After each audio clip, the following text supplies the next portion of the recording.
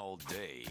Sounds like me after I crank down hard on a big tub of French onion dip.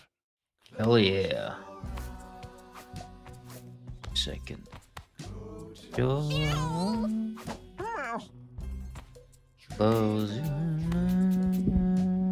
Okay, we got a little bit of time here. Do one more day. Hemingway site. Meow.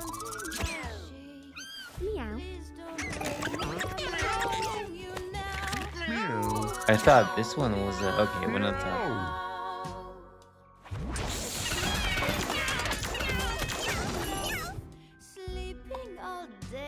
Poo poo. Right? Pascal.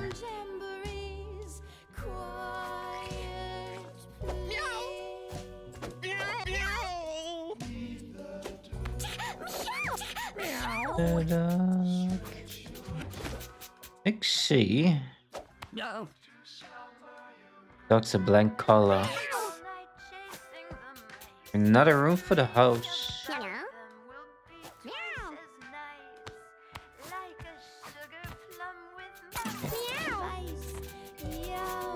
Antonio Banderas. TT is off. Oh wait, yeah, TT. Here we go. On now. Oh. Okay, I'm gonna take this guy. But I think he's depressed. Not 100% sure. I think. Meow. Meow. Meow. How's it going? Take the guy. Meow.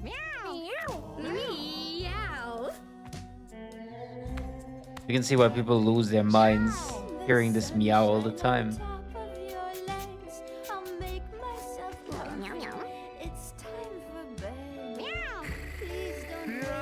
Okay, Flonny. Got two.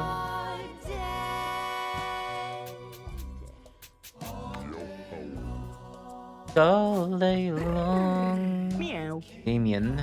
Meow. Meow. Meow. We can give him away. Samantha. Goodbye.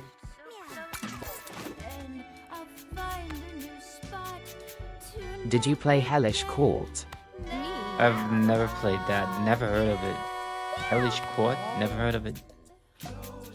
Jinxed. Popeye. https://youtube.be/p-pv-c_c=5wmypv5 You can type exclamation mark if you don't want to fp. guess to speak.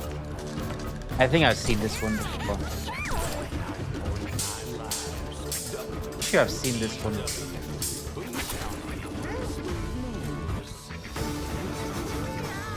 Where did I see this? It looks so familiar.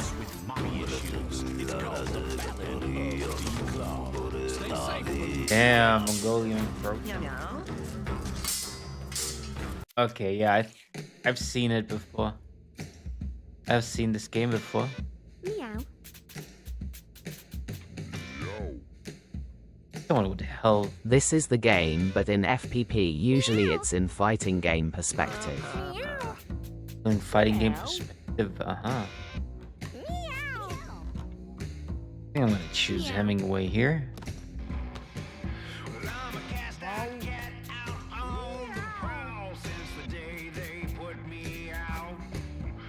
Antonio needs to produce amazing kids. Not to confuse with Half Sword.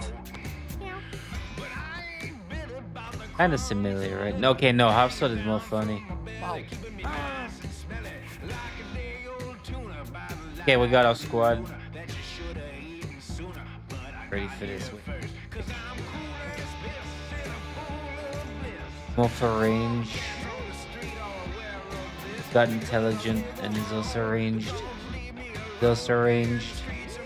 Everyone's a bit ranged. Okay, we're just gonna do a ranged squad. First things first. This guy's thank you, boy. Meow.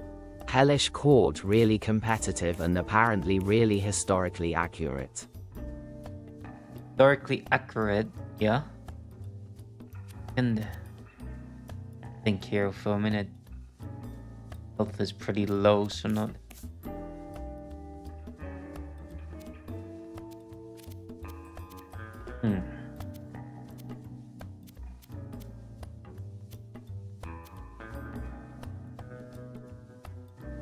Eric? Eric could be useful.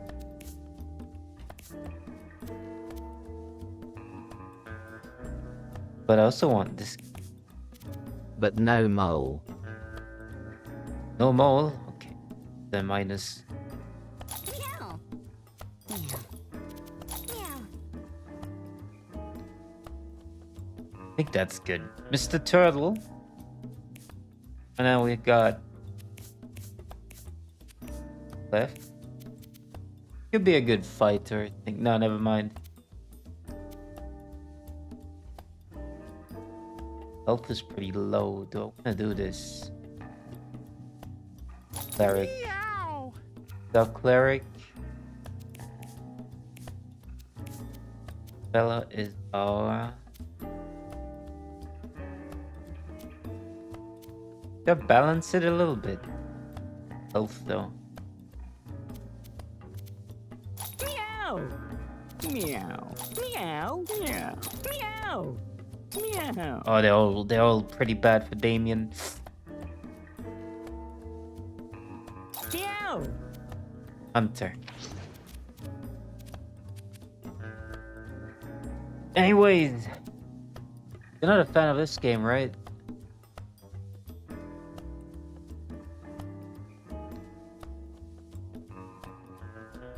Made a new kick account because I lost my other kick account. It sucks.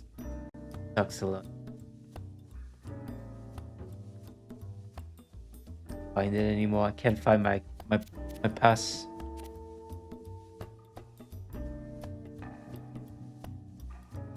Okay. Deals damage and inflicts bleed to units that contact you. Increase bleed by 1.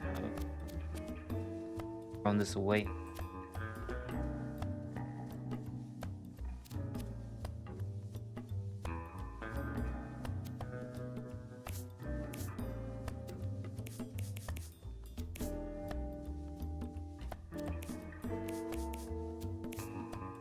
To him.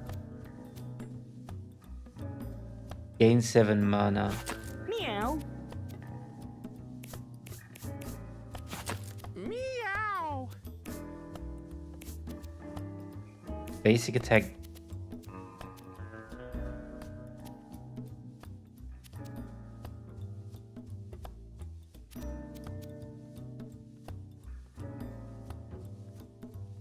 A melee attack. Meow.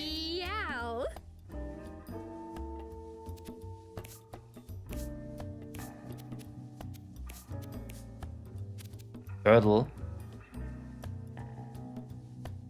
I would love to watch someone play Half Sword, but its Twitch page is just as dead as Mordhouse. I played it a little bit, but yeah, it's a bit dead. Plus Hellish 4 Court. speed. I'll balance it a little bit with flame. I think we should balance it. Do we? Can make the thief really, really fucking fast. Look at it.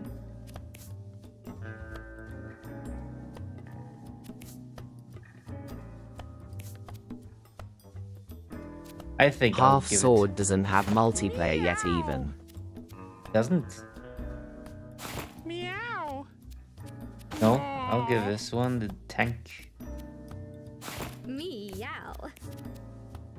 Plus 4. Meow. Plus 2 range is either Damien or Mr. Turtle. Damien. Meow. Melee attack. Meow. Meow. Double all status effects that get applied to you. Revival. Here we go. Meow. Yeah, I'll actually keep this. Meow. Wow. Actually give it to him. Meow. So I'm really focused on thinking how I should build it. To get close to Damien, we can give him this. Meow.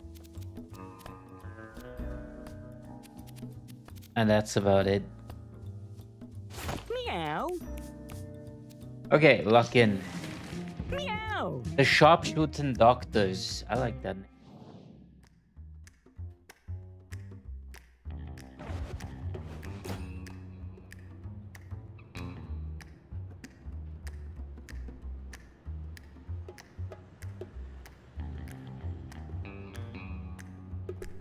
Like, my phone's not charging at all. I think it's ready right now. I gotta clean it. Side.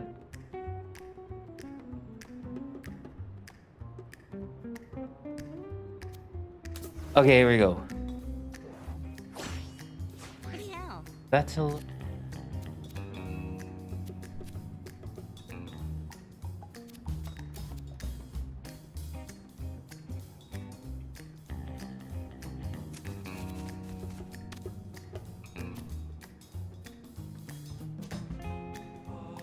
What?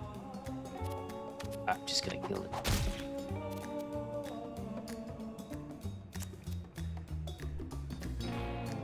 Bum bum. Wanna swap? Meow.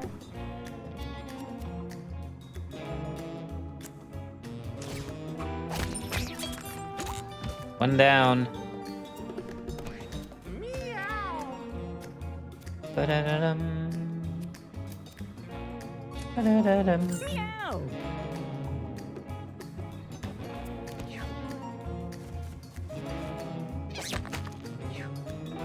Meow. I know that Meow can get really.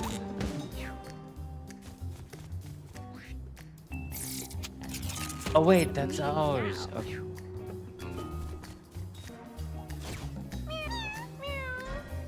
Meow.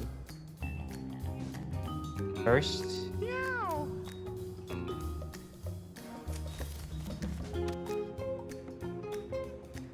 Meow.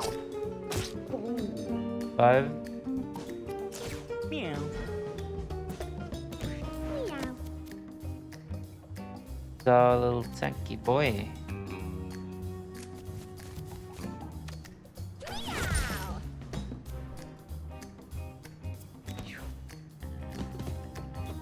Meow. Round 2. Meow.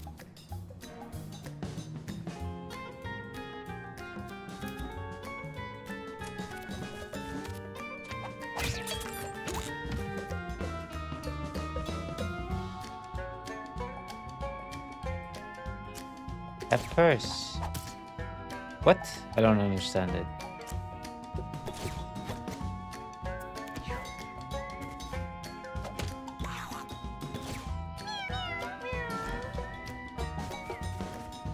Meow. Box him. Meow. Grab this.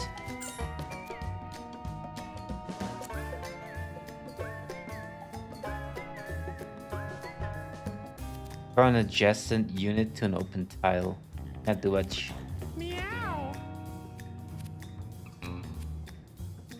Alright, heal him.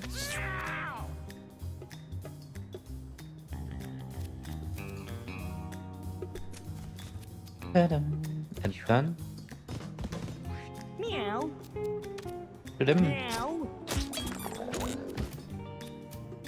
Grab this. Done. Meow. Kill him. His range is a bit bad, but it's fun. Ta-dum. Meow.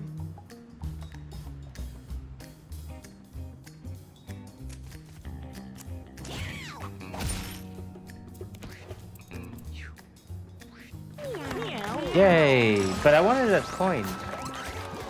Fine, it's fine. Ah, Meow.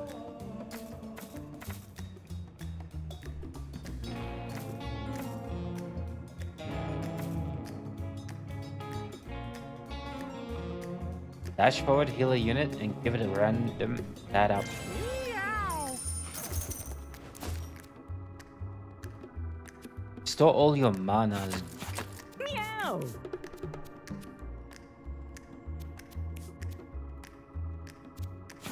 Meow.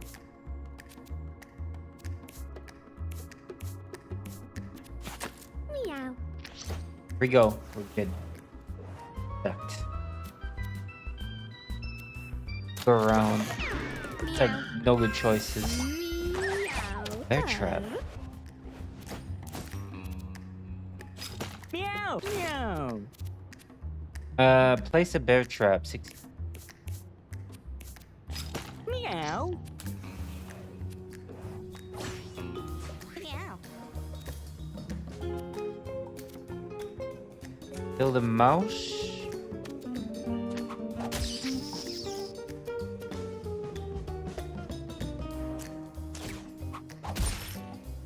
Bum bum bum ba-dum. Meow.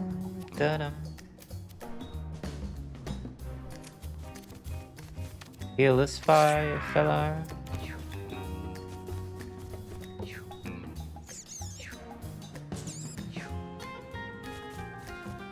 Uh-oh. Okay.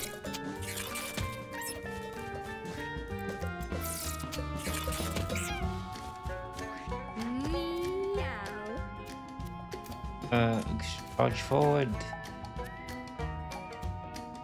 Not too much. Charge here. Meow. Kill this mouse.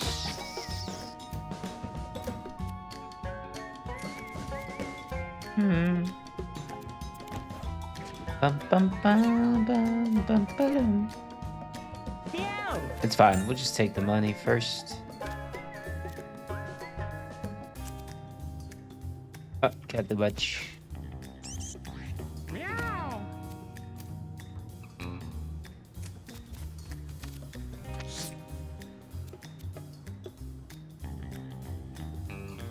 The holy dash. Nice.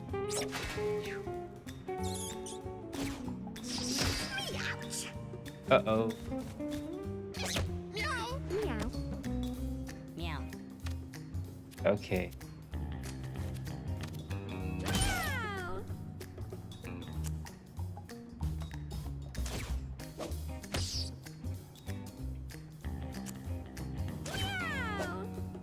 Meow. What the fuck? Meow. Meow.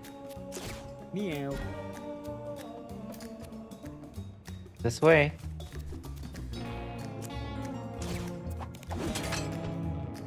I don't think I needed to place that, but that's fine. Okay, there's an enemy here. Go this way. Oh, never mind.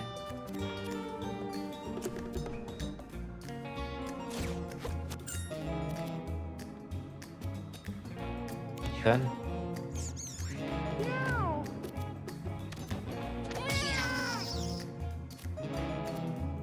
Exchange your movement action for an additional basic attack.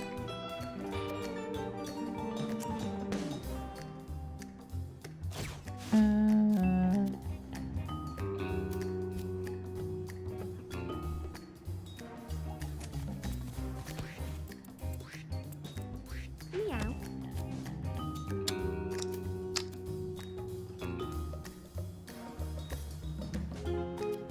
Let's just destroy this thing here. We got here. Done. Meow. Anything we can collect. Meow. Coin there, but I don't know if it's worth it. Oh, there's a coin too. Okay.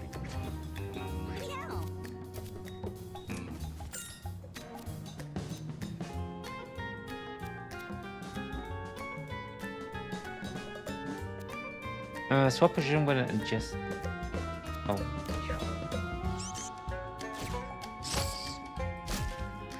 Meow. Okay, it's over for you, lad.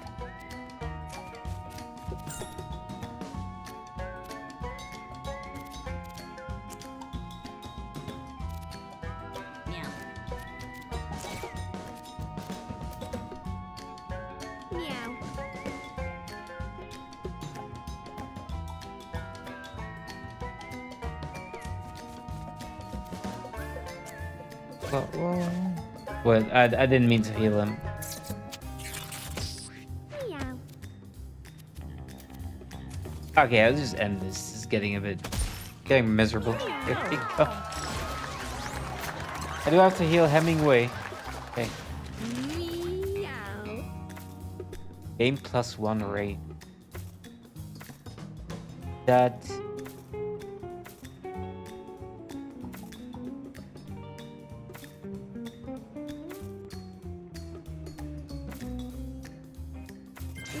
Belly flop.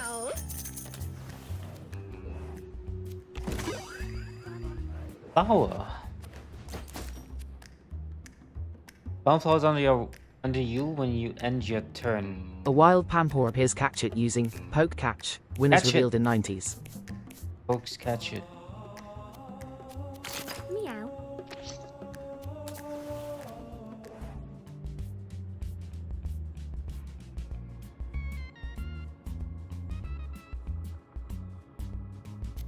Da-da-da-dum.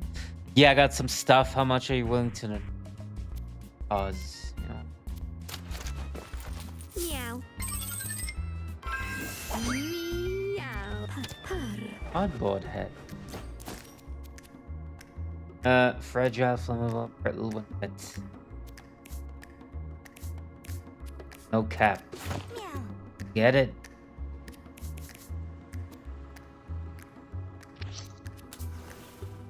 Boss battle. Sharpshooting doctors versus Lucy. Meow.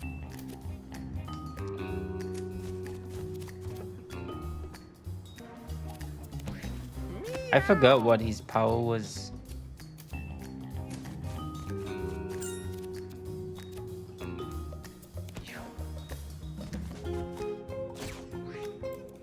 Meow.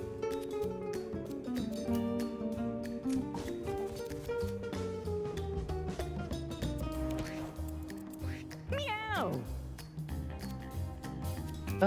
Pampor escaped. No one caught it. Wait. Done. Oh.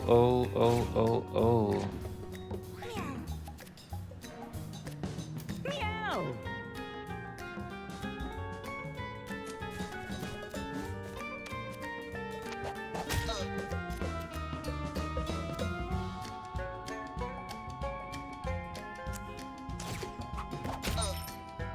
Dun, dun, dun, dun, dun. Meow. Meow. Okay, he's like, it's gonna be fine. It's gonna be fine. Heal him. Fully dash him too.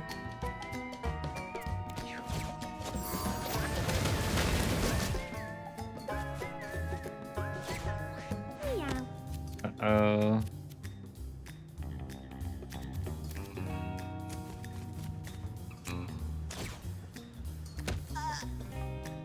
Saved! Saved! Punch him again. Meow. Fuck.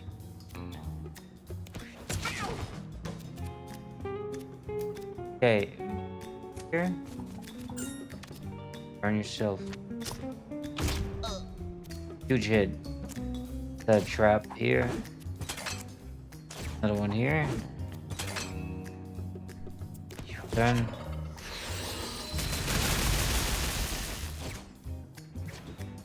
Meow. Okay, first things first, we want to move here. With him.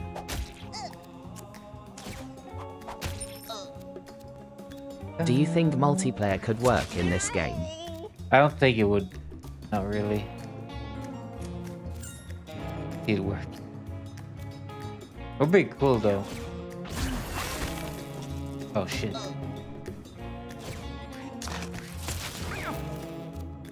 Fire against us. Okay, he's fine. Wait, no. Here?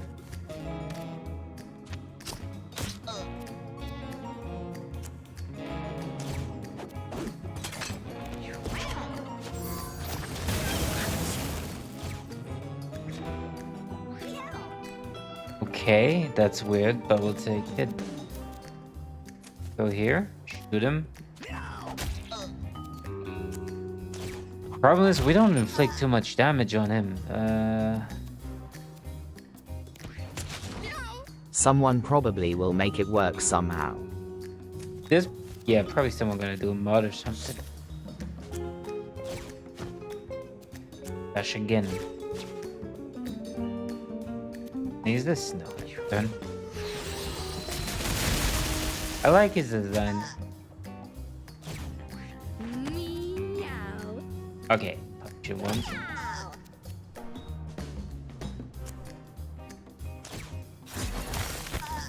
Super powerful. Did you see that?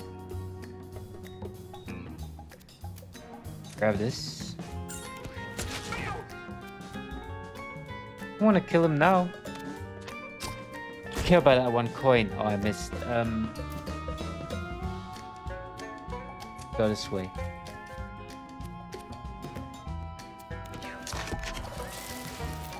Meow. It's over, buddy.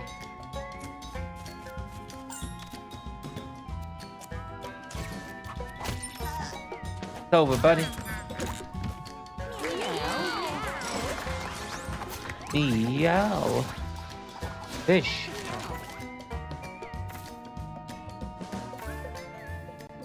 Could be pretty good.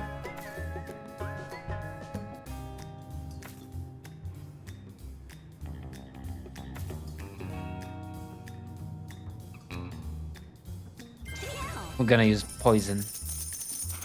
We go the hard way, I think.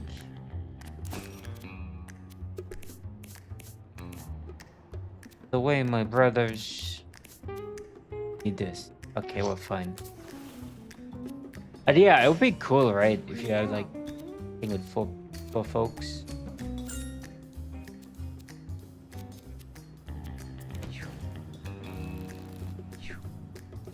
Boss Pooter? Meow.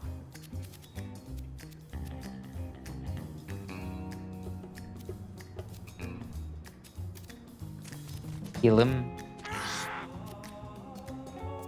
Meow.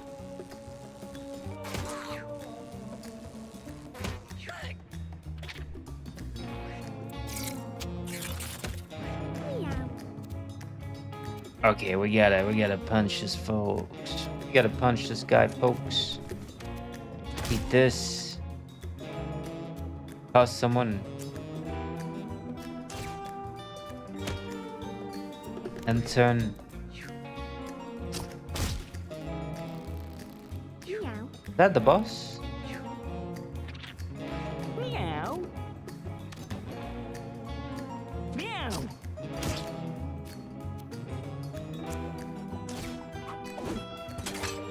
Bear trap.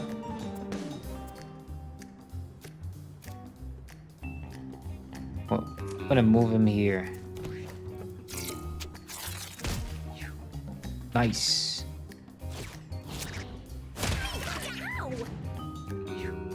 Uh-oh.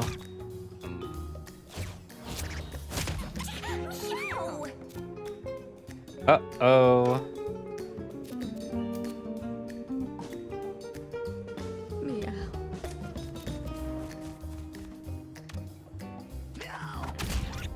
14. Holy moly.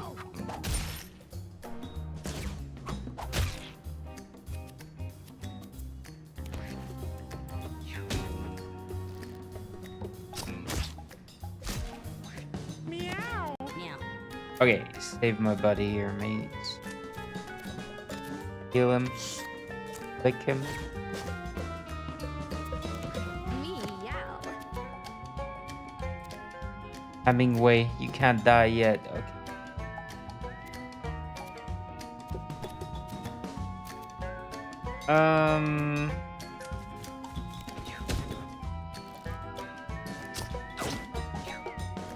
Whew, missed. Ouch. Oh.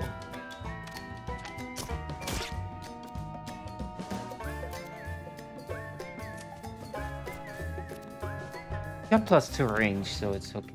Meow.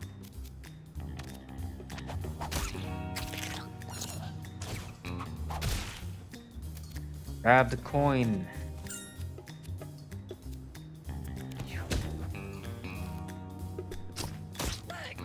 Meow. Meow. Heal him. Holy dash the sky. Meow. Is that enough? Yes. Punch him. 14 damage. Oh my goodness. Meow. Nice. Right. Meow. Victory is ours. There's a bomb that explodes and knocks our units away. Start each battle with 2 tiny spider familiars.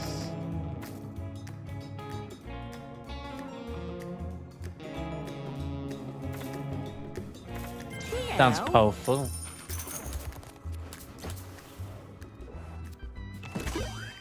Blink shot.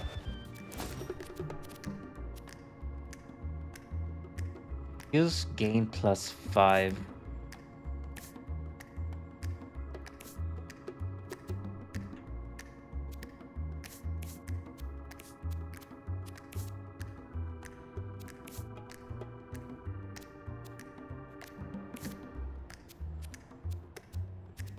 You know what? I'm gonna actually give you.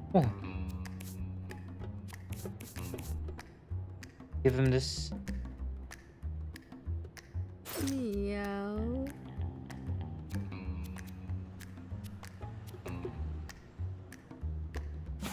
Meow. Meow. No.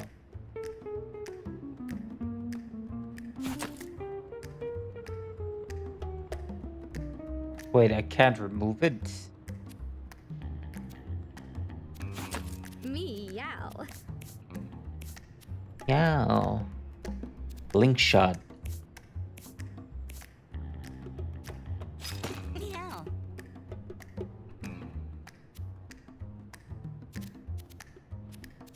That's good.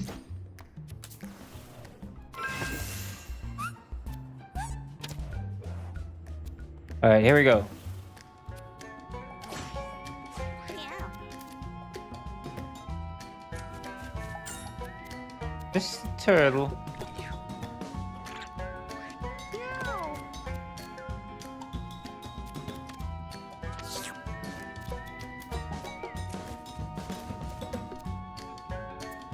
Done. Uh-oh.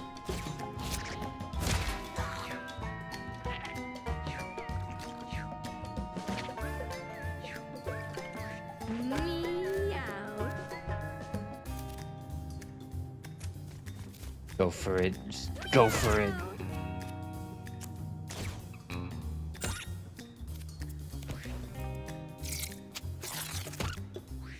Hey, dead.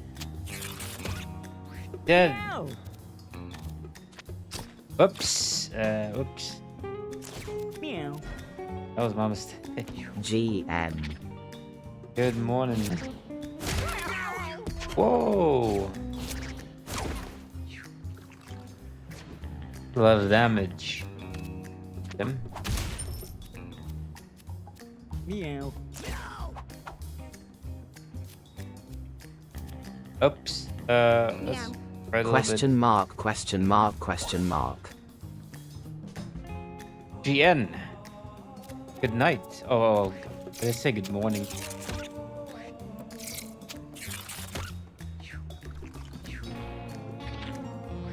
Have a good night, buddy.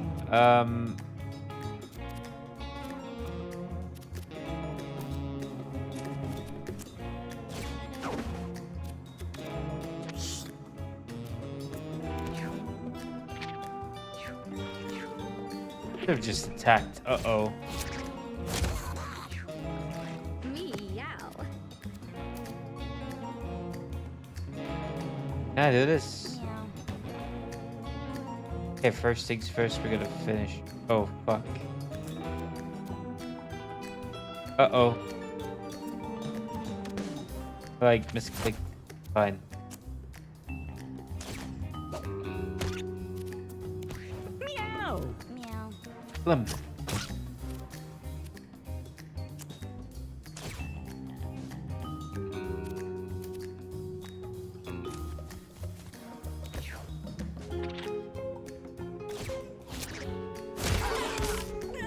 Oh no.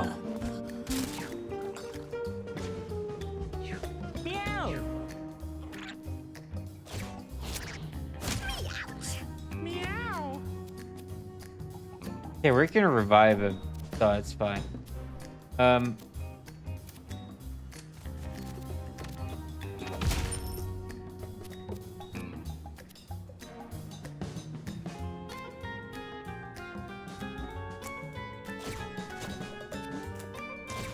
A wild Fletchinder appears catch it using poke catch. Winners revealed in 90s.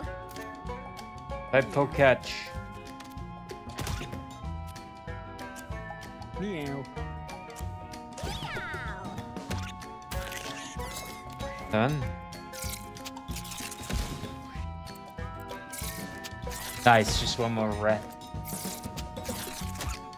Oh, and this.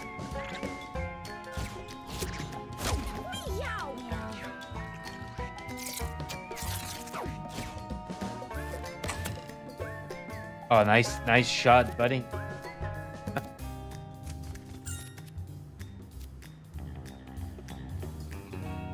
Actually,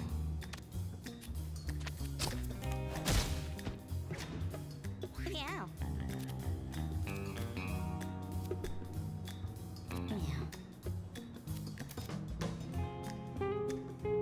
go there. Meow.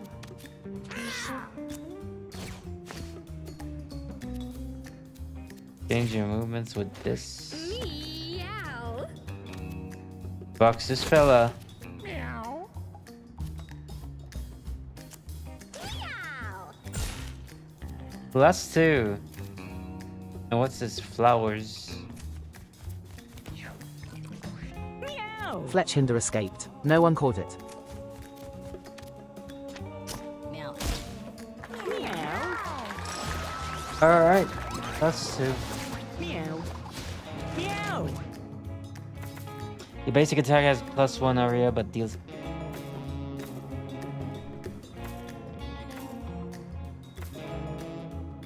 Meow. Meow. He won't start with mana. Got food. Okay, we're immediately level up here.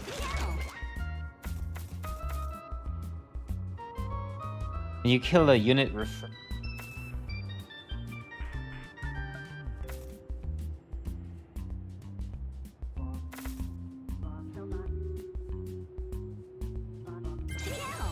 sounds good.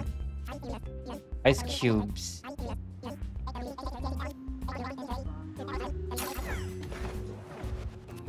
Alright. Take this. Memorable, brittle, and wet. Meow. I look so stupid.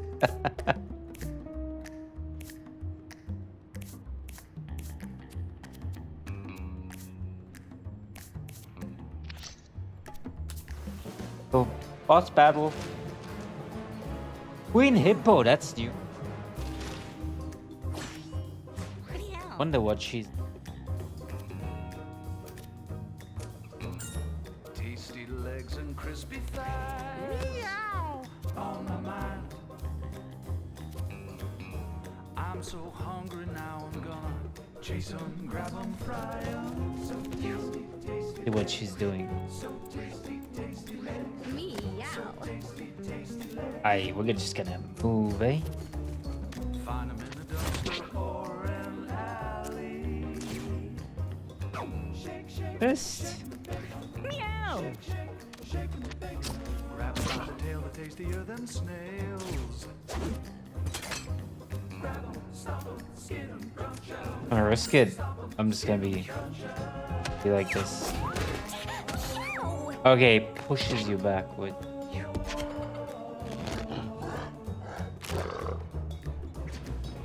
All of my nights, I'm chasing rats. All of my days, I'm taking naps. One. Dreams, This I'm way. the king of cats. King of cats. Meow.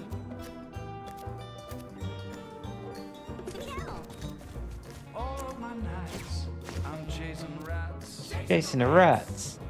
All of my days, I'm taking naps. And in my dreams, I'm the king of cats. Meow. How do you miss? Am I gonna be greedy?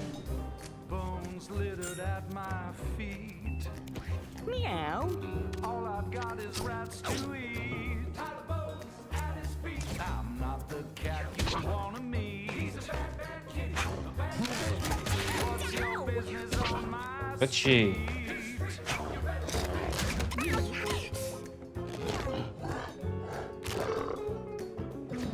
Okay. We don't want to be in a line here, folks. Put 'em in the fryer, stick 'em on a griddle. A couple slices of bread, stuff a rat in the middle. If you're not too finicky, I'll make a fricassee for you and me, babe. Eating rats.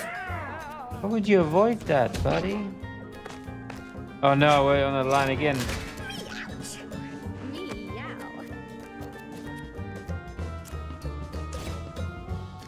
This alley, he's the king. Smell like salmon and onion. In rings. Got no +9. fancy things. Chasing rats when my belly sings. Like a hobo grinding Meow. tetanus. No way, you just avoided that, buddy. Into you, out of me. Into you, out of me. Look at him. Tasty legs and crispy thighs on my mind. Meow. I'm so hungry now, I'm gonna chase 'em, grab 'em, fry 'em. So tasty, tasty legs. So tasty, tasty Them. Meow.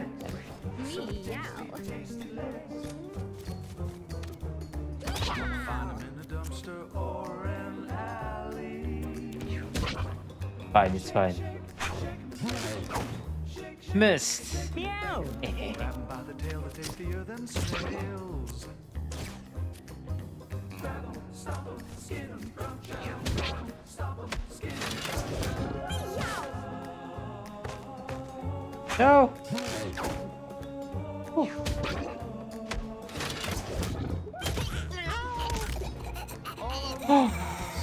No. Chasing rats. Wait, how many attacks do you have, buddy? All of my days, I'm taking naps.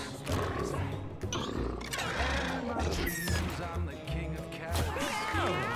Oh my.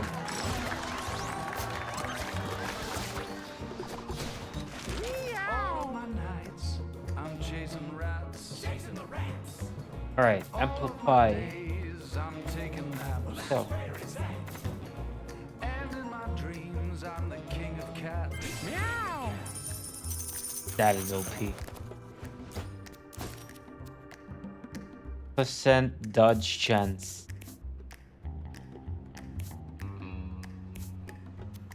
I feel like giving it to guy. Meow.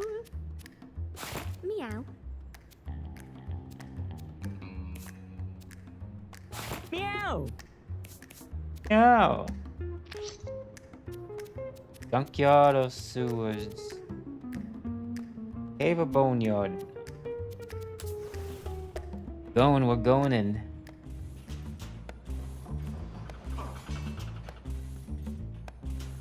The junkyard.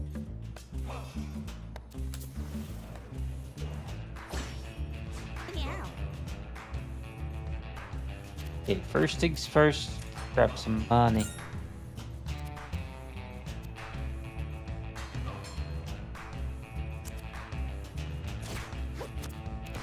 Meow.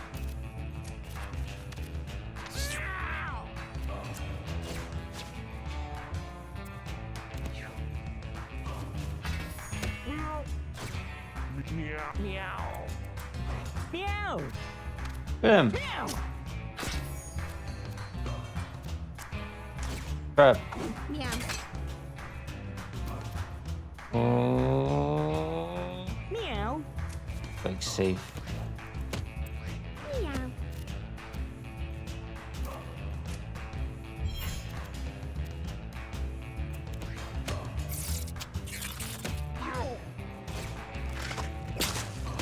Meow. Ah. Meow. Meow.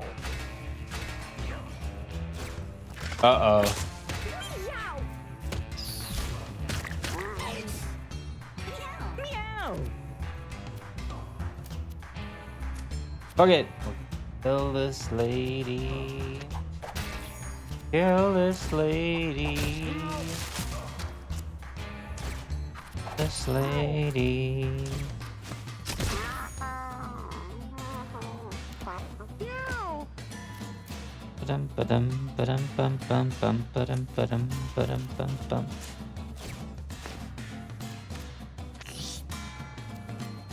Dum, da-dum, da-da-da-da.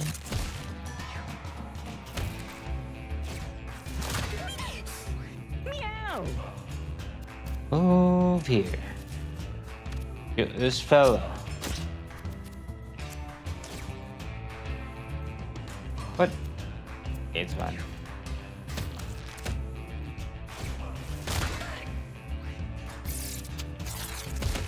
Three of them. Meow. Nice. You know what?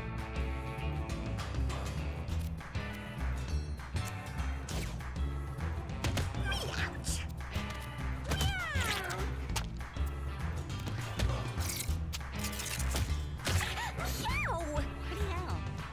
Meow. Bleeding.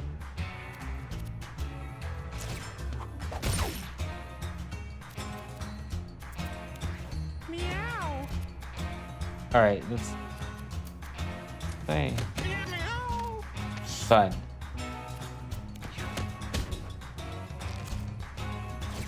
Oh, it's not fine. Not fine. Meow. 15 damage. Okay, we kind of want to get these monies. Ah, it's fine. It's fine. Meow.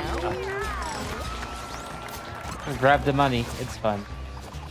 Meow. Oops, I didn't mean to. Okay.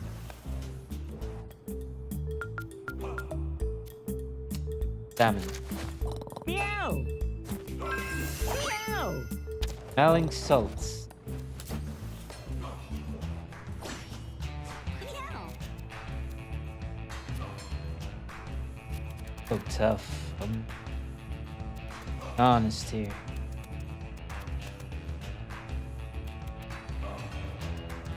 Did kill this guy, I guess.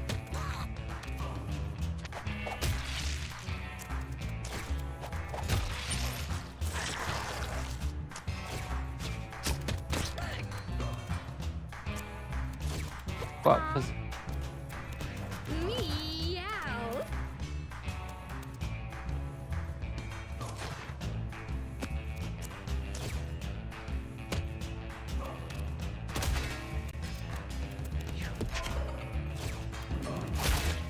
Uh-oh. Meow. Meow. This son of a gun.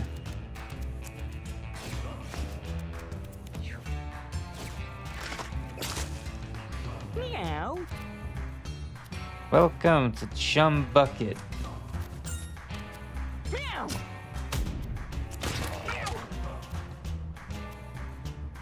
Right there.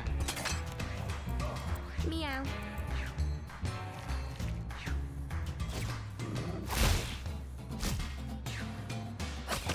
Meow. Chicken. Meow. We could probably kill it. Right? 12 damage. Mamma mia. Meow.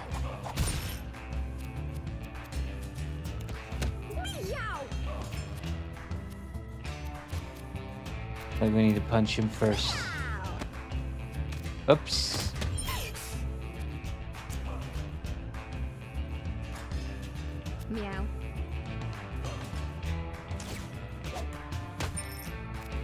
turn. Oh shit. Meow. Let's see. Let's.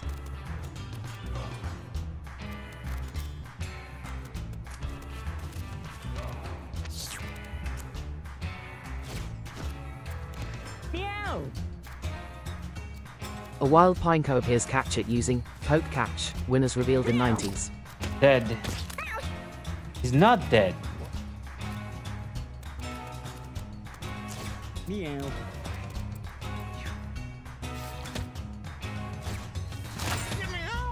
Ouch, that got hurt.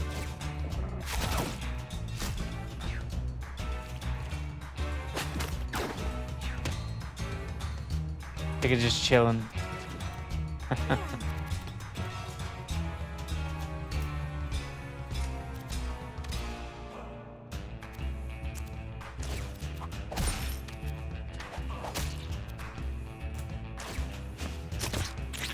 Finally, slingshotted him. Oh, oh my god! I always forget. Dead anyway, so.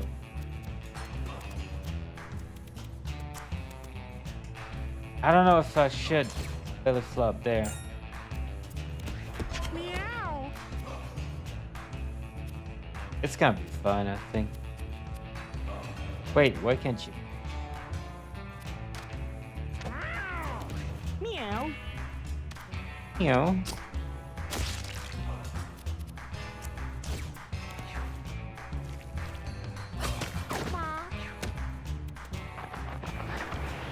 Oh no, he's gone.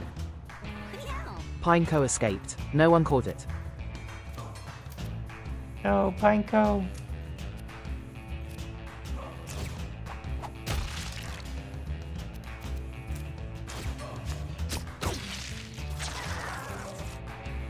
Meow. Slap.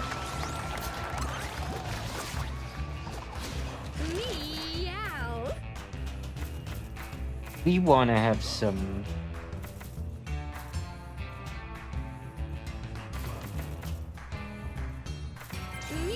We need some luck. I feel like we need luck.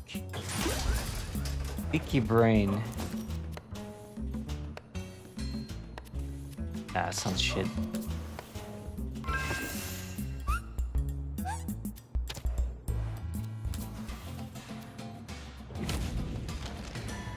Trumpy. Meow. What are those?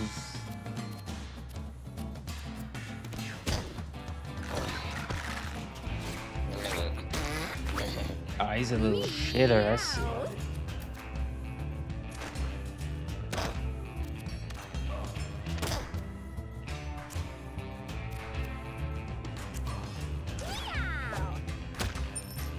Up that poop.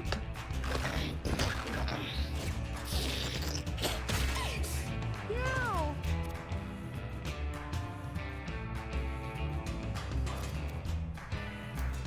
Bum, bum. Meow.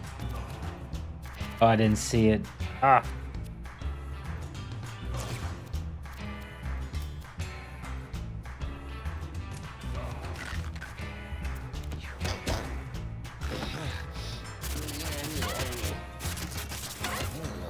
Literally me. Shoot him.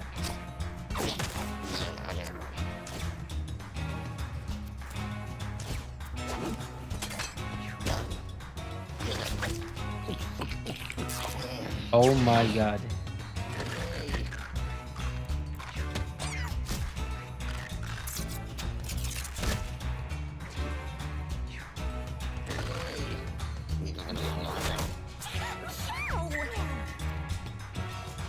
Why are you in fear, buddy? Ah, shit.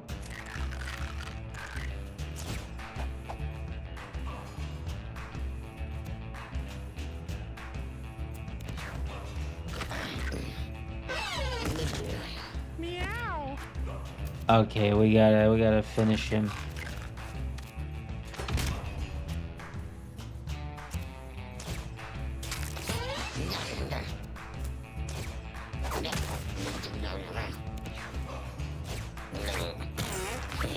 Meow.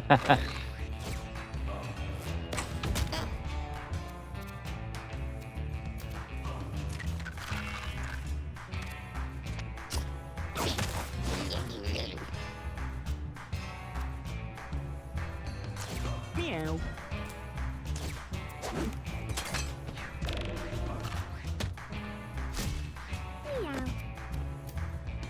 No more jumping to conclusion.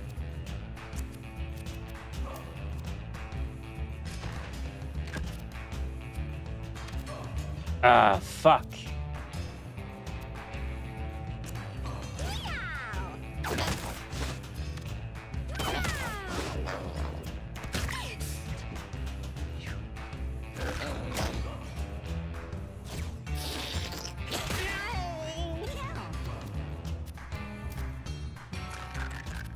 Shoot him.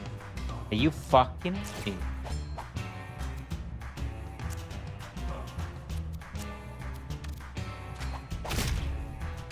Oh my.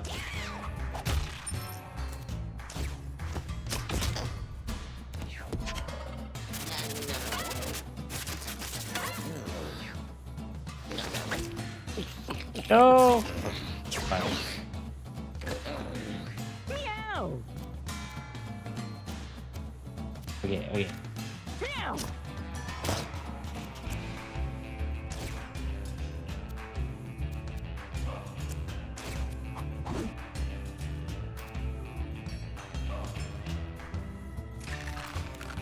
Done. Meow. Meow.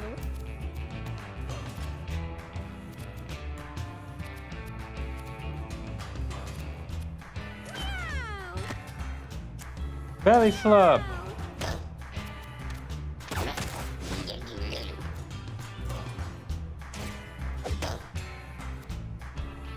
Ah, fuck. I think she's gonna die.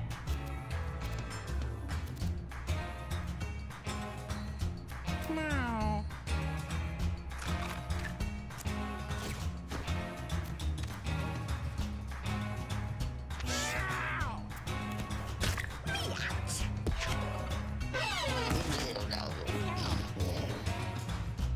No. Fine, forget that. Then.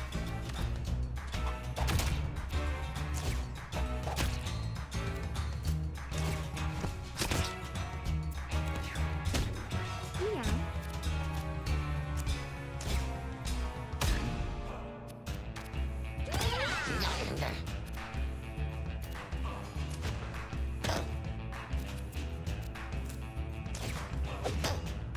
Come on.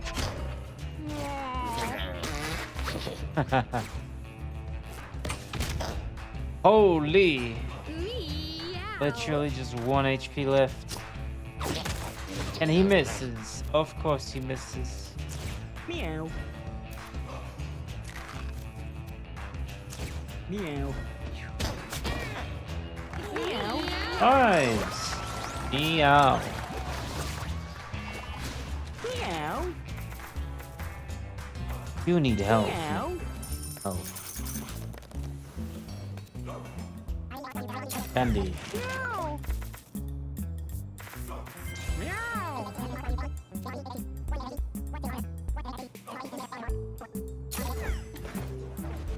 Scrap metal. Oh.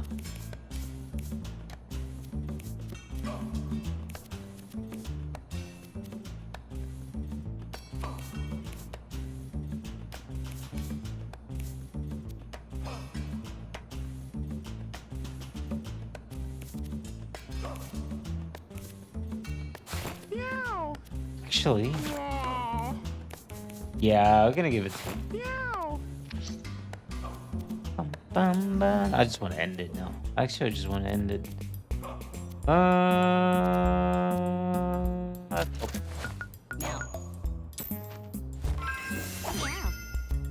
Recycled mask.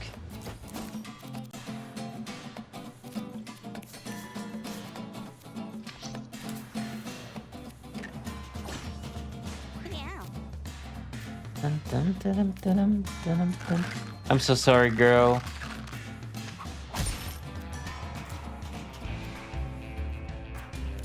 Meow.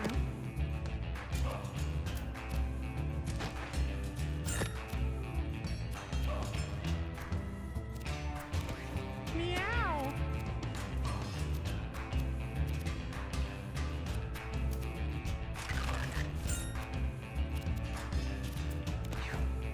I think that was a dumb idea. Ouch. Meow. You are feared? No. Okay.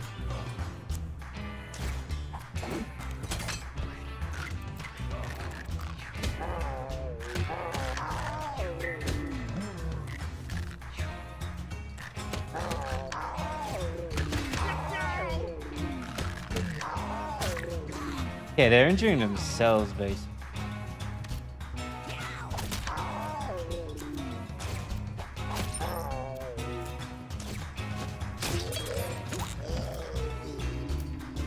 Over here, buddy.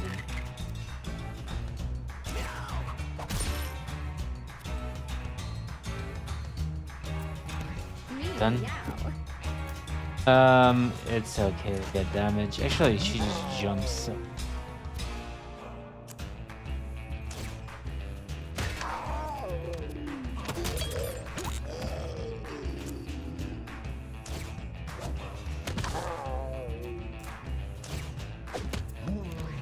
Meow. Meow.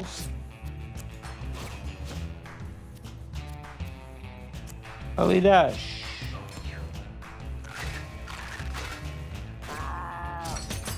Meow.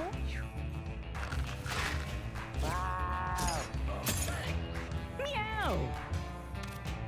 Enough with his bullocks.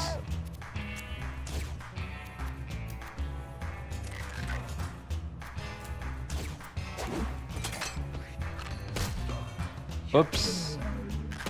Killed my team.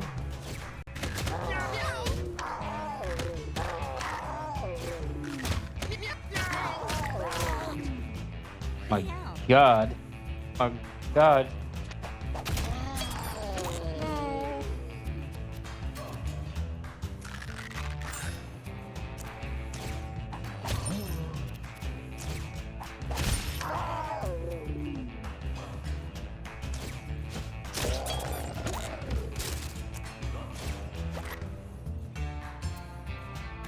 Meow.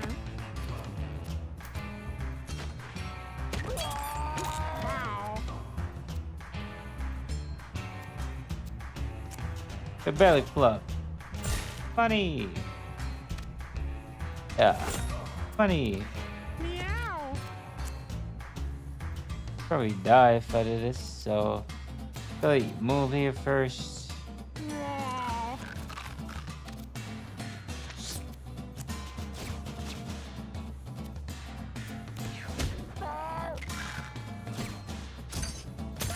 Whew. Meow. First things first.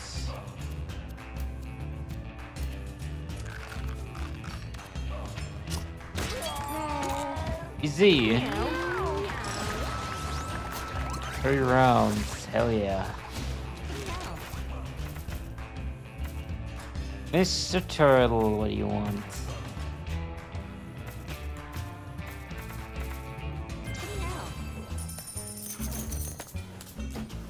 Max it.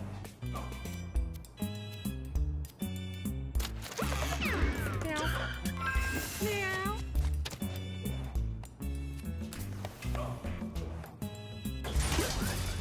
Empty generator.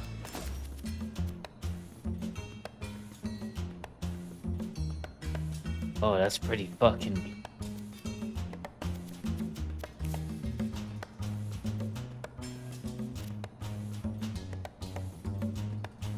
Meow.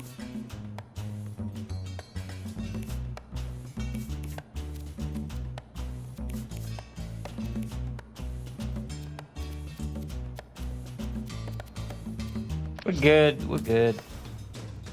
Just don't die, Flonny. Cubs and nubs. Say your prayers. Where's that smell coming from? Where's that smell coming from? So stinkily distinctive, so delightfully dead. A decomposing rodent somewhere near a baby's bed. Where's that smell coming Oops. from? A wild Dunsparce appears catch it using poke catch. Winners revealed in 90s. I forgot. Give me the spleen. Where's that smell coming from? Where's that smell coming from? Meow. I'm a chum bucket kitty, baby, living in the city. Maybe you can throw me something now, throw me something, mister. I'm a chum bucket kitty, maybe living in the city. Maybe you can throw me something now, throw me something, mister. Come on! Throw me something smelly. Oh no. Really, Oh no. where's that smell coming from? That smell coming from. No, it's not for everyone, but tell me where's the charm? Starting on a leg before you finish with the arm. Hey, where's that smell coming from? Got the poop stains here. Coming from? I can use a little flesh, and it don't need to be fresh. It's been around a little while. That'll surely make you smile. Come on, give me a leg up, and the right to bear on. It's mostly dead anyway. Oh no. Dunsparce escaped. No one caught it.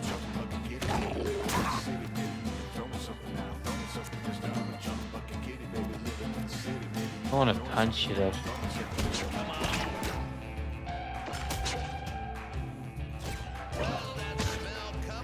Meow. You smell too right. What's that even remind me of? Oh man, where's that lovely smell coming from? I'm a chum bucket kitty, baby, living in the city. Maybe you can throw me something. Throw me something. I'm a chum bucket kitty, baby, living in the city. Maybe you can Binoculars. What the fuck?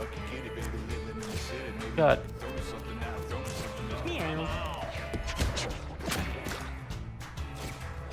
Where's that smell coming from? Smell coming from. Cheeks and gills and flesh and wrist. Livers and gizzards and innards and organs. Healthy, wealthy, and serene. Ooh, where's that smell coming from? Meow. Where's that smell coming from? Ooh, that's nice. Where's that smell coming from now? Meow. Where's that smell Coming from. Meow. coming from?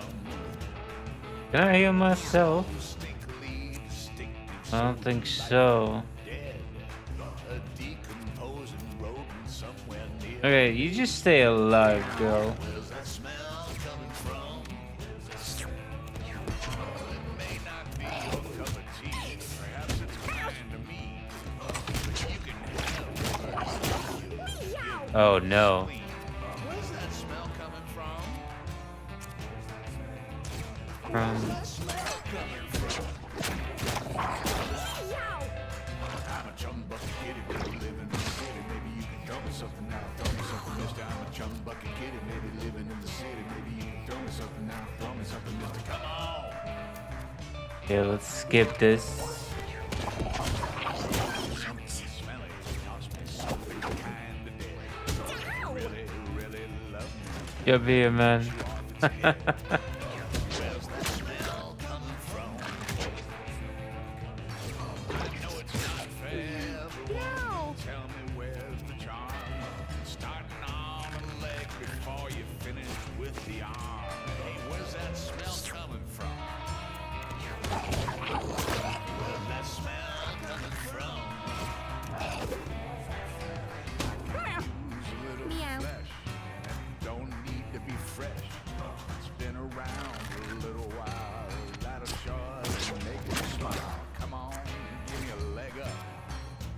to bear arms.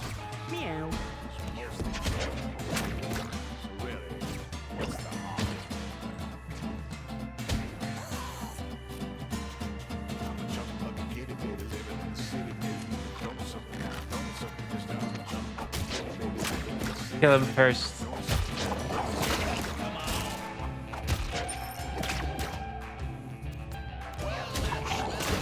She's pretty much dead. No.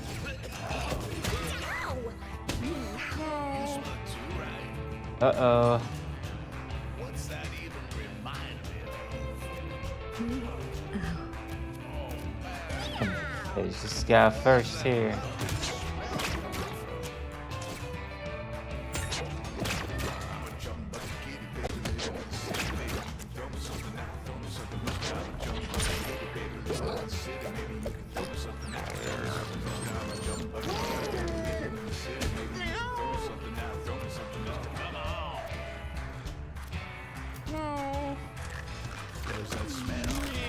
What?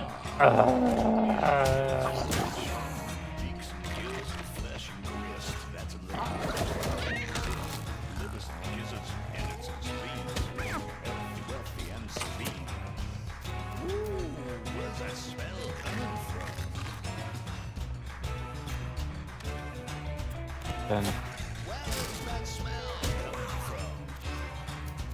Meow. That's nice.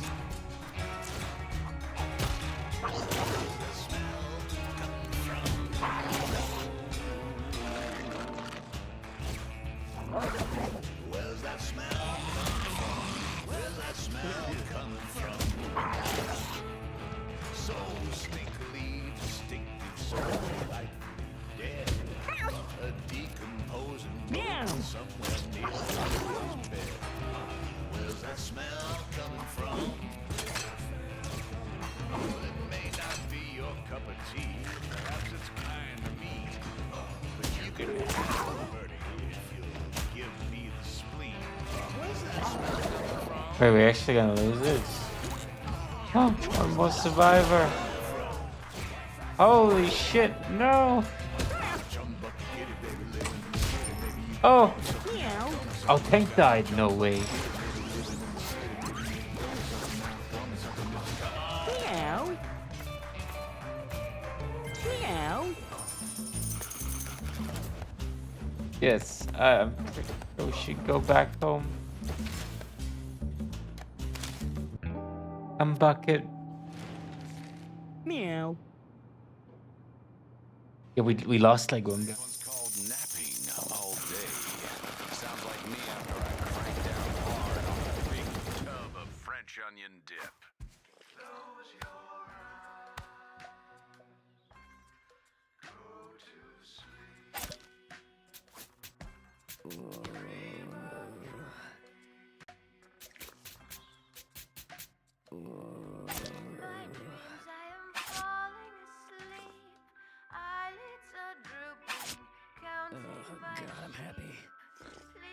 Fuck, that was the voice.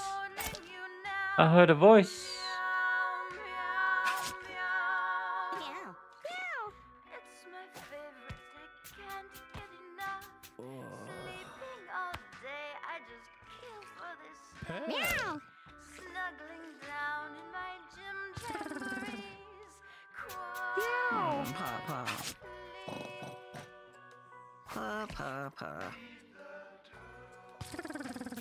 Meow.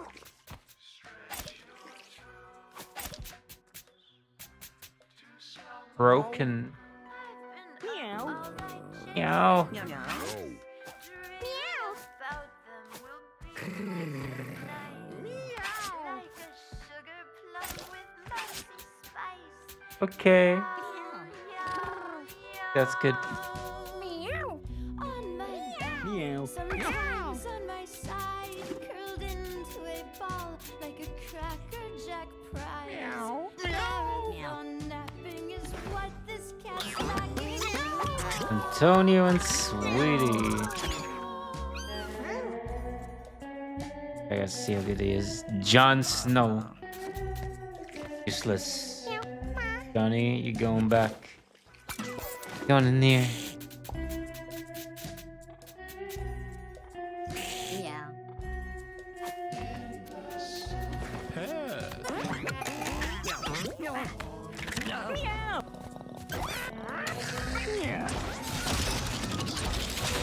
Oh no. A little shitty guy. Core. Wow, he's good.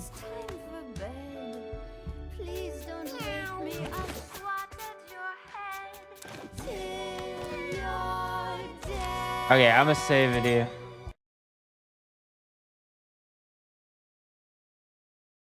Kitty, kitty. Where's that smell coming from? Where was that smell coming from?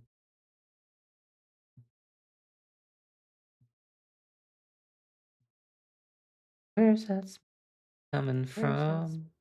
Coming from? Coming from? Change to mode how? Change to mode how? David. David. Oh my god. Is that my voice?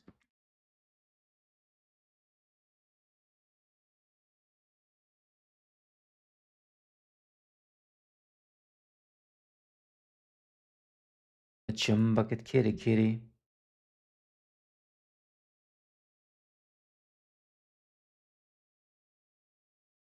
Come on, motherfucker, come on.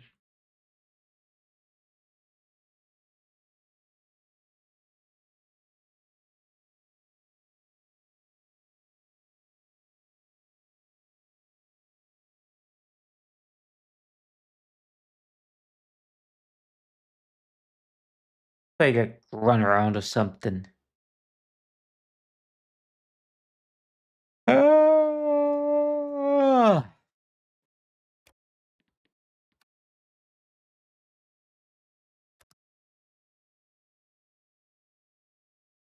Totally addicted.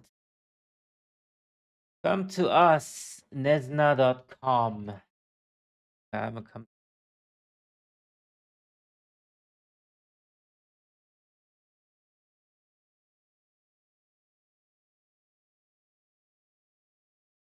Well,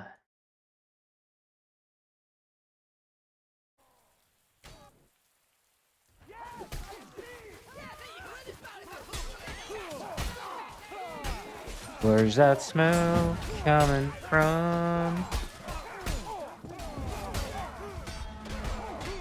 Where's that smell coming from? Chum bucket kitty kitty. Songs in my so stuck in my head.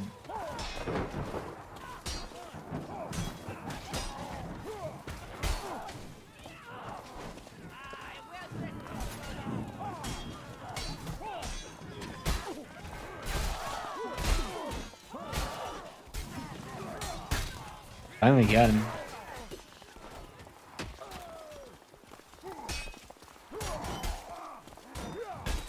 Here's me.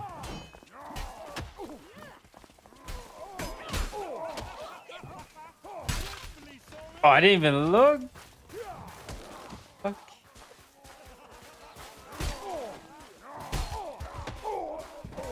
Oh, that was unlucky. I didn't even look at it. That was a lucky shot.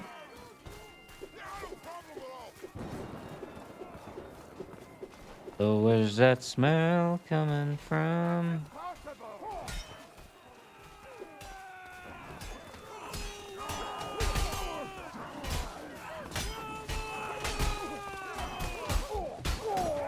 That was a sick frag, I'm not gonna lie.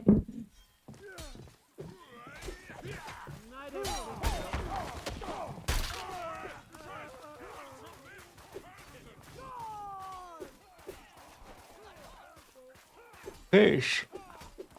Ah, tomorrow I think I'm gonna order some. I'm gonna eat some fish. I'll do that.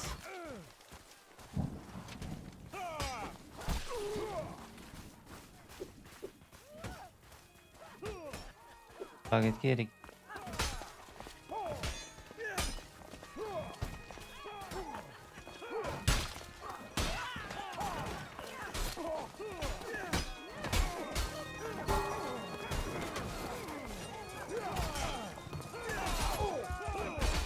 Oh, I could have blocked that one. Bit out of touch right now. A wild whale appears catch it using poke catch. Winners revealed in 90s.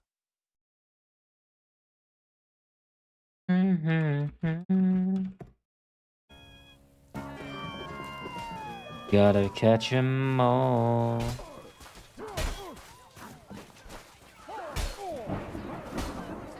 You know you're my destiny. Oh, you're my best friend.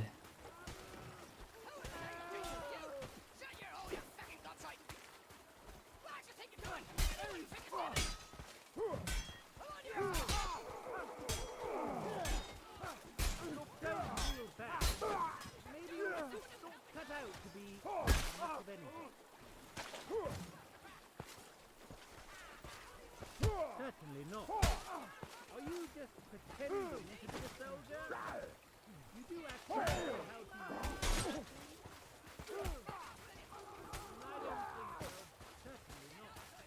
how to. You better run.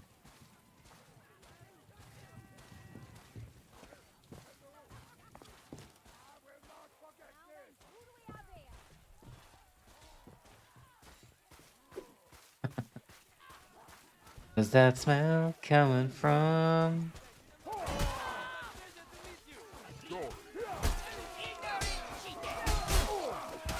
Whalmer has been called by Lord Pouncelot. Yeah, the fucking Walmart. Walmart.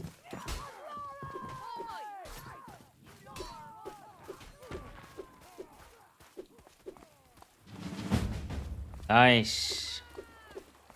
Team, good job. Where's that smell coming from?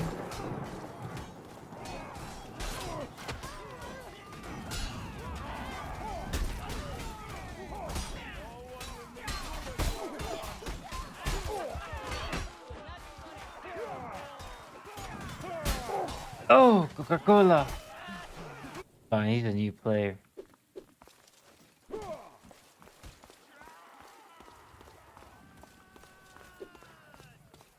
Guy needs to learn this game.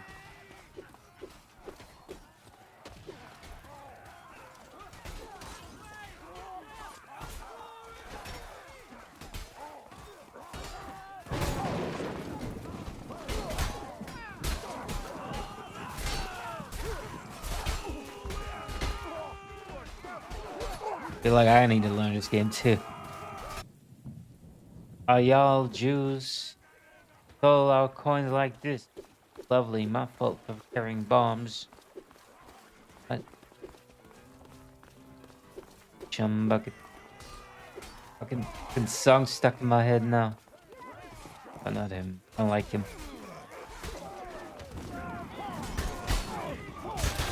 Double kill.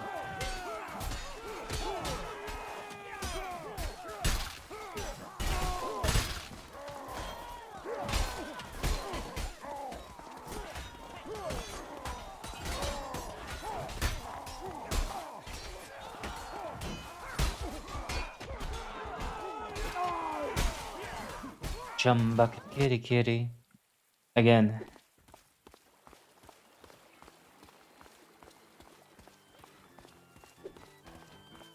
We got one more bomb. Oh. Awesome. No woman, no cry. No woman, no cry.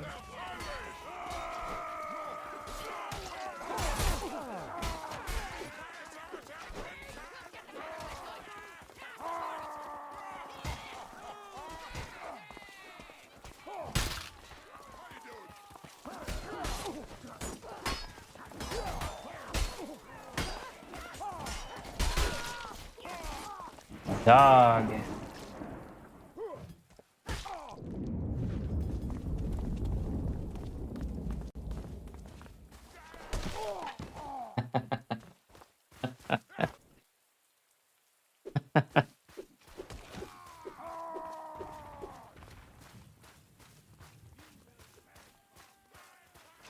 I know where I'm going now.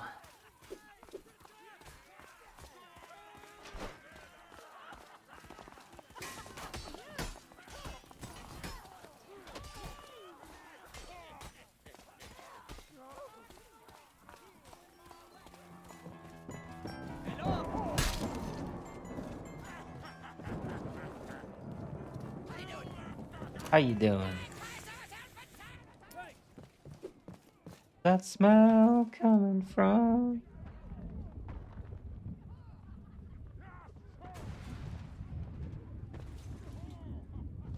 Wait, save him. What am I doing?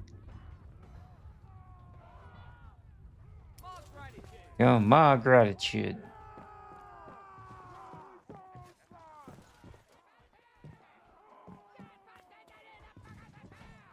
Be quiet.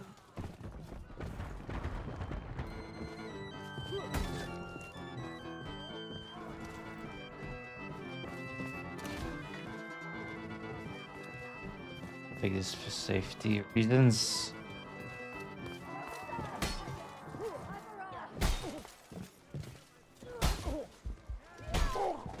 Annoying cunt.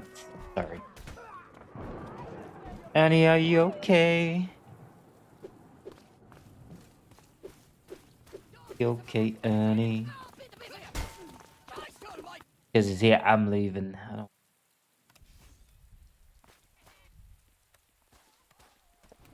Go to another server.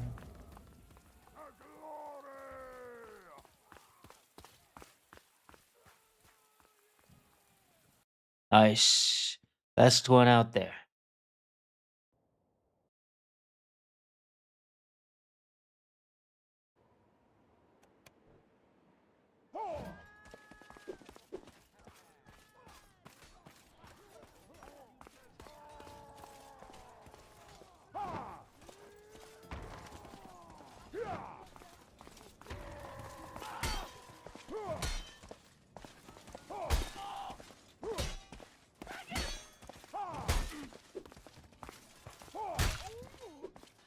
Good one.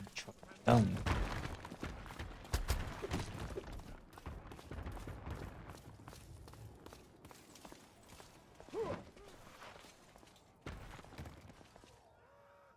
Uh, uh, uh, uh, uh.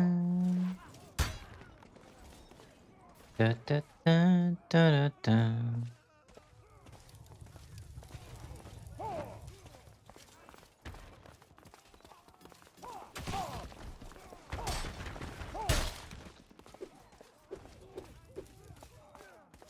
Trying your best is all that matters. Oh. We have to win.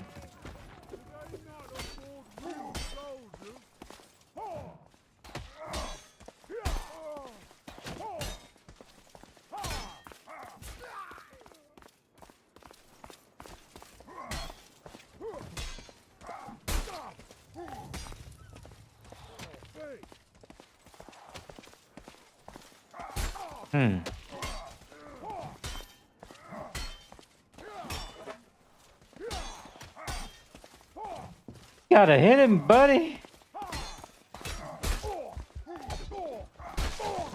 Oh my god, Archer, you kidding me?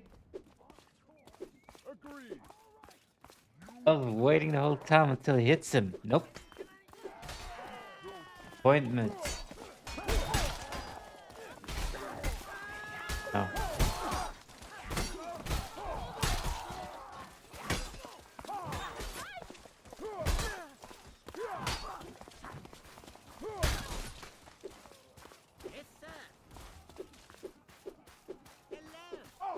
Oh fuck. Ouch.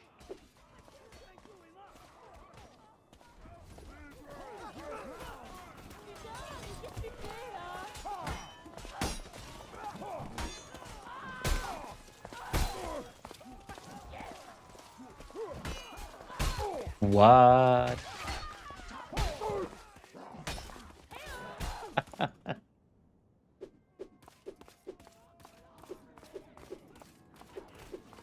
I'm a chum bucket baby.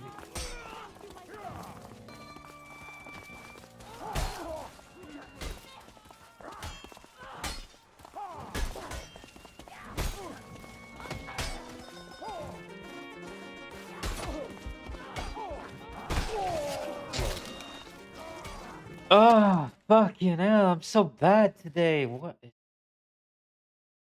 fuck is focus? Oh, well, actually. Lord Femboy farmed by Femboy.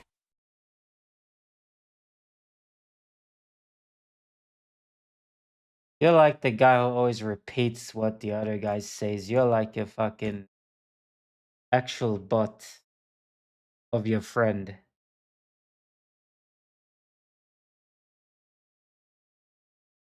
Like an actual bot of your friend. I'm not gonna lie.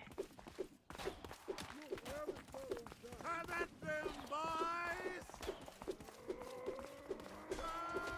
boys! Where's that there? I did see it.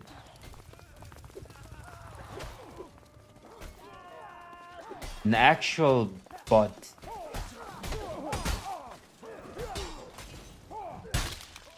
Only repeats the same shit his friends saying. Ridiculous.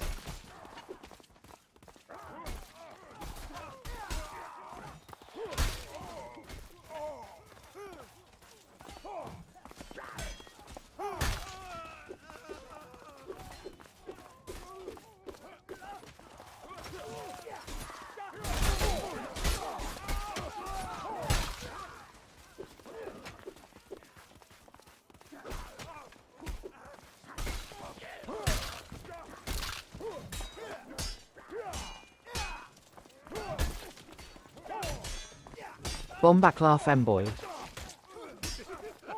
Yeah, what's your friend like a fucking copycat of you? Says whatever you say.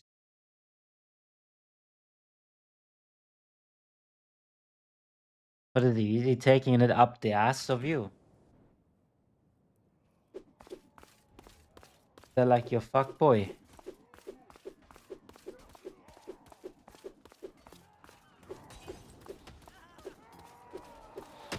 We are a copycat of you, saying the same shit you said.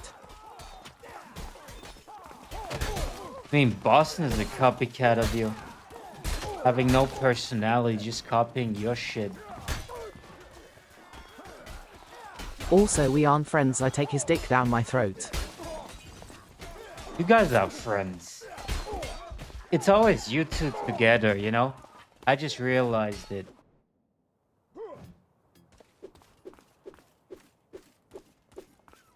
Always you two. But usually he never writes, only you. But somehow now he does. He repeats it you.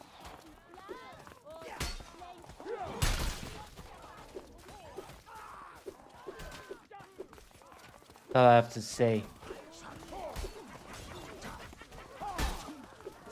And you're still mad about that shit months ago. Get a fucking life, you fucking...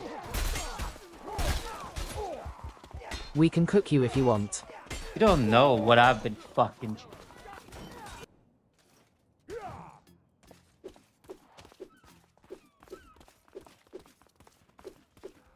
Stop harassing. I'm not even fucking harassing you, dude. Like, you're only in game, but don't like fucking shit the whole time.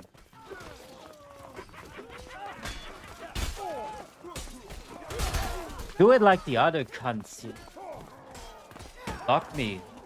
Like Torix does. Hey, Like don't cry. Aatrox It's okay, does. Femboy. We accept you. Like Aatrox does, you know? No, you gotta come here and write fanboy all the fucking time. And you know I'm against this LGBT shit, you know?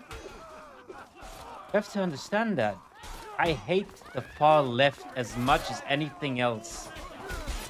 Like communists, tankies like you, they are the worst human scums in this world. And Boston takes it up the ass all the time from you. Like, you are his fuck buddy. You take doggy style all the time, mate. Boston. Getting ridiculous, man. Femboy is on a political rant. Now you're probably gonna say, oh, he's a racist. He A doesn't wild like... Swellix appears. Catch it doesn't using like poke fucking catch. Winners lefties. revealed in 90s.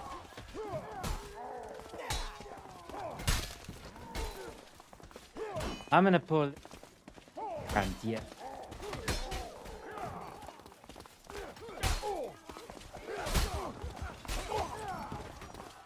Why I always take sertraline, and that's why I always take fucking meds all the time because the fucking therapist IDC if you're told me left or to. right. I'm neither. I accept you, femboy.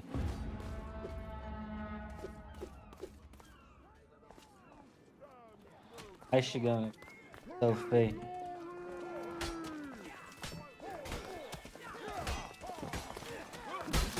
Gonna tell your fucking favorite streamer you're harassing me and then you're gonna get banned, eh? Fucking.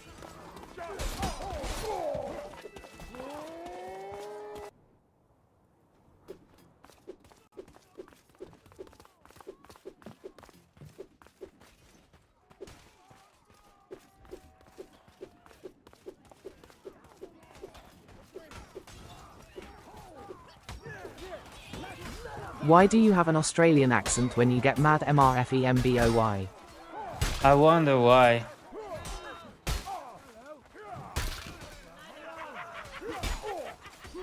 Wonder why.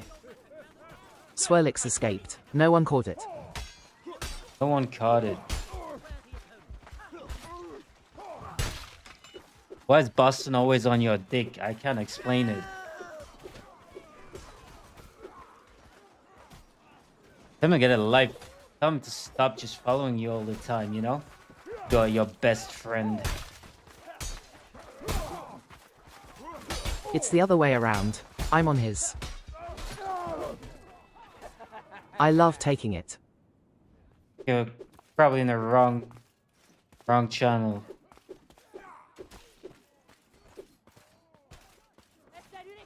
You need Jesus Christ. Going to church tomorrow, okay? Become a fine citizen and try out G-Bus ain't real femboy. Catholicism. Try it out. Try it out. Go to the church on Sunday.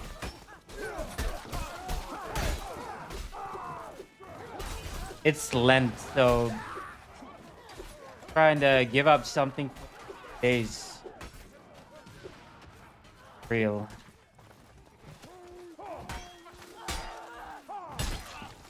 And you need Jesus.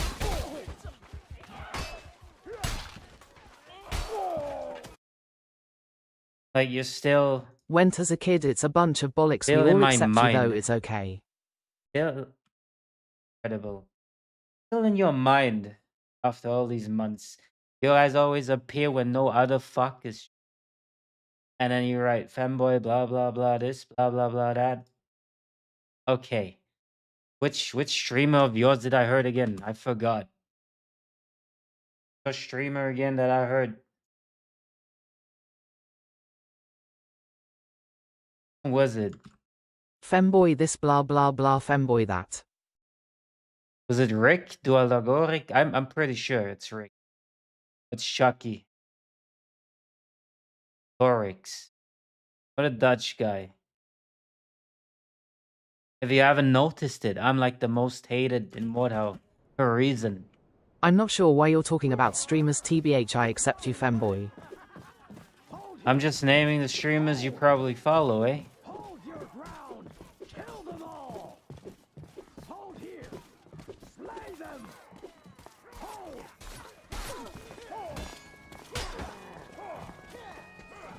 Femboy this, femboy that. I will never understand. Never understand it. I follow a bunch of people that make Mordhau content, Mr. Femboy. So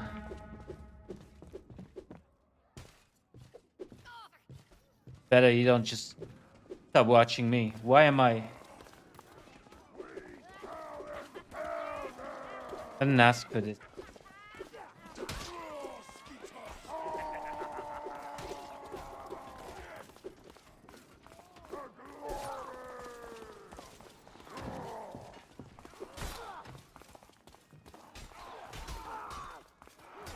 You got this, Lord Femboy. Hashtag best noble.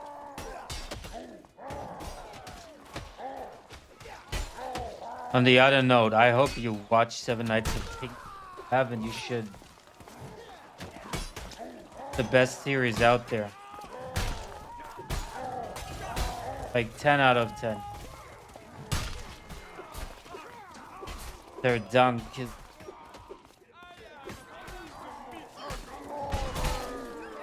This is 10 out of 10. a great night. I'm gonna say it.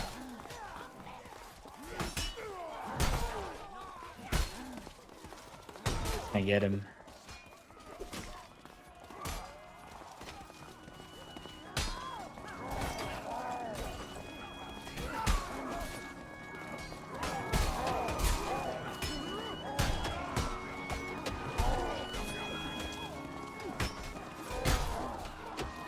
Sucks that no one else is streaming, otherwise you guys wouldn't be here, you know? Come here when there's no one else, sadly. Try kill them before they kill you. Sadly. Look, why are you here? I'm so boring. You should watch someone else. Try Chivalry. That's more fun to watch.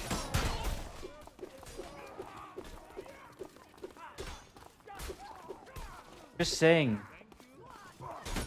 Other medieval players out there. Or Souls-like, yeah. I just said it's 10 out of 10. Stop putting words in my mouth, Fevow.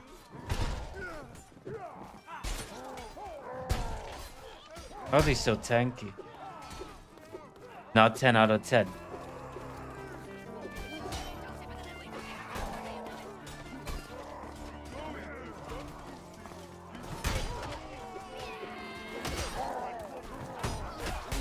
Ouch. Don't hate on yourself, femboy. We all love you. We accept you.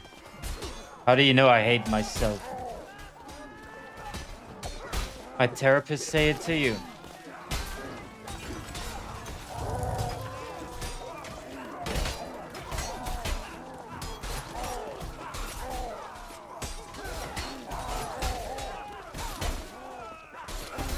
Getting fucked.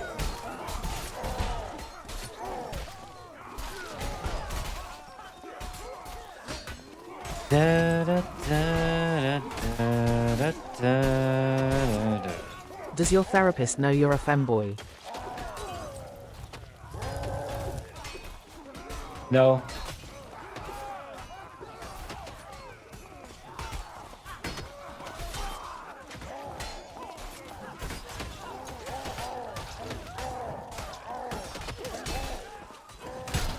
Don't call me. I feel they might want to tap that. Rather. Still on it. On the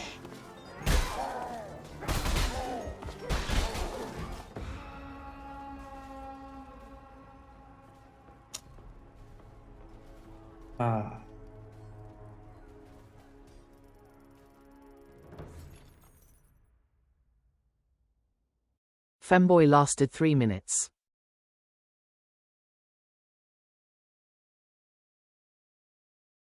You need Jesus Christ. You don't know what forgiveness is. Christ.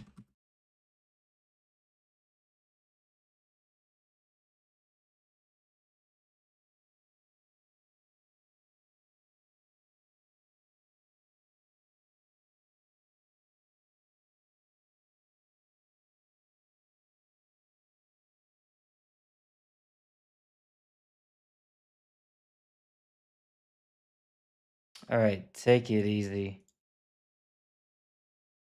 Take it easy.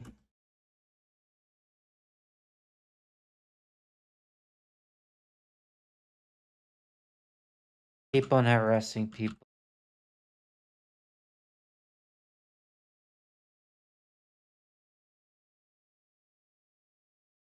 Ray blob blob blob. Oh, you're not sure. Okay.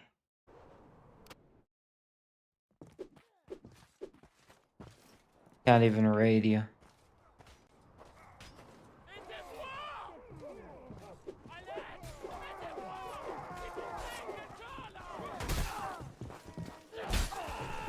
Come on, go live. Talk about fanboy.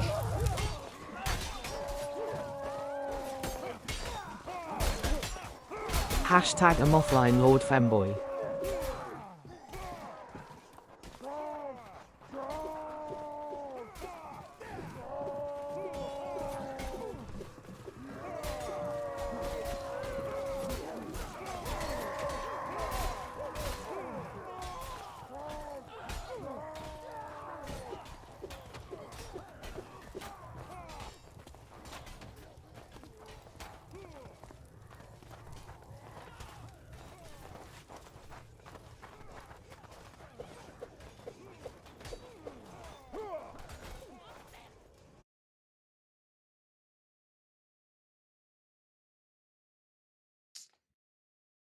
Da, da, da, da. Da, da, da, da.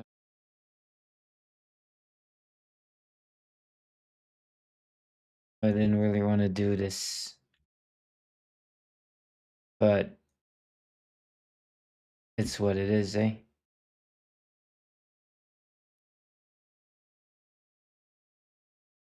What it is. Meow. Meow. It is what it is. Mm.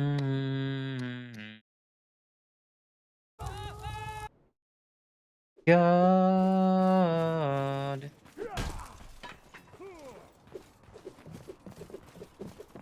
It is what it is. Can't change it at all.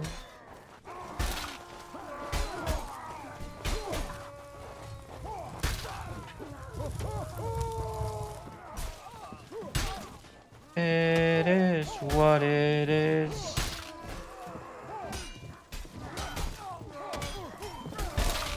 Shot.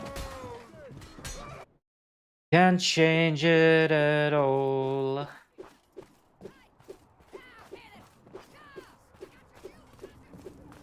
"40 days of Lent."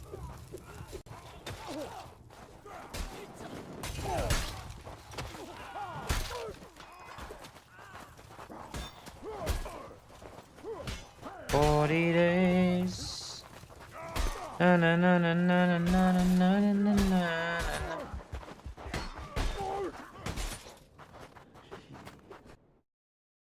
40 days.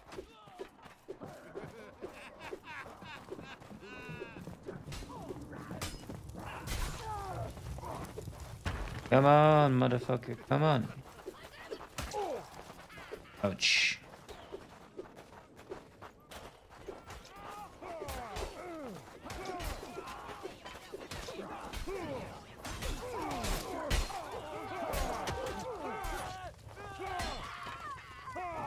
Jesus.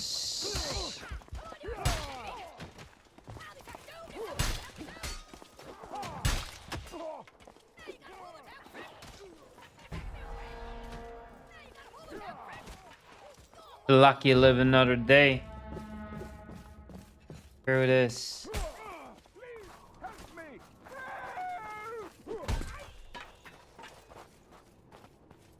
I think I shit in your mother's milk. Him. I protect you and you do this. Take him. I'll garage you your dick away. See him again.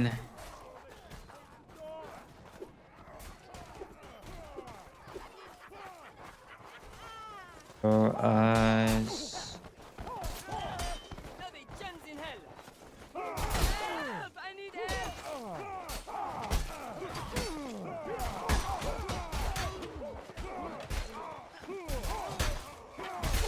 Oh. Unlucky. Unfortunate. Go further beyond. Defend this position.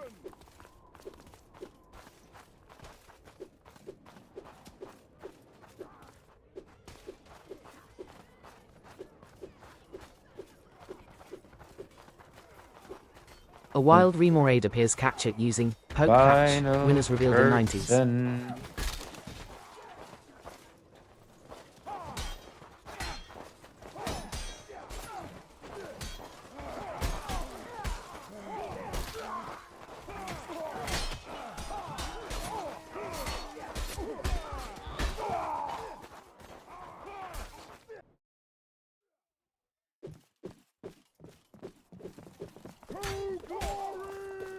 To glory.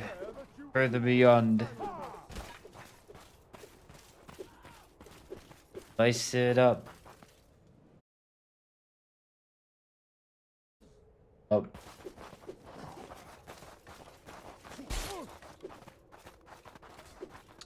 Lunatic.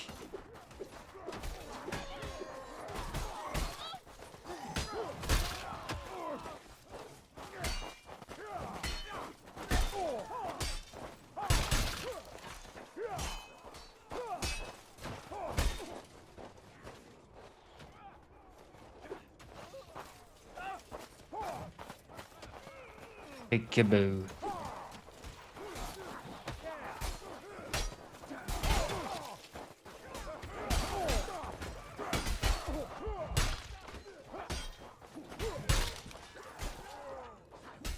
Remorade escaped. No one caught it.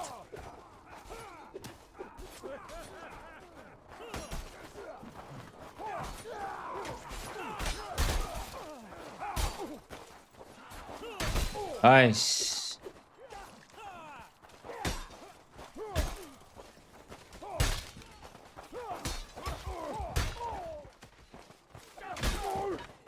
Merlin.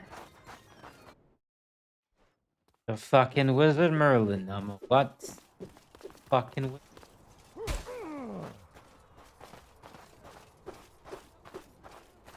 again. Never.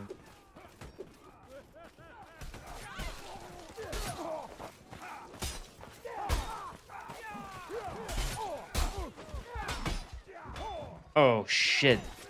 So dead.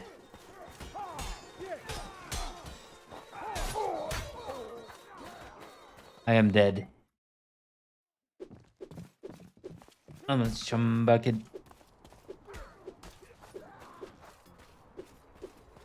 Ba ba ba da da da. Da da da da da.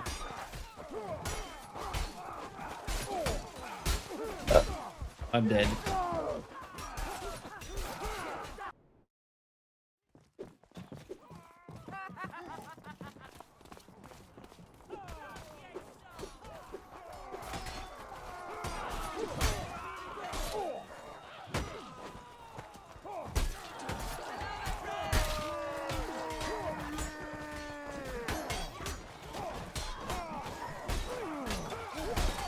Whoa, what the fuck?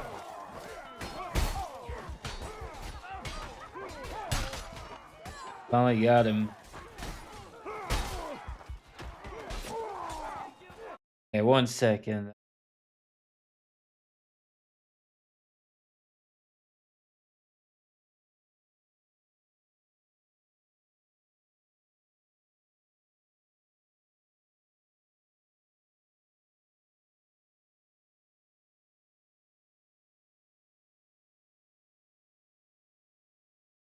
Bam. Na, na, na, na, na, na.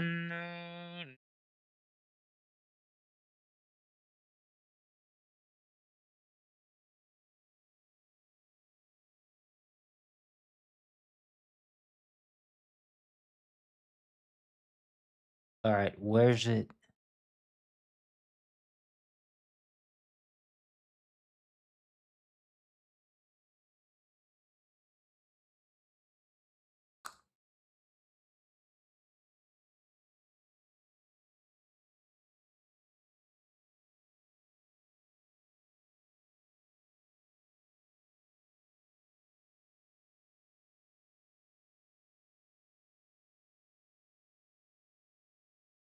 I think I am.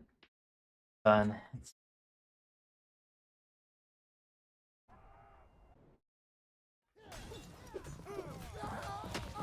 It's all right.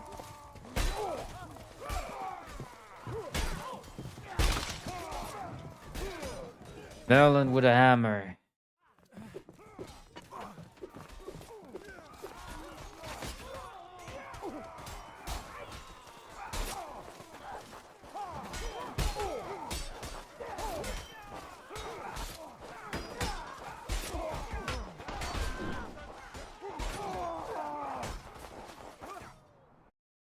Fucking.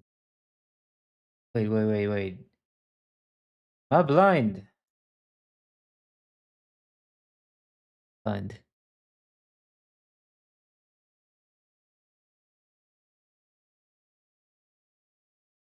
Ah, okay, okay, all right.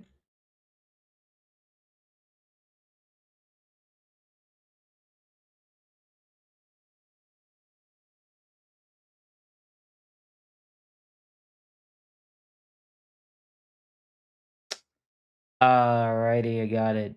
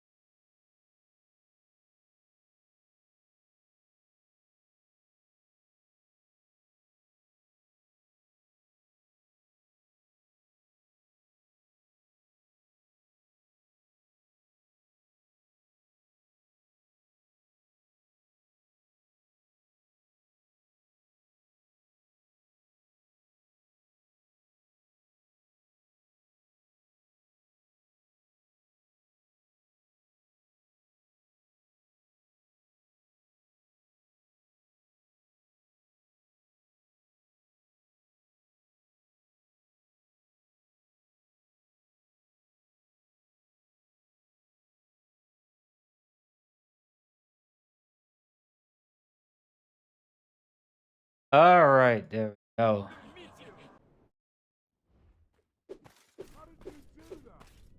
How did you do?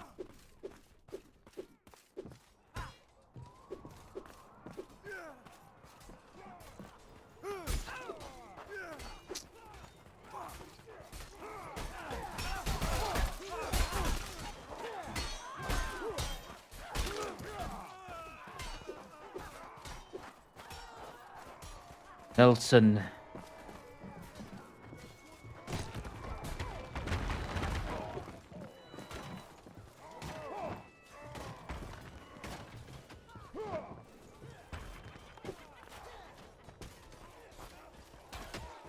Everybody.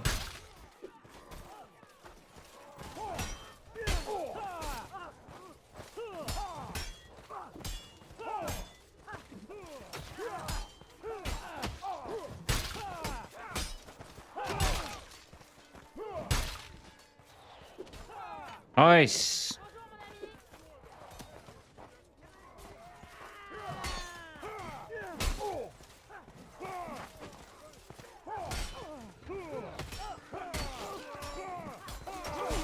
Ouch.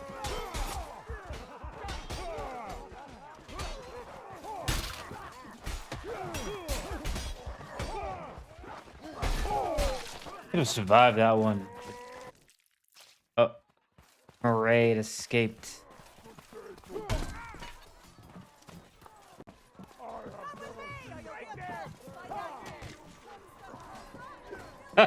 Next time. Next time I'm gonna fucking get him. Get him.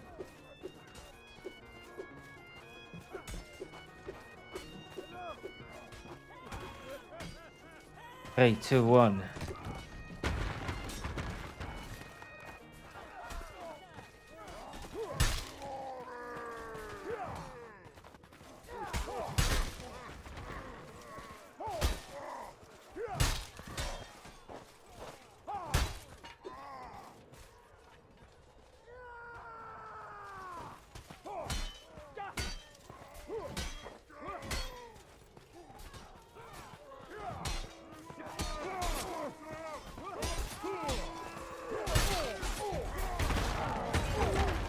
Saved! Hell yeah. Alright, I'm good. That smell coming from...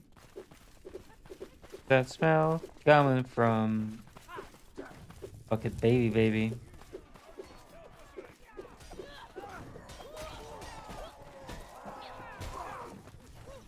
Him.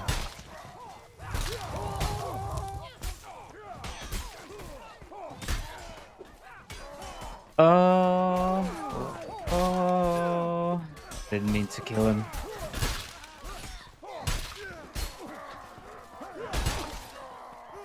Kill everything on sight.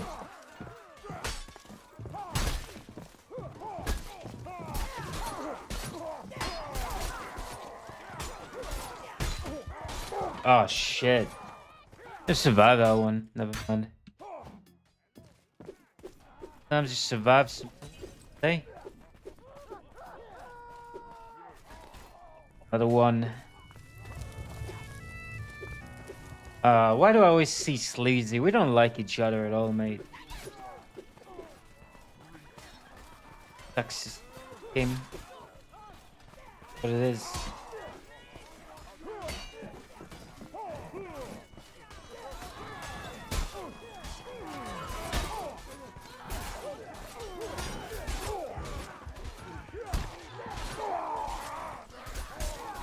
Yeah, that's another Venom. Interesting.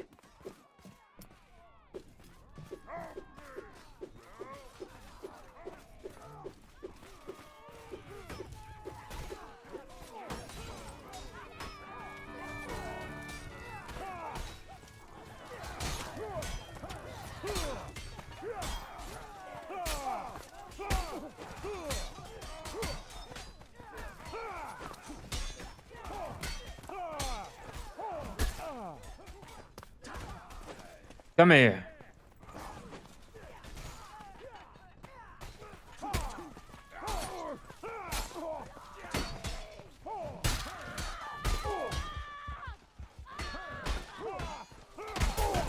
I got stuck there, man. Nothing I could do. Where smell come from? Fucking song's stuck in my head.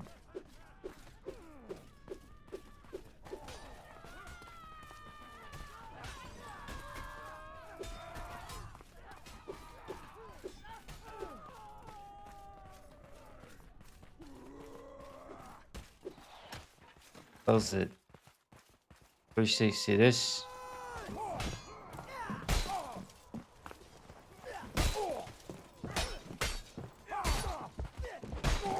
Ah, mate. So mean. Minus rep.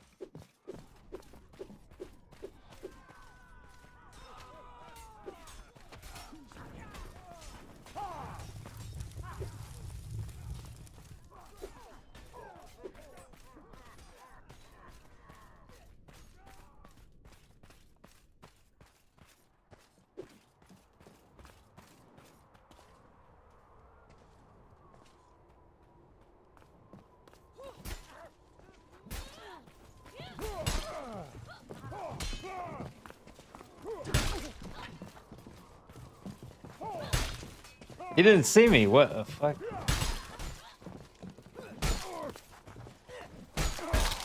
Okay. It worked for a while.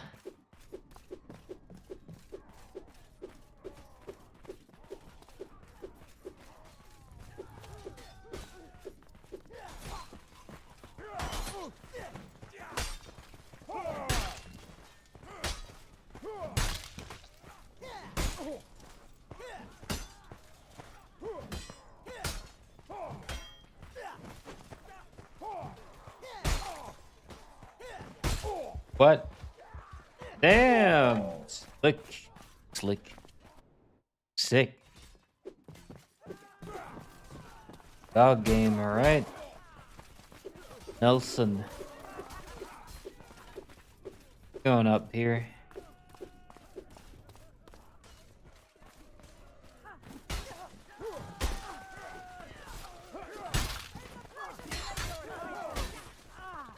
A wild Mightina appears catch it using poke catch. Winners Got revealed in him. 90s.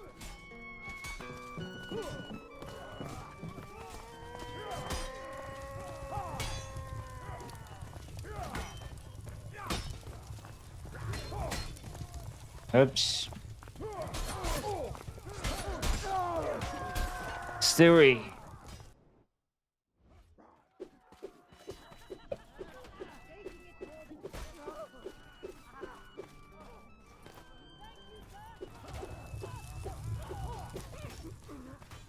Da, da, da, na, na, na, na, na, na.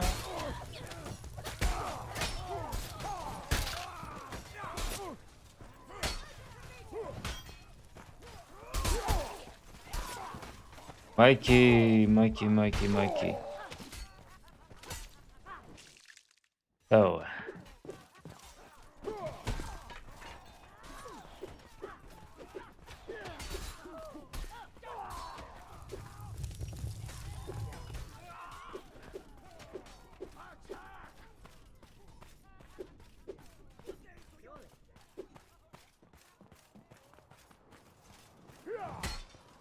Up.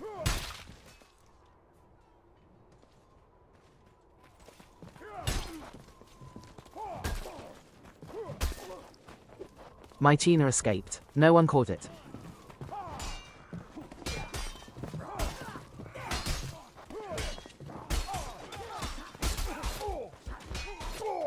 No way, not even one, mate. What the fuck? Kill at least one. Kill at least one of them. Right.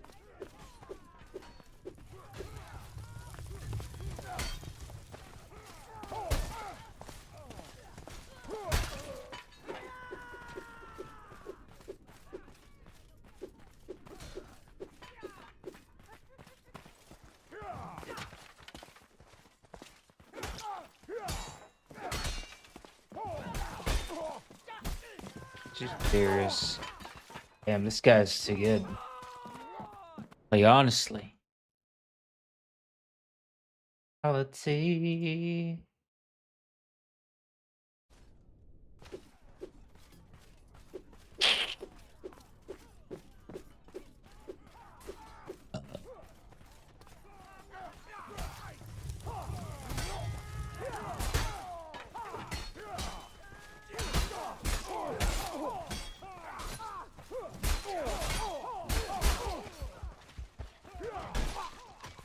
That's not Venom. Oh wait, that's Venom.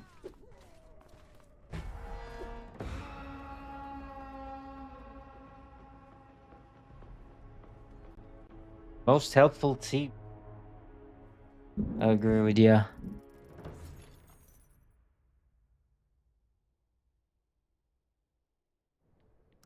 This guy.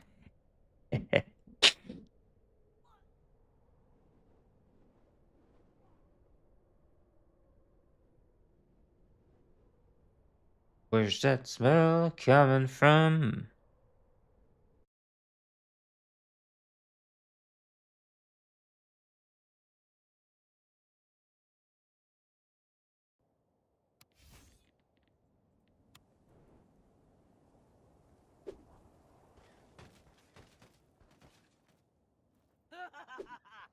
We can't hold them! Turn back! Run! We must turn back!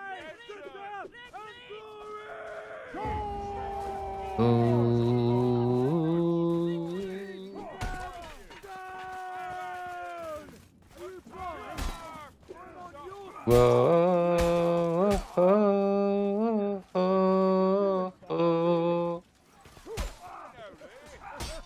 No, no, no, no, no, no, no.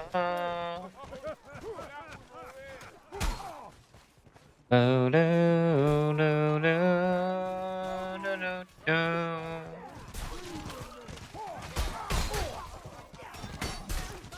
Da, da, da, da, da, da, da, da.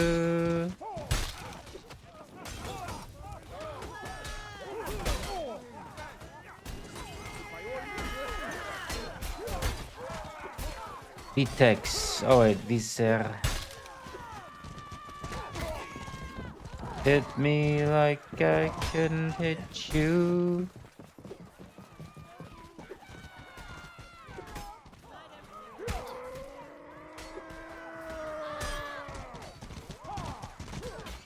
I kicked the horse.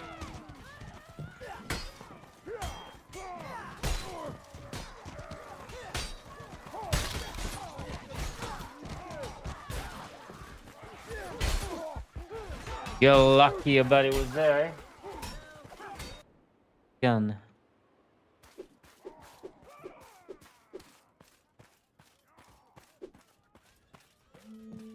Bolt.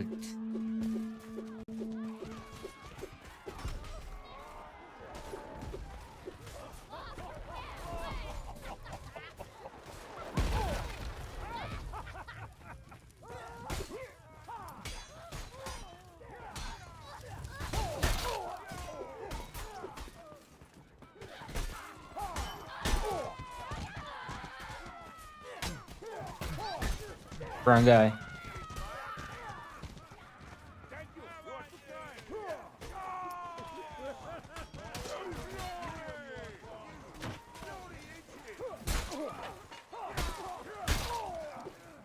Yeah, it's a Bolt.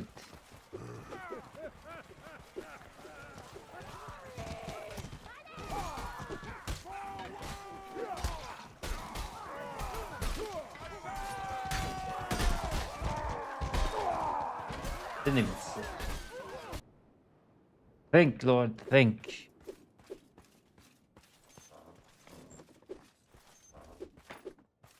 Oh, ho, ho. Pretty tired, I'm not gonna lie. Falling asleep.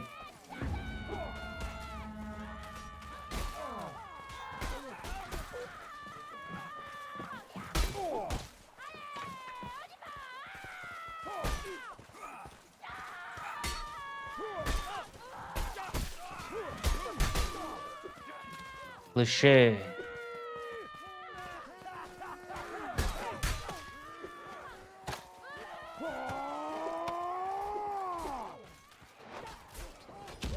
Pretty woman. Look at this.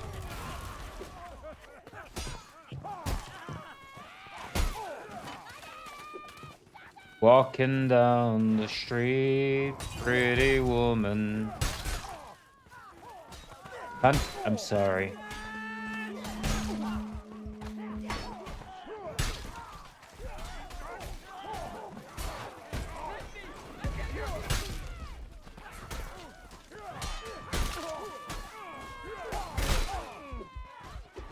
Okay, we cleared it up.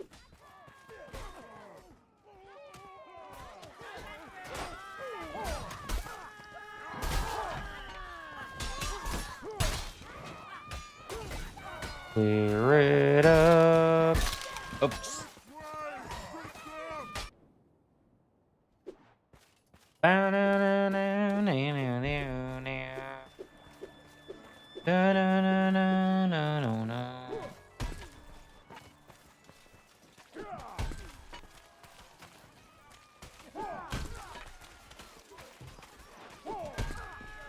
Okay, I gotta stop.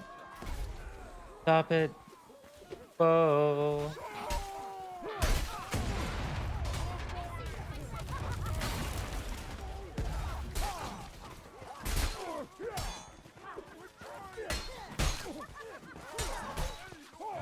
Masters of the universe. Whoa.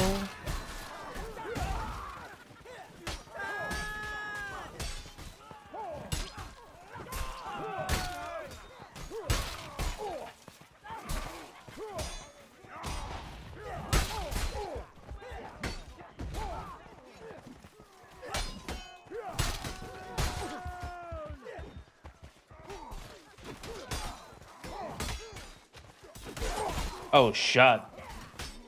Alright, I understand how it is.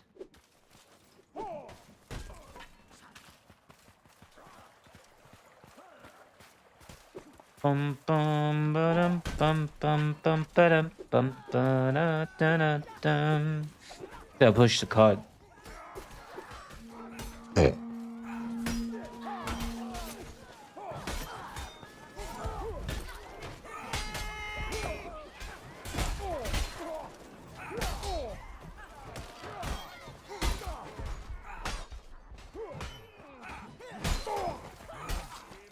Nice.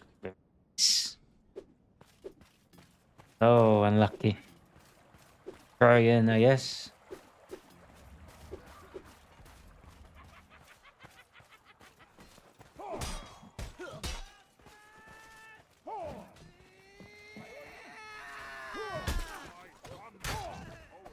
Let's try, I guess.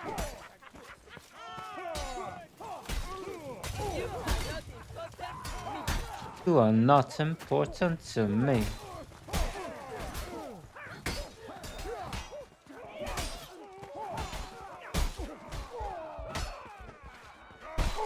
Oh my lord. Yes, Roman Catholic friend. Captain Brexit. I don't feel like playing anymore.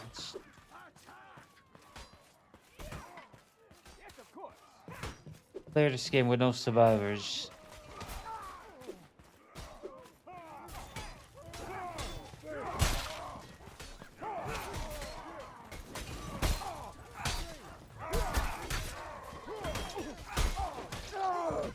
My goodness.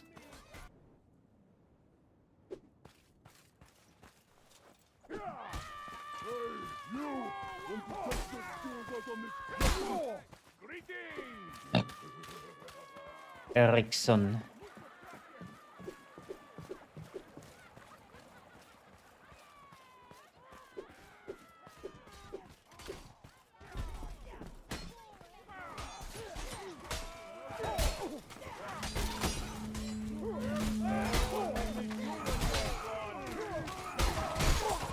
Holy moly. What I gotta do about that?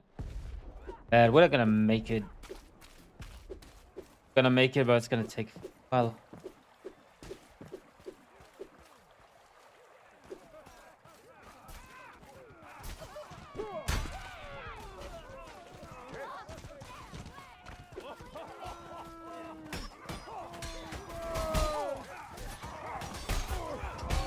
Really?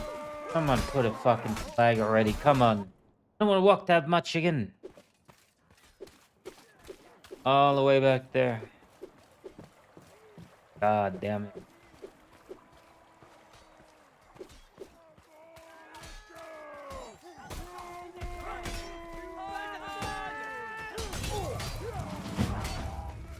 Oh, thank the Lord.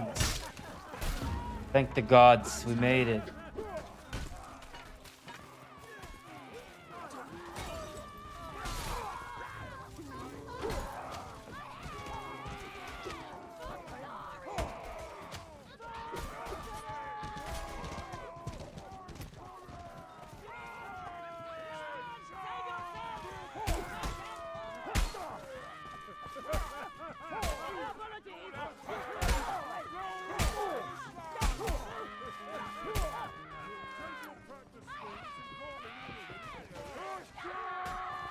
Good.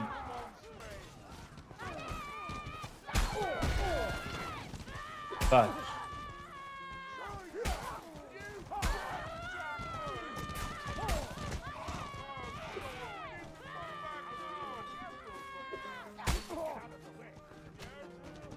Fuck.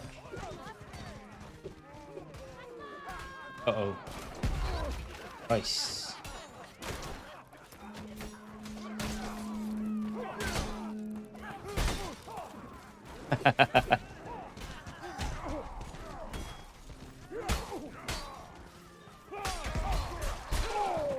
No fucking way.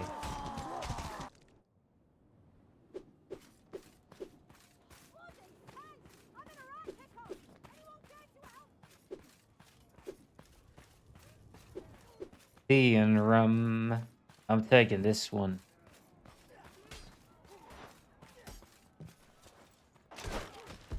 My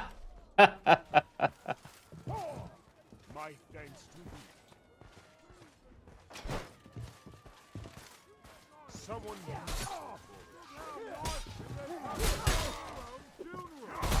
A wild Gulpin appears catch it using poke catch. Winners revealed in 90s. Full damage only. What the fuck?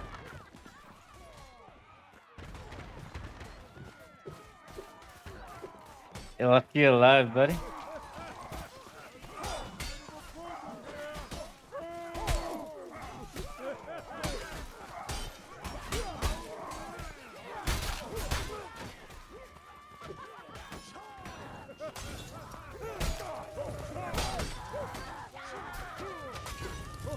Oh, fire. Oh, don't touch it. It's fine.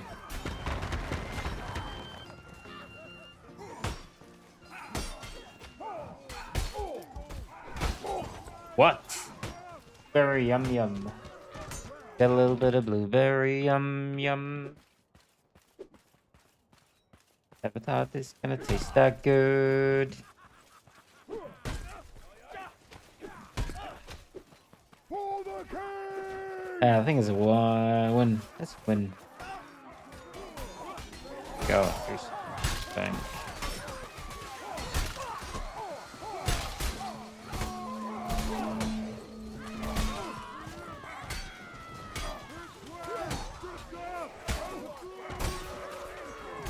Who the fuck is 10 Dolphin years escaped. later? No one caught it.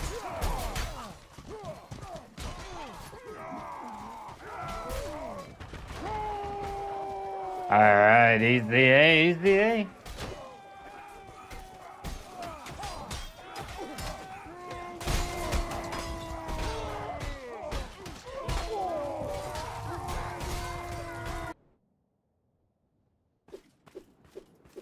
Most earned X sword kill. Much obliged. You should be rewarded for your efforts. They'll be rewarded for your efforts.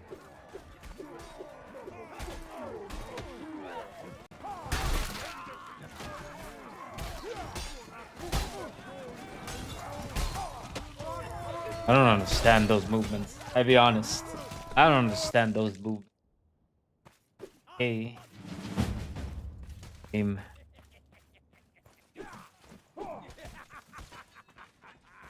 I feel so unsure.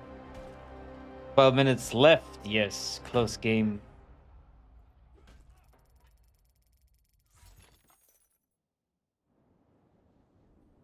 Never seen. Fucking done. Go in here.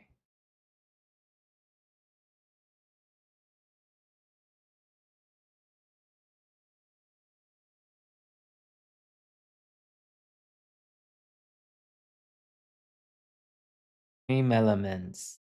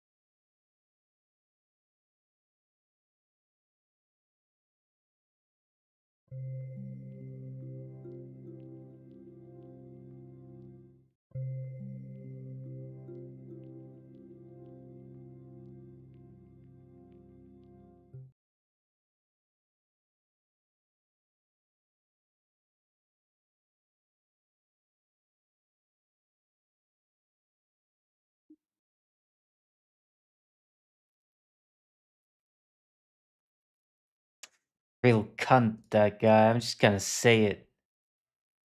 Real fucking cunt. Buddy. No, no, no. No, no, no, no. Da, da, da, da, da. Meow, meow, meow, meow, meow.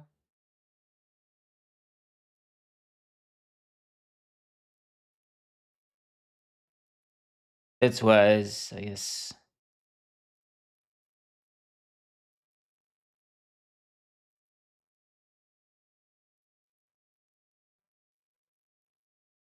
Nothing I can do about it at all. About it at all. I don't give a shit. Boy.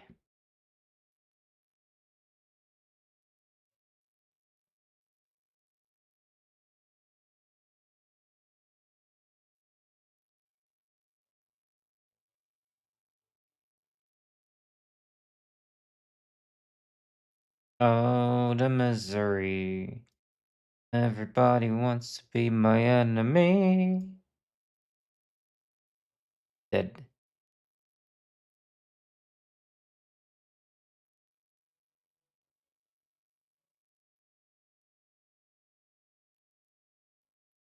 None. This. I enjoy fucking something.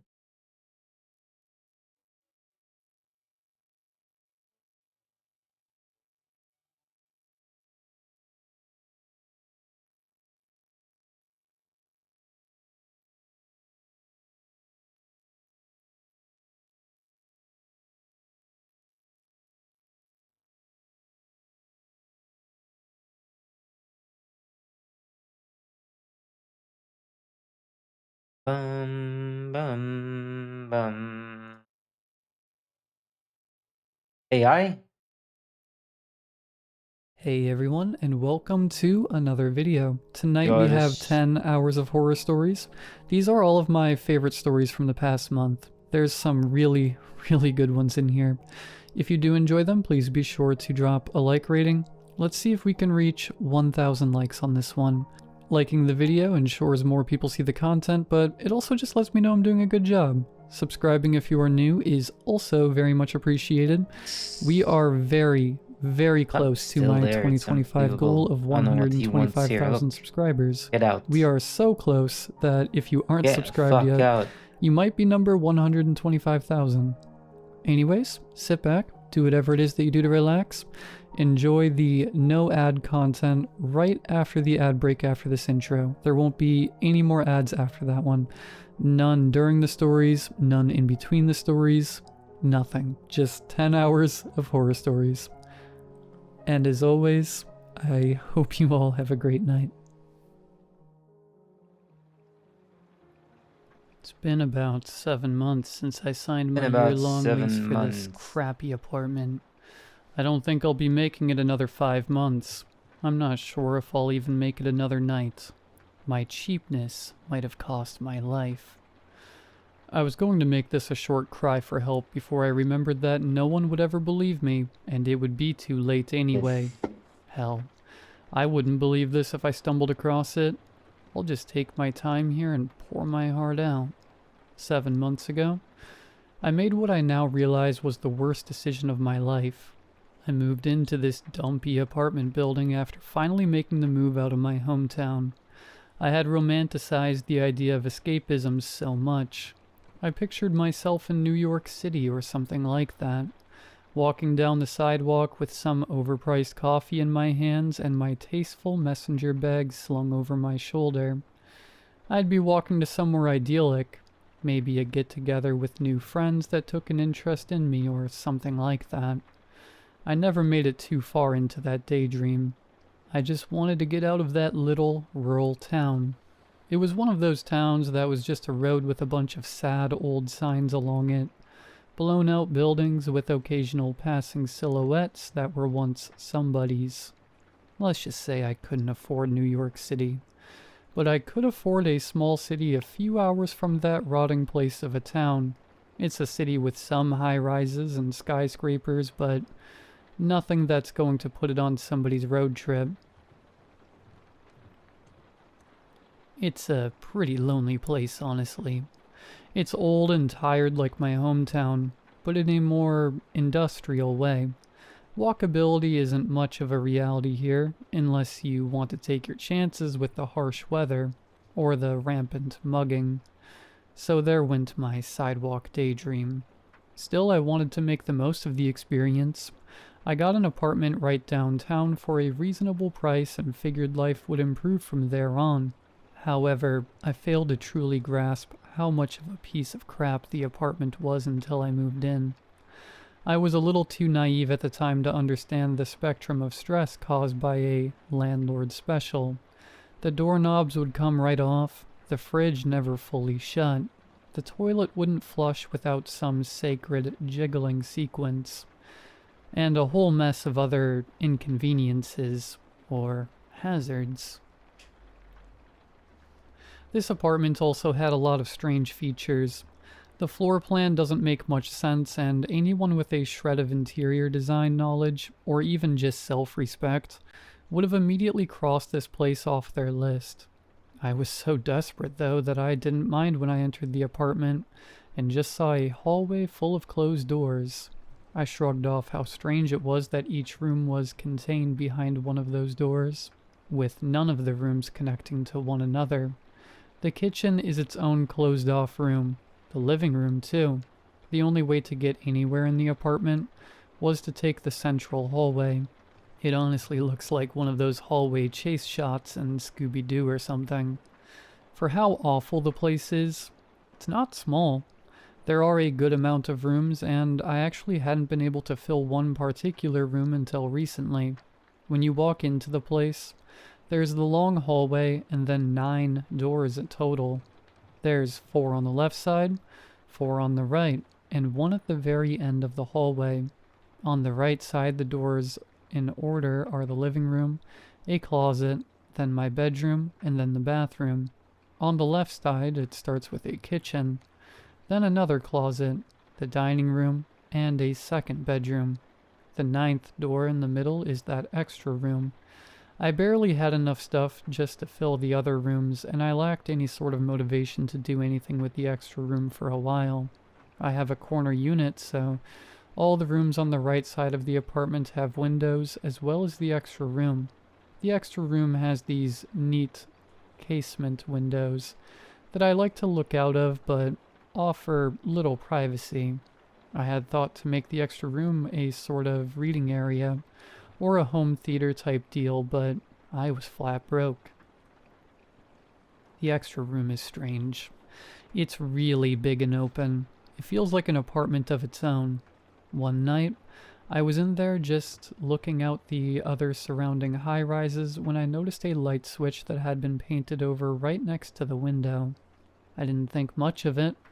It was clearly just another amenity of my crap-hole apartment. I left it alone.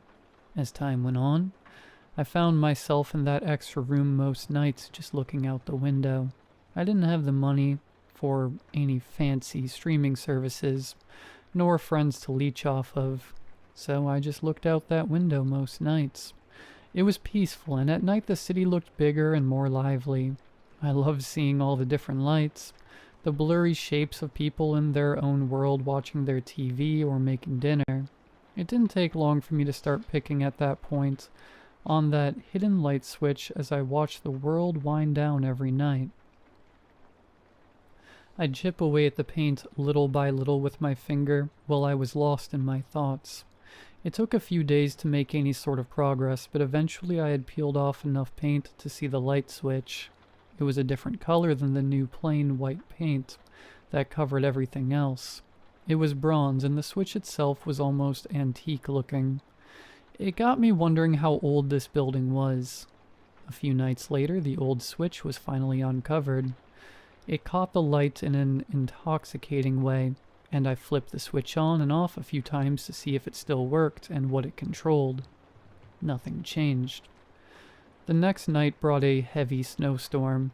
It was beautiful, and you already know I was set up at that window staring out at the world as the brilliant snow fell.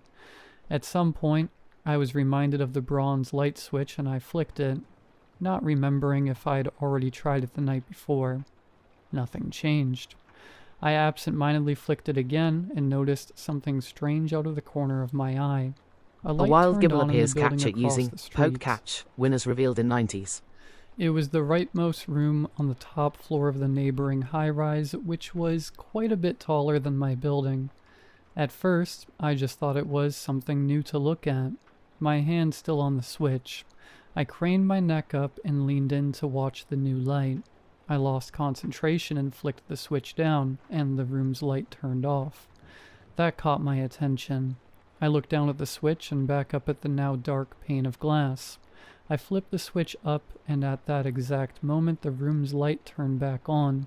I continued doing this for probably 5 minutes, just flipping the switch on and off and watching as the faraway room's light perfectly matched. The snow began falling even more, and I could still make out the light turning off and on with every flick of the old switch. I was baffled before too long, so baffled that I went right to sleep, convinced I was deprived of logic and reasoning. The next night came and, at first, I was definitely reluctant to mess with that switch or to even go in that room. I tried staring out other windows, but they were cloudy with trapped moisture. I remember thinking I should get a cat or something before I finally caved and walked into the extra room. There was traffic on the street below from some accident that night, and it provided me with enough Gibble escaped. entertainment No to one caught remain it. distracted from what happened the night before. The standstill row of gray cars could only stimulate me for so long before I was looking at that switch again. I flipped it. Such a harmless action, and so quick, too. Flipping a light switch. Usually done by second nature. What's the harm in it? Why did flipping that switch feel so important? The same room from the night before lit up. It was a yellow, more vintage-looking tone of light. I tried using some beaten-up binoculars from my childhood, but all I got was a somehow fuzzier view of the room. From my vantage, I could only really see the ceiling of that mysterious place. That's gotta be an apartment, right? It looks too big to be a storage closet, too small to be anything commercial. I flipped the switch again, and the light turned off in perfect succession. Is somebody messing with me? Flip. The light came back on. How would they even orchestrate that? I sat there for a long time, repeatedly flipping the switch on and off as if the repetition of this would bring more clarity. I stood there flipping that switch on and off like I was a geriatric old man smacking a television set, hoping for a signal. The traffic jam cleared out and the streets became empty. I sat there, still as I could be, periodically flipping the switch on and off. The light synced every single time. Clearly this light switch, for some reason, was wired to that room in the building across the street. As to why, I had no earthly idea. What an expensive project. And for what? What purpose does it serve? I flipped the switch up and the light came back on. That last flip of the switch activated a sorry light bulb moment within me. What if I found a way into that room? So I waited in the bitter cold, rehearsing my moves. I had counted up from the ground and determined the room which connected to my light switch was on the 31st floor, and again it was the corner unit on the right side of the building when viewing from my apartment. I waited for someone to go in or out of the building. Finally I saw a woman with a giant coat drag her scrappy little dog towards the door. I was hesitant to actually go inside. But then I gathered some courage, walked right up to that door and casually slid through as she opened it. I had planned some elaborate cover story that my friend wouldn't answer his phone and all that, but when it came time, I just acted natural and thanked her as I entered. The walls were green and sickly looking, much like my apartment building. The elevator was questionable at best, and creaked a little too much as I stepped into it. There were 33 floors, so I was glad I had made note of the correct one. I slowly reached up and hit the circular button for the 31st floor and it flickered on, glowing with a jaundiced yellow. My hands grew clammy as the elevator ascended at a torturously slow pace. I watched the numbers rise. 11, 12, 13. This is a stupid idea, man. This is all in my head. Why am I doing this? 26, 27, 28. Is this even legal? What am I going to do exactly? The elevator finally dinged and bounced to a stop on the 31st floor before I had an actual plan. The doors were reluctant to open, and for a moment my heart sank thinking I had been trapped in there. Those silver doors creaked and warped as they moved out of the way and exposed me to another green hallway. I stepped out and turned left. I could see all the way down the long dilapidated hall, the green lights humming and buzzing. My alleged culprit was the final door on the right. It was room 3118. I sat outside the door like a maniac, just looking at it. I wondered what to do. I could barely see through the slits on the sides of the door. All I could make out was the lights were on in there. Do I knock? I looked around me and made sure the coast was clear. What the hell do I say? Maybe I'm lost. Maybe it's an honest mistake. If anyone lives in there, I'm sure they're very confused about their lights turning on and off. But why wouldn't they take control of their own lights? Maybe they can't use them, but that doesn't make any sense. Why would I be able to control their lights, but they can't? I knocked on the door and startled myself.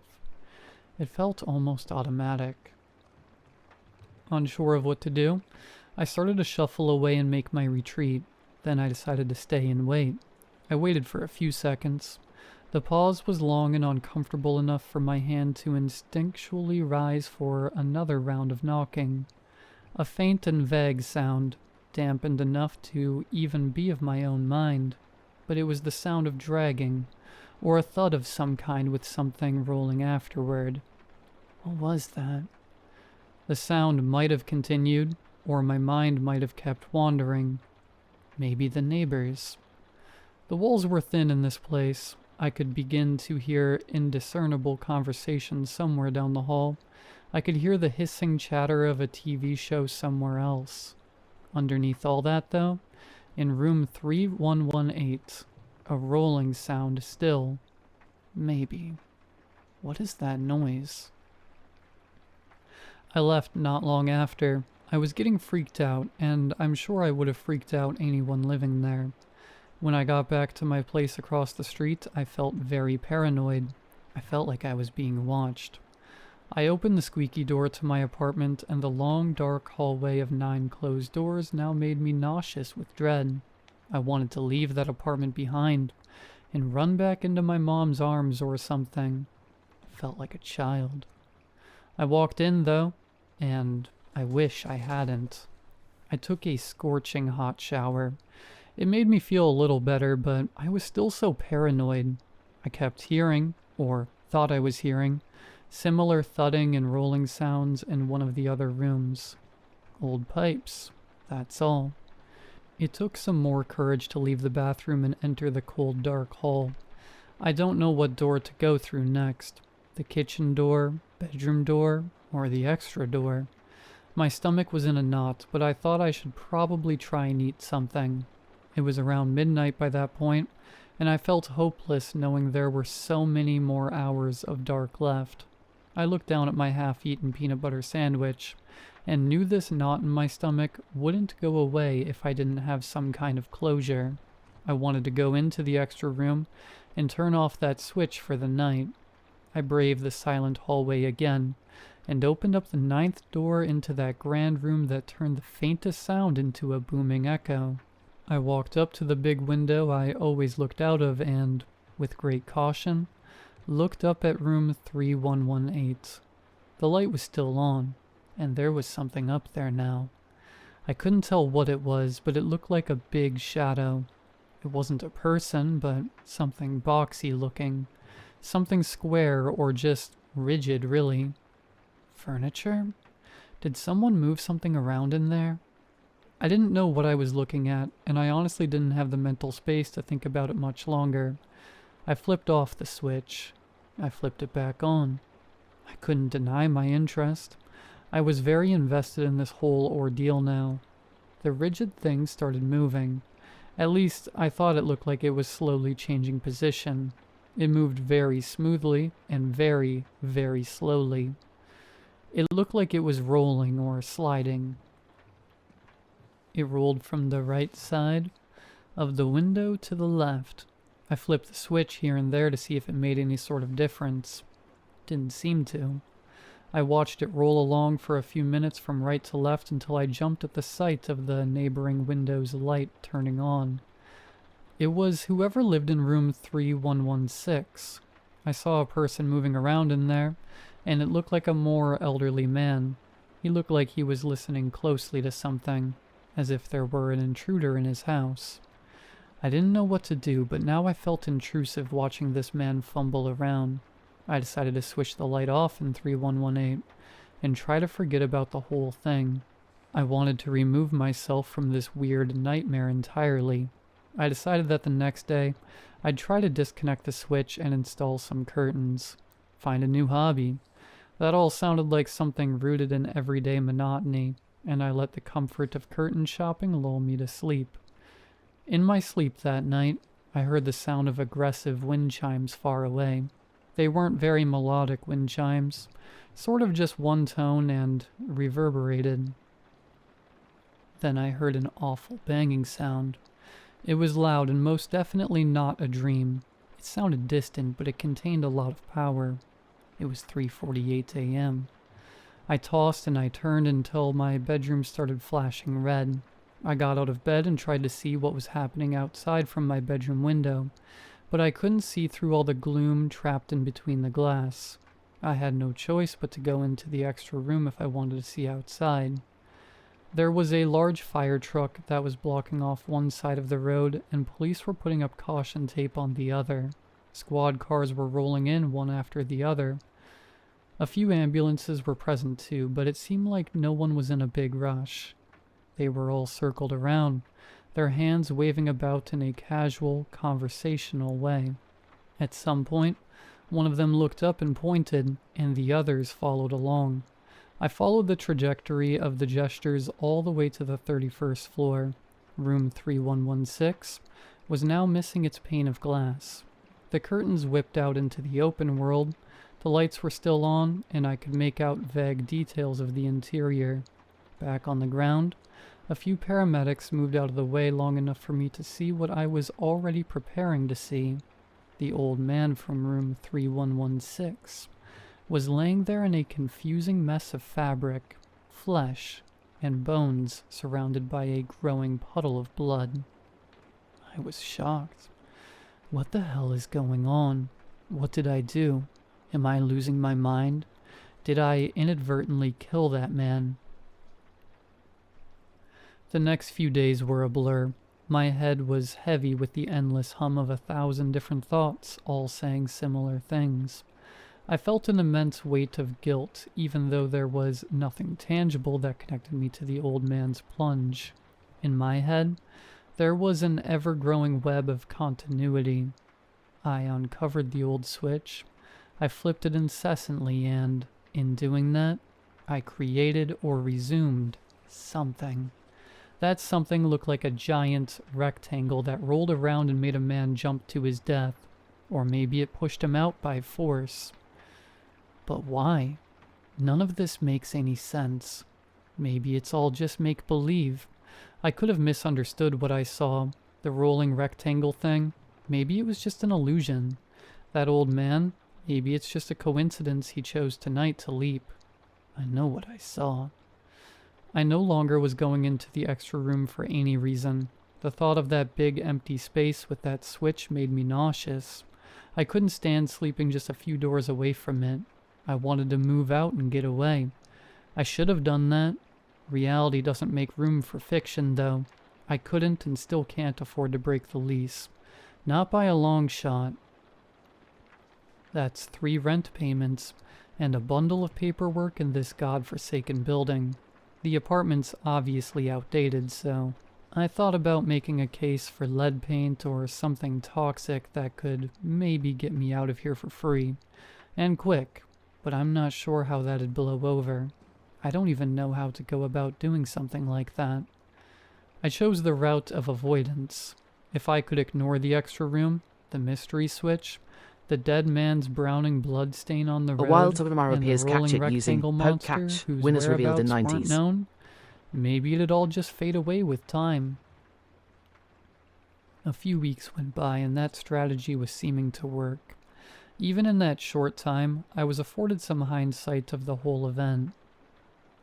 How I was jumping to conclusions, being paranoid, and maybe not appreciating my deteriorating vision that was probably making some serious guesswork. Still, there was no explaining away the light switch. That switch is undoubtedly connected to room 3118 across the street for some unknown reason. I must have tested it hundreds of times. I tried to not let that fact dig too deep when I couldn't sleep, or when I'd think I heard the rolling sounds across the apartment late at night. Eventually, I had saved up enough money to treat myself with some more furniture. I wanted to reclaim the extra room and make it mine. I started with a thrifted recliner and some shelves. I was planning on making it a home theater after all. I had plans to bury the big casement windows behind blackout curtains. Earlier tonight, I was moving some new finds into the home theater. The room's echo was just as booming and awful as when it was empty, and I flinched with every screech and scrape the furniture would make when I moved it.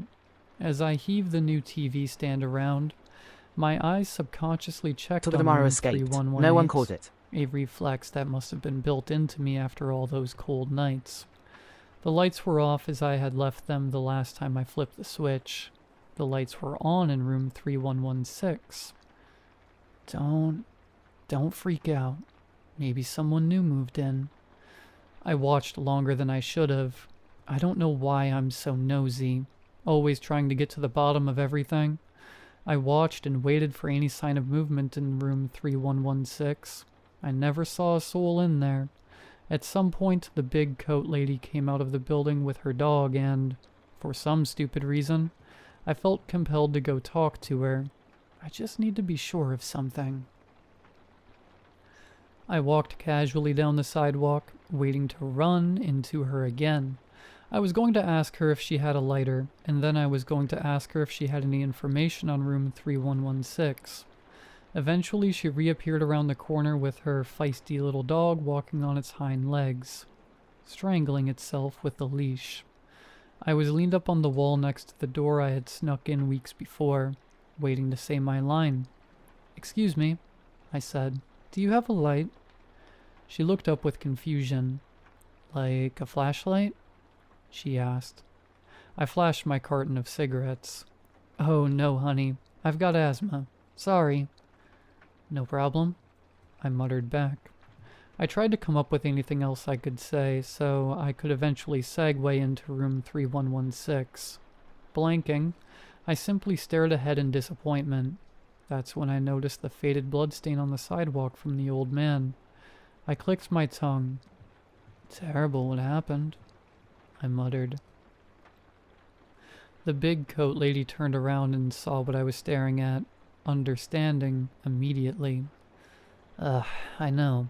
I'm up on the 13th floor and I heard the sound." She was slowly nodding and now staring at the old puddle of blood herself. "I heard someone talking about how they already moved the new family into that unit he was in. Is that right?" I asked, surprising myself. "Oh, no. I think they're letting it sit like they did with the last one," she said. My brow raised. I tried to not act like an insane person and scare her off. "The last one?" I asked hesitantly. "Yeah, it was just a few months ago. Or maybe it was a year now. But the young couple that lived right next door to him jumped out the window too," she said in a flat way. I could have fainted.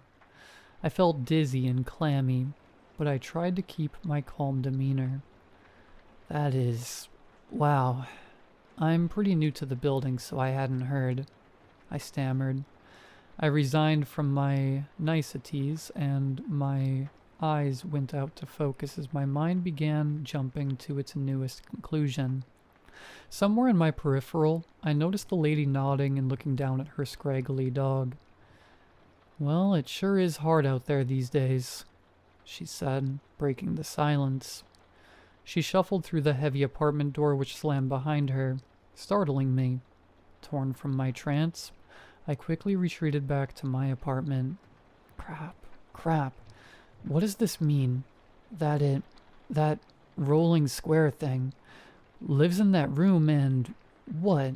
Kills people in it and around it? Do the people kill themselves? Does the thing maybe inject them with something that makes them, I don't know, suicidal? Or maybe they go crazy and just jump?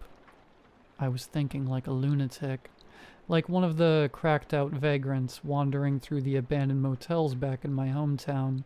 I tried to slow myself down but now I'd been given perfect evidence to suit my paranoid suspicions. At first, I was just trying to solve this complex series of events. Then I remembered I was involved. I remembered the switch plays a role in this whole thing. The light switch in my home theater. How far can it move? How far?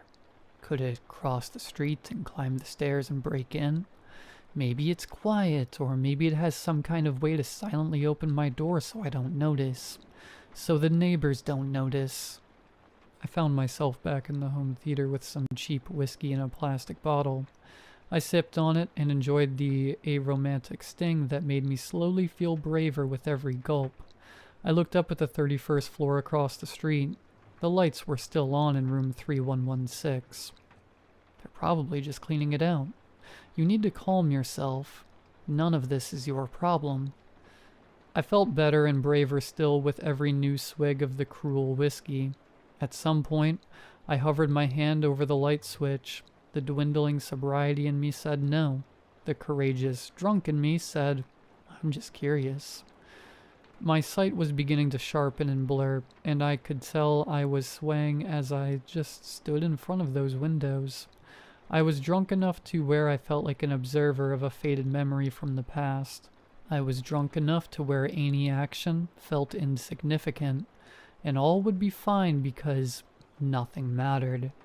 I flipped the switch, expecting the lights of room 3118 to blink on. The lights in room 3116 turned off instead. I don't know why, but seeing those lights turn off made me duck and hide below the window. I felt like I woke the rolling thing up, and now it could see me. It moved. It moved. Logic and reasoning was now out the window. The lights magically switched rooms, and I can only imagine it's because the square rolling thing now occupied, or will now materialize inside of room 3116. I continued hiding and thinking horrible thoughts to myself. I then did something I would have never done had I not been wasted.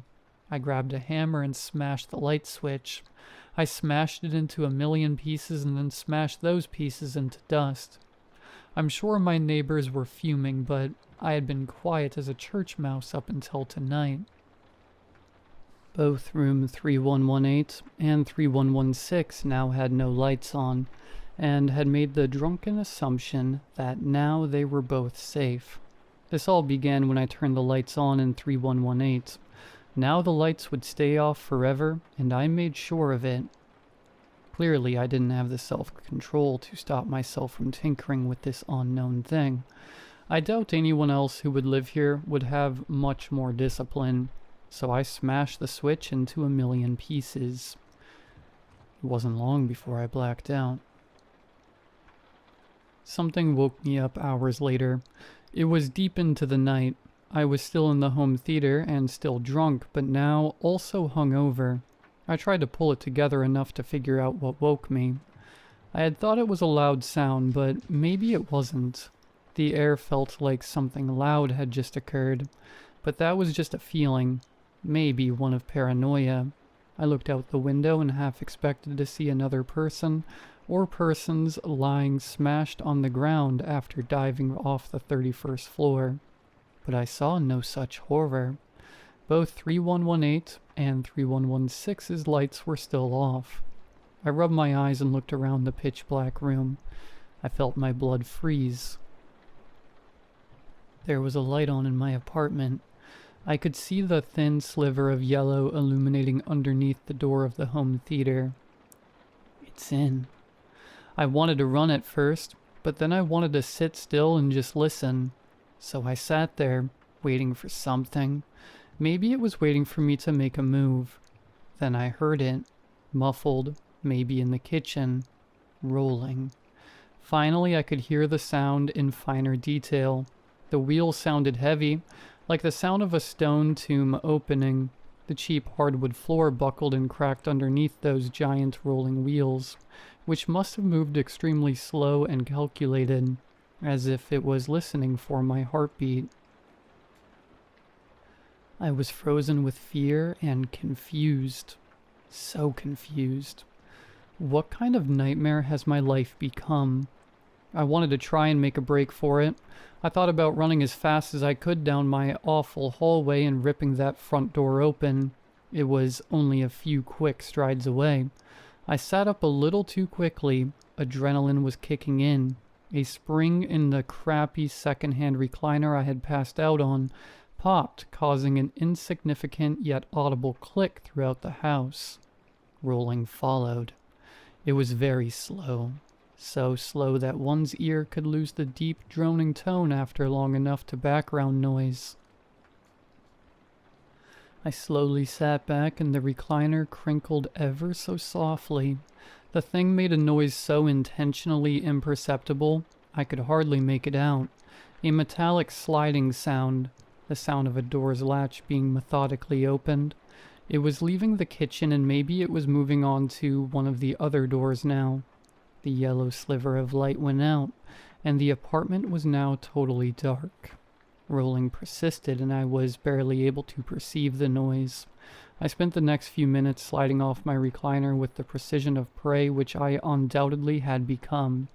30 minutes could have passed before I had crawled close enough to see under the door's crack.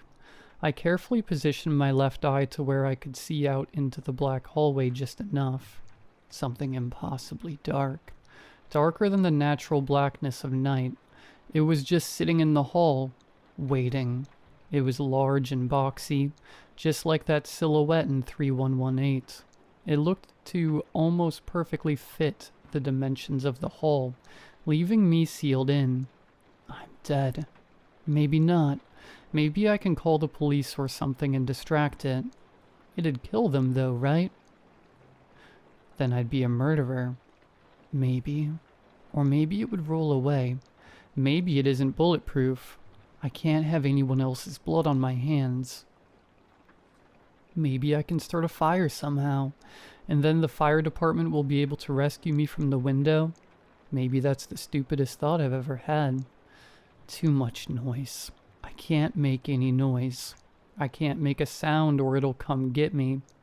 My thoughts were so frantic and visceral, I feared even they would make a sound which could be intercepted by the masterful listener, sitting mere feet away. Another 30 minutes of eternity, and I had silently made my way towards the large windows. I was so cautious and so deliberate in my movements as to not touch the tiniest plastic shard on the ground from when I had drunkenly destroyed the light switch. Maybe I made it angry by doing that. Maybe, in breaking the switch, the thing reverted back to me. Or maybe I exposed myself to it when I smashed that switch. I tried to use my phone and call for help, text for help, email for help. None of it was going through. That rolling demon must have jammed my signal somehow. I ran out of hope. I froze in place. Eventually, I just started to write all of this. I'm still in the home theater, typing this all out on my phone as quietly as I can, even sipping the last of my whiskey with the most delicate swigs one could imagine. This whole thing is rather bleak, and I apologize if you stumble across this. I've scheduled this post to go up in 8 hours. Maybe by then the thing will have left and my final words will get out into the world to be forgotten or laughed at. I'm sure you think I'm insane, or maybe I'm just a liar. And that's okay. I know what happened here tonight. I don't know how or why any of this happened, but I know the rolling thing outside my door is real. I don't know why it's here, what its motivation is, if it's man-made or some impersonation of something we'd engineered. Or maybe it's the very muse A wild of pink urchin appears humanity's captured chase for using right poke angles catch. and Winners revealed in industrial 90s. design. I now understand how those people in room 3118 and 3116 met their fate on the cracked pavement below. I think it wants me to kill myself. Either that or it's totally content with me killing myself. It's had me trapped in this room for hours now. It could have barged in and flattened me at any point, but it hasn't yet. Funny how this all started in this extra room of mine. Funny how these windows are the ideal design and size for me to throw myself from this hellish place. I don't know anymore. At this point, I'm just trying to buy time and sip more whiskey before the inevitable. I had been distracted in writing this for a few hours, and even began to have hope that when the sun came up, the thing would roll away. All I'd need is a few minutes to get out. I don't think I'm so lucky, though. The sky is beginning to brighten into a deep blue, and once again I hear that steady rolling, so slow and meticulous. It must only be moving a centimeter every 15 minutes. The whiskey is doing its job, and it's becoming harder to type, harder to maintain literacy. I think I'll wrap this up here. I'm sorry, everyone. I can only hope this is seen, and if you did see this, I thank you for keeping me company, in a way. The sun's almost up. I hear Pincurchin rolling, escaped. and it's No one caught it. close. The view from the window is very nice. It's looking like a nice day. I hope it is a nice day.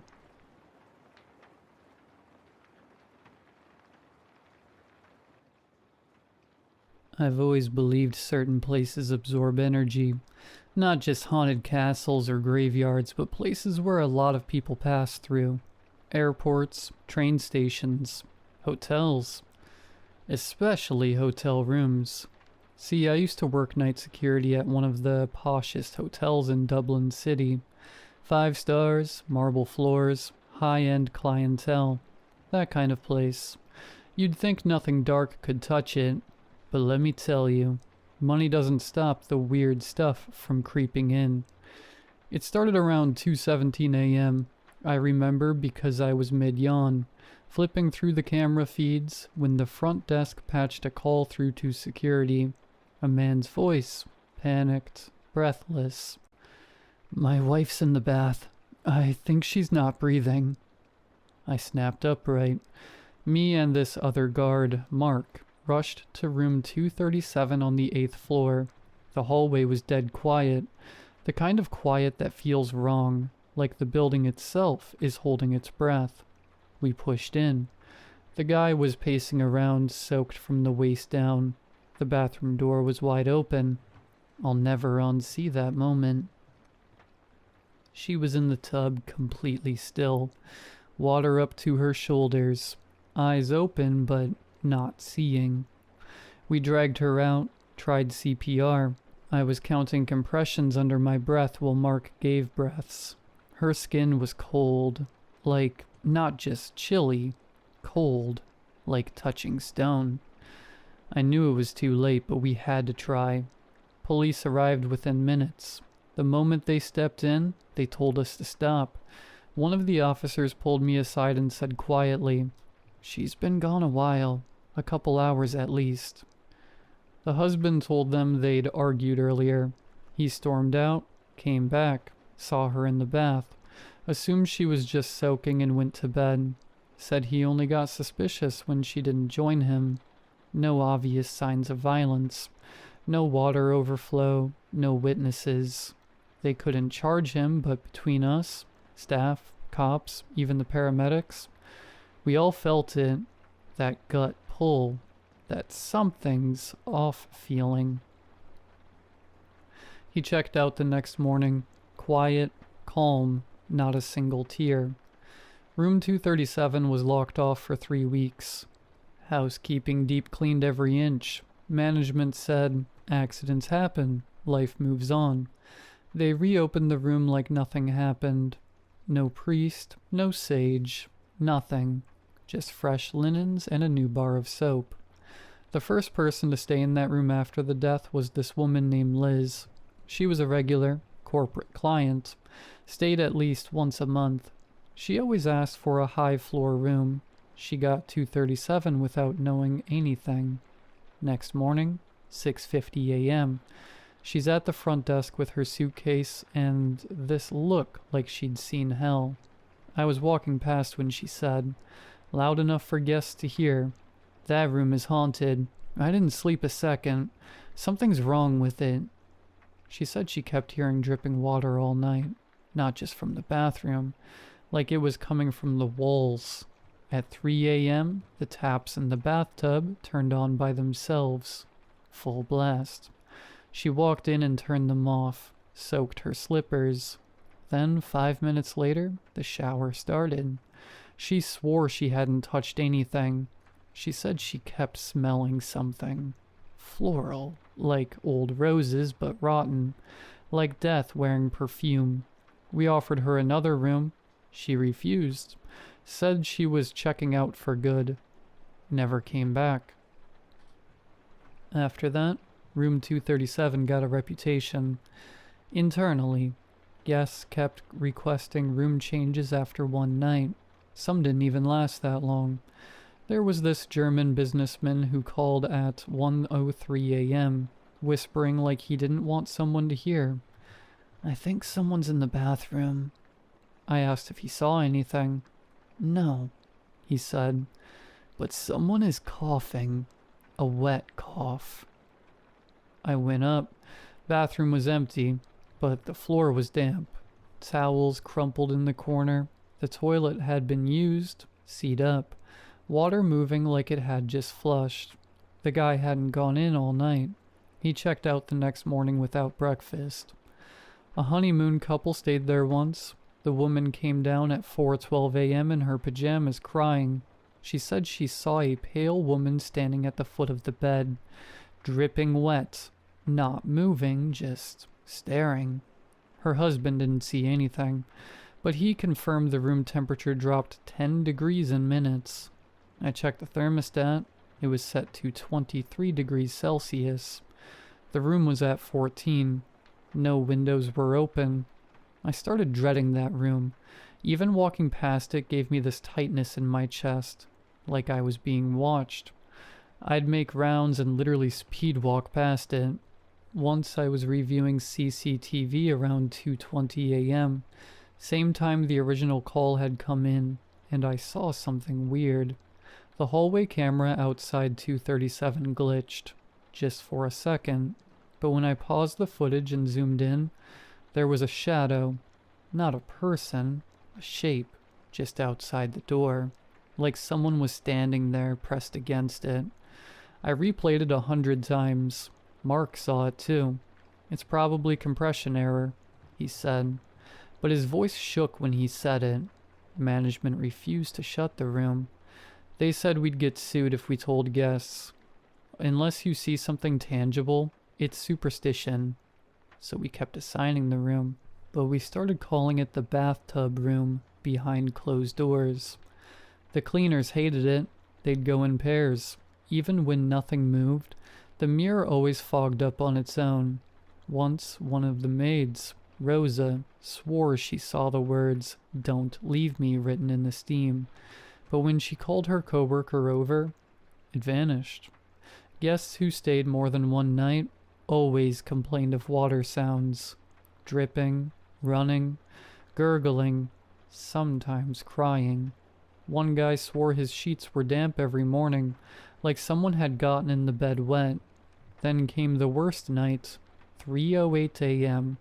We get a call from room 237. The guest was an old man, solo traveler. Very logical, very composed. He said, "Someone knocked on my bathroom door from the inside. Not once, 3 times." I sprinted up. When I opened the door, the room was empty, but the lights in the bathroom were flickering. Not just flickering, buzzing. And the bathtub faucet was trickling, just enough to hear. That's when I noticed it. There was water, not just in the tub. It was on the floor, in a straight line like footprints, leading from the bath to the bed. But no one had walked in. No one had opened the door. I put in my resignation a week later. Mark lasted a month more. He said he heard a woman humming in the elevator when he was alone. Hummed the same tune for 3 floors. When the doors opened, no one was there. Room 237 is still open as far as I know. They just keep painting over the mold and turning the mattress. But something lives there now. Or maybe something never left. Not every hotel room starts off haunted. Some of them become haunted. And I was there when it happened.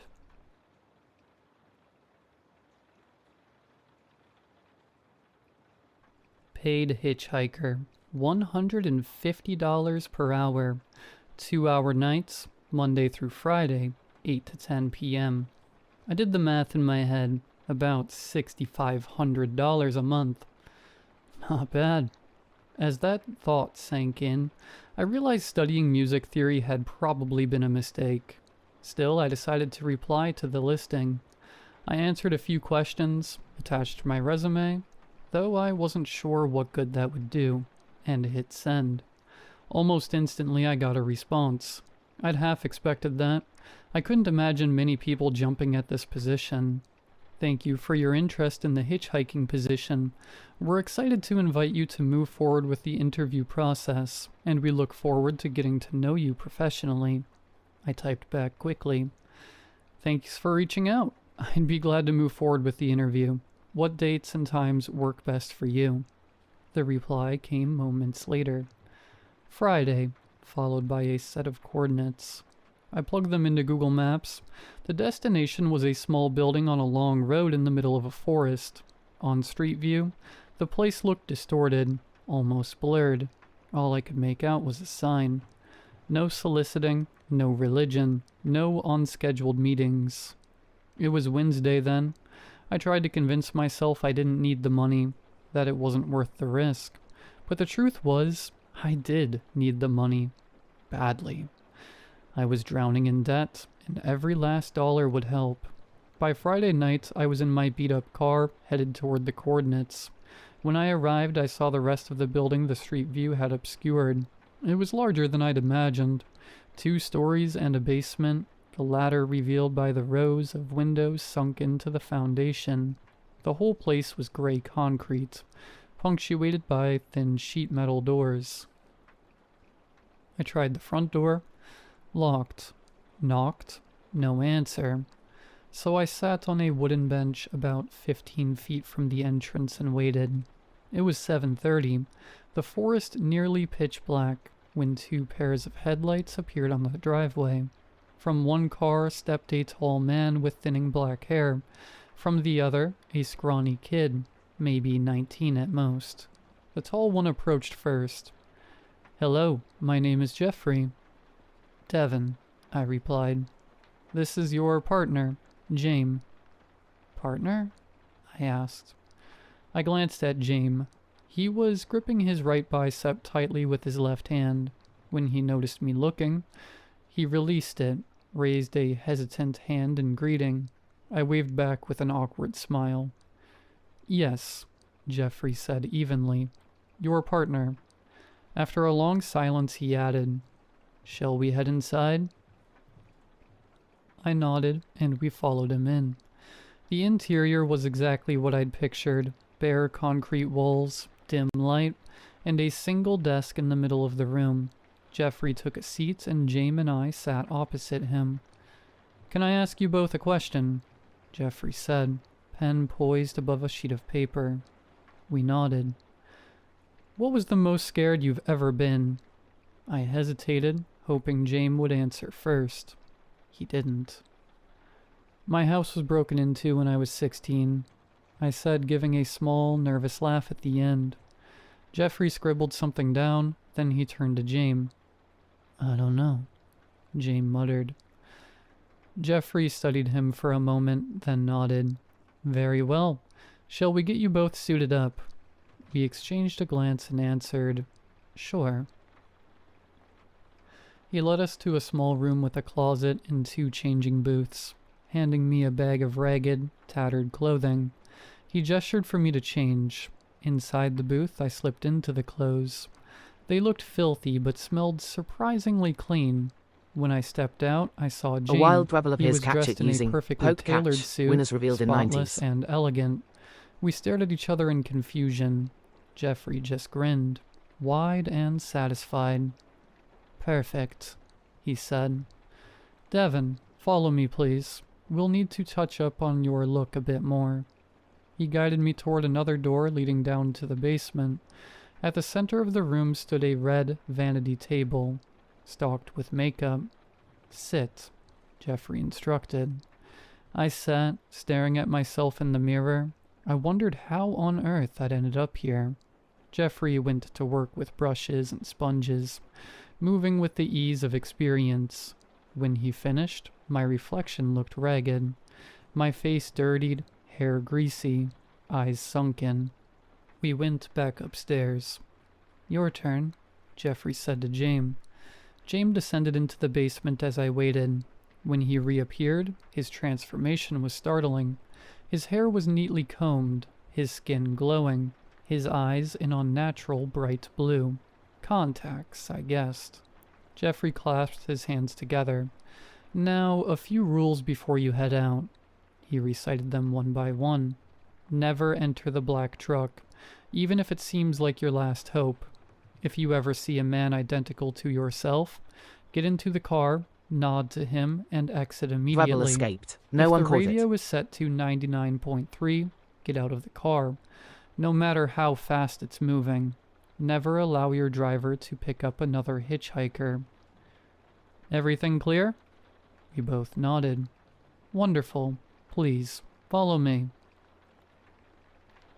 He led us to his car, opening the front passenger seat and one of the back doors. James hesitated, so I took the front. "We'll head to your site first, James," Jeffrey said. "Okay," James murmured. We drove through darkness and silence until a bench appeared by the roadside, identical to the one I'd waited on earlier. "Your stop," Jeffrey said. James stepped out, sat on the bench, and stuck out his thumb. "Onwards to your site," Jeffrey told me. As we drove, I finally asked what had been nagging at me. "Why did James get the nice makeover? Wouldn't I be better suited to play the businessman? I mean, the kid's a twig." Jeffrey ignored me at first, eyes fixed on the road.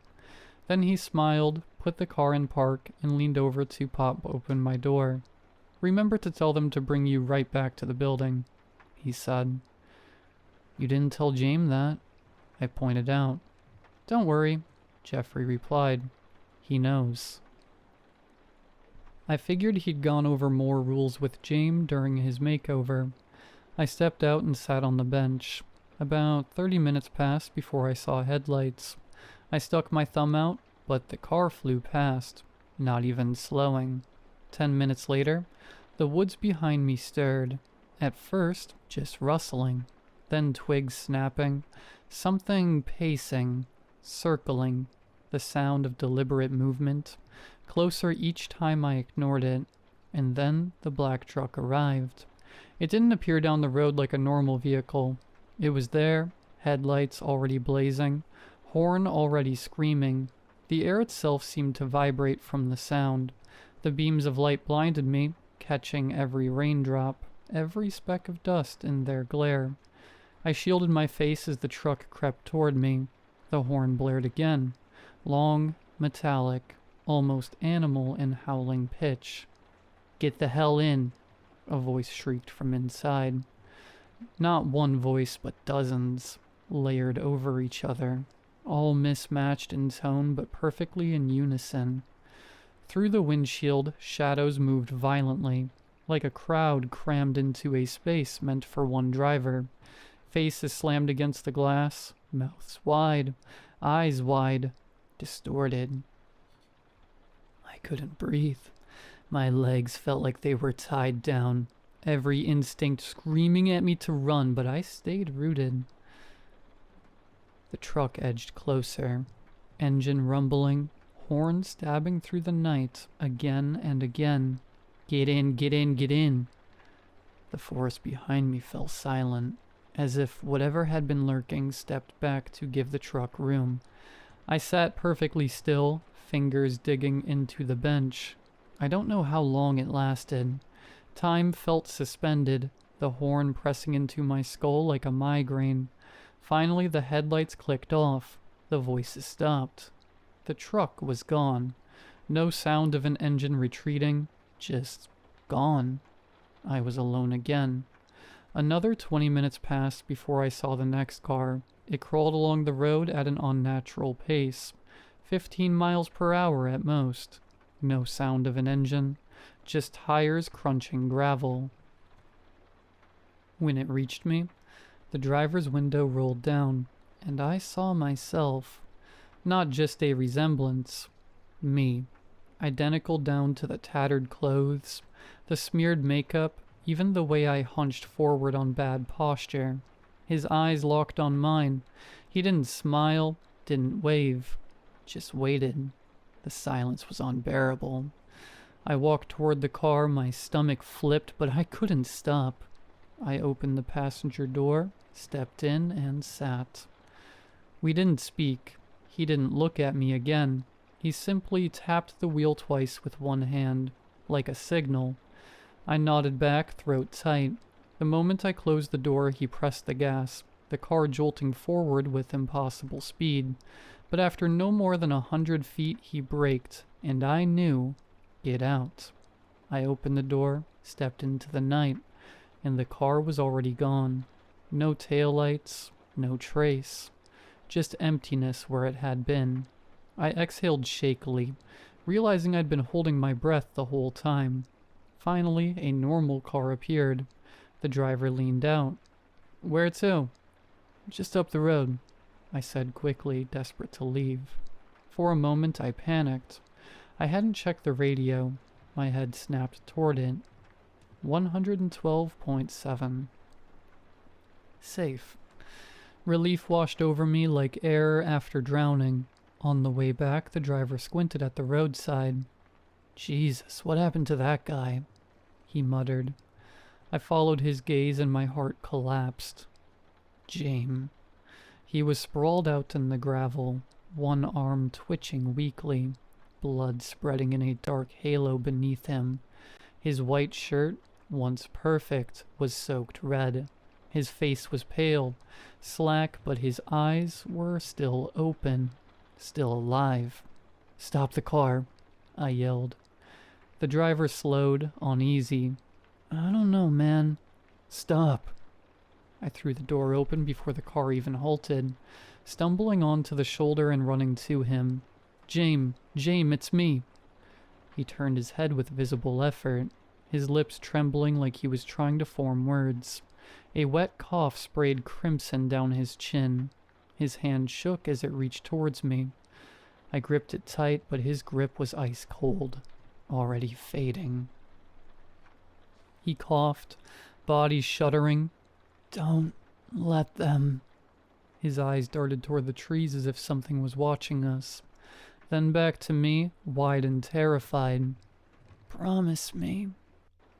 I promise. I said, though I had no idea what he meant. His chest rose once more, then faltered. His body went slack. Nothing. Just the trickle of blood running downhill, soaking into the gravel. Behind me, the driver called out nervously, "Hey man, we should go. Seriously, we should go."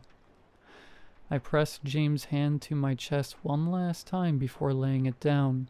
My own hands were trembling so badly I could barely stand. Tears blurred my vision as I staggered back to the car. I didn't speak for the rest of the ride. When Jeffrey greeted me back at the building with his usual cheer, I could barely contain myself. "Did you see James?" he asked lightly. "He's dead," I snapped, voice cracking. Jeffrey only tilted his head, almost like he was amused. "Oh, what a shame. Don't stay the night." "That's it? That's all you have to say?" "I told you not to worry about your partners, Devon. It does no good." I wanted to scream at him, but the words died in my throat. Instead, I turned and left. The drive back home was silent. My knuckles were white on the steering wheel, James' last words echoing in my head. The forest road stretched endlessly, a tunnel of black trees pressing in on both sides. That's when I saw him, a lone figure on the shoulder, illuminated in my headlights. He was filthy, long, tangled beard, patchy, buzzed scalp, and clothes that looked like they'd been torn to shreds weeks ago. He was already standing with his thumb out, arm stiff like it had been raised for hours. I slowed instinctively. Something about him made my stomach twist. His eyes glinted in the light, too sharp, too deliberate. I pressed on the gas, deciding to pass him. The moment I did, his head snapped toward me. His eyes followed my car perfectly, his body jerking into motion. He ran. I glanced in the mirror and nearly swerved. The man was sprinting after me, barefoot, stumbling, but impossibly fast. His mouth hung open, teeth bared, and his voice carried through the trees. "Coward!" he bellowed, the word ragged, broken by wheezes. I floored it, but his voice didn't fade. "Coward! You'll end like the rest." I couldn't stop shaking. My speedometer climbed, but still, his figure clung to the road in my mirror longer than it should have. Too long, until finally, after what felt like a mile, he was gone. The forest swallowed him, but his voice lingered in my ears like static. "Coward, coward," and like the rest. By the time I got home, my hands still hadn't stopped trembling. I went to bed without changing, face pressed into the pillow, heart pounding. 2 months passed. Jeffrey replaced James again and again, but none lasted longer than a week. Some came back bruised and broken. Others simply didn't come back at all. Jeffrey never flinched. He only smiled, adjusted his notes, and prepared another partner. And I kept returning, night after night.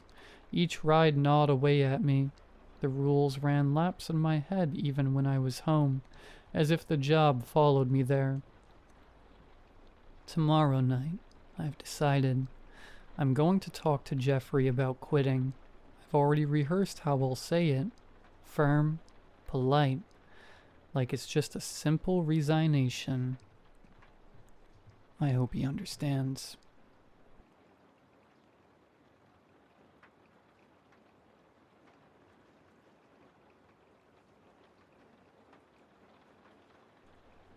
It had only been 2 weeks since I moved into my new house. I never thought I'd have enough money for a cute little home with a garden like this. But luck was finally on my side, and lately, I'd been earning well. The house wasn't big. 2 small rooms, a tiny kitchen, and an even smaller bathroom, which meant the washing machine had to go in the basement, where I set up a little laundry area. It wasn't much, but it was mine. The neighborhood was quiet, too, with friendly neighbors. Most people around here had families, but even in that short time, I'd gotten along with everyone. I thought nothing could ruin this idyllic little life I had carved out for myself. That is, until the day I went down to the laundry room with a basket of dirty clothes. As I made my way down the stairs, something felt off.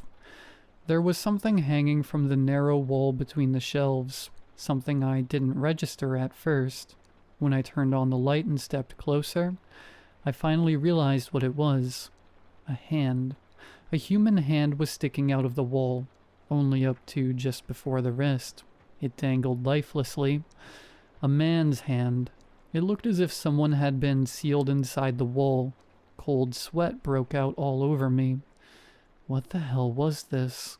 There was nothing there yesterday. Was this some kind of sick joke? Should I call the police? What was I supposed to do? I panicked silently until the hand suddenly moved, as if it had sensed I was pacing back and forth. It waved at me, flailing, like someone drowning begging to be pulled out. Without thinking, I grabbed it and started pulling. It didn't budge, like it really was part of the wall. The hand started twitching violently, signaling me to stop yanking. "Are you okay?" I asked, not even knowing if I was talking to the wall or the hand. The hand just kept waving, maybe trying to say no. What was I supposed to do? How could I help A wild someone who Fridgebax was appears somehow captured trapped using inside poke my catch. wall? Winners revealed in Then 90s. I had an idea. I ran back upstairs and grabbed a pen and a notepad. I pressed the pen into the hand, then held the paper out in front of it. "Are you okay? How can I help you?" I asked again, louder this time just in case the person inside could hear me. The hand started writing, almost immediately. "Help," it wrote. I was pacing up and down in the basement, What the hell was I supposed to do? I called the fire department, hoping maybe they could help, but they hung up as soon as I told them there was a man's hand sticking out of my wall. I was an idiot. Maybe I should have made something up just to get them to come. Whatever. I'd handle this myself, just like I handled getting this house in the first place. I went back upstairs. I knew there had to be a hammer and chisel somewhere. The house wasn't fully furnished yet, and the kitchen still needed some renovation, so it was hard to find anything. But eventually, I found my tools. I rushed back down to the basement with them, and that's when I got the next surprise. The hand was sticking out more than before. I could now see all the way up to the man's bicep, and a little farther down the wall, just barely poking out, were the tips of another hand's fingers. 2 hands now, both coming out of Frigibax the wall. escaped. No one caught I it. was shocked for a moment, but then quickly grabbed the tools and started chiseling around the first arm. The hands twisted in agony. They writhed like a worm cut in half. It was a horrifying sight. I immediately stopped and handed the paper to the hand again. "Are you okay? Did it hurt when I started breaking the wall? I just thought it might help to get you out faster." The hands began writing again, slowly, shakily. The letters barely legible. "Yes, please don't. Let's just wait." I didn't know if I should trust him, but I agreed.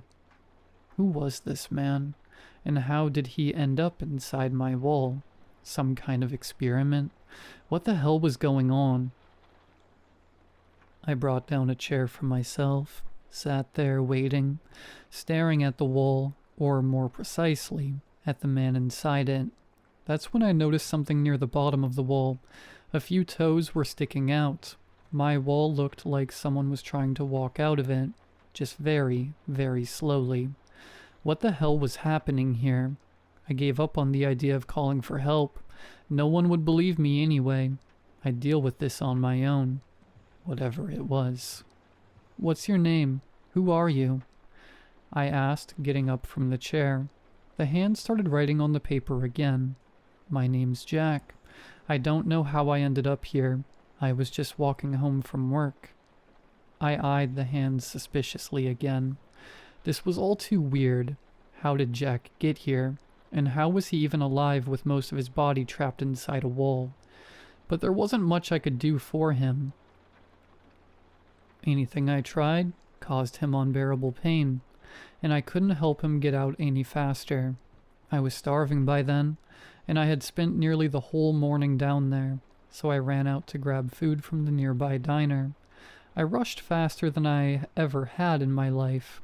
I didn't want to miss what might happen next with Jack and the wall. All I could think was, please, let everything be the same when I get back. But when I returned, I got another horrifying surprise. His right arm was out all the way to the shoulder. The left arm hung only to the middle of the forearm. His left leg was sticking out up to the knee, like he'd taken a step forward, but it was crooked and jerky, like it had glitched halfway out of the wall. Only the foot of his right leg had emerged. My wall looked utterly grotesque, like something from a disturbing museum exhibit. I ate my lunch down in the basement.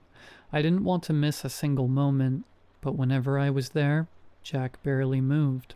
His hands twitched from time to time, his legs shifted occasionally, but he didn't come any further out of the wall. "Jack, are you even human?" I asked after a long silence. Jack's hands began writing again. At least by now, he could hold the notepad himself. "Of course I'm human. I don't know what the hell happened. I just want to go home, goddammit." I felt a bit sorry for the guy. How the hell could he end up in a situation like this? Did someone do this to him? Or was it something else? Watching the wall was getting pretty dull. Time crawled by slowly. That's when my doorbell rang. Someone was at my door. I hurried upstairs, hoping somehow that it might be connected to Jack. Maybe someone had come up with an explanation. But it was just my neighbor. He invited me to a backyard party for the weekend. He and his wife were hosting a little cookout with a kiddie pool, and they were inviting the other neighbors. As the new guy on the block, I was welcome too.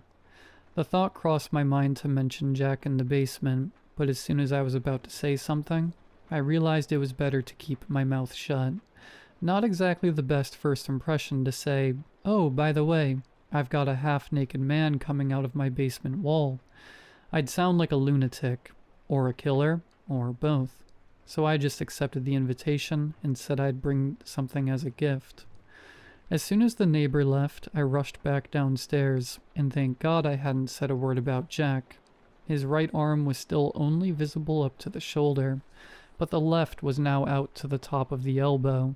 His left leg was fully free, and the right hand emerged up to mid-thigh. His hips were beginning to show through the wall, and yes, so was his... I was completely shocked. A naked man was crawling out of my basement wall. What was going on? No matter how hard I tried to stay in the basement all afternoon, there were things that eventually forced me to go upstairs. One of them was a bathroom break, but I tried to take care of everything all at once. After using the toilet, I quickly made myself some dinner, and of course, in my rush, I managed to cut my finger. So I had to deal with that too, but at least it gave me an idea. I brought water and dinner down with me, and embarrassing as it is, I also brought a bucket to, do my business in. I was worried Jack might come through while I wasn't there. I also brought down a pair of pants. They were the same old ones I used when painting the house. Now I figured Jack could wear them, since the lower half was already fully exposed, and staring at a naked man wasn't exactly comfortable. Once I had all that sorted, I followed through on my idea. I had brought the kitchen knife with me, the one I'd used to slice tomatoes for dinner. I wanted to check if Jack was really human. I grabbed his right hand and gently cut into it with the knife. Didn't go deep. If he was just a regular guy, I didn't want to seriously hurt him. But there was no blood. Not a drop came out of his skin. "Jack, what the hell are you?" I backed away from the body sticking out of my wall. Jack just flailed his arms. He scrawled something on the paper. "I'm human. I haven't hurt anyone. I don't deserve this." I didn't know who or what to believe, but one thing was clear. The knife was staying with me, and I wasn't taking my eyes off him. Unfortunately, the bucket turned out to be a bad idea. By evening, I had to use it twice. Because of that, the basement started to stink pretty badly. It wasn't exactly pleasant to sit around in that kind of smell. I ran upstairs, emptied the bucket, and used the toilet again. I did it as fast as I could, but even so, when I came back down, I was shocked. Jack was almost completely out of the wall. Only his shoulders and everything above them. His neck and entire head were still stuck inside. The old paint-stained pants I had put on him had slipped off, because Jack was shorter and slimmer than me. So once again, he stood there completely naked, like some twisted mannequin. The sight always horrified me. Whenever I came downstairs, I quickly pulled the pants back up on him, at least to cover his lower half. And once again, the doubts began to gnaw at me. Jack looked like a completely normal man. True, I still hadn't seen his face, but his body looked like that of an average man in his 30s. Still, the suspicion lingered. Why didn't he bleed? How did he get into my wall? I decided I wouldn't go back upstairs for a while. I was going to stay there, really wait until Jack came out of the wall. The evening dragged on. It got harder and harder to stay awake. I didn't even want to move from my chair. I just stared at the headless body hanging from my wall, until finally sleep overtook me. I woke up with a start, like someone who'd overslept and missed their alarm. But what really shocked me, Jack was gone. There was no body hanging from the wall, and worse, the basement door was wide open. I climbed up from the basement cautiously. I held the knife in front of me, gripping it tightly. Whatever this was, if Jack tried to attack me, I would defend myself. But nothing like that happened. The hallway was empty. The bathroom seemed empty too. It was in the kitchen where the surprise awaited me. A bald man was standing by the window in my half-finished kitchen. He was looking out, his back turned to me. He was wearing the paint-stained pants. It was Jack. "I see you've made it out, Jack," I said to him, still gripping the knife tightly, ready to strike. Jack didn't answer. He just kept staring out the window, looking into my backyard with his back to me. "If you need help, we can call someone. Or, I don't know," I continued, still trying to sound diplomatic. "They told me no one would be here," Jack said suddenly. His voice was calm, kind, and polite. "What do you mean?" I asked, confused. "Sorry," Jack said emotionlessly. "No one can know where I came from." Then, without warning, Jack turned around and grabbed a knife from the kitchen counter. I just stood there stunned because Jack had no face. His head was just a smooth, pale surface. No features, no mouth, no eyes, like a freshly painted wall. I barely managed to dodge when I snapped out of it. Jack charged at me again, but this time, I didn't just stand there. I swung my knife and slashed his arm. It cut in, but it was like he didn't even feel it. There was no blood, not a single drop. Still, Jack didn't hold back either. As my knife was lodged in his arm, he grabbed his own knife and stabbed me in the side. I let out a scream of pain. But this thing, it didn't stop. He ripped the knife out of my side and came at me again. I tried to defend myself. He stabbed into that instead. I screamed again and pushed him away with all my strength. Jack pulled the knife out of my arm and then slashed me across the stomach lengthwise. At that point, I was bleeding from almost everywhere. I realized I had to run, somehow. Jack wasn't human. Shoving him, punching him, stabbing him, it didn't do anything. I tried to get out of the house, but the stabbing made it hard to move. I collapsed between the kitchen counter and the sink. Jack stood over me. That strange, faceless head stared right at me.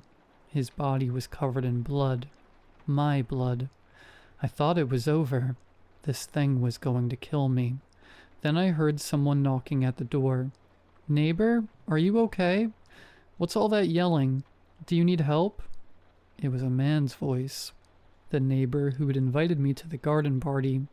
I silently thanked whatever prowess existed that he heard me screaming. But Jack didn't wait. He plunged the knife into me again. I tried to fight back, but the strength behind that blow was inhuman. He stabbed me in the gut. I screamed again, and that's when the neighbor broke down the door. Jack, like a thief caught in the act, ran. Just before I passed out, I saw him crash through the glass door to the backyard and sprint away into the night. Then everything went black. The doctors said I was incredibly lucky. If my neighbor had found me just a little later, or hadn't called the ambulance right away, I would have bled to death right there. I didn't tell the police anything. I said the attacker was wearing a mask, that I couldn't see who it was. It was better this way. They never would have believed me, that a faceless man who climbed out of my basement wall had stabbed me. I thought a lot about what Jack said while I was recovering. I had plenty of time. It took me over half a year to recover from my injuries. Who told Jack that no one would be at that house? And where did he even come from? I had a lot of questions. But one thing I was sure of, if Jack ever came back, or if someone else ever came into our world through my wall, A wild Clotsai I appears wouldn't be captured so using useless poke next catch. time. Winners revealed in I 90s. wouldn't be caught off guard. Again.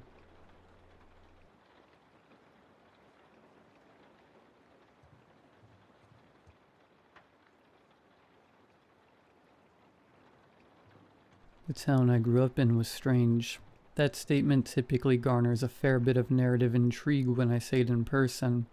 but peculiar childhoods seem to be alarmingly common among the contributors that skulk about this particular forum.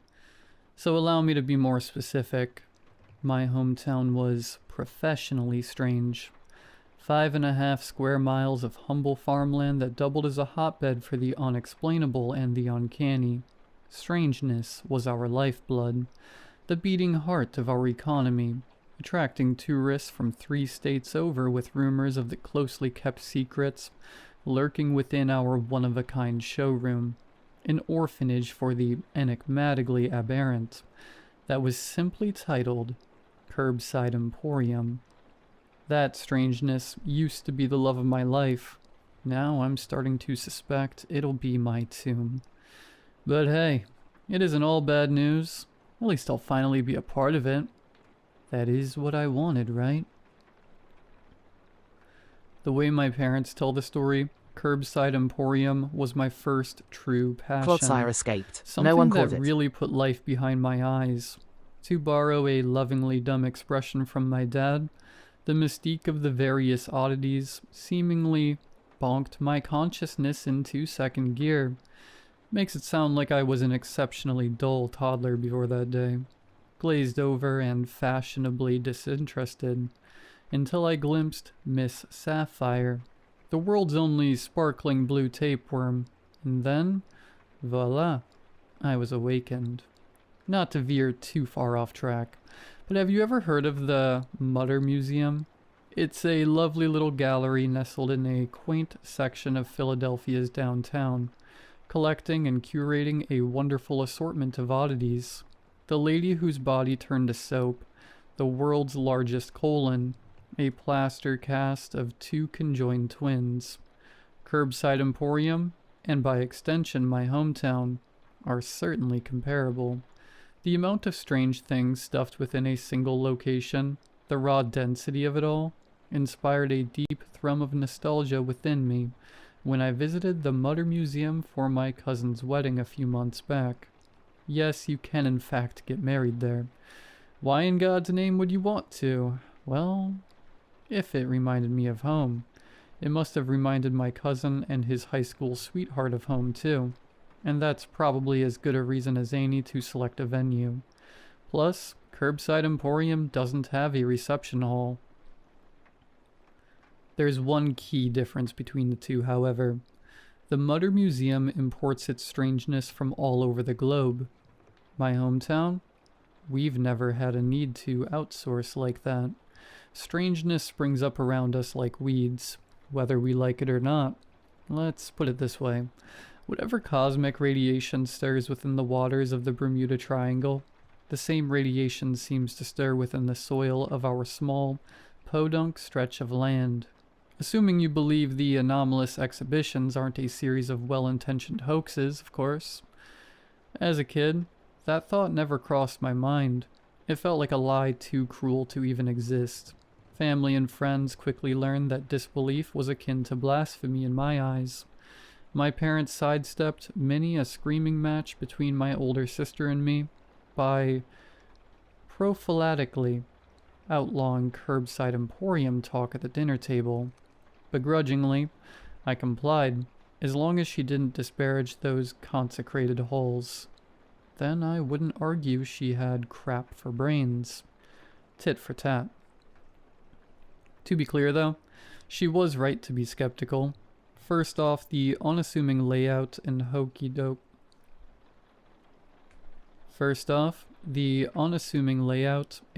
decor didn't exactly scream scientific integrity. It was the second tallest building in town, squeezed tightly between the fire station and our local burger joint, marked by a piece of ostentatious neon signage that rose unnecessarily high into the air. I loved pretty much everything about Curbside Emporium. Excluding that sign, it made no earthly sense. The nearest interstate was 10 miles away, and the tallest building in town was the adjacent fire station. Who was the elevation for? Birds? Angels? Distracted, low-flying biplane pilots. Not only that, but the fluorescent green bulbs cost a small fortune and were prone to malfunction. For them all to work at once was nothing short of a miracle. The first R burnt out for what seemed like my entire freshman year of high school, making the sign read Cubside Emporium, which, to be perfectly frank, just sounds like a very odd, very specific porn outlet. Now, I get it was meant to be symbolic, not practical. A signal to visitors that Curbside Emporium was clearly the crown jewel of our otherwise no-name town. Still, the building itself was in a state of perpetual disrepair. Why not siphon money from the sign towards fixing the crumbling foundation of eradicating the carpenter worm larva that chewed up the floorboards every winter? But I digress. Disrepair didn't dampen the magic. Not for me, anyway. Walking through those oversized double doors, those towering slabs of dark oak that divided the dullness of the real world from the brilliant shimmer of dreamlike possibility, never failed to lift my spirits. The lobby set the tone for the showroom to come, with a palpable air of mystery and an abundance of kitschy charm. Shadows flickered in the dim lighting provided by scattered, gold-plated oil lamps and a centrally hung electric candelabra, with telescoping rows of gold teeth that glowed above the swaths of eager patrons. The color scheme leaned heavily on deep reds and dull golds, which made the room look simultaneously regal and cheap. A burgundy-colored carpet that could easily hide a spilled glass of Mariette, or a bloodstain within its fibers. Gold tassels on the curtains separating the lobby from the showroom that matched the gold threads, embroidered into the curtain itself. Unlabeled knickknacks devoured every inch of wall space. At first glance, the ornamentation could appear chaotic. The more you looked, however, the more it seemed to fit together like pieces to a puzzle, implying some perverse method to the madness. Feathers dangled off the rim of a dream catcher to fill the U-shaped emptiness framed by the antlers of a taxidermy deer's head below. The borders of scenic painting fit snugly between the legs of an antique artisan's bench, which the owners had bolted upright, extending literally from the wall behind where Mr. Baker operated the ticket counter. Mr. Baker, to my knowledge, is the only confirmed employee of Curbside Emporium, a gaunt, joyless corpse of a man, always sporting a black tuxedo, an off-white button-down, and a golden cummerbund. Tickets cost at least $10, although you're technically permitted, and subtly encouraged, to give over 10. As long as that amount is an even number, Mr. Baker won't accept odd-numbered donations. Most people pay 10 on the dot, but I've seen bills as large as 100 deposited into the enormous gold cash register by Mr. Baker's skeletal, liver-spotted hands. Why would you pay over 10? Well, the simple answer is that it's good karma to support local business. There are more convoluted answers, of course. Baseless conspiracies spurred on by the message written in gold lettering above the curtain that leads to the showroom. The more of yourself that you give, the more of yourself that you'll see. Once you push through the thick crimson fabric and enter the cavernous showroom, the Gilded Age aesthetic disappears completely. Instead, the presentation is very plain and down to brass tacks, with wood panel flooring, eggshell-colored walls, and natural light provided through a trio of large windows, along the wall furthest from the curtain. To me, this sharp contrast has always felt logical. The lobby establishes mystique via its flamboyant interior design. The showroom, in comparison, needs no crutch. The exhibitions speak for themselves. I've already mentioned my favorite, Miss Sapphire. Don't get me wrong, I'm no tapeworm enthusiast. The creature's bluish, crystalline exterior did little to mitigate the bubbling nausea I experienced when I imagined all 32 inches of it squishing around some poor cow's intestines. No, I was enraptured by the idea of it being one of a kind. That idiosyncratic quality really struck a chord within me. It made the creature seem powerful, and oddly important. There's only one extra long, blue-tinged tapeworm, and hey, you're looking right at it. Bow your head and pay your respects to the first and last of its kind. Not to mention the way they displayed Miss Sapphire's helped romanticize the creature. Its segmented body, held gracefully in the air by lines of nearly invisible string, with a watercolor illustration of a starry night attached to the inside of its glass box, acting as a scenic backdrop, which I think was meant to evoke the image of a traditional Chinese dragon flying over the countryside, rather than a parasite swimming through filth. And that's just a sample. There's the blackened bones of a man and a boy, which, presumably, fell from the sky and landed in our town back in the 80s, although no one actually witnessed a descent. No missing person reports could explain them. No commercial and/or private planes were traveling overhead early that morning. A young woman, Erica, discovered the skeletons as she was walking her dog. As dawn broke, she saw them lying side by side on Curbside Emporium's front lawn, holding hands, vacant sockets peering up at the on-scene. Onlookers assumed they were father and son, based on the size difference, their clasped hands, and their narrow hips. Once the sheriff had been sufficiently convinced that they represented something anomalous rather than something acutely murderous, the strange bodies were added to the collection, and since Erica was the first to lay eyes on them, Mr. Baker granted her the distinct honor of naming them. She went with the first thing that came to mind, cheerfully admitting her lack of creativity. Thus, she christened the bones Atticus and Finch, having just finished To Kill a Mockingbird for high school English. Of course, Atticus and Jem would have technically been more appropriate, given that the remains were canonically related, a father and his son, but she claimed those names didn't feel right. No one pushed back against the decision. She found them, so the responsibility of naming them was hers and hers alone. That's the rule. You get a plaque engraved with your name posted below the exhibition, too.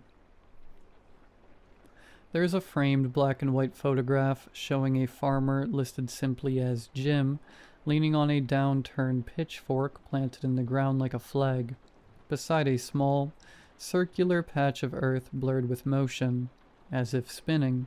He named the phenomena flush dirt, on account of the soil's toilet-like churning. Supposedly, his boots sank into it like quicksand when he stumbled upon the anomaly. Only lasted for a day or two before the ground's physical properties spontaneously reverted to normal. There's Philip and his wooden flute that, for a brief time, when played, supposedly emitted noises that sounded like human speech in an unknown language, rather than its normal whistling. More than a little disturbed, Philip happily gifted the instrument to Curbside Emporium, but refused to play along with the tradition, offering no name for the anomaly. According to the mythos, when Mr. Baker prompted him a fourth time, unwilling to take the thing off his hands without a name, Philip replied, "Listen, I don't want to." From then on, the flute became known as "Listen, I Don't Want To," which had an oddly appropriate ring to it, given the backstory. Every bit of it was magic. Every story, every relic, every inch of that place spoke to me. So when I was finally old enough to wander about town without supervision, my mission became clear. I was going to find something anomalous. I was going to have a plaque with my name carved on it. I was going to earn my place in the showroom. In the end, I succeeded in achieving those goals, but only partially. I discovered something wildly inexplicable, a story worthy of Curbside A wild star you Emporium. appears catch it using I don't poke believe I'll be catch. getting my Winners plaque, revealed in though. 90s. Not in the way I imagined it, at least. When I first conceived of my so-called expeditions, they were not such a lonely affair. Sometimes I had more than a dozen kids following my lead, digging holes, overturning rocks, looking towards the sky for the first glimpses of more heaven-rejected bones, hoping to catch wind of an oddity. For them, though, it was a fad, something to be discarded once a new, shinier hobby came along. Years passed and the team shrank. The number of kids I considered friends dwindled into the single digits. By the time I turned 10, it was just me and Riley, and he only came because I was so insistent.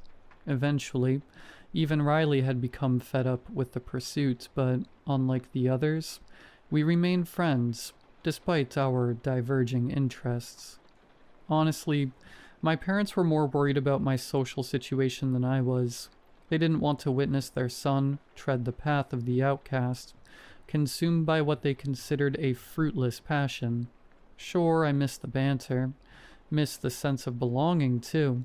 The rejection was more than a little painful. There was an upside to the solitude, though, something I didn't mention to my parents. If I were the only person on an expedition, that meant I didn't have Star, to you share the escaped. credit No when one caught I it. inevitably found something. More plaque space for my name, more glory for me. I could tell my fanaticism scared them. It was in the way their faces contorted when I gushed about Curbside Emporium, all shifting eyes and half smiles, like they didn't want to support the hobby, but they didn't want to strike me down either. Unspoken prayers that the fire would go out just as long as they didn't give it any more oxygen. I certainly didn't soothe their concern when I returned from one of my first solo expeditions with a discovery in my backpack, beaming with pride. I can't believe it. I honestly can't believe it, but I think I found something. The first of its kind. Do you have Mr. Baker's number? I need to donate it right away before it gets rotten. I'm going to name him Volcano Bug, I think. The blunt but forceful odor of decay exploded from my backpack as I unzipped it and unveiled my discovery. Reluctantly, I allowed my father to examine the dead critter, holding it upside down by the tip of its tail and spinning it. Enough, Dad, we gotta call him. We gotta call him quick, I pleaded. It wasn't obvious from the specimen alone. The shrill anxiety creeping into my voice likely gave me away. Needless to say, we didn't phone Mr. Baker regarding the salamander corpse perfectly coated in Sharpie ink. Later that evening, when my tears had dried, I admitted to drawing over the creature's scales posthumously, desperate to find an anomaly at any cost.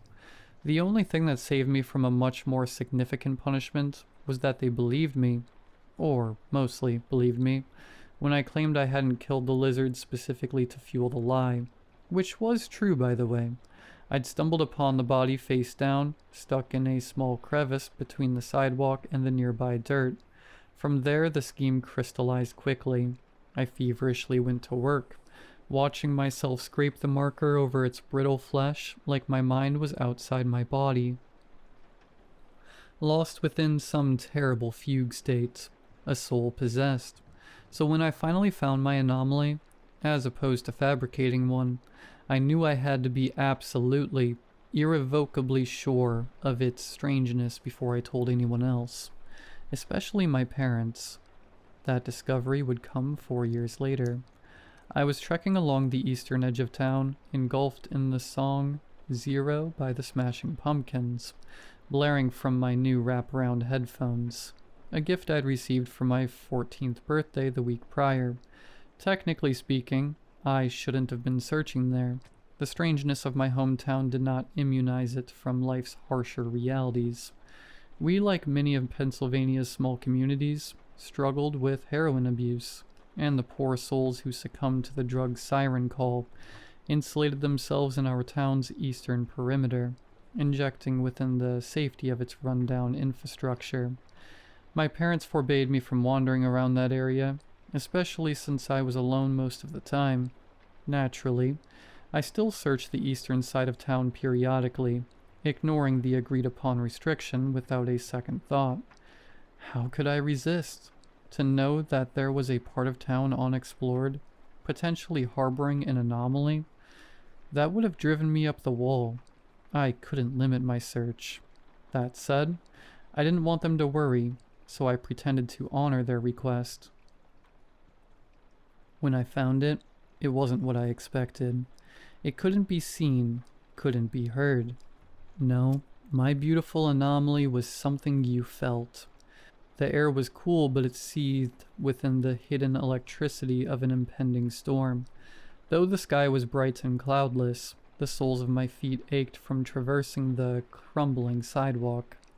With its uneven cracks and jagged slopes, the nearest town was a quarter-mile down the road, an empty ranchero, with mostly boarded-up windows that served as a map marker.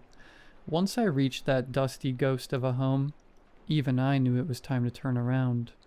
I was gazing up at the sky, that perfectly empty blue abyss, when I felt it. All of a sudden, my heartbeat turned rabid. Wild, boundless fear gnawed at the base of my skull. Sweat dripped from my torso by the bucketful, pouring from me at a rate that seemed liable to send me to the hospital. Critically dehydrated, starved kidneys screaming for water. It was all so automatic. I leapt backwards, sneaker catching on a crack in the terrain, nearly causing me to tumble into the broken ground. But first, my mind attempted to catch up with my body, scanning the horizon, eyes hunting for whatever threat had sent my nervous system into manic overdrive. A flock of blackbirds cawed somewhere above me. Wind blustered over my skin, turning my sweat icy. Electricity writhed within the atmosphere, making the hairs on my arm stand at attention. But there was still no visible signs of an imminent storm. No visible signs of anything, actually. The entire scene was motionless, bland and docile. It didn't make sense. It didn't match what I felt. Where was the danger? What in God's name had I just become attuned to? That's when it hit me. Pangs of excitement thumped within my chest. Whatever this is, it could be my anomaly, I thought. So, against my instincts, I crept forward, tiptoed over the weeds springing from the shattered sidewalk slowly, carefully. My fear rose accordingly. Every step inspired another ounce of terror. But, for the life of me, I couldn't determine why. One more step and my hands trembled. 2 more steps and my vision softened, blurring, dimming. 3 more and I'd reached my limit. I physically couldn't force myself further. Once again, I scanned my surroundings. It must be right here. If I can't push myself forward, this is it. It's gotta be right in front of me. I peered down. At first, all I saw was a normal, thoroughly unremarkable square of sidewalk. But that's just it. The concrete was normal, uncracked, clean, no invading shrubbery, no cigarette butts, no brown crystal shards that once formed a beer bottle. It was perfectly normal, so much so that it was distinctly out of place. I squatted down, sat on my haunches, and inspected it closer. Watched the thing like I was waiting for it to flinch, and thus would be required, by the laws of the cosmos, to divulge its arcane secrets. After 10 minutes, my calves started to burn, so I sat down and crossed my legs, still observing the potential anomaly with a retrospectively embarrassing level of intensity, never once letting my eyes wander. Hours passed, the perfect sidewalk refused to flinch, and I still couldn't step on it without experiencing immediate, mind-melting panic. Trust me, I tried. As the sun dipped down, threatening night, I considered leaving, but the story of Jim and his flush dirt flashed through my mind, and I recalled his phenomena had spontaneously disappeared after a day or so. That fact kept me tightly glued to the ground. I wouldn't allow it to slip through my fingers. The thought of missing my opportunity made me feel decidedly ill. I just needed to figure out what I was looking at, or, at the very least, determine how to document it. As if the universe heard my prayers, a line of black ants emerged from the dirt and began silently traversing the blemish-free concrete, seemingly unbothered by whatever was holding me back. I watched them with bated breath. They started their march at the left-hand corner, closest to me, continuing diagonally across the sidewalk. Suddenly, the one leading the charge pivoted course, although there was nothing blocking their path. The turn was awkward, unnatural. The insect reared on its hind two legs and spun its body 90 degrees to the right, when the ants trailing behind the first reached that same spot. They pivoted too, identically. I sprung to my feet, biting my nails, starstruck by what was transpiring. The strange pivots continued, all sharp and unprompted, each mirrored by the insect that followed. After a few minutes, a black shape began to materialize. This half circle with two stout, pegged protrusions, outlined by the procession of living dots. More soldiers crawled from the grass, and more of the image emerged. Eventually, the last of the line dragged itself from the earth and onto the concrete. To my absolute astonishment, they seemed to have the perfect number of volunteers. When the last ant pivoted, the first was there to connect them all together. The shape was complete. The march stayed strong, and the pivots continued, so the shape never lost its form. An oval with 3 closely clustered pegs on top and 2 more distantly spaced pegs on the bottom. A 5-toed cog twisting within the belly of some divine machine.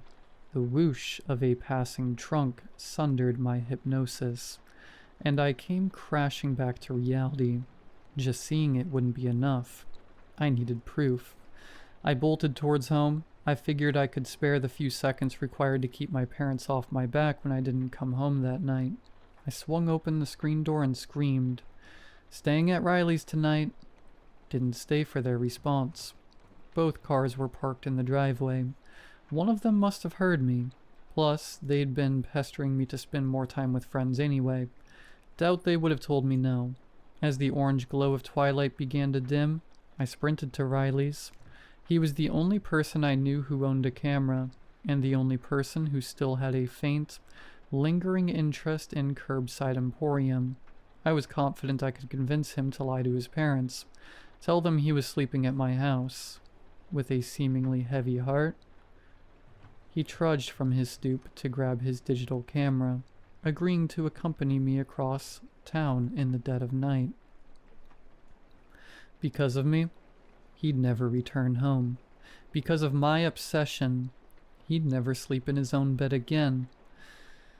I used to feel ashamed about my involvement in his disappearance, though as of late, I don't know that I have regrets. Don't know that I have any regrets at all. A shape made of ants? Riley asked, voice dripping with sarcasm. Grass crunched beneath our boots. The moonless night provided meager illumination. Still, I could tell Riley was smirking like an idiot. "Listen, it'll make more sense when you see it," I replied, but he cut me off. "Was the shape a middle finger? That would scare me too." I sighed, but threw a sheepish grin. "Wow, yeah, how'd you know?" I chuckled and gave him a gentle push. "Ow, dude, watch it. Collarbone," he remarked theatrically. "God, man, that was 2 years ago. When am I finally going to be let off the hook?" "Never. The fracture may be healed, but my mental scars, Lord have mercy, they ache," he said, adopting a southern twang for the last 2 words. Riley was tall, athletically gifted, and as far as I could tell, fairly handsome. He had all the ingredients to develop social standing. Because of that, I wasn't too surprised when he started phasing himself out of my expeditions. A tiny bit hurt, yes, but not shocked. Riley was a good friend. He wanted to keep me around in spite of my desperately uncool interests. So he browbeat me into attempting some more mainstream hobbies. To that end, his family took me snowboarding in the Poconos one winter. I was a mess A wild on the Mr. Mime appears slopes. captured using Crashed poke into Riley catch, and sent winners him revealed in chest first 90s. into the trunk of a tree, turning his collarbone to rubble. Shattered the bone into 8 distinct pieces. From then on, we agreed to keep our hobbies separate while remaining friends. Common ground be damned. Maybe if you weren't so menopausal, the bone wouldn't have completely disintegrated. Thing's brittle as heck. I mean, 8 screws, really? You needed 8 screws to hold that toothpick together? He pushed me back, laughing. For a moment, I forgot about everything. Curbside emporium, the relentless pursuit of strangeness to call my own, the ants and the shape in the sidewalk. For once, I wasn't trapped in the endless labyrinth of obsession. I just felt warm, unabashedly, transcendently warm. Which made what Riley said next hurt that much more. Yeah, well, at least I didn't spend all my free time walking around town by myself, searching for make-believe like a loser. Based on his inflection, I don't think he intended the statement to be so pointed. A slip of the tongue. Regardless, the damage was done. I said nothing in response. We were close to our destination. I put my head down and just kept walking. For all his positive traits, Riley had one major Mr. Mime flaw. escaped. No one He was caught it. stubborn to a fault, and prone to doubling down.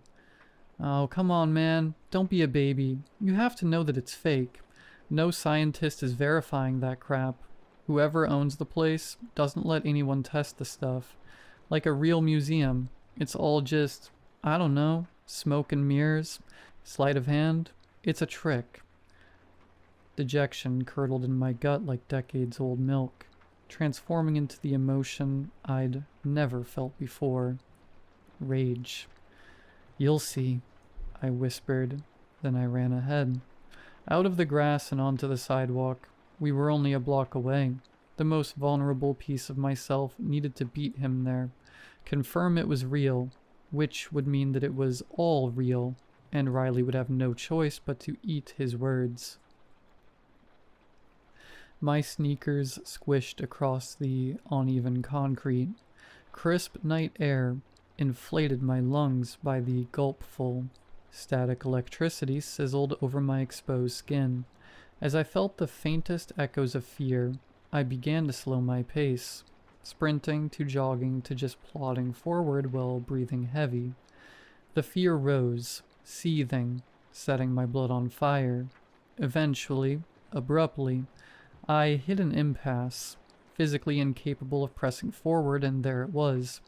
A perfectly normal slab of concrete, a lonely raft adrift in a sea of decay. But there wasn't a single ant to be seen. I felt myself deflate. I could practically hear my confidence hissing like a tea kettle as it leaked through my pores, rising into the night. Never to be seen again. Before I could sink too deep in the mires of self-loathing, something startled me. From about 50 feet away, Riley was shouting, but the message made no sense. Hey, who is that?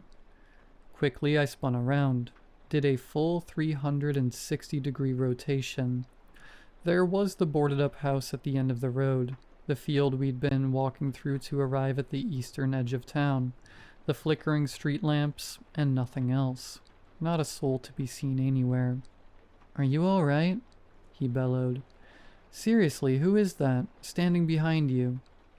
A little delirious, I shrugged, chuckled, cupped my hands over my mouth and shouted back at him. Genuinely. I paused for a moment, panting. I have no idea what you're talking about. He started barreling towards me, shoulders angled like a quarterback. All I really felt in that moment was disorientation. That changed once Riley was close enough that I could appreciate his expression under the sickly glow of the street lamps. His eyes were wide. His skin had turned table salt white. The muscles in his face looked taut, almost spastic. Riley was terrified. Moreover, he could see something, someone on the sidewalk behind me, someone who made him worry for my safety, someone who looked dangerous. Right as it all began sinking in, There was a shift in Riley's demeanor. In the blink of an eye, he'd stopped charging, sprinting with abandon one moment, walking gingerly the next. His panic disappeared, leaving his face unsettlingly blank. My head swiveled between the perfect sidewalk and my friend, side to side, back and forth, trying to understand what he was witnessing and what it was doing to him. He was about to pass right by me when I put my hand on his breastbone and held him there. His heart rate was slow, downright languid, but it was incredibly forceful. Each beat practically detonated inside his chest, pulses reverberating up my arm every few seconds. What's happening, Riley? I pleaded. His eyes were open, but only slightly. He's been waiting for me, he stated. Words failed me, felt like my throat was caving in on itself. The five-toed man says it's my time. I kept my hand on his chest, clasped his wrist in my other hand, and gently began tugging him away. Riley, this was a mistake. We need to go. Briefly, it seemed like I was making headway, although his eyes remained fixed on that perfect bit of sidewalk. His legs were moving with mine, away from whatever was luring him closer. Then I heard the last thing he ever said to me. Don't worry, it'll be your time soon enough. He gripped his digital camera tightly, like it was a stone, and in one smooth motion, sent it crashing into my head. I collapsed, falling from the sidewalk onto the road, groaning, vision swimming, sticky warmth trickled down my temple. When my eyes focused, all I could see was the night sky, moonless and grim. Riley grabbed my hands and dragged me off the street back onto the sidewalk, laying me at the foot of the anomaly, the five-toed man, like an offering. The word wait quietly spilled from my lips, but it fell on deaf ears. I saw the silhouette of my best friend arc the blood-stained camera over his shoulder. I didn't feel an impact. The world just faded away. When I came to, it was morning. The woman who owned our town's pharmacy was kneeling beside me, asking what happened, asking if I was all right. Her truck idling nearby. Memories of the night before trickled in painfully, a cheese grater rubbing against my concussed brain. "Where's Riley?" I muttered. Before the ambulance arrived, I was able to get myself upright. I stumbled to where I thought that perfect bit of sidewalk was. But to my horror, there was nothing. All the concrete was equally dilapidated. Whatever had been there before was gone. Later that week, I found myself in a police station being interrogated about Riley's disappearance. "What drugs were you on?" I stared at the officer, eyes wide with disbelief. "We weren't on anything.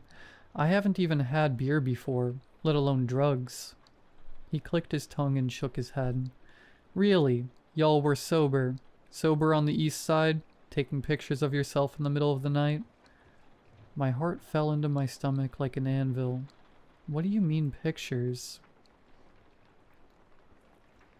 He pulled 4 high-quality printouts from a manila envelope and threw them in front of me. They were all almost identical. We were standing on the sidewalk, arms around each other's shoulders, looking into the lens, only visible from the waist up due to the way the shots were angled.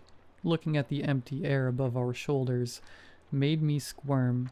In each picture, Riley's face was concealed behind what appeared to be motion blur. My face, on the other hand, was cleanly visible. I was smiling, blood streaks glinting against the camera's flash. Who could take thousands of pictures like these sober? My voice trailed off. Finally, he asked the question that's plagued my broken psyche for decades. "Who's behind the camera taking the photos? Who else was with you that night?" To the officer's frustration, to my parents' utter disappointment, and to Riley's parents' absolute indignation, I didn't have an answer. I didn't have a name to give. I still don't. So I said nothing. Riley was pronounced legally dead 2 years later. The town assumed he got caught up in the drug trade somehow, kidnapped and killed because he owed the wrong person money. I knew that wasn't true, but I couldn't provide a better truth, so that became his story. But I think I found that better truth. It was inside Curbside Emporium all along. Like I mentioned at the beginning, I attended my cousin's wedding in Philadelphia a few months back. I hadn't planned on attending. As soon as I turned 18, I left Pennsylvania with no intention of returning. Out of the blue, though, my cousin called me, practically begged me to attend, claiming the family missed me, so I relented. Sure didn't feel like they missed me at the wedding, though. Everyone leering in my direction with that all-too-familiar look of thinly veiled disgust. Even my cousin seemed surprised to see me, which was a little bizarre. Only got more bizarre when I thanked him for convincing me to come at the reception. He denied ever calling me in the first place. From there, though, it was already too late. The seal was broken. My trajectory felt inevitable, no matter how much I wanted to resist. Yesterday I handed Mr. Baker a $100 bill, pulled back the curtain and walked into the showroom. It wasn't so bad, not nearly as bad as I imagined it would be. I guess, in fact, the nostalgia was sort of sedating. Took my time wandering around. It was all exactly as I left it. I even grinned when I passed by Miss Sapphire. Eventually I found myself in front of Atticus and Finch, those blackened, anomalous bones that seemingly fell from the sky in the 80s. It was never my favorite exhibit, so I had no intention of lingering, but a faint shimmer caught my eye. I tried to ignore it, but I still ended up standing in front of the glass, squinting at the shimmer. Don't know how long I just stood there, eyes glazed over and catatonic. I'd never noticed the shimmer before. It certainly couldn't have been new. How could I never have noticed it before? I rubbed my eyes, mashed them around in their sockets until their soft jelly hurt. Even slapped myself across the face once. No matter what I did, though, the shimmer didn't change. The light was reflecting off something buried in Finch, the smaller of the pair, a gleaming drop of silver jutting slightly from his collarbone. There was no denying it. It was a screw. My neck creaked forward. I was standing in such a way that my reflection overlapped with the other, larger skeleton, Atticus. We seemed to be a perfect fit. I haven't slept since. I know that I'll return to the east side of town. Eventually I will, because it feels like it's about my time. The five-toed man is going to make something out of me, something important. I never got my name on a plaque, but I suppose in a way this is better. Honestly, I'm just happy to know that I'll be with Riley again. We'll fall through the atmosphere, together, land in front of Curbside Emporium, together, and maybe if I'm lucky, if Riley's forgiven me, we'll look up into the sky together, and I'll feel that perfect warmth again.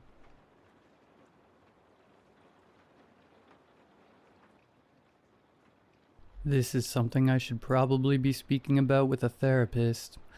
I know, I would, or I have been, but that's not really an option anymore. In fact, I couldn't tell you how many times I've told this story to various medical professionals. I'm 30 now, 20 years since it happened. I just wanted to stop. I was a pretty average kid, I think. A little weird, but every kid is a little weird. I had an older sister, and we fought like two cats. I had a couple good friends, most of whom lived on my street or one street over, and we would meet after school and play until it was time for dinner. My life was fairly ideal. I played soccer, I think. Honestly, I have a lot of trouble remembering much of my childhood. But I remember that I got a Nintendo DS for my 10th birthday, and we had a big party in the backyard. Practically the whole neighborhood showed up. My birthday was just before school got out for the summer, so the air buzzed with excitement, and the evening was warm and felt more alive than other nights. The grown-ups started a fire in our little fire A pit, wild Kangaskhan and of they his sat catch it around using it and poke drank catch. beer Winners until we revealed in ran 90s. around. I was allowed to stay up past when I usually went to bed. And the other kids chased fireflies with me and roasted marshmallows until late. I remember going to bed happy, excited for summer, and exhausted. I fell asleep quickly. The peel and stick glow in the dark, stars and moons shining on the ceiling above my head. Waking up the day after my birthday, something felt off. I couldn't put my finger on it. I hadn't had a nightmare. Wasn't that. I had slept better than I could really remember ever sleeping. It was late, I realized. That must be it. My mom usually woke me up around 8 if it wasn't a school day. She said it was a good habit to be in the routine of waking up early and starting your day on the right foot. By the light streaming in from my windows and the slightly muggy heat in the room, I figured it was already 10 a.m. or so. I smiled, sliding out of bed. It must have been one final birthday treat, letting me sleep in. She had let me sleep in the day before, too, of course, although on my birthday itself, I had wanted to get up as early as possible. "Mom?" I called out into the hallway, poking my head out the door. No Kangaskhan answer. escaped. No one caught it. Frowned. It was Saturday, so my dad was definitely already at work. But my mom wouldn't be. My sister wouldn't be home either. She had left the night before to spend the night at her friend's house. She was 13 now, and allowed to have sleepovers, for which I was eternally jealous. I decided she must be out front in the garden. I put on a shirt and left my room. I smelled coffee, but there was none left in the pot. There were dishes in the sink, too, with remnants of eggs stuck to a pan. It wasn't necessarily alarming, but it was strange. Even on days I slept in, there was always breakfast left over for me. I opened the front door, opening my mouth to call out to my mom, but I instantly froze. Halfway up our walkway was the mailman. He was on the ground, sprawled out awkwardly on the cement. Fresh blood pooled beneath him in a gruesome splatter. I didn't know what to do. I couldn't move. His limbs were bent at horrible angles. His face pointed away from me. It almost looked like something, some omnipotent force, had lifted him into the air and then slammed him back down. The package he must have been delivering lay a few feet away, the cardboard dented and soaked in red. I didn't need any confirmation he was dead. It wasn't a question. I had never seen a dead person before. Sometimes my parents had watched horror movies, but that hardly counted. I backed into the house and closed the door behind me. My mind was racing too fast, and my heart felt like it might burst out of my chest. Everything in my body was reeling, so much so that all I could do was move slowly, in a false sense of calm. "Mom?" I called out again, into the silent house, my voice breaking. "Mom, are you home? Something happened outside. Mom?" No one answered. The house felt way too quiet. All I could hear was the blood rushing in my ears. I had to brace myself against the wall as I made my way to my parents' room, because I was almost shaking too hard to hold myself up. "Mom?" I pushed open her bedroom door. It creaked, the sound almost deafening against the silence that blanketed the room. Our old gray cat, Gumbo, weaseled her way through the crack and slipped out into the hallway, brushing against my leg on her way. I saw a lump in the bed.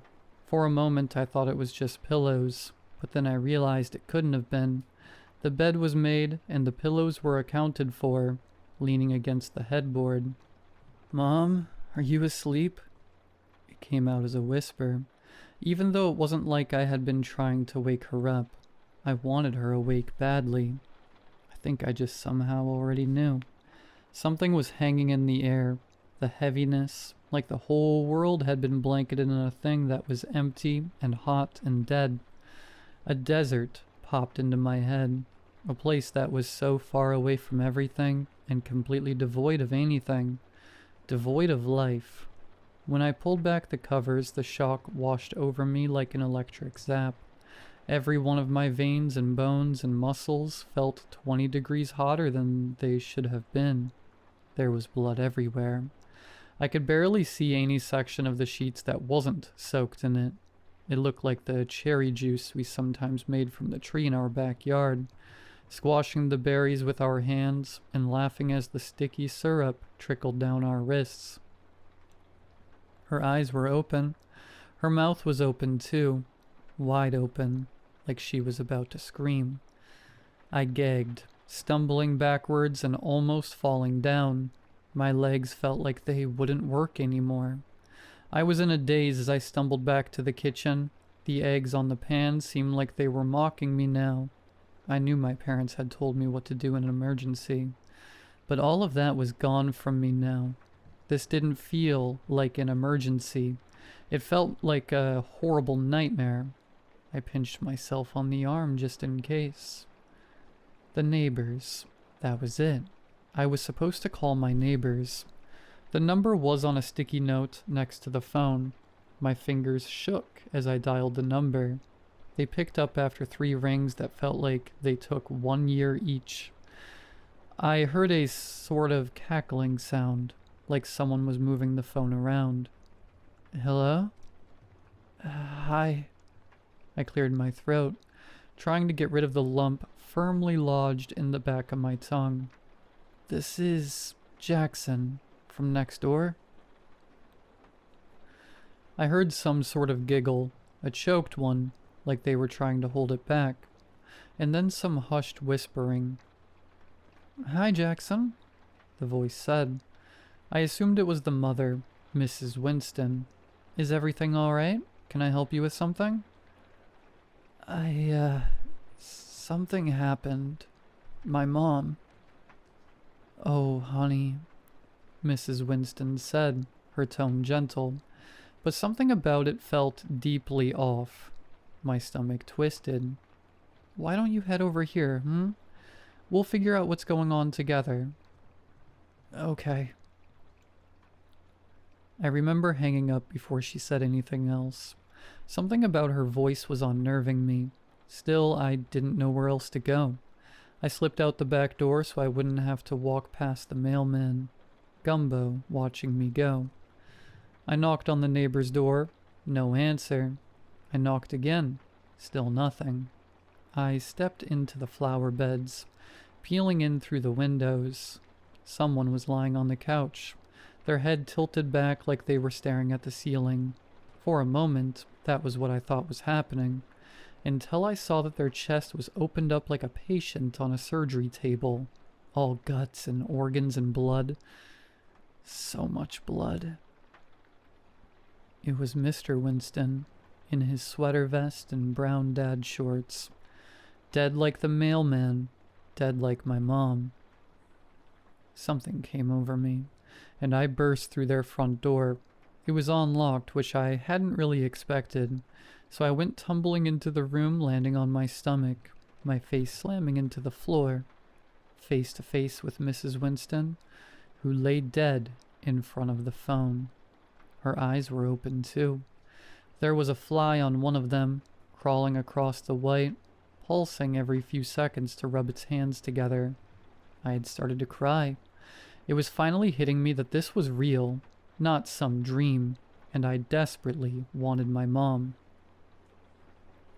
I scrambled to my feet, nearly throwing up when I realized my face was covered in her blood. I swiped at it with my hands, trying to wipe it away as quickly as possible. Then, instinctively, I licked my lips. Horrified, I braced myself for the coppery taste of the blood on my tongue, but it never came. It was sweet. I hesitated, trembling incessantly, before cautiously raising one of my red fingers to my lips. Sweet. Memories flooded my mind. Memories of baking with my grandmother, the sweet syrup we would sometimes pour into the mixing bowls. It was corn syrup. I ran to my father's work. which was on the other side of town.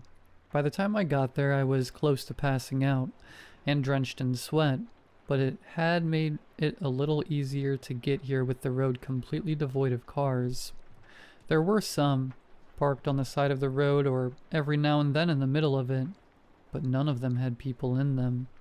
Some of them had blood, thick and red and gooey blood. The nice receptionist that was always at the front desk, and always gave me candy when my dad brought me in, had her head against the computer. Her hair was matted with red liquid, as if someone had ripped out entire chunks of her scalp. Before I could think too hard about it, I wiped my finger across the side of her head and licked it. It was sweet too. It felt like my brain was going to break, like I was standing on the edge of something completely incomprehensible. I shook the woman. She flopped like a rag doll. I sobbed, shoving her, and she slumped to the ground, her head knocking against the tiles. "Wake up," I screamed at her. "I know you're not dead." She didn't move an inch, just stared, unblinking, her mouth hanging half open. I ran into the room my dad usually worked in, scanning it for his workspace. I couldn't remember where it was, just that it was around halfway back, and close to the wall. In every cubicle someone was dead. Sometimes they look halfway peaceful, as if they'd been caught by surprise, but most of them were eviscerated in one way or another, entrails hanging out, bones showing, blood sprayed against the walls, even some with faces ripped clean off. It was like something unseeable had swept through the town on a rampage. But all of their blood was made of corn syrup. In a brief moment, I even touched one of the organs, something that looked like a strange deflated balloon, and it jiggled, but more like plastic than a human body. At one point I swore I heard a giggle behind me. I whipped around, but no one was there. I found my dad at the water cooler, sitting against the wall, cone paper cup still gripped loosely in his hand. He stared straight ahead, blood leaking from his eyes, nose, and mouth, like he'd exploded from the inside. "Dad?" I whispered, grabbing his shoulder. "This isn't funny. Please stop." There was a strange look on his face that I could just barely make out through the red, almost like a smile someone would only make if they were trying very hard not to. I walked back home down the middle of the road, balancing on the yellow lines to have something to focus on, because I was fairly certain if I stopped walking, I wouldn't start again. When I got there, I climbed into bed and I closed my eyes. I didn't know what else to do. Eventually, after what must have been hours and hours of lying there, I drifted off into a restless sleep. I woke up to someone shaking my shoulder. I screamed, scrambling away from them, immediately wide awake and terrified. "Whoa!" My mom backed away smiling.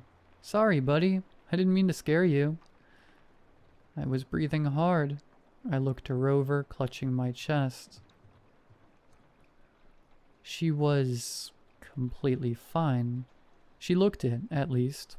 She stood there in a white blouse and blue jeans, her hair tied up like always, her eyes bright and happy. What day is it?" Her smile faded, and she frowned a little. It was then that I noticed the smell of bacon wafting in from the kitchen. "It's Sunday, bud, remember?" 2 days after my birthday, so yesterday had been real. "What happened yesterday?" She placed the back of her hand on my forehead, tutting softly. "Did one of those neighborhood kids you play with get you sick, honey? Do you feel okay?" I dropped it because I didn't know what to say. I convinced myself maybe I really was sick. Maybe it had been some kind of feverish hallucination. And I was so relieved to see her. I didn't want to think about any of it anymore. I went to eat breakfast, sitting at the table between my dad and my sister, and everything was normal. But when I left the house later that day, I saw it. On the walkway leading up to our house, there was something pink on the pavement. A faint pink stain, like something sweet and red and sticky had been recently scrubbed away. Like I said, it's been A wild 30 comfy years. appears catch it using I've been poke feeling catch. like I had Winners revealed in almost 90s. recovered from that incident. I had asked everyone I knew countless times about that day, but none of them seemed to have any idea what I was talking about. But still, I had almost let it go, and it had never happened again. Not until today. Today I walked into my therapist's office. It seemed strangely quiet. There was usually music playing, something soothing and soft, and there were people in the waiting room and at the front desk typing on a keyboard. But today, nothing. No one. Silence. I let myself into Dr. Sheldon's office, perplexed, which is when I found her dead on the carpet, her blood sprayed across all the walls, even dripping from the ceiling. It was crazy. I know that. But I immediately tasted it. Sweet. I rolled her over and her eyes were open, a strange smile on her face. This time I did something I didn't think to do as a kid. I checked her pulse. She's alive. I don't know what to do. I can't believe they're doing this to me again. Do they think this is funny?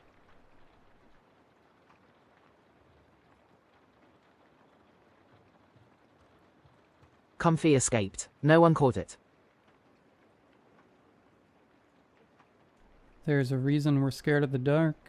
The familiar discomfort when you're driving alone at night, even if you don't see anyone on the road around you.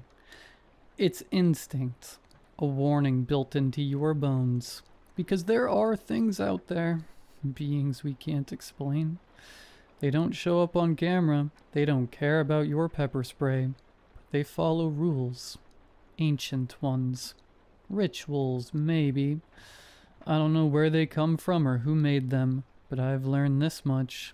If you follow the rules, they'll leave you alone. I just never thought I'd experience something like that behind the wheel of a damn cab. People think being a rideshare driver is simple, and they're right for the most part. You drive. You talk if they want to talk, you drop them off, you get paid. No real boss breathing down your neck, no office politics, no deadlines. Just the road, your car, and a playlist long enough to keep you entertained between rides. That's why I started doing it in the first place. After I left my old job, I didn't want to deal with people anymore. Not really. I'd been a mechanic for 20 years, ran my own shop until my knees gave out and my business went to crap. The rideshare apps came at the right time. I didn't have to smile if I didn't want to. I didn't have to fix anybody's problems. Just get them where they're going. During the day, it's easy. College kids heading to class, nurses pulling doubles, grocery store runs for people without cars. Honest, quiet work. Sometimes I'd even enjoy the small talk. I liked hearing about their lives. Felt like I was doing something good. Even if it was just 5 stars and a quiet thanks. But at night, things change. The air gets heavy. The people get strange. I remember when I first heard about the rules of the road after sundown. Not guidelines, not suggestions. Rules. They show up on the app the second the sun begins to set. And if you break one, well, let's just say you don't want to find out what happens. I'm sure this is very confusing to hear for the first time, so let me explain. Every night shift starts the same. Right after sunset, the app buzzes and emits a strange sound. Not a standard chirp a notification makes. Something dull and stringy, like a warning siren before a storm. On a much smaller scale, of course. The screen goes black just before a message appears in blocky text. Night shift protocol. Active between sunset and sunrise. 1. Do not look at passengers directly. Use the rearview mirror if you must. 2. Do not accept payment greater than the cab fare. Never take gifts. 3. Only process one ride at a time. Never allow multiple passengers in your car. 4. Make sure your final passenger is dropped off before sunrise. I review them every time, even though I've got them memorized. I don't know if the app updates them or if something darker is watching to make sure I read them. Either way, I never skip that screen. At least I don't anymore. I made the mistake of ignoring the rules once, and that was one time too many. I never really was a superstitious man. Back when I started doing nights, I laughed. Rules like these felt like a joke. Some edgy tech campaign or something. The kind of stuff that gets passed around on Halloween to show they're being hip and festive. But the thing is, these rules, they're the real deal. The consequences are even more real. I learned that the hard way. It started with something small, just a guy who insisted on paying double. He said he appreciated my service, said I looked tired, and he wanted to bless me. He pulled out a crisp 100 and set it gently on the center console. I told him no. He insisted. I told him again. He smiled and slipped it into the cup holder. It's yours either way, man. I didn't touch it. Just left it there until he was gone. I mean, what's the harm? The guy looked unremarkable after all. A middle-aged gentleman with slicked back, salt and pepper hair. Reading glasses, t-shirt, and a vest. Gave me easygoing surfer vibes. Then I looked up in the mirror. He was still there. I heard him leave, heard the door shut behind him, and saw him disappear into the dark, but he was there, grinning. His eyes were all black. He mouthed something, but the words didn't match the movement, like a broken puppet trying to whisper a prayer. I couldn't believe what I was seeing. I reached back, heart pounding. The seat was empty. He was nowhere to be found. Except for the mirror, he stayed there for the rest of the drive, just smiling, chatting away. I parked my cab in the farthest corner of my apartment's lot, locked the doors, and went inside. That $100 bill stayed exactly where it was, untouched, humming with some quiet, invisible pressure. I could feel its presence everywhere I went. Something was trying to make me go back for it. Spend it, maybe. I wasn't sure. But I needed help to make it go away. I contacted support through the app. There's no helpline, no human name, just a form with one question. Describe your incident. I typed everything. The passenger, the tip, the mirror. I waited. Felt so silly. 24 hours later, I got a reply. Protocol breach acknowledged. Remedial steps required before shift may resume. Burn the foreign currency. Avoid seafood for 2 full days. Thanks for contacting technical support. That was it. No apology, no explanation, just instructions. I picked up the $100 bill like it was a loaded firearm and was surprised by the weight of it. I went out to the alley behind my complex and set it on fire in a soup can. The flames hissed green for a moment, then evaporated. It didn't smell like money burning. It smelled like salt and old fish. I skipped sushi that week. Thankfully, I am not much of a fish guy. By the 3rd night, the app let me log in again, and like nothing ever happened, the rides returned. It has been pretty smooth sailing ever since. Not every shift is terrifying, some are just weird. Like the woman in the bright yellow dress who got in without saying a word and only whispered her destination. The bog. Or the man who didn't blink, stared straight ahead, and screamed every time we passed a fire hydrant. The weirdest ride I ever gave was from last November. It was around 3:12 a.m., the dead stretch of time where the world feels empty. I was parked near the outskirts of town, engine idling, watching a moth dive repeatedly into the windshield. A ping came through. There was no address, just coordinates. I almost declined. Nobody lives way out there. It's all farmland and old sheds. But I was behind on rent. and I was pretty good at following the rules at this point. The profile picture was blank. Name just said M. Fine, I accepted. As I approached the pickup spot, my headlights hit something standing in the middle of the road. A man. No, a figure. Very still, dressed in old-fashioned clothes. Black hat, long coat, hands folded in front of him like he was at a funeral. I stopped. He didn't move. I glanced at the app. The pin was directly on him. Against my better judgment, I rolled down the window a few inches. Hey, you M? The figure nodded once. I unlocked the doors and pulled up the rules panel on the app in my phone. Same rules as always.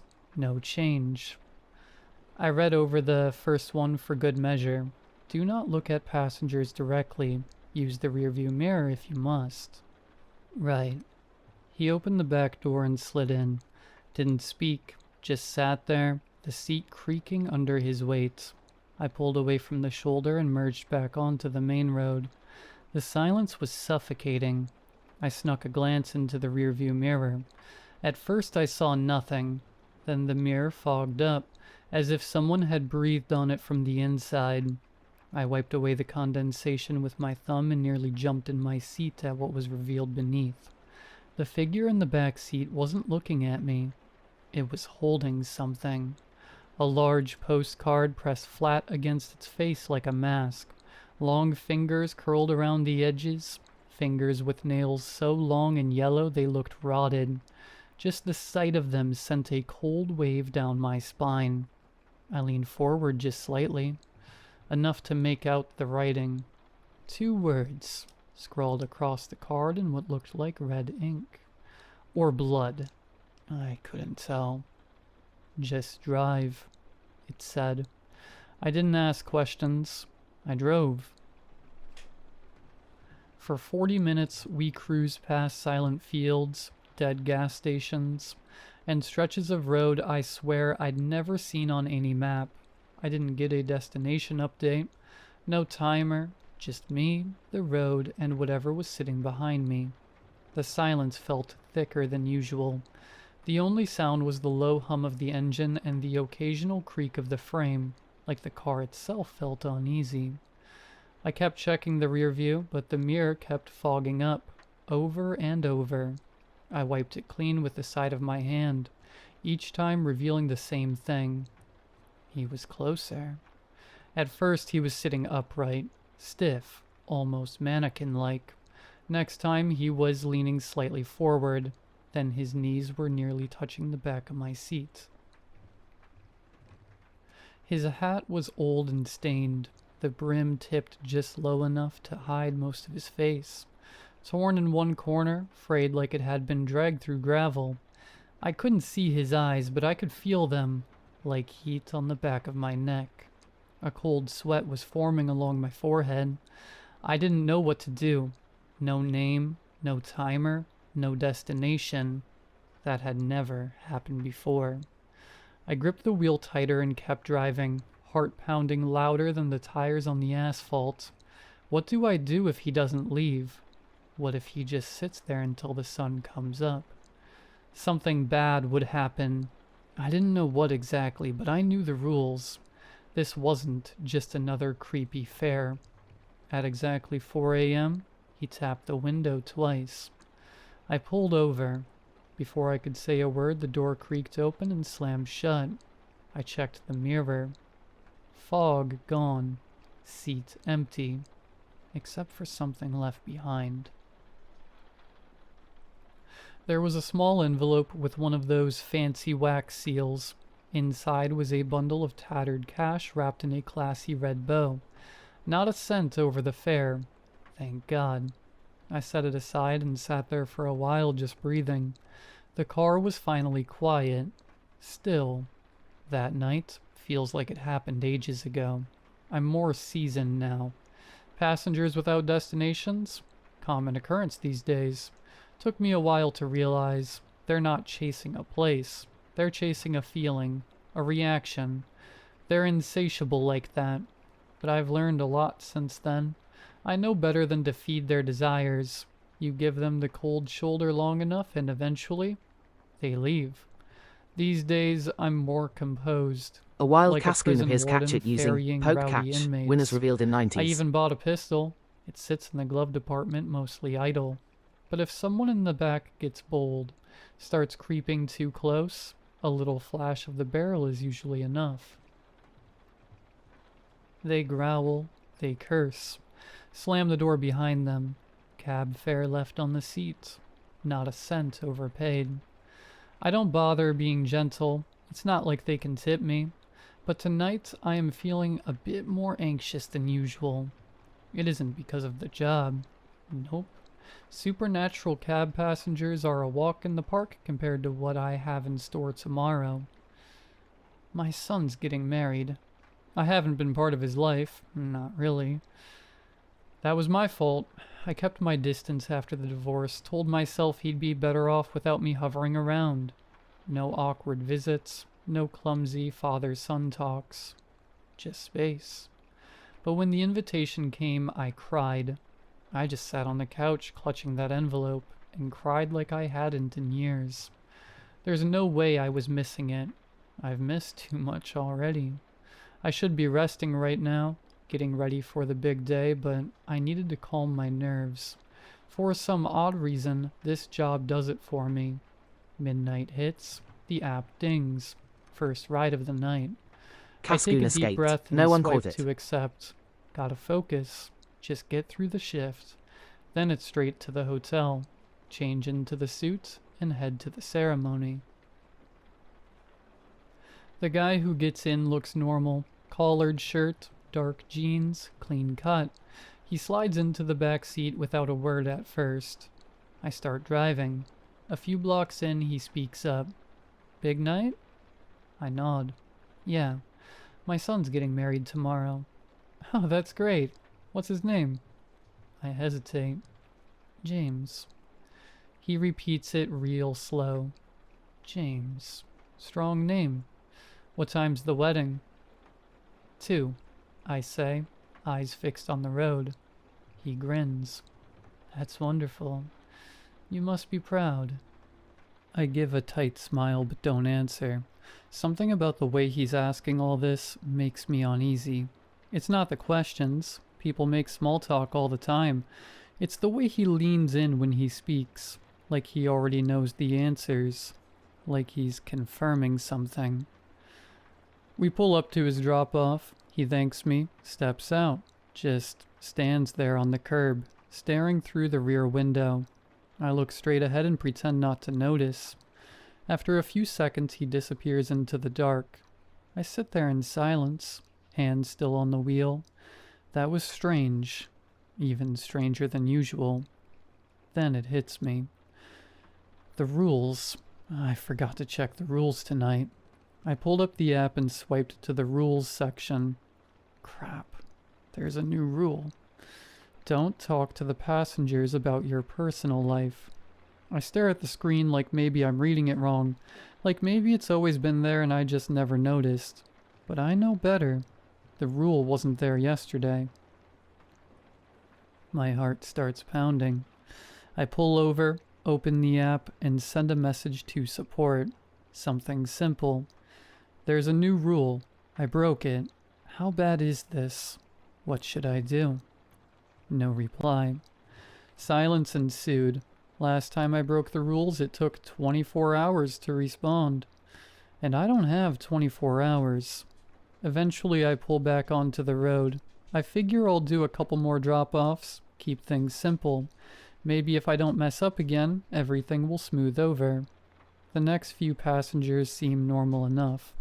Quiet, but there's this weird vibe, a kind of smugness. A few of them chuckle under their breath. One guy keeps glancing at me in the rear view like I'm the punchline to some inside joke. Another girl won't stop smiling, just this too wide grin like she knows some deep dark secret about me. It starts to wear on me. By the third ride like that, my stomach's turning. And then it gets worse. My next pickup is a woman standing alone on the corner in full wedding attire. A long white dress, veil, bouquet. It looks clean. New. Not like a Halloween thing. This looks real. Expensive. She doesn't speak when she gets in, just hums softly. Then she starts singing, "Here Comes the Bride," over and over, whispered, off key, like she's only half remembering the melody. The hair on my arms stand up. I drive in silence, try not to react. She keeps singing all the way to her destination, and just before she opens the door, she leans forward and whispers, "So, when's the wedding?" I say nothing. She tilts her head like a confused bird. Then she gets out and drifts off into the dark, dragging the bottom of the dress behind her. I'm breathing hard now, knuckles white on the wheel. Next ride, a guy in a wrinkled button-up shirt, tie hanging loose. He climbs in already shouting. He was a mechanic, and you know what? He was useless. Sat on his butt for 20 years and expects me to be grateful. I keep driving. He doesn't stop. My fiancé wants me to invite him. Can you believe that? To my own wedding? She doesn't know the guy. Hell, I don't even know the guy. He starts banging his fist on the seat in rhythm, like he's working himself up to something. I glance in the rear view. Big mistake. His eyes are wide, wild, red around the edges. There's something shiny in his lap. For a second, I think it's a phone. It's not. Without warning, he raises a pistol, sticks it under his chin, and pulls the trigger. A deafening pop. The windshield doesn't shatter, but I hear the spray hit the back window. He slumps sideways. The door opens on its own like someone was helping him out. I hear his body land on the sidewalk with a thump, and the door slams shut behind him. I don't stop. I don't check. I just keep driving. Like I said, I'm a seasoned driver now. Sad to say, this isn't the first time one of these loons popped themselves in the back seat to try and get me to turn around. I have bigger issues to worry about. The rule break hung heavy in my head, and I still haven't heard from support. The next passenger looked relatively normal. Clean cut, mid-20s, button-down shirt tucked into dark jeans. He smiled as he climbed into the back seat. Polite nod, no words.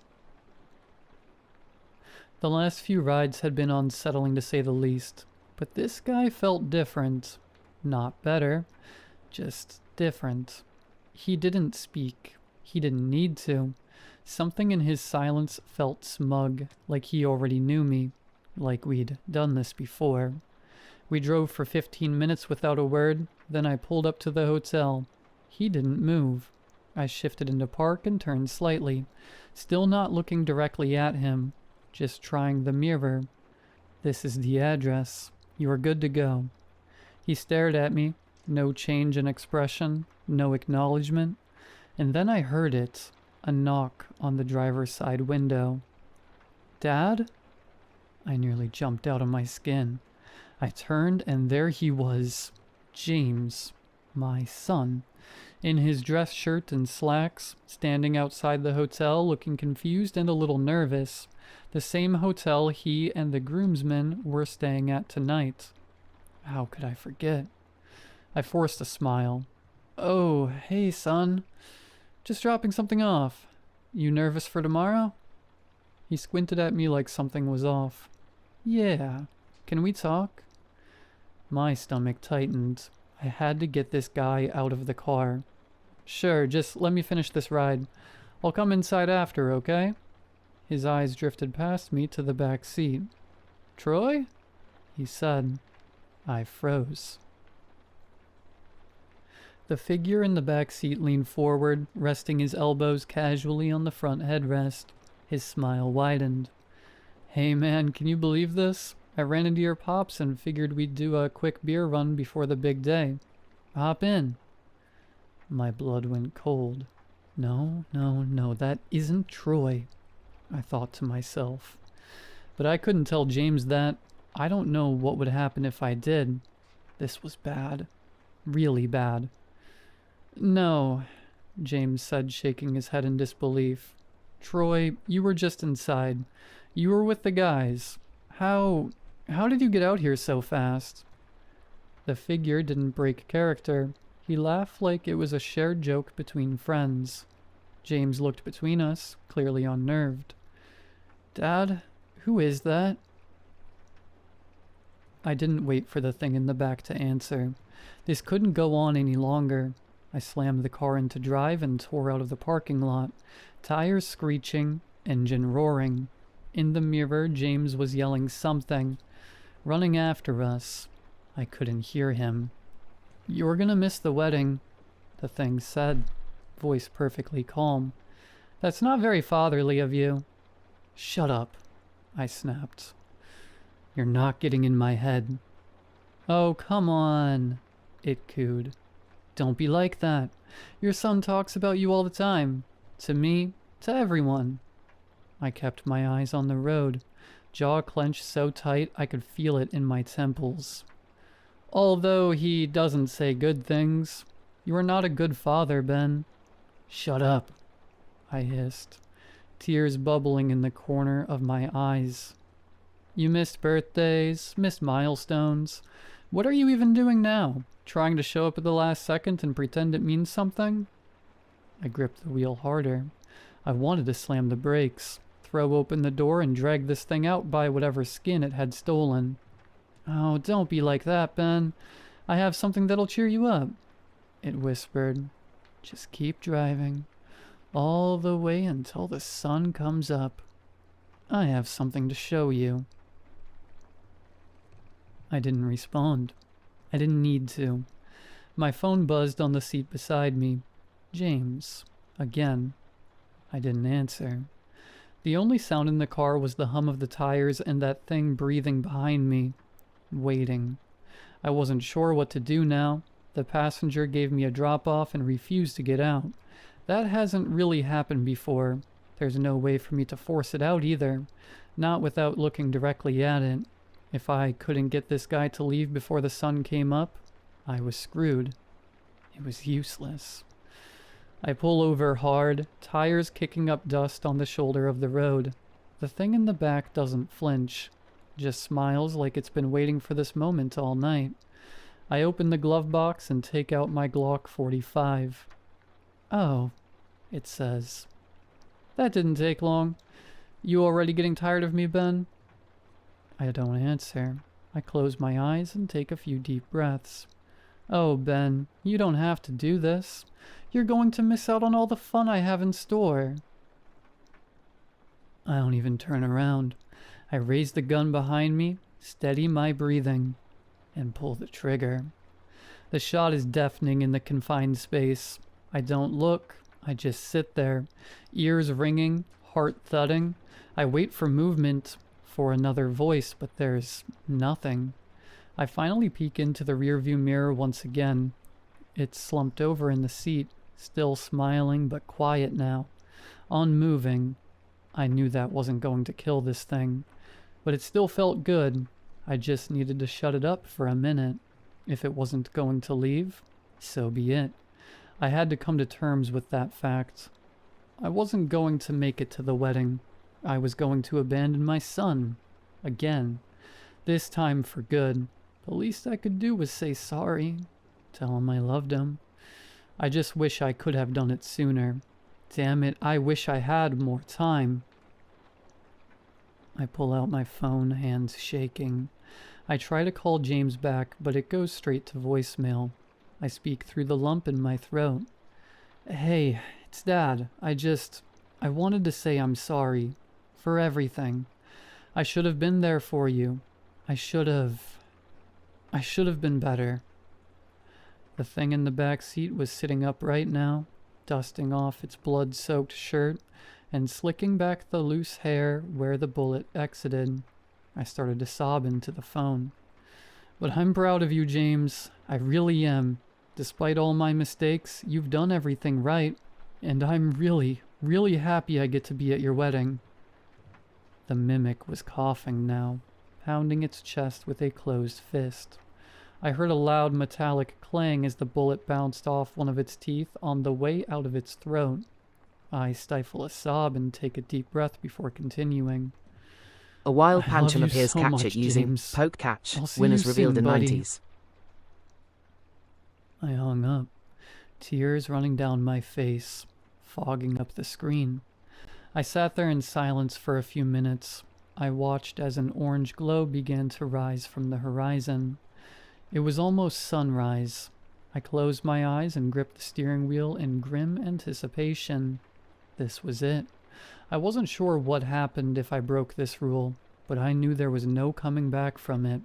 Tech support wouldn't be able to help me out of this one. Then I hear clapping.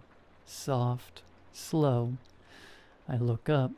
In the rear view, I see the thing clapping and wearing a wide smile. Only this time it doesn't look as smug. It appears sincere, genuine. Nice job, Ben, it says. Really touching. It drops a handful of bills into the seat beside it and steps out of the vehicle. It ducks its head inside to give one final farewell. Congrats on your son's wedding. Then it was gone, just before the sunrise. I'm not sure why it decided to leave. All the night passengers want something. A reaction, a release. Most of the time it's something mean-spirited. They crave anger, heartbreak, desperation. Pancham escaped. Maybe No one this caught one it. was benevolent. Maybe it needed to experience something heartfelt, something real. God knows I needed it too. Just glad it's all over. I didn't take any more rides for the rest of the night. I went home, scrubbed the blood off the back seat even though there wasn't any, changed the air freshener even though it still smelled new, took a long hot shower, put on the suit I hadn't worn in years. When I looked in the mirror, I almost didn't recognize myself. I didn't look any different, but I felt different. I wasn't ashamed of the man that looked back at me. I was going to be a new person. I knew it was too late to be a good dad. I've been away too long to fix that. But he would always be my son, and he needed to know that I was never going to abandon him again. I got in the car, not for work, just to drive. To the wedding. And for the first time in a long time, I felt something that almost scared me more than a lifetime of ferrying supernatural passengers. Hope.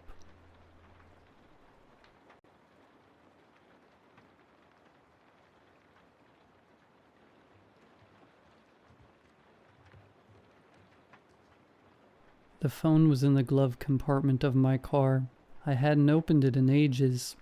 I never kept anything important in there, but now that I was finally cleaning out my ride, I found it. It looked exactly like mine, not just the same model. The screen crack was in the same place as on mine. The case matched perfectly, and even that fingerprint sensor was just as unreliable. This phone was identical to mine, except mine was in my pocket. So whose phone was this? I unlocked it. Same passcode as mine, same apps. Even the social media accounts were logged in, as me. Only one thing was different. A new app on the home screen labeled, "For Oliver." That message was clearly meant for me, and I don't know why, but it made the whole thing feel even creepier. What was even stranger, when I opened the app, it didn't show anything except a countdown timer. 34 hours, 11 minutes, and 55 seconds. It kept ticking down, but what the hell was it counting toward? I didn't know what to make of it. I just tossed it back into the glove compartment. I didn't have time for this. I had a date tomorrow, finally, after so long. I had to get ready. The date went well. We had dinner at a restaurant, then took a walk, and since I figured it was the polite thing to do, I offered to drive her home. But the moment we got into the car, I heard a strange sound, like someone crying softly in the background. The girl looked at me and said she thought it was coming from the glove compartment. I could see it on her face that she thought something was off. I opened the glove box quickly. The phone was there, the copy. It was vibrating and the app labeled "For Oliver" was lighting up. Its ringtone? A choked, agonizing sound like a woman sobbing in pain. Before I could say a word, she jumped out of the car and hurried off. Perfect. Now, thanks to this phone, I probably look like some lunatic. I figured it was best not to chase after her. First date, after all. Didn't want her calling the cops on me for harassment or whatever. The phone wouldn't stop. The crying looped again and again until I finally unlocked it. As soon as I did, the app launched on its own, the one addressed to me, and finally it went silent. The app looked like a photo gallery, but each album was locked with a timer, every single one counting down, except for the first. That one simply said, "Unlocked." I stared at the screen confused. What the hell is this? Then, though, I wish I hadn't. I opened the album. At first, there were just 3 images of a building, then a door, then an empty room, then another door, and finally the inside of that room too. The last few photos froze me in place. A bound woman lay on the floor, mutilated. Her head was missing. Various objects were stabbed into her torso. The floor and walls were soaked in blood. Total massacre. Grotesque. Surreal. Like I'd stumbled into the middle of a horror movie. Without thinking, I jumped out of the car and hurled the phone as far as I could. I never wanted to see it again. I just went home. That was enough for one night. It was Saturday, so I slept in. Finally, some much-needed rest. Though those images still haunted me. What kind of sick thing was this anyway? Groggy and half asleep, I stumbled into the kitchen to make breakfast and coffee, but my heart skipped a beat the moment I saw the table. A phone was lying in the middle of the kitchen table, but it couldn't be mine. Mine was still in my hand. It was that copy again. Same appearance, same every little detail. And yes, that cursed app was still on it, full of folders. One album had already been unlocked. The next? Still locked for another 13 hours, 14 minutes, and 48 seconds. I had zero interest in seeing whatever horror it was counting down to. I grabbed the phone, opened the window, and was this close to throwing it out from my 5th floor apartment. Surely it wouldn't find its way back from there. But then, one thought made me stop. The phone was logged in everywhere, to all my accounts. Even my banking app was open. If someone found it and looked through it, I'd be screwed. I figured the safest move was to wipe everything, so I reset it to factory settings. Finally, everything was gone. Or so I thought. The rest of my day passed quietly. I went grocery shopping, cooked, then played some video games. A typical Saturday routine. I was just putting away the leftovers when my heart nearly gave out. Someone was screaming, agonized, tortured wailing. I had no idea where the sound was coming from until I saw it again. That phone, lying on the kitchen counter. It was flashing, buzzing, and the app was activated again. This time it was a man's screams coming through, and it wouldn't stop until I opened the gallery. Once again it started with a house. An old, crumbling building, but not the same one as before. I didn't care. I wasn't going to look. I wasn't going to let this thing force me to witness another horror. I closed the gallery, set the phone down, and stood up. But it sprang back to life, beeping, buzzing, shrieking, and the screaming grew even louder this time. Panicked, I snatched it up again. Same app. Was this for real? Did I actually have to look at the images, or it wouldn't stop? I gave in. I looked. This time it was a man. Naked, gutted. His face had been peeled off. All his fingers were missing. Chills crawled down my spine. Not just from what I was seeing, but from the terrifying thought that someone intended these photos specifically for me. At least the screaming stopped.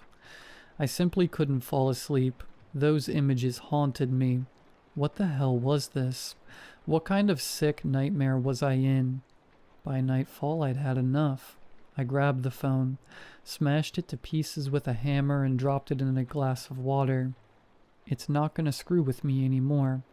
But when I opened my eyes the next morning, there it was, lying on my nightstand, perfectly intact, right next to my real phone. Same model, same look, exactly like mine. I didn't have much planned for Sunday. I just wanted to rest. I had just started my daily routine when I heard a voice. A man's voice. I couldn't understand the words, but the tone was desperate. Pleading. Suffering. Wailing. It was that phone again. Sitting on the little table beside my bed, screaming. I tried to turn down the volume, but nothing worked. The only thing I could do was open the app. Another album had unlocked. The new image set started with a building, and I recognized it. That place was near my workplace. A burned out, abandoned apartment block no one had touched in years. I scrolled further, and there he was, a man tied to a chair. His tongue had been cut out, his eyes gouged. A screwdriver was jammed down his throat. It was a horrific sight, but what really shocked me? That man was my boss. Sunday afternoon, I had to calm down. I was completely panicked. I dropped by Robert's place. He's an old friend. I needed to talk to someone about the phone and the pictures, but when I tried to show him, the app wouldn't open. We tried everything. He looked at it by himself. I unlocked it and handed it to him. We looked together. I even tried showing it to him through a mirror. But the moment Robert could see the screen, the app just didn't work. I didn't dare throw the phone away. It had just come back. Or worse, it had opened for someone else and I'd get blamed for all of it. I even tried calling my boss. He didn't pick up. I don't think I've ever felt this kind of gut-wrenching anxiety in my life. Robert works night shifts as a sysadmin, so he had to leave for work. I drove home alone. Nothing weird happened on the way back. I reached the elevator at the same time as my downstairs neighbor, a kind middle-aged woman and her dog. They were just coming back from an evening walk. We chatted a bit in the elevator, and then a woman's voice echoed out, wet, choking, guttural, like someone trying to scream while drowning. It was loud. The phone in my pocket buzzed and flashed. The woman didn't say anything else, just got off on her floor. I wanted to crawl into a hole and disappear. I was so embarrassed. When I got home, I quickly scrolled through the pictures. Didn't even want to look. Just another victim. A tortured woman. Before going to bed, I scrolled a bit on my real phone. As for the copy, I threw it in the toilet and flushed it. I'd had enough. Lying in bed, I kept reading the news. And that's when I saw the article. A brutal murder happened right here in the city. The building looked familiar. It was the first photo from the phone. The first murder scene. The next day was Monday. Work was hell. Bob, my boss, didn't show up. No one knew where he was. And me? I felt like death. Nausea, dizziness, cold sweats, and the crushing feeling that everyone around me somehow knew what I knew. That I'd seen what happened to Bob. I kept thinking about going to the police, handing in the phone. But what then? They'd blame me for everything. They'd think I was crazy, especially if I couldn't even show them the pictures. That afternoon I went home, said I was sick. I just couldn't stay at the office, but one thought kept echoing in my head. I'll go to the next location.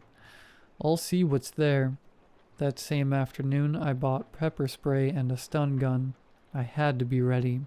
I needed to find some kind of clue. figure out who's behind this, or what the hell this phone even is. The app said the next album would unlock after that evening. 6 hours, 42 minutes, and 22 seconds. I was already on my way. The photos showed a factory building. I didn't recognize it, but Google's reverse image A wild search Dreepy appears helped. catch it using It was poke an catch, abandoned winners industrial revealed in site on 90s. the edge of town. I was speeding toward it like a man on a mission. I'd made up my mind. I wasn't going to let this destroy me, and I had a plan. When I arrived, I saw it immediately. A light on in one of the upstairs offices of the factory. Someone was in there. That was the sign. I pulled out my phone and called the police. Told them a murder was happening. If anything happened to me, at least they'd know where to look. Getting inside was easy. One of the chain doors had already been busted open. In the courtyard, a gray van had parked. This was it. The killer was here. This could finally be over. My hands were slick with sweat, but I counted on the element of surprise. I couldn't take seeing another corpse on that cursed phone. I stood outside the door. Light leaked from underneath it. Strange sounds drifted out. A mix of gurgling, groaning, and whispering. I readied the stun gun and kicked the door open. The room looked empty, but in the far corner something was hidden beneath a large tarp. A standing lamp cast harsh light across it. I ran over and yanked the tarp down. The sight paralyzed me. 2 women lay on the floor tied together. Dreepy Their escaped. bodies were No one caught it. mutilated. Their insides torn out. They'd been gutted like animals. And next to them, a man crouched low, eating the organs straight off the ground raw. I couldn't move. My mind went blank. The man looked up slowly, and I saw my own face staring back at me. Bloodied, twisted, but it was me. I was the one crouching there. I was the one eating them. Me. I couldn't move. He stood up, kept staring at me, and then he smiled. A grotesque, smug grin, so proud, so cruel. "It'll be a lot easier like this," he said, blood dripping from his mouth. Then he turned and bolted through the back door, fast as a cheetah. Gone. And I just stood there frozen in place, my feet glued to the floor. Through the window, the red and blue flash of police lights began to flicker in. They had arrived. But my double was already gone.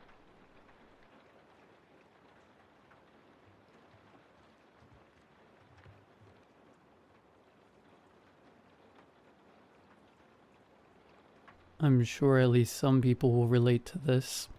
My childhood was odd. At the time, I couldn't see that there was anything wrong with it. I couldn't understand it when things happened that weren't normal. I went to school, had friends, and played games like any other kid. I had loving parents and an annoying sister, just like many other kids my age did. My grandparents, aunts, and uncles would often visit. I didn't like when my grandmother came. She was a strict woman and, honestly, she scared me. I can remember vividly one summer she came over. She looked my sister and I up and down, then turned to my father and asked, "What about the other one? I thought you said get it over with and end this farce." He pulled her aside and told my sister and I to go play outside. She left that night and never came to visit again. There were so many things that I never learned should be questioned. I never comprehended that they were something I should question. Most of them felt small at the time. We had a picture of our family tree in our hallway, a long line of sibling pairs as far back as anyone remembered, and yet by each of them was space for a third. My mother would bring in extra groceries every trip, and sometimes set an extra plate at dinner, then quietly put it away again. But there was one rule that we were never to break. We weren't allowed to speak at home. Rather, we weren't allowed to raise our voices above a whisper. Whether in anger, laughter, or even by accident, loudness in general was treated as taboo as soon as we set foot on the driveway. On the few occasions we raised our voices, our father's anger always fell hardest on me. My sister cried, but she was spared. I didn't understand why my mother never comforted either of us until much later, and it cost me far more than I would have been willing to trade. I really want to emphasize that this was always the norm to me. I didn't understand what it meant. I didn't know I should be worried or scared. Despite this, like I mentioned earlier, I did have a good childhood. My parents truly loved us both, and it was rare that we got into trouble. I had a lot of friends at school, and I'd often spend the majority of my day at one of their houses, playing PS2 or taking advantage of their trampoline, which I had always been envious of. My dad didn't like it. Anytime I wanted to get permission for a play date or a sleepover, I would ask my mom. This would be followed by tense, coarse whispers between the two of them in their room. Sometimes they'd let me, other times not. Hindsight truly is a taunting thing. I can't tell you how many nights I've spent lying awake wishing my dad had won those hushed arguments. I wish to myself as I toss and turn that I hadn't been born to my parents, that I hadn't been born at all. But even more vicious than hindsight is the past itself.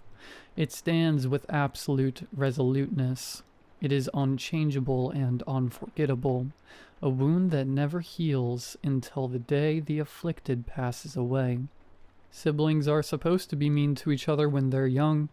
It's part of how they grow up, how they learn social skills. So when my friend suggested that we scare my sister during a sleepover, I was immediately on board.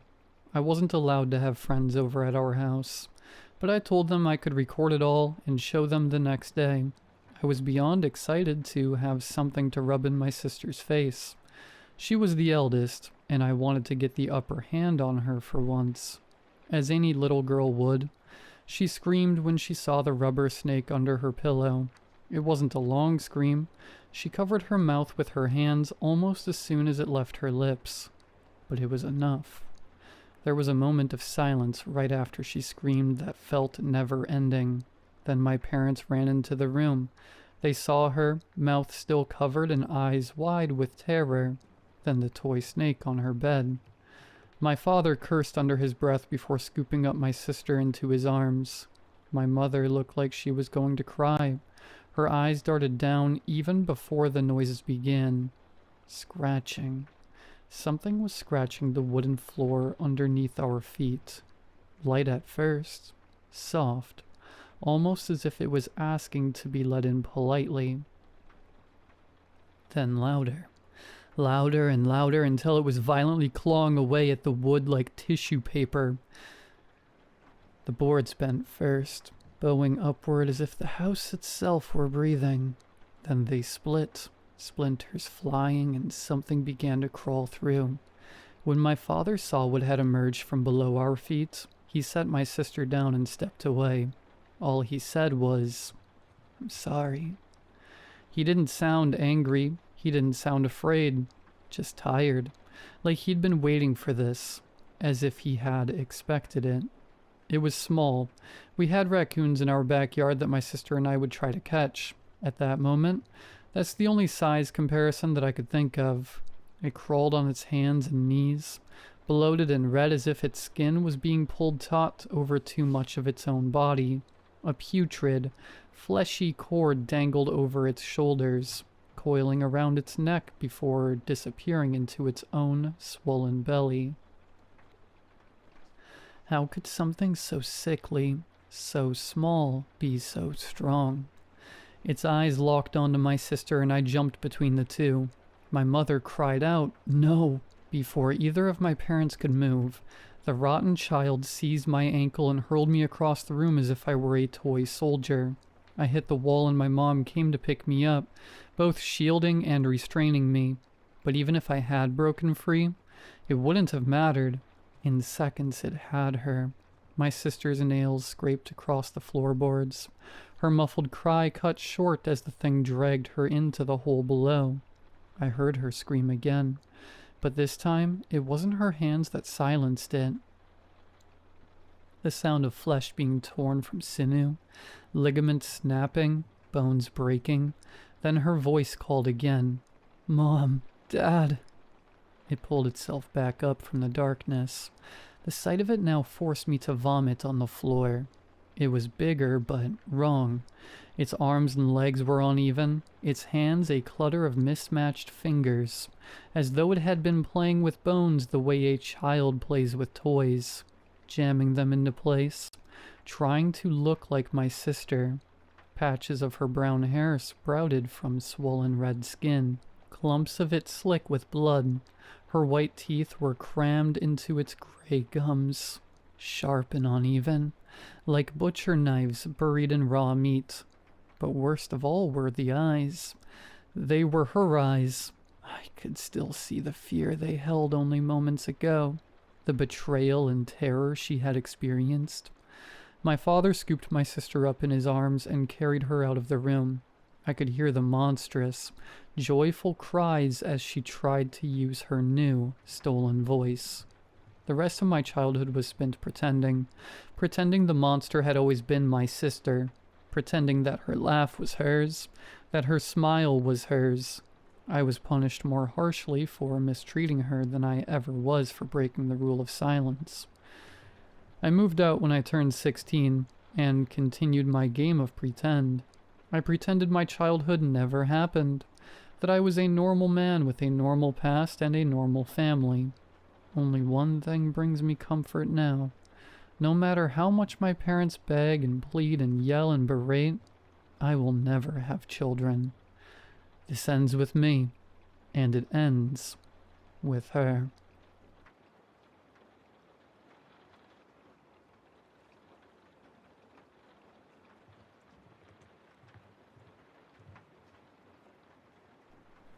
I know how it sounds. I know I sound crazy. I'm not crazy. I'm not. About 2 years ago, I was at a bar with my friends. I don't tend to go out and drink. I don't like clubs or raves or big events with loud music. I like people and socializing, but generally in a more relaxed environment like a house party or something. However, I was convinced to go out by one of my close friends, Andrew. He was cheated on by his girlfriend about a week prior, and he lived by the philosophy of, to get over someone, you must get under someone new. I never understood that mentality, but since he was there for my last breakup, I thought I'd be there for his. I spent most of the night sipping on cheap whiskey I overpaid for, in the back watching my friend talk to this girl he's been trying to impress with his dance moves that seem to imitate the dance of a bird looking for a mate. Strangely enough, it seemed to be working. I wasn't really looking to find a girl myself. After my last relationship ended, I kinda swore off dating. Not really because it ended poorly. We are still friends vaguely. Just too much to deal with emotionally at this point in my life. I feel like I needed to be by myself for a while longer to figure out who I am and what I truly want. Until that night when what I truly wanted actually bumped into me, spilling her drink all over me. I looked up and I saw her.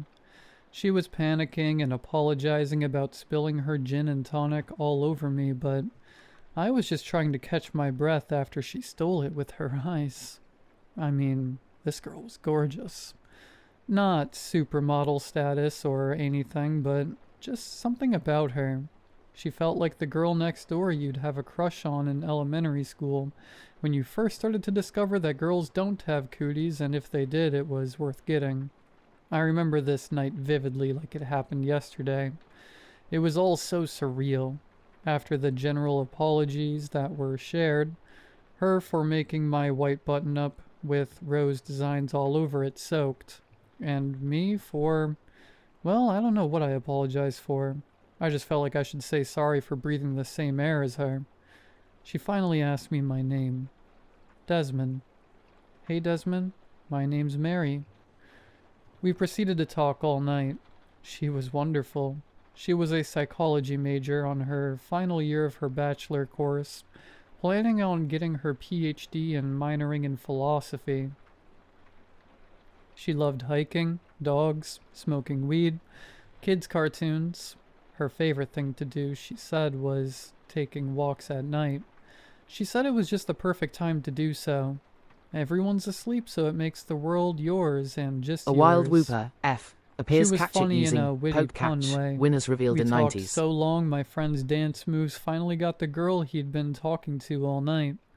He came up to tell me he was leaving, and he'd give me a ride home if I wanted, but I told him no thanks. I'll just walk home. I'm enjoying my time. Mary and I went on a walk that night until the sun came up. I swear I was already in love.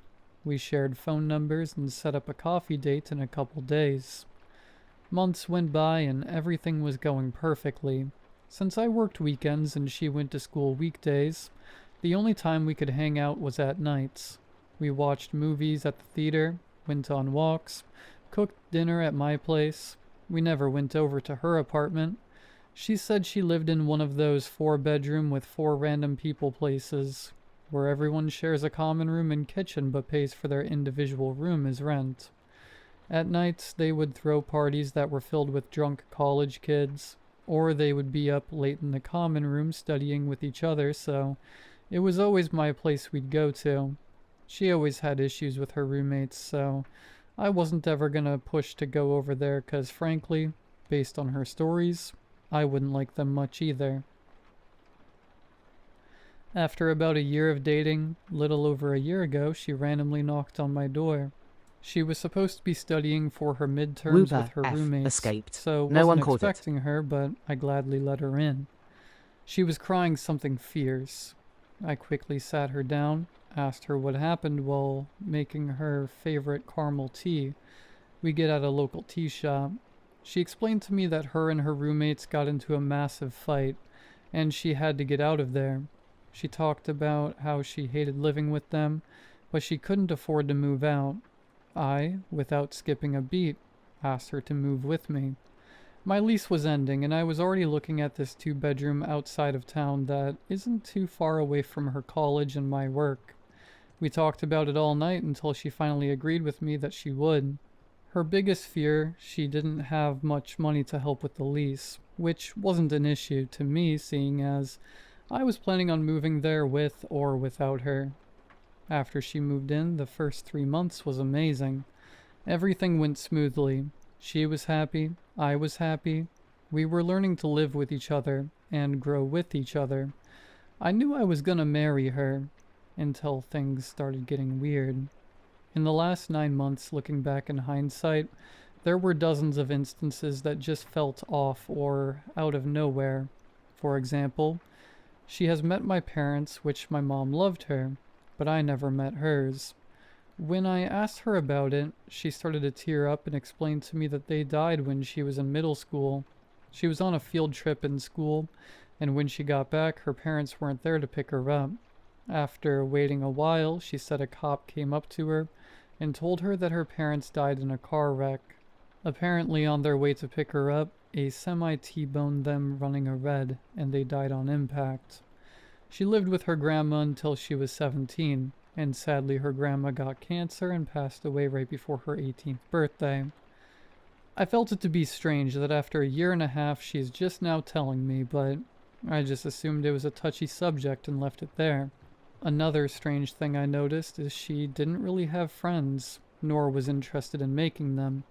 I never heard any stories about them other than a classmate saying something funny or dumb in class. I tried to set up a double date with Andrew and Christy, the girl he met at the bar, but she usually had an excuse of being too tired from school or not the right time. It always felt like the only person she hung out with was me. In the last 2 months, she started to become distant. It wouldn't be anything major. She just talked less, focused less on conversation. She didn't want to go on walks that much. She stayed late at school to study. She missed dinners more frequently, and most of the time I wouldn't see her until I woke up in the morning. and she was in bed next to me. I was planning on talking to her about this haze she was in, but I was praying that it was something harmless, like her finals just eating up her time, or stress of graduating afterwards and seeking employment. Our relationship was pretty solid, so I don't think it was her cheating on me or breaking up with me. However, I started to get worried the more and more she came home late, or how much she slept in the day. She slowly stopped eating more than some fruits and snacks. I was worried she was getting sick, so I begged her to see a doctor and get a checkup. After a couple weeks of her saying she was fine, but clearly wasn't, she gave in and told me to make an appointment. The appointment was set for last week, August 1st. It was set for 9:30 a.m., which doesn't seem early, but for 2 night owls, it was a rough wake up. I got up to the alarm and went to roll over to wake her up, and she wasn't there. I figured she just didn't sleep well and woke up early, so I got up to get dressed and headed into the living room. No sign of her. I started to call out her name to be met with the silence of an empty apartment. I walked outside to see if she was out there, or took our car somewhere, and our car was still there. I started to freak a little. I wanted to call her, but when I went to my phone, her name wasn't in my contacts. It confused me because how could I accidentally delete a contact? I quickly dialed her number manually, only to be met with, "This line has been disconnected or out of service." I started to tear up.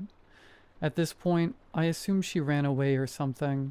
It was the only logical excuse I had, but why go through the effort of deleting my contact in my phone just to disconnect hers?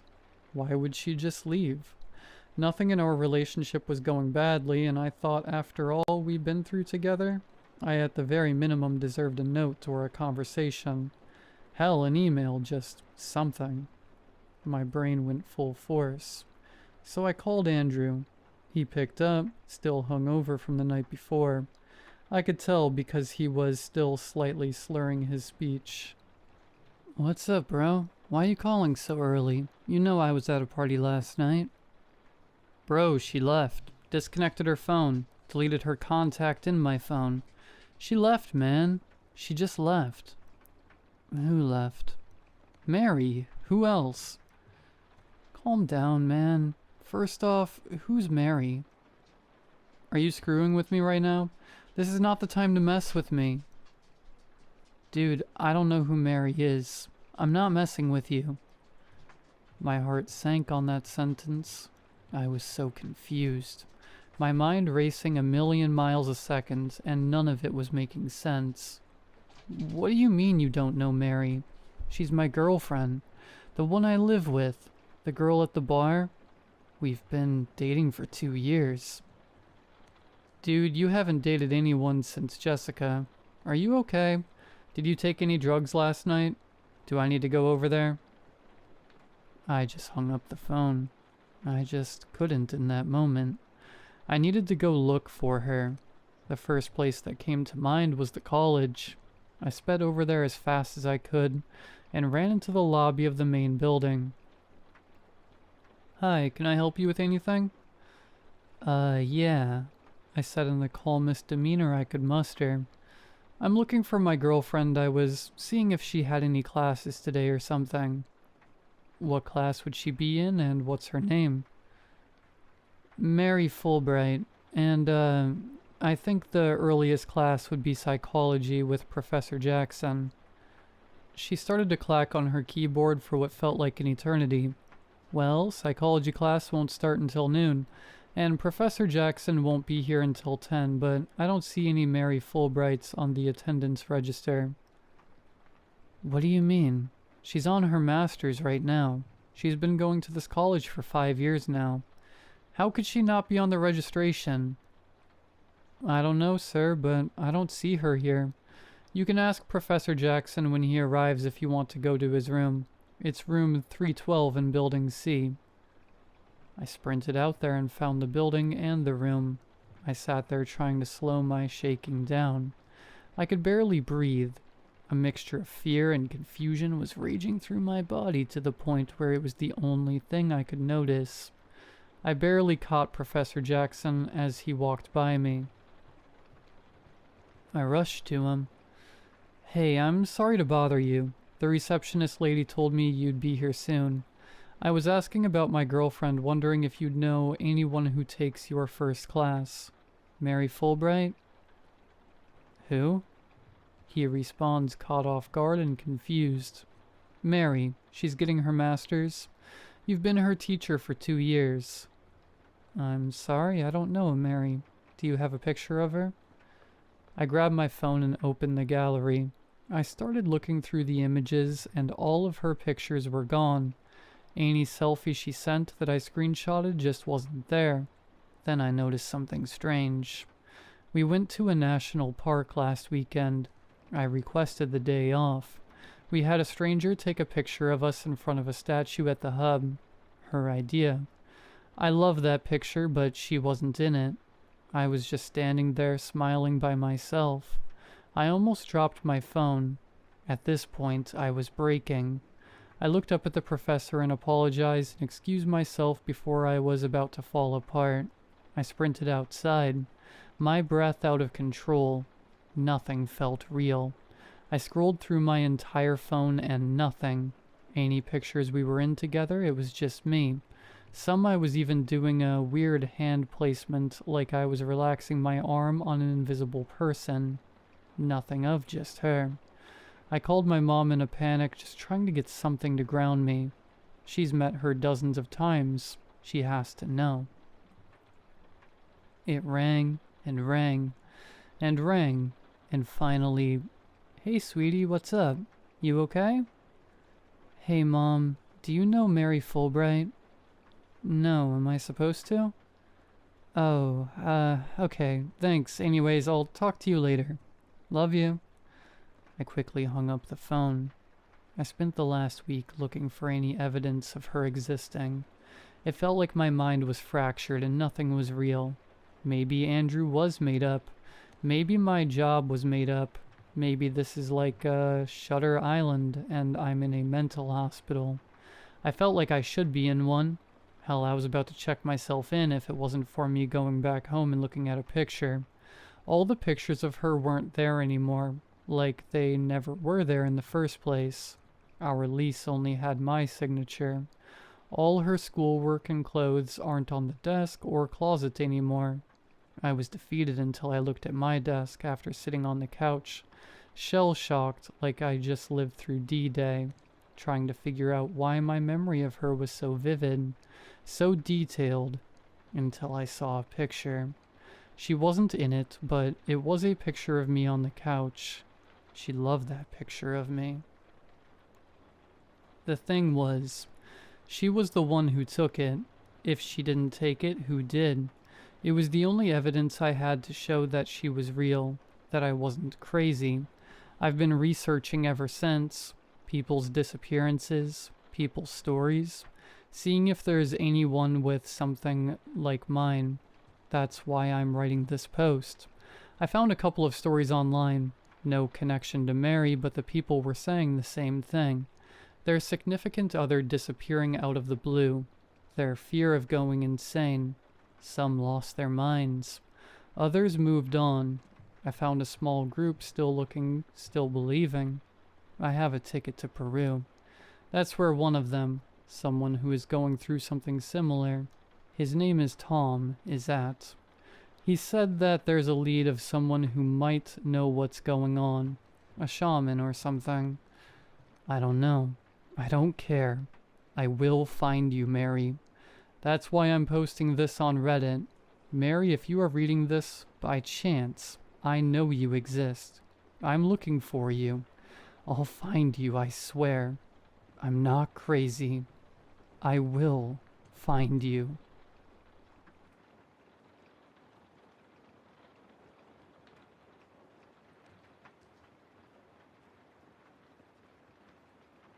Forgive me, I'm so tired.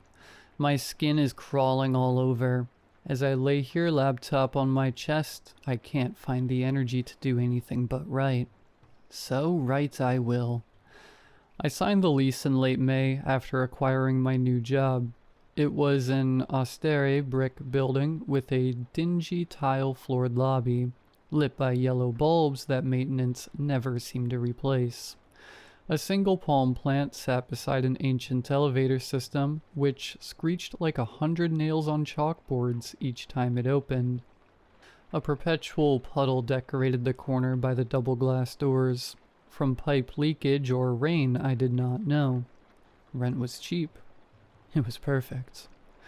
Move-in only took half a day. I don't own much. A wild The Winort appears mattress was capture the most using poke arduous catch. task. Winners revealed in A 90s. heavy rain began just as I was sliding it out of the van.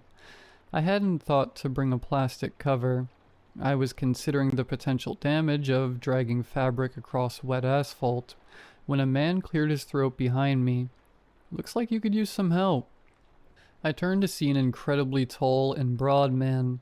He was dressed in a stretched white tank top and paint-stained cargo shorts. Maybe late 40s. Older than me, I guessed anyhow, based on his thin graying hair, which was aggressively slicked back with some kind of product. He had shiny black eyes and a wiry mustache styled into mutton chops, giving him the appearance of a retired pro wrestler. His teeth were very white. The mustache bobbed almost cartoonishly as he spoke. The name's Rick. Doorman, security, mailman, everything man. Whatever you need, I'm your guy. This is how I came to know my jailer. Dan, I said by way of introduction. Help would be nice. Together we hauled the mattress into the elevator, sandwiching it between us. I always found it quaint that hotels and old apartments kindly omit floor 13 when labeling their halls. The thing is, they can't do a thing to change the architecture escaped. itself. No one caught it. Counting from the ground up, I would still be making my home on the veritable 13th floor. I pressed the button for floor 14. 14? Rick gasped. He peered around the mattress to stare at me, his voice low.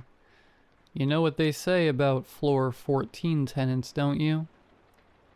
No. I rocked onto my back heel, putting some space between us. What do they say? Rick barked a laugh. Absolutely nothing. You thought you were special? I laughed along because that's what you do when someone's trying to break the ice. I didn't find it very funny. Once we'd gotten the mattress back out of the elevator, I thanked him again and he left me to it. I approached my room alone. The brown tile hallway had a smell to it, sweet and heady. One of my neighbors had an affinity for incense or fragrant cooking, I presumed. It wasn't unpleasant, but it was always there. I would soon discover. The smell never left. I unlocked the door. Inside, the scent was less overpowering. After leaning the mattress against the wall, I took a moment to just sit on the floor of the common room between overturned furniture and stacks of cardboard boxes. I was strangely exhausted. For whatever reason, I stretched out flat on that cool, uncarpeted floor, staring at the ceiling. There was no light fixture. I hadn't noticed that detail in the virtual photo tour. They never tell you anything. I thought about my mother scolding me from the couch when I told her I was leaving for the city. It's not fair, Daniel, she'd said. How can I take care of you when you're so far away? Really, she was the one who needed care more than I did. If anything, I'd felt guilty leaving her behind several states away. But one day I'd taken a walk around our small town, under an overcast sky, looking at those same few strips of concrete and dead grass and empty shop fronts. Realized that it was slowly withering my soul. I had to get out. After unpacking, I was unbelievably tired. As soon as I hit the pillow that evening, I was out like a light. My dreams were strange, full of syringes and bright lights and masked strangers with glassy eyes. In the middle of the night, I was hit with a wave of nausea.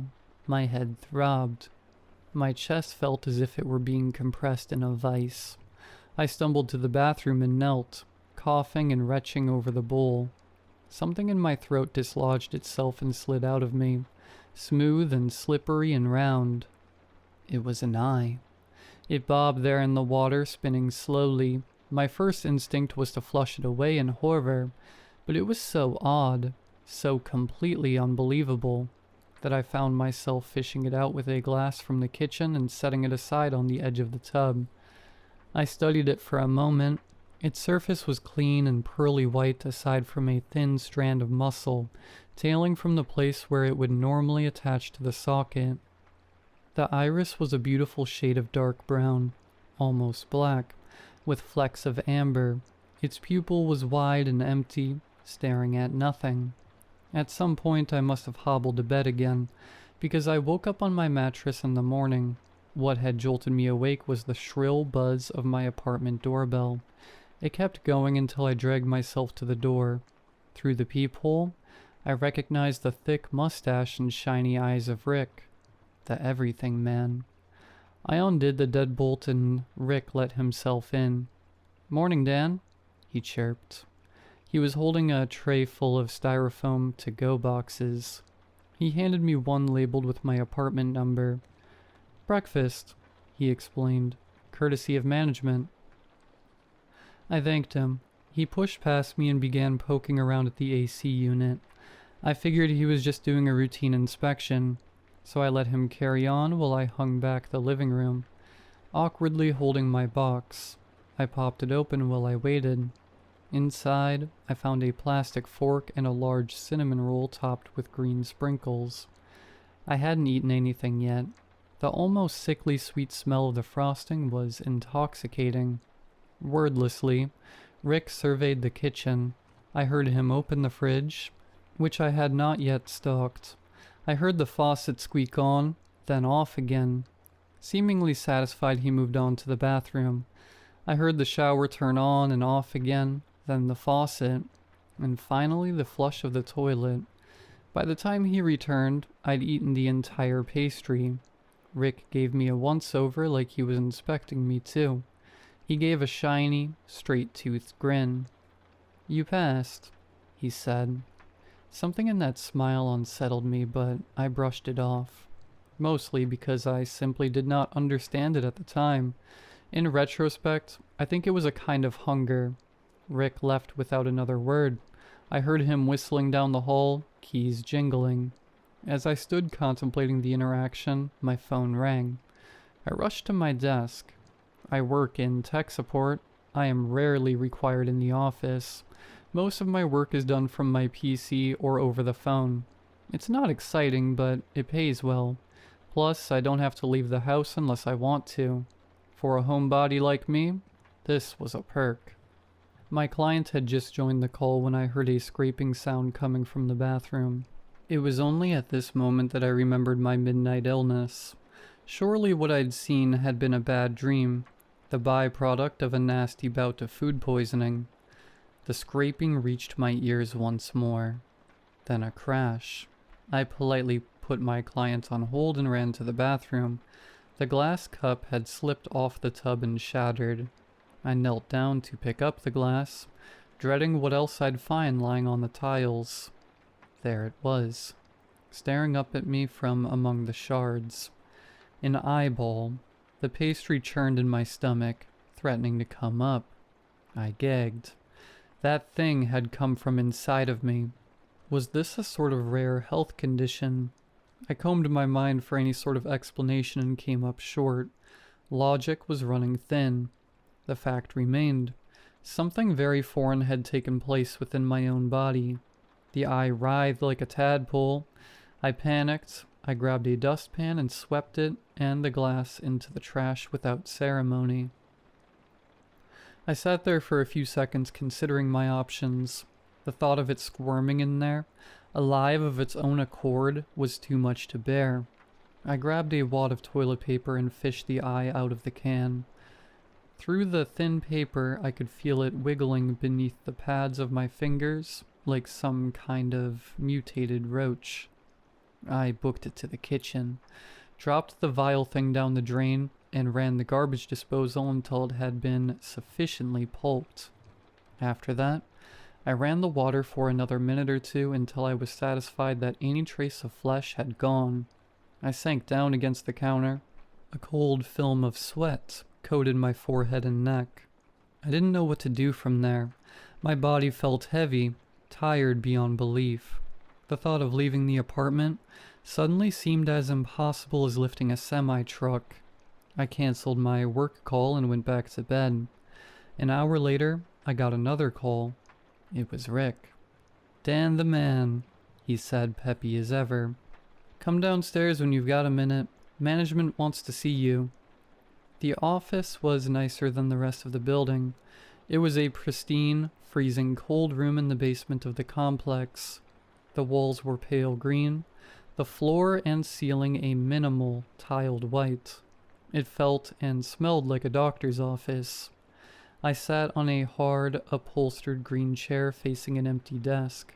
On top of this desk rested a placard labeled "Resident Management" in embossed lettering. Beyond the desk was a wide, opaque white window. As I waited, a shadow appeared behind this window.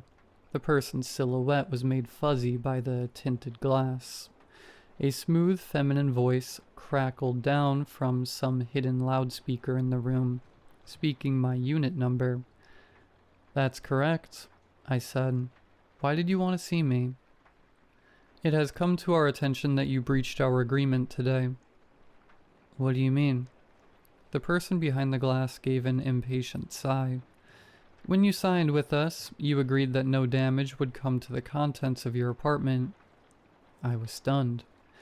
"With all due respect, I just moved in yesterday. I've barely had a chance to unpack." The speaker remained silent, so I pressed further. "What damage could I have possibly done?" "All contents must remain undisturbed," the voice said. Emphasis on the all. She sounded more irritated than anything. "This especially includes organic materials. Did you gloss over that paragraph within your lease?" I'm afraid I don't know what you mean." My head spun. Though I hated the implications, they could only be referring to the thing I just disposed of in my kitchen sink. I heard a pen click, then the sound of scribbling on paper. Beneath the window, a slot creaked open. A rubber-gloved hand poked through, shoving a stack of papers onto the desk. "Please review the document," said the voice. "We operate on a 3-strike system here. You are on your first infraction. 2 more, and we will be left with no choice but termination. I have circled the relevant section." I opened my mouth but couldn't find the words. I just took the packet and began to read. It was my lease. Each page contained my initials in the corner, as well as that of the property manager. I located the circled paragraph. "Tenant must not destroy or otherwise inflict damage upon any and all contents of the apartment, including blinds, window panes, countertops, walls, ceilings or floors, doors, miscellaneous accommodations, and especially organic materials. Organic materials include but are not limited to body of tenant. See tissue, fluid, bone, hair, and additionally bodily expulsions. Preservation of the apartment ecosystem is of paramount importance to the success of this community and its objective. Failure to comply will be addressed by management on a strike system. Upon the 3rd strike, management reserves the right to terminate the offending tenant." This section was new. It had to be. But there were my initials neatly printed in my handwriting. I flipped to the final page to find my full name printed in bold, and my signature scrawled on the line below. "This can't be legal," I said. "I never agreed to this." "You said that you'd say that." Her flat, matter-of-fact tone made my blood boil. "Can you explain what the hell is going on before I get a lawyer?" I said, standing so abruptly that my chair tipped over. She laughed at this. "I'm afraid that won't be possible." A musical chime sounded over the speaker. From a white, nearly invisible door to my left emerged two people in pale green hazmat suits. Thick visors shielded their faces from my view as they grappled my arms with surprising strength. I struggled, screamed in protest. I felt a piercing pain in my neck, and the world was cloaked in cotton. Everything felt light. I was gliding out of the room, being lifted on some kind of dolly. I craned my head to see who was pushing me. A familiar wide grin and wiry mustache slid into view, distorted and alien. "Hey, champ," Rick said. "Let's get you back to your unit." A wild tandem ace appears captured Since using that poke first catch. day, Winners I have revealed in been living in a 90s. state of total fear and isolation. I don't know what this place is, but I know that it is making me very ill. All the while, they're watching my progress from somewhere beyond those dingy walls. If I follow the rules, things are easier. I don't leave. I get my groceries delivered and take all of my appointments online. I have tried to run. Rick always finds me before I make it through those double doors and out into the sunlight. He is the sentry of this ancient building I have come to despise. He is always smiling, even as he wrestles me to the ground, even as he drags me back to my own unit door with its peeling paint and rusted metal numbers. I don't think he's even human. I've grown accustomed to the smell of the body as it falls apart. It's not just eyes now. Pieces of vertebrae and swatches of sinew clutter my fridge in pitchers and plastic containers. Strange butterfly clusters of ears cling to the lamps and windows in shuddering sheets of flesh. Strips of gums and teeth crawl like inchworms across my countertops. Furthermore, something is wrong with my skin. Every night, I feel it fluttering and pulsing, as if it too wants to replicate exponentially. Tandem ace escaped. To No one caught it. multiply, to escape. I'm pretty sure I'm breaking protocol just by writing this account. If anyone finds this, know that I am alive, but I am rotting all the same. I don't know how much longer I have. Last night, an entire hand crawled from my throat. The apartment buzzer just rang. I already know who it is.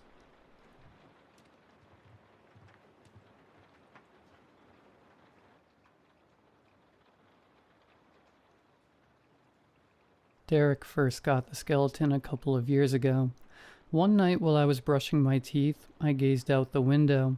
In the light of my motion sensor light, I saw Derek reaching into the trunk of his car.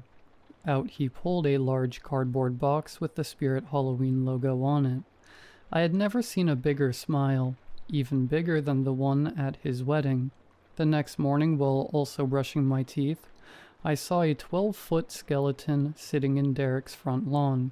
It stood across the street, with its hand in a waving position. Over the next few years, I saw that skeleton in his yard for a majority of the time. Every time a new holiday would come around on the calendar, the skeleton would be put into a new outfit. Uncle Sam hat for 4th of July, Santa hat for Christmas, and just plain old skeleton for Halloween. Derek really loved the skeleton.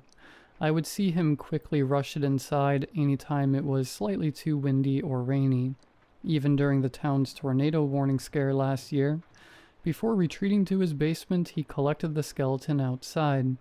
But in October of last year, we got an HOA.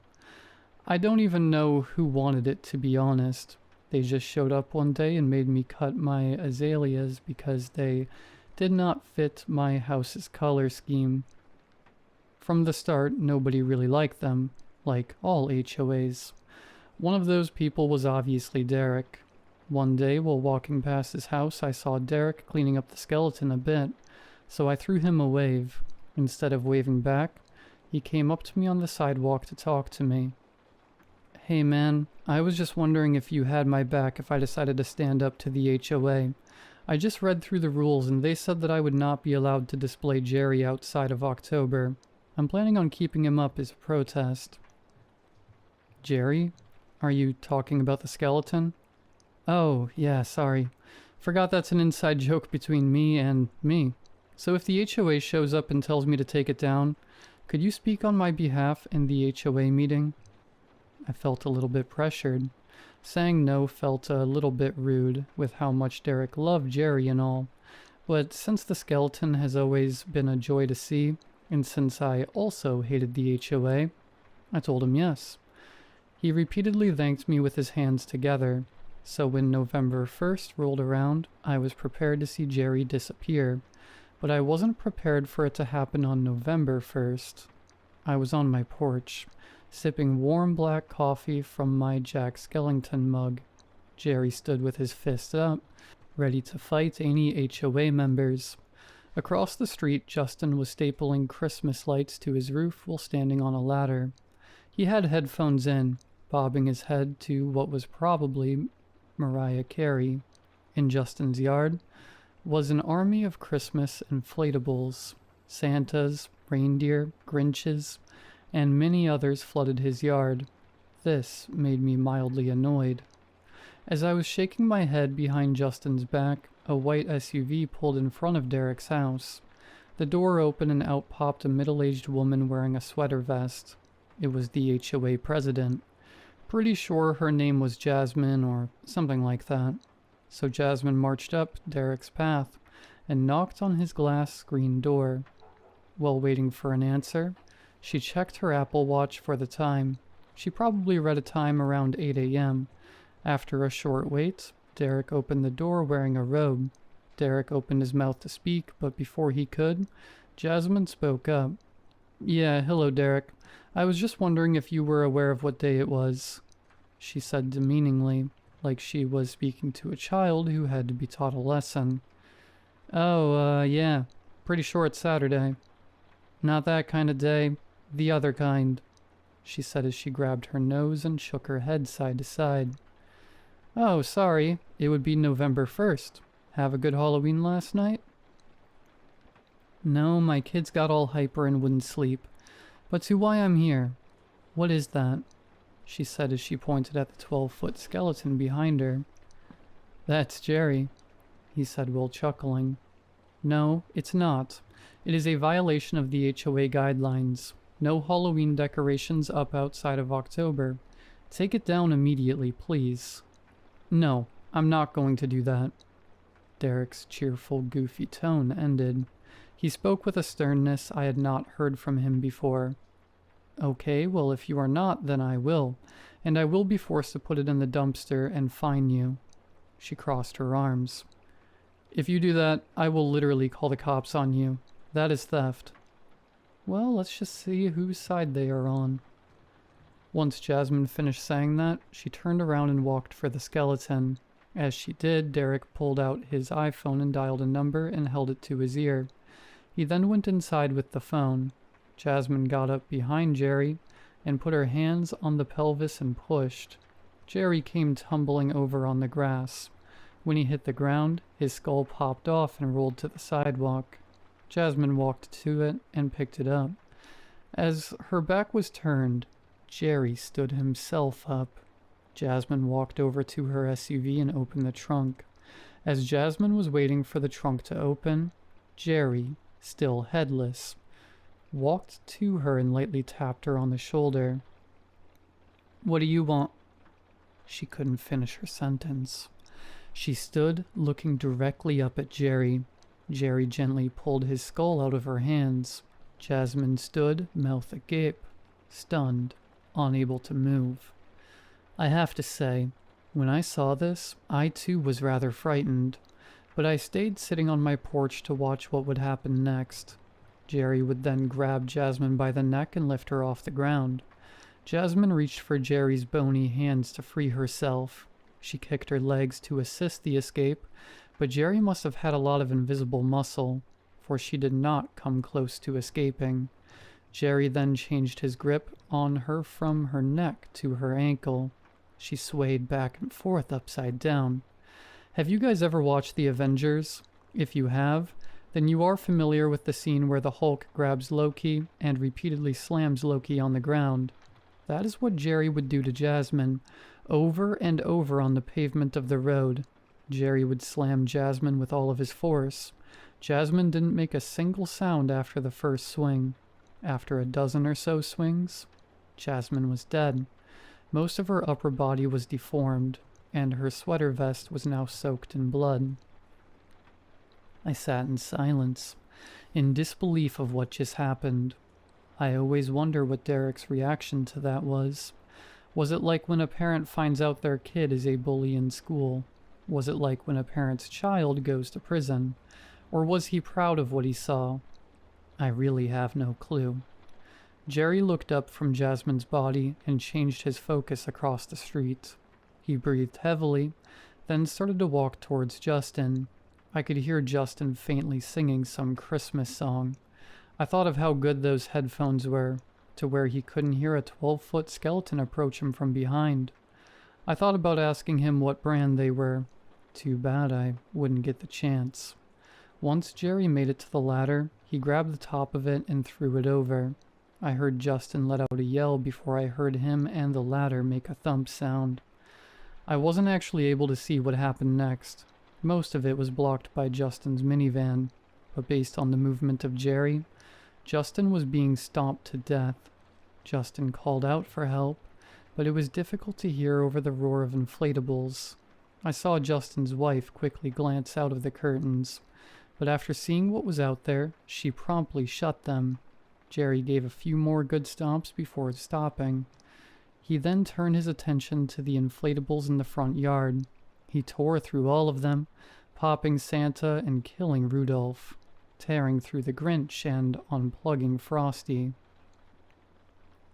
Standing in a pile of now dead Christmas cheer, he changed his attention to me.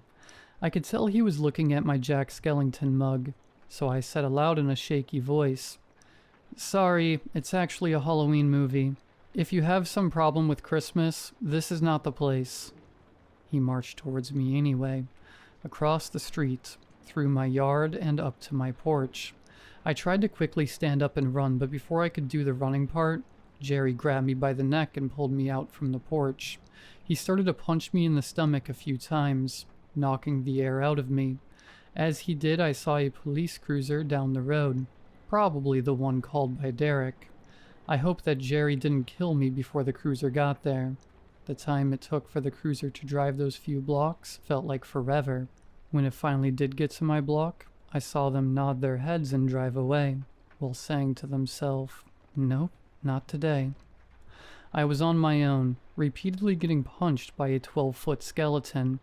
I remember this was how Houdini died.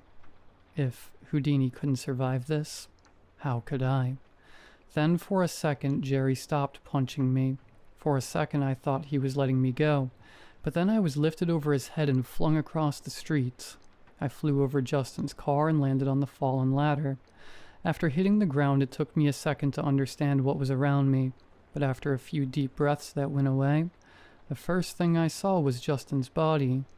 Oh yeah, he was stomped to death. The first thing I heard was music coming from two places. The first was from Justin's headphones in the grass. They were playing Jingle Bell Rock. The second was from a caroling minivan coming down the road towards me. I saw Jerry walking towards me before he could pick me up again. I snatched Justin's headphones. Oh, they're Beats brand. Jerry then picked me up by the skull. He placed my head in between his two massive hands. He started to squeeze. I could feel the pressure in my head building up, my eyes starting to pop out of socket. But before my head could be crushed like a jack-o'-lantern on November 1st, I slid the headphones over Jerry's ears. He immediately dropped me. Jerry fell backwards on top of a popped Santa. He started to shake, his bones clacking together like a xylophone. The minivan was 1 block away. I quickly think of something cool to say while I would end Jerry's life. It had to be something sort of relevant to Christmas or Halloween. Then I thought of something. This is what you have to understand, Jerry. Christmas, that's in 54 days. But Halloween, that's in 364. So whether you like it or not, it's Merry Frickin' Christmas. As I finished the coolest thing I ever said, I pulled my foot back and launched it forward and planted it in Jerry's chin. his head launched off like a firework, flying off into the street and perfectly underneath the front wheel of the caroling minivan. Without any difficulties, Jerry's skull was crushed. The family stopped singing Jingle Bells to ask what they had just hit. I looked down. The skeleton had stopped shaking and laid still and on the ground. I kicked at his ribs. He didn't move.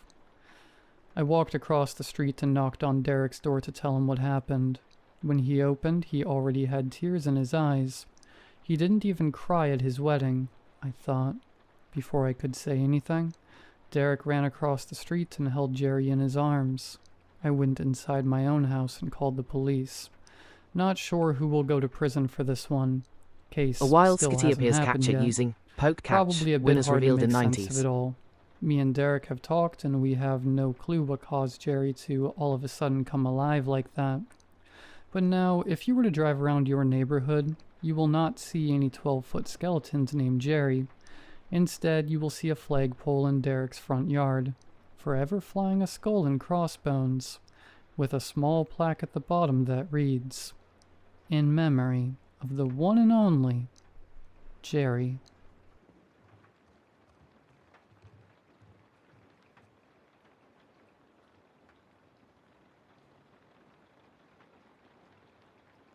"4 years ago, I was diagnosed with end-stage liver failure. When I was younger, I drank more alcohol than water. I learned that selfishness hurt me more than anyone else ever could. Over time, I slowed down, not because I wanted to, but because partying in your 30s with college kids, as Freddie put it, just isn't a good look. The yacht parties my dad kept throwing didn't help either. Honestly, I wish I had a gambling addiction instead. At least then there was a chance of winning something. All I got was loss of time, health, and any humanity I thought I had left. My liver was so damaged that there was no chance it could heal on its own. Apparently, my eyes were so yellow it looked like I used pee Skitty as eye escaped. drops, No one as caught it. Freddie joked. I was losing weight rapidly too. I was immensely relieved when I found out my dad had signed me up for Hemacare's Life Vault package when I was a toddler. All they needed was a blood sample. It's supposedly far superior to other organ printing hospitals, but also significantly more expensive. I guess second chances are only for those who can afford them. My doctor explained that while traditional transplants always carry a risk of rejection, Hemacare's printed organs supposedly have a 100% success rate. They also promised the healthiest possible version of each organ. I called in for a transplant and was scheduled immediately. When I arrived a few weeks later, the facility felt more like a luxury hotel than a hospital, aside from the ever-present sterile smell and the stagnant air. The waiting room was quiet and cozy.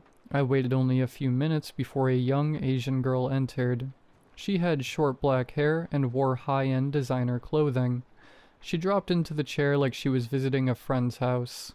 She kept rubbing her left eye, which was covered by a surgical eye patch. I kept some distance between us in case whatever she had was contagious. Eventually, a nurse approached me. "Hello, welcome to Hemacare. May I have your name?" "Adam Jones." Of course, this is an alias. Given the nature of this event, sharing my real name would be unwise. "Alright, Mr. James. You're on the Life Vault plan. Please follow me so we can get you changed into your hospital gown." The click of her heels echoed through the empty hall with each step. With the awkward silence, I couldn't help but admire the polished dark wood floor, and the walls painted a warm tan. The sterile scent only grew stronger as we walked. The nurse led me to a small changing room. I swapped my expensive, rumpled suit I'd slept in for a few days for a surprisingly soft gown. The gown didn't come with slippers, leaving my bare feet to press against the cold floor. Each step felt like walking on ice. When I looked into the mirror, it was hard to recognize myself. My eyes were piss yellow, my face and stomach thin. My hair that I'd kept clean and short was greasy and disheveled. I hardly had the energy to get out of bed most days. Forget showering or shaving. I was hopeful that this surgery would give me the motivation I needed to get my life back. Would you like us to have this cleaned for you? She held it out with both hands as if the suit was radioactive. Sure, I said. I couldn't blame her. It was filthy, and I had been too exhausted to change. Of course. Please follow me to your room. She sealed the suit in a clear garment bag and led the way. Halfway down the hall, we were stopped at an intersection by two male nurses pulling a cart carrying a large red container about the size of a coffin. The shorter of the two men paused for a moment to look at his clipboard. As he scanned the page, a soft thud came from the container. He looked fearfully at the other nurse, who swiftly grabbed the handle of the cart and pulled it down the hallway, walking as fast as he could without running. The shorter nurse scrambled to follow him, throwing a nervous glance at me. I gazed down the hall they had come from and noticed a door labeled "Spare Room." It was the only one with a badge scanner. I could see a red light glowing from under the door. Curiosity tugged at me. "What's in there?" I asked. The nurse looked briefly toward the door, clearly shaken by what just transpired. "Oh," she laughed nervously. "That's just the spare room. We store emergency equipment and replacement supplies there.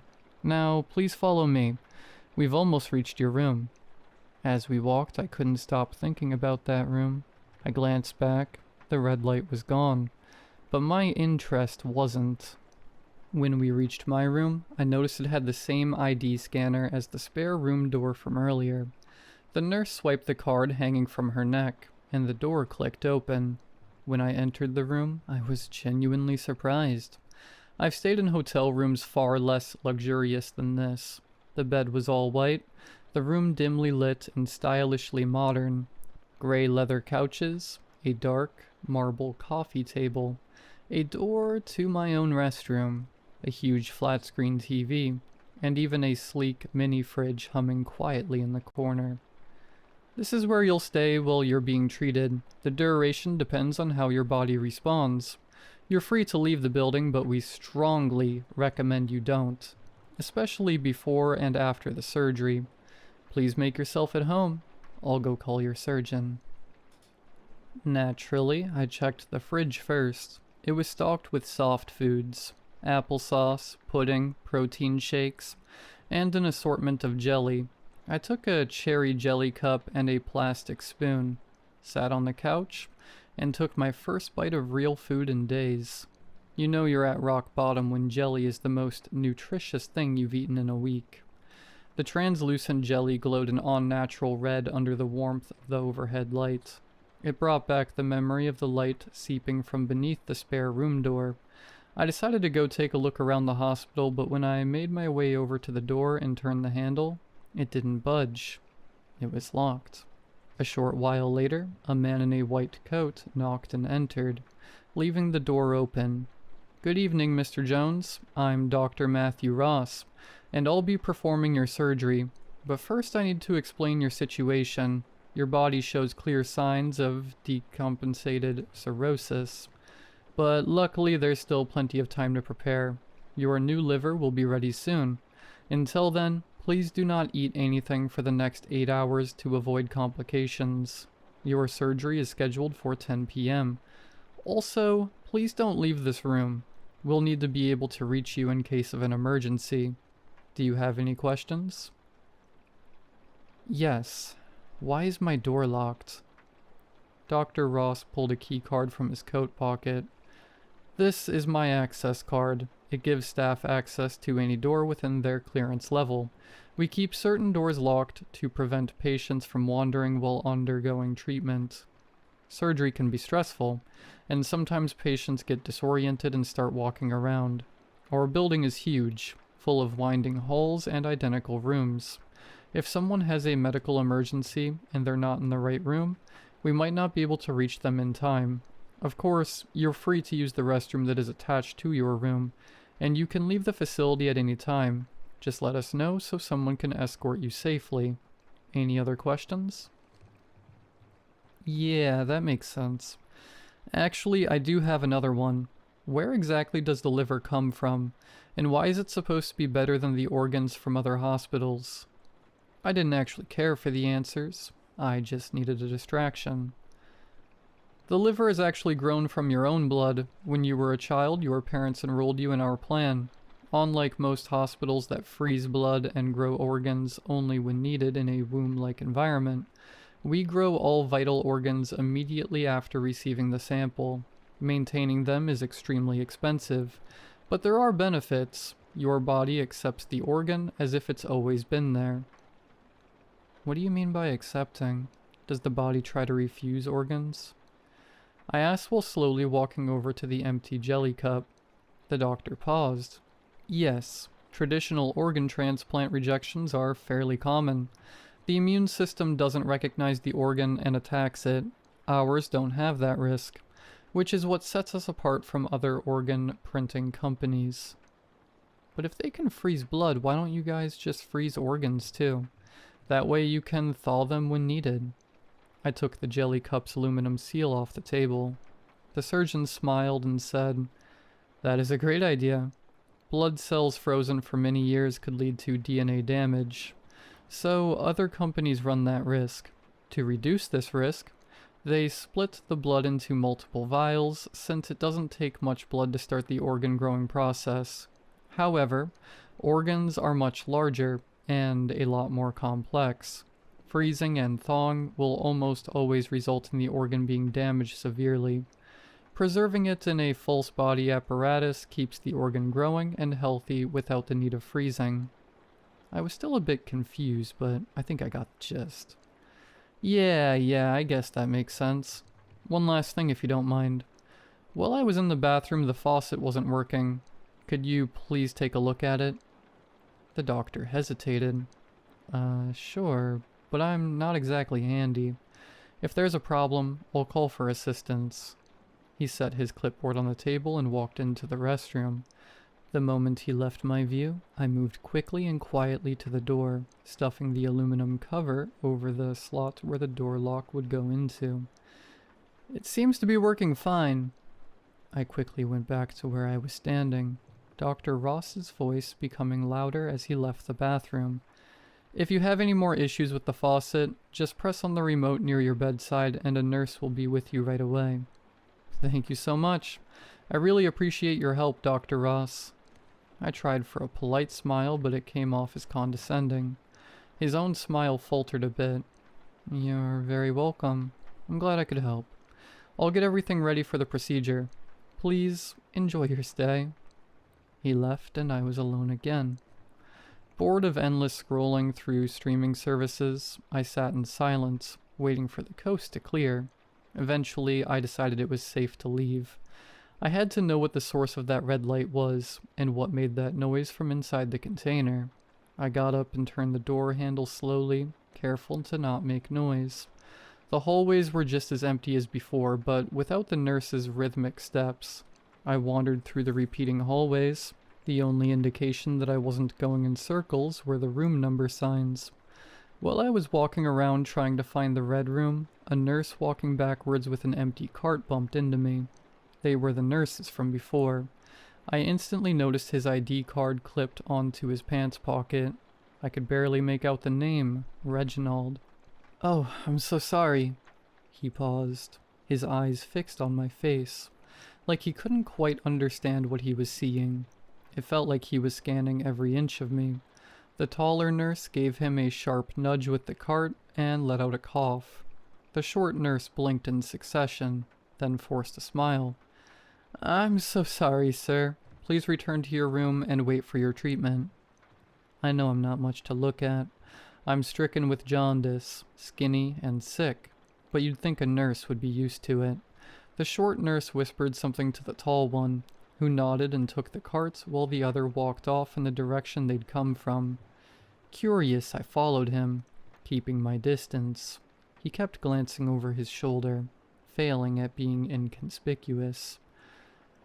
He picked up his pace. After a final turn, he reached the spare room, pulled out a keycard, scanned it, then entered a code into the keypad. He slipped inside. Going in with him would be risky, so I thought if I hid and waited, I could try to steal his badge discreetly. So I hid behind a corner, watching the door and waiting. Only a few moments later the red light returned, and immediately after the nurse walked out, sighing a breath of relief, but quickly looked up. A jolt of panic hit me.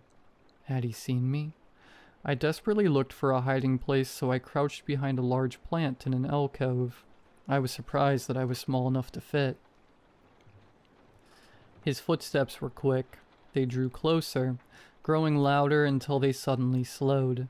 I held my breath, praying he didn't notice me. His footsteps stopped entirely, but after a few moments he muttered, "Get it together, man." Then his footsteps continued.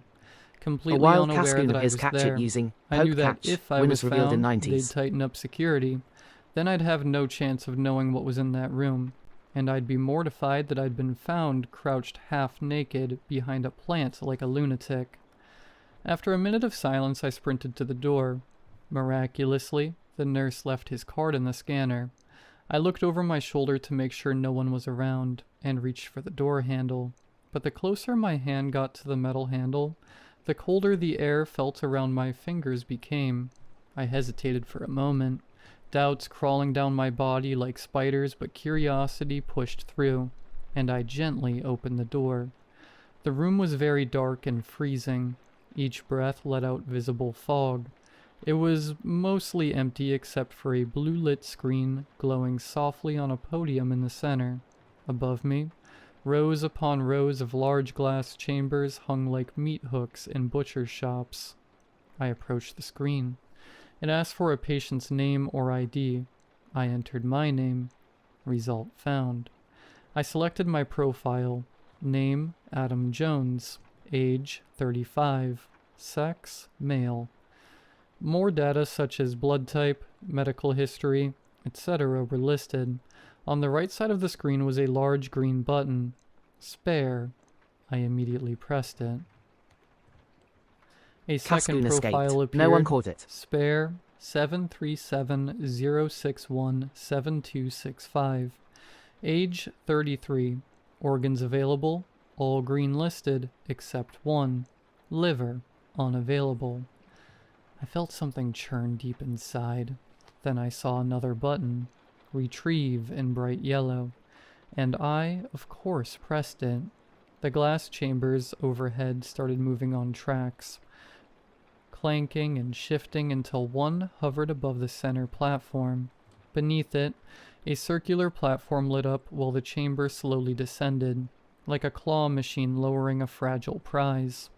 Then the glass chamber stopped. I looked closely into it. A pair of white eyes stared back at me. I froze. Terror became a dark, oozing liquid, clinging to me. The figure had long brown hair, and wore a breathing mask with a tube covering most of his face. Wires coiled around his muscular frame suspended in fluid. Curled in a fetal position, its gaze followed me no matter where I moved. Not alert, just instinctive. Infantile. Whoever this was, I had to help him. I pounded on the glass. Nothing. It was stronger than I expected. There had to be a way to open it. "Hey, can you understand me?" I asked the man desperately, but he stayed silent. I stared at him hoping that he would show some sort of awareness, but the longer I looked, the more familiar he became. The hair color, the eyes, the face shape. I noticed 2 small moles on the man's curled hands.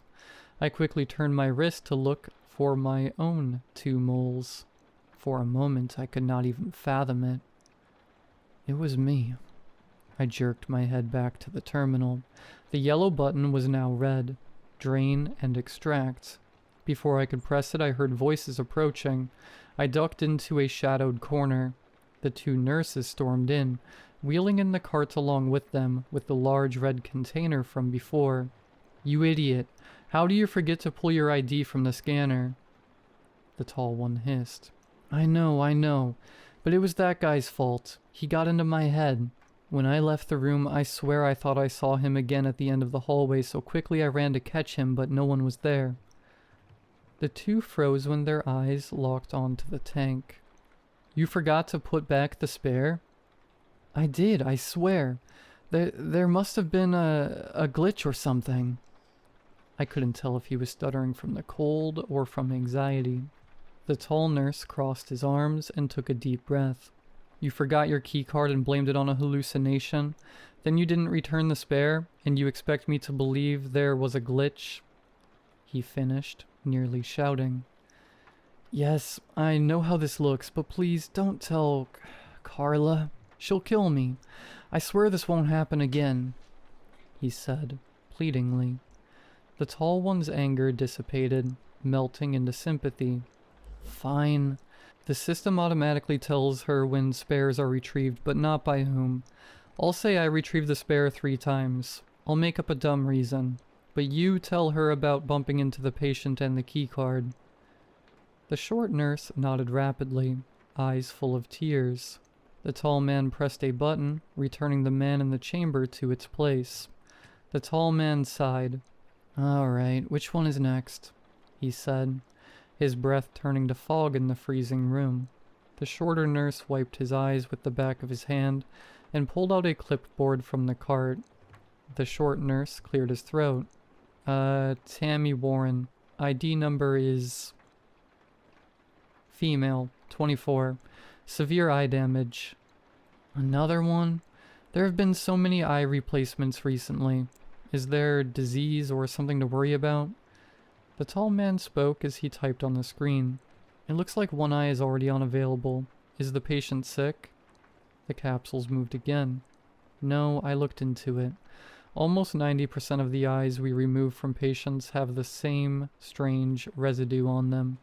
It's caused by this new hallucinogenic on the market, eye candy. Apparently, because new organs are more accessible than ever, people have started experimenting with it. It causes extremely vivid hallucinations, but almost always destroys the eyes. The worst part is, the people who get a transplant after wrecking their vision almost always relapse. But unlike necessary organs, eyes don't need to be put into the spares to acclimate. He finished speaking when a new capsule lowered. It contained a young Asian girl, her hair black and shiny, swirling around her like a cocoon. The taller man shook his head. Those damn junkies. You'd think having a second chance would stop them from self-destruction. What if something happened to the meat fridges? Has the thought never crossed their minds? They're taking their organs for granted. He spat. After a few moments of silent scribbling on the clipboard, the taller nurse spoke again. All right, get the cart ready. I'll drain and extract. He tapped on the screen again. This time the whole room lit up deep red, like a photographer's dark room. My stomach dropped. They'll see me. The chamber drained of liquid. The girl descended slowly until her frail, naked body met the floor. She laid there, motionless, as the chamber glass slid to the side, granting access to their meat fridge. The short nurse gave a button at the side of the cart a long press, lowering it until the top reached his ankle. All right, he said, like usual. I'll get the hands and you get the legs, the taller man ordered. The shorter man stretched his back and bent down to pick up the girl's legs and drop them. Damn, sorry, she's slippery. The taller man took a deep, steadying breath and patiently held on to her arms, used to his partner's incompetence. The shorter nurse grabbed a towel from the cart and wiped her legs dry. Sorry, he muttered again. The two men slowly picked her up and placed her gently onto the red container. There wasn't even the faintest trace of resistance in the girl. She was more corpse than human. Just looking at her turned my stomach. I had to get out of there, and fast. The tall man walked back over to the computer and pressed the screen again. All right, which room? Room 411, the short nurse said, as the empty chamber ascended back into the rafters. The two nurses left, pulling the cart behind them. The silence in the room was palpable. I rushed over to the screen and pulled up my clone's profile one last time. My index finger quickly moved to the right side, but I hovered there, shaking, above the retrieve button. They'd know it was retrieved a fourth time. Why risk it? What if I needed another organ like Tammy? Yeah, I know how bad that sounds. I mean, I could get another organ grown, but what if it's my heart and they couldn't grow it fast enough? Or what if my body rejects it?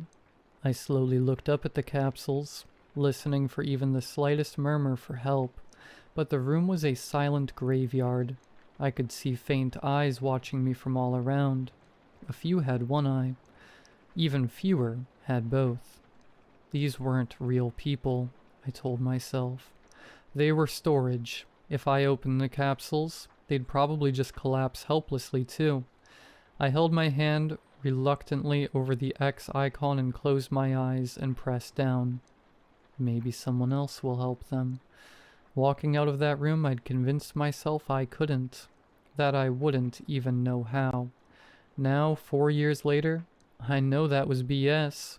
I even knew it then, but I still walked away.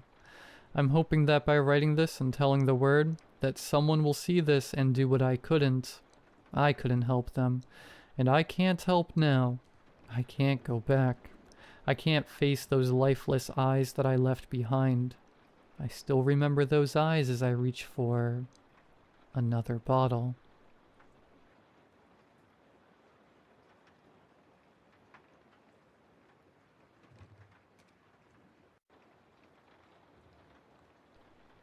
When my grandfather passed, I inherited his cabin by the lake. It wasn't much. One story, drafty in winter, built back when insulation meant more wood. But it was quiet, peaceful at least, that's what I thought. I moved in last fall. The air smelled like wet pine and the lake behind the house looked like black glass at night. I'd stand on the back porch with a beer, listening to crickets and the occasional splash from fish breaking the surface. For the first month it was perfect. No neighbors for a mile, no traffic, no city noise. Then I started hearing it. The first night it was around 2 a.m. I'd fallen asleep on the couch and woke up to what sounded like someone slowly dragging a shovel through the mud outside. Long, wet scrapes. Pauses between them, like they were listening for something. I sat up, held my breath, and it stopped. The next morning I checked the shore. There was a line in the mud, about 4 inches deep, starting from the tree line and ending at the water's edge. No footprints, just that strange trench. After that, I couldn't shake the feeling that something was watching the cabin at night. I kept the curtains closed, but every so often I'd hear that same dragging sound outside, always starting in the woods and heading toward the water, always stopping when I got too close to the windows. One night in December, I caught it. I woke to the sound again, this time closer, right outside the porch. I crept to the back door and pulled aside the curtain just enough to peek. There was something standing in the frost-covered yard, backlit by the moon. It was tall, at least 7 feet, with limbs too long for its body. Its skin hung in loose folds like it had been stretched over the wrong frame. It was holding something in one hand. A stick, maybe. No, not a stick. It was a long, pale spine. The sound I'd heard was it dragging the tip of it through the frozen dirt. Its head? God, its head. It didn't have a face, not in the way we do. Just a long vertical slit, opening and closing like gills, flexing in the cold air. I must have made some noise because its head snapped toward me, that slit opening wide enough to show rows of needle-thin teeth inside. Then it turned and walked into the lake, not into the shallows, straight in, until the water swallowed it whole. I tried to convince myself I was dreaming, but over the next week I found more of those trenches in the mud, always leading to the water, always starting closer to the cabin. Last night, it changed. I woke to the sound again, dragging, slow, But this time it didn't stop. It moved around the cabin, circling it. Once, twice, then it stopped at the front door. The porch creaked. And then I heard it tapping. Something sharp rapping on the wood in slow, steady beats. 3 taps, pause. 3 taps like it was waiting. I didn't open the door. I waited with a kitchen knife in my hand until dawn.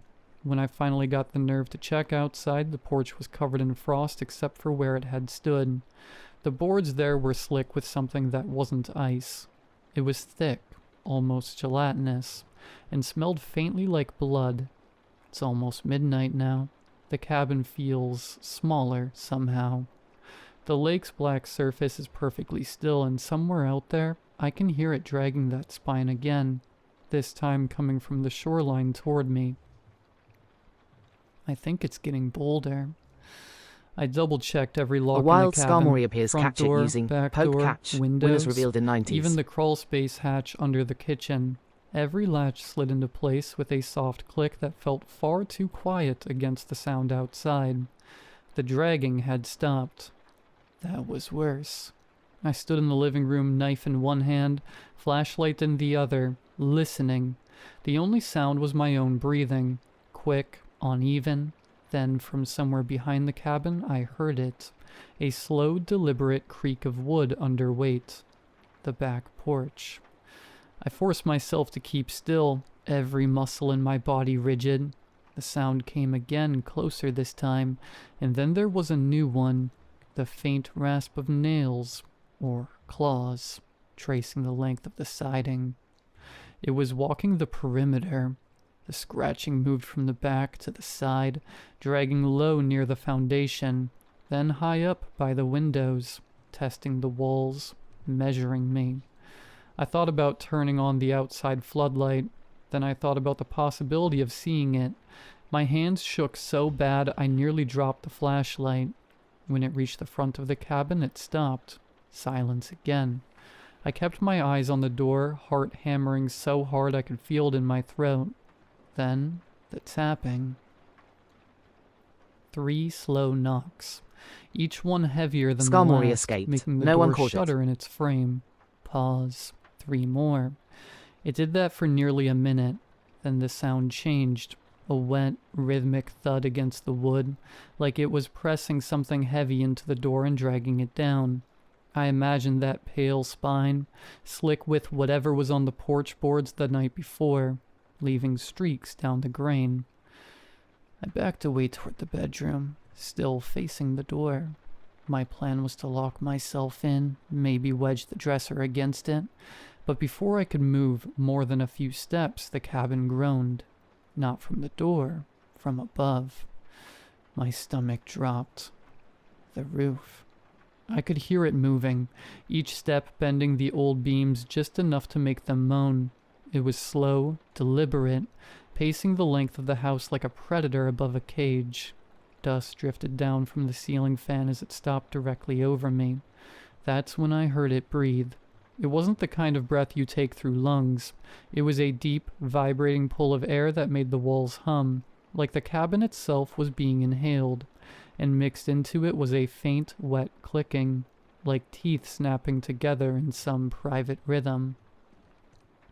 I didn't move, didn't blink. My legs felt hollow, barely able to hold me up. Then something fell from the ceiling. It landed right in front of me. A piece of wood, no bigger than my thumb, splintered and dark with moisture. I looked up, and for the briefest second, I saw it between the slats. That slit where its face should be, teeth flexing inside, wet with strands of something that clung like spider silk. It slid out of view again. That was it. I bolted for the bedroom and locked the door. I shoved the dresser in front of it, then sat on the floor with my back against the wall. Knife pointed at the door like I'd be able to do anything if it came in.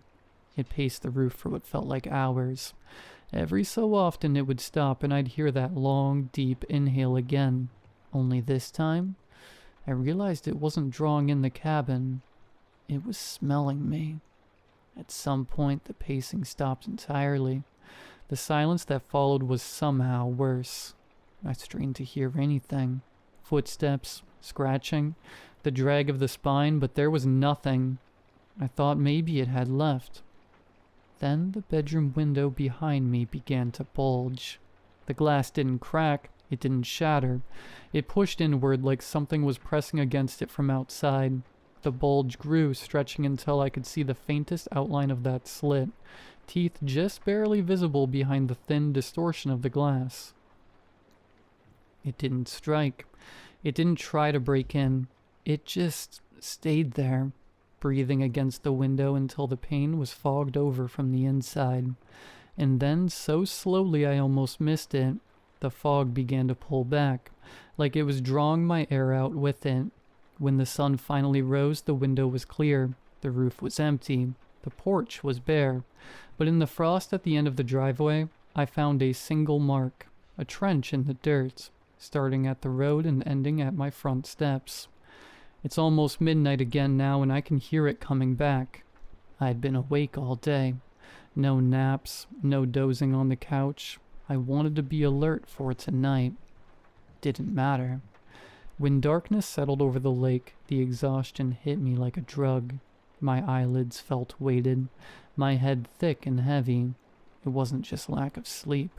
It felt imposed, like the air was laced with something pulling me under. I fought it by pacing the cabin, flashlight sweeping every corner. The walls creaked in the cold, but beneath that, I could hear the lake, a soft, constant lap, lap, lap of water on the shore, and over it faintly, that dragging sound again. I killed every light inside. If it wanted to see me, it would have to look through the dark. I stationed myself in the kitchen, where I could see both the front and back doors. The dragging came closer, circling the cabin, then it stopped. I didn't hear it for almost 5 minutes. Then the sound came again, inside the walls. The noise was subtle at first, like something brushing along the insulation. Then it got heavier, shifting, moving from the kitchen wall toward the living room. The boards shivered with each scrape, like it was wedging itself through spaces too small for anything human. I backed up, keeping the knife raised. The sound reached the corner where the chimney met the wall and stopped. A soft, hollow thunk came from the fireplace. I'd never used it. The flue had been closed since I moved in. Now the metal lever clinked once, twice, before the cover inside began to bulge downward. Bits of soot fell into the empty hearth. Something was forcing the flue open from the wrong direction. The cover gave with a sharp metallic ping, swinging down hard enough to rattle the fire tools on their hooks. For a moment, there was only darkness inside. Then a hand slid into view. It was too long, too thin.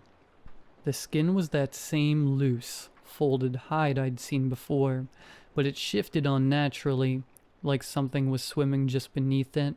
The fingers bent in ways they shouldn't as they searched along the brick, tapping and probing. They reached the edge of the hearth and stopped. The tips turned upward toward me, slowly, deliberately. I stepped back. The fingers curled into a beckoning motion. I don't remember deciding to run, but suddenly I was in the bedroom, shoving the dresser harder against the door than before. My breath came in quick bursts, and each one felt stolen from me. For a few minutes I heard nothing. Then, faint, nearly inaudible, came a tapping from the other side of the bedroom wall.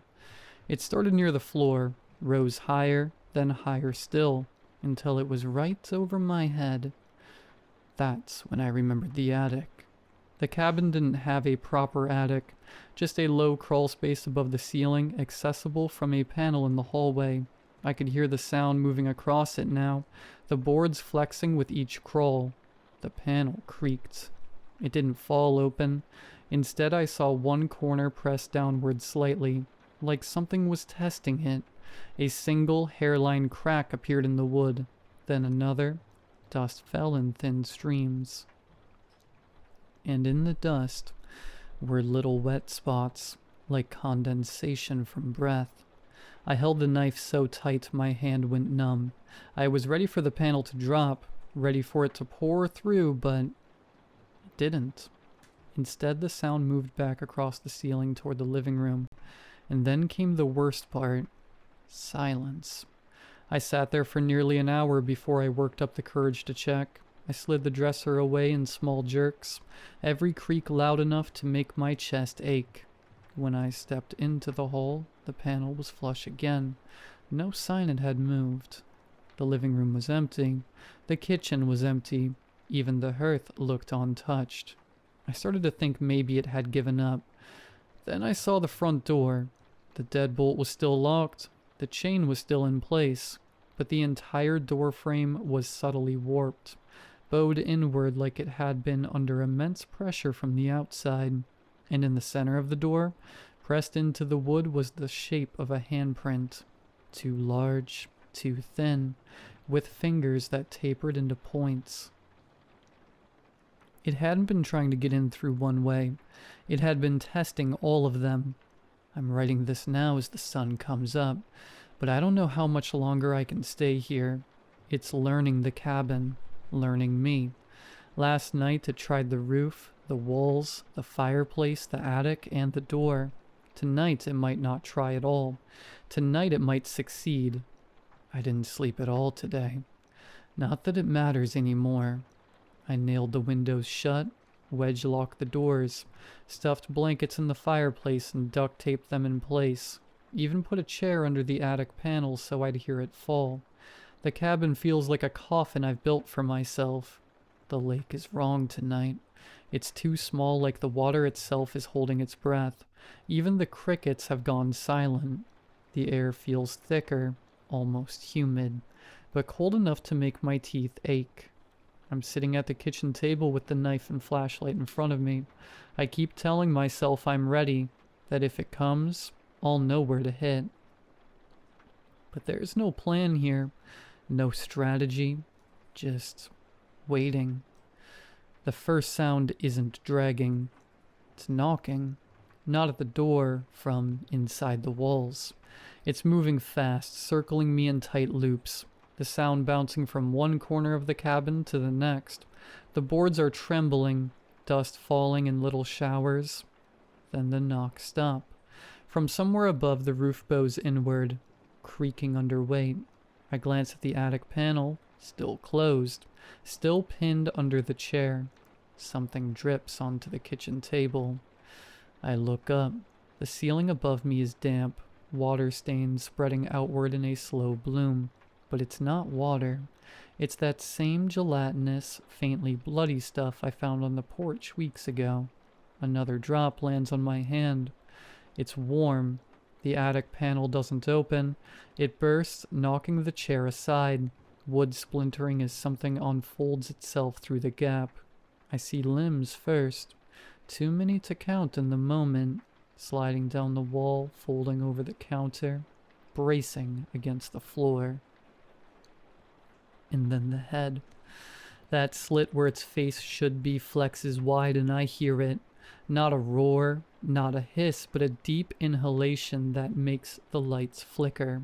The air feels thinner instantly, my chest tightening as it pulls at something deeper than breath. I run. I don't remember making the choice, but suddenly I'm at the back door, kicking the chair away from the handle, fumbling with the locks. Behind me, the thing's limbs slap against the floor in uneven rhythms, scraping, reaching. I slam the door open and bolt into the night. The cold bites through me immediately, the air wet and sharp. The lake's black surface stares back at me, and for a second, I consider running for the tree line instead. But there's movement between the pines. Too tall, too thin. More than one.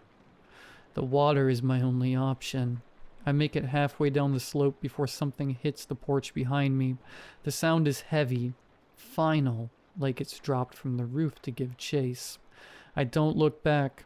I can hear it though, that wet spine dragging through the grass as it runs. The shoreline is slick.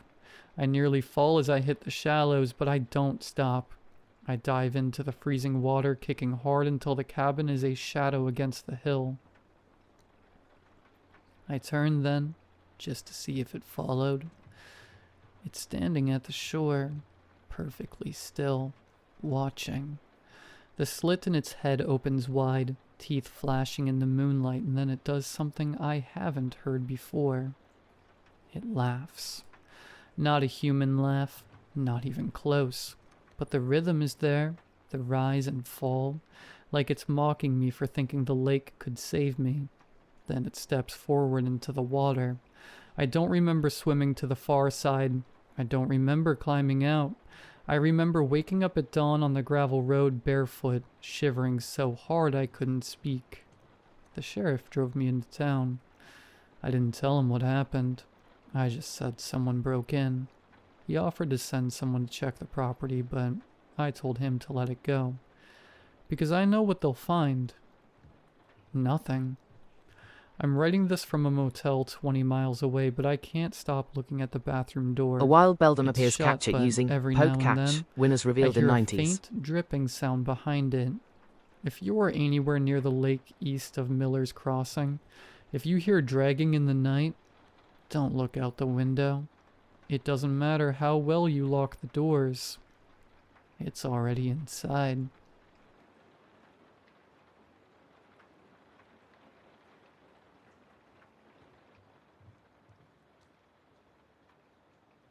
When I was a kid, from around the ages of 2 to 10, I always watched the same show after school, Dandy's Wondrous Adventures. It was a show that I had kept tabs on ever since I was a baby. It had been with me since the beginning, and for good reason. Even as an adult, I can point out the many lessons the show taught me as a boy. How to tie my shoes, how to properly eat, how to keep up conversations, etc. It was a much-needed show for a kid of my upbringing.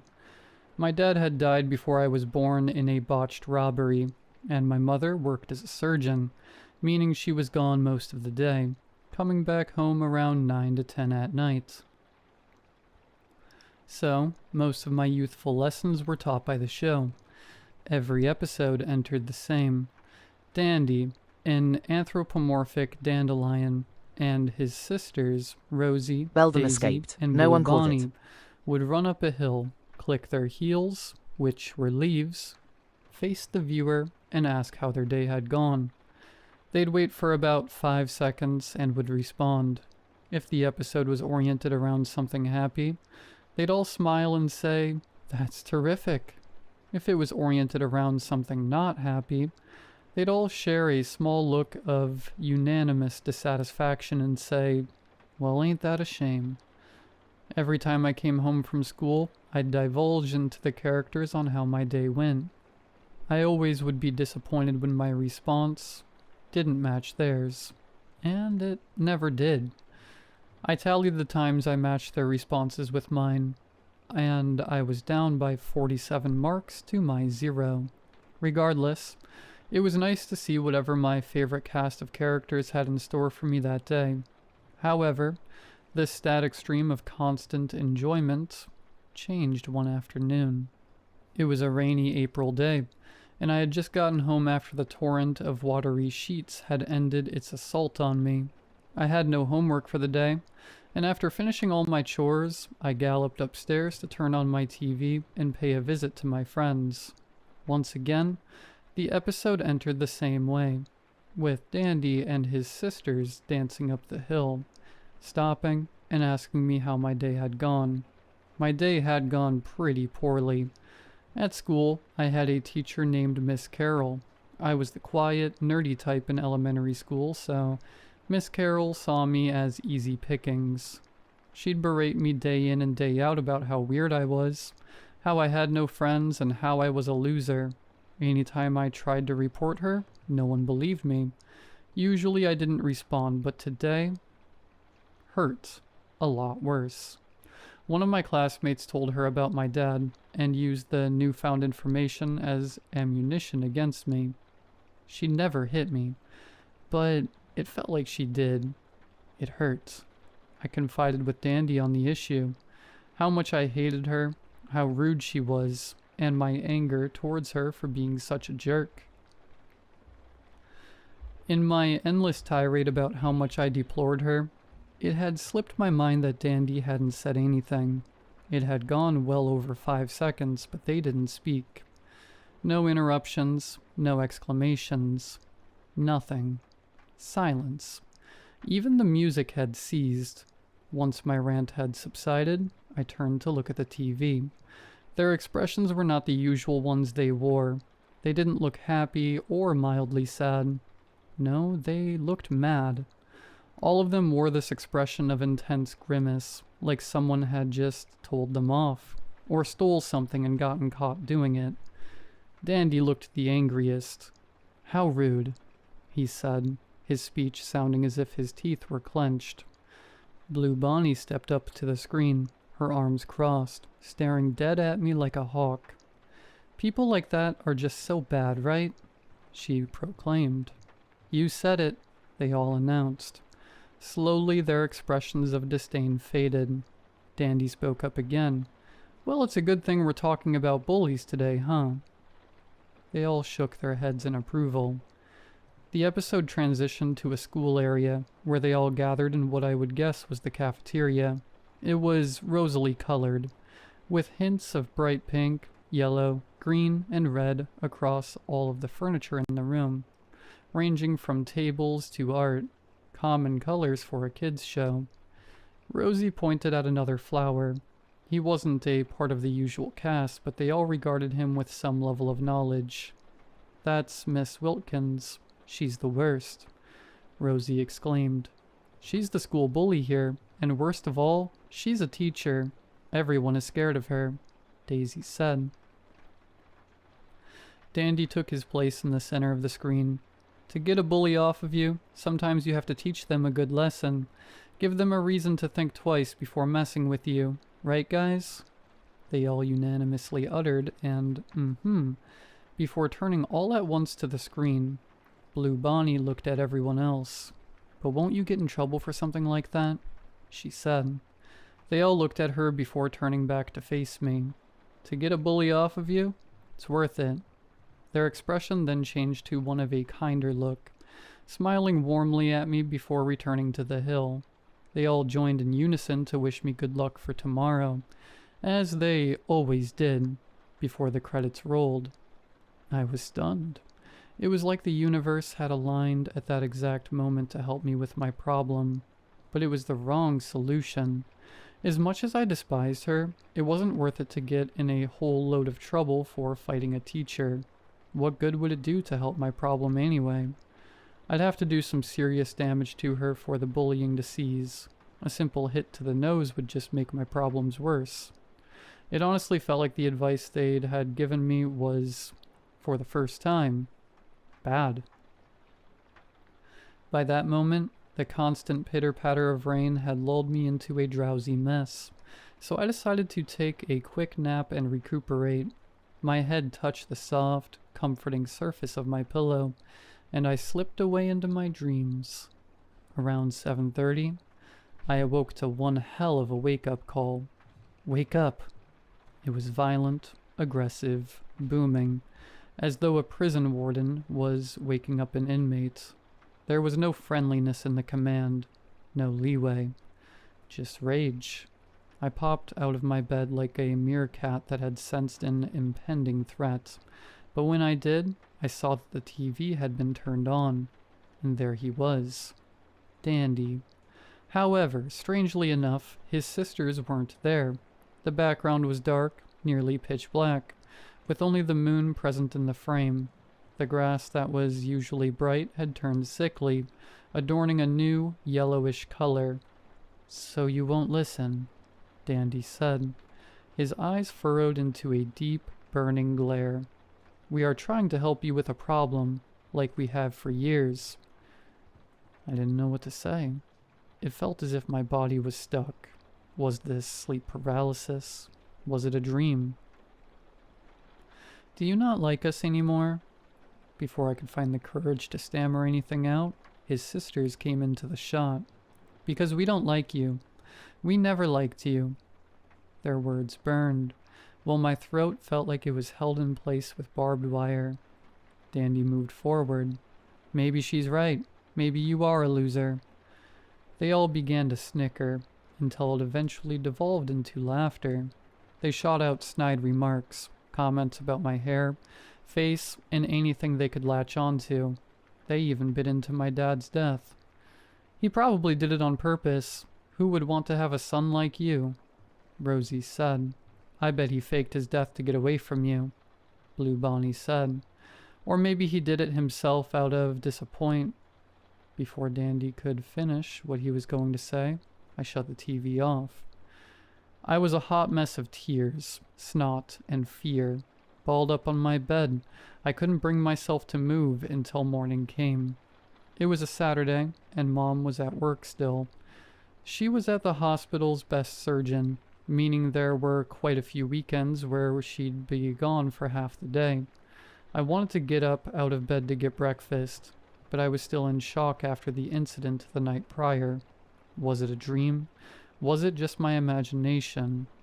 No, it couldn't have been. I felt everything. All those words, insults, and crude remarks. I felt them all.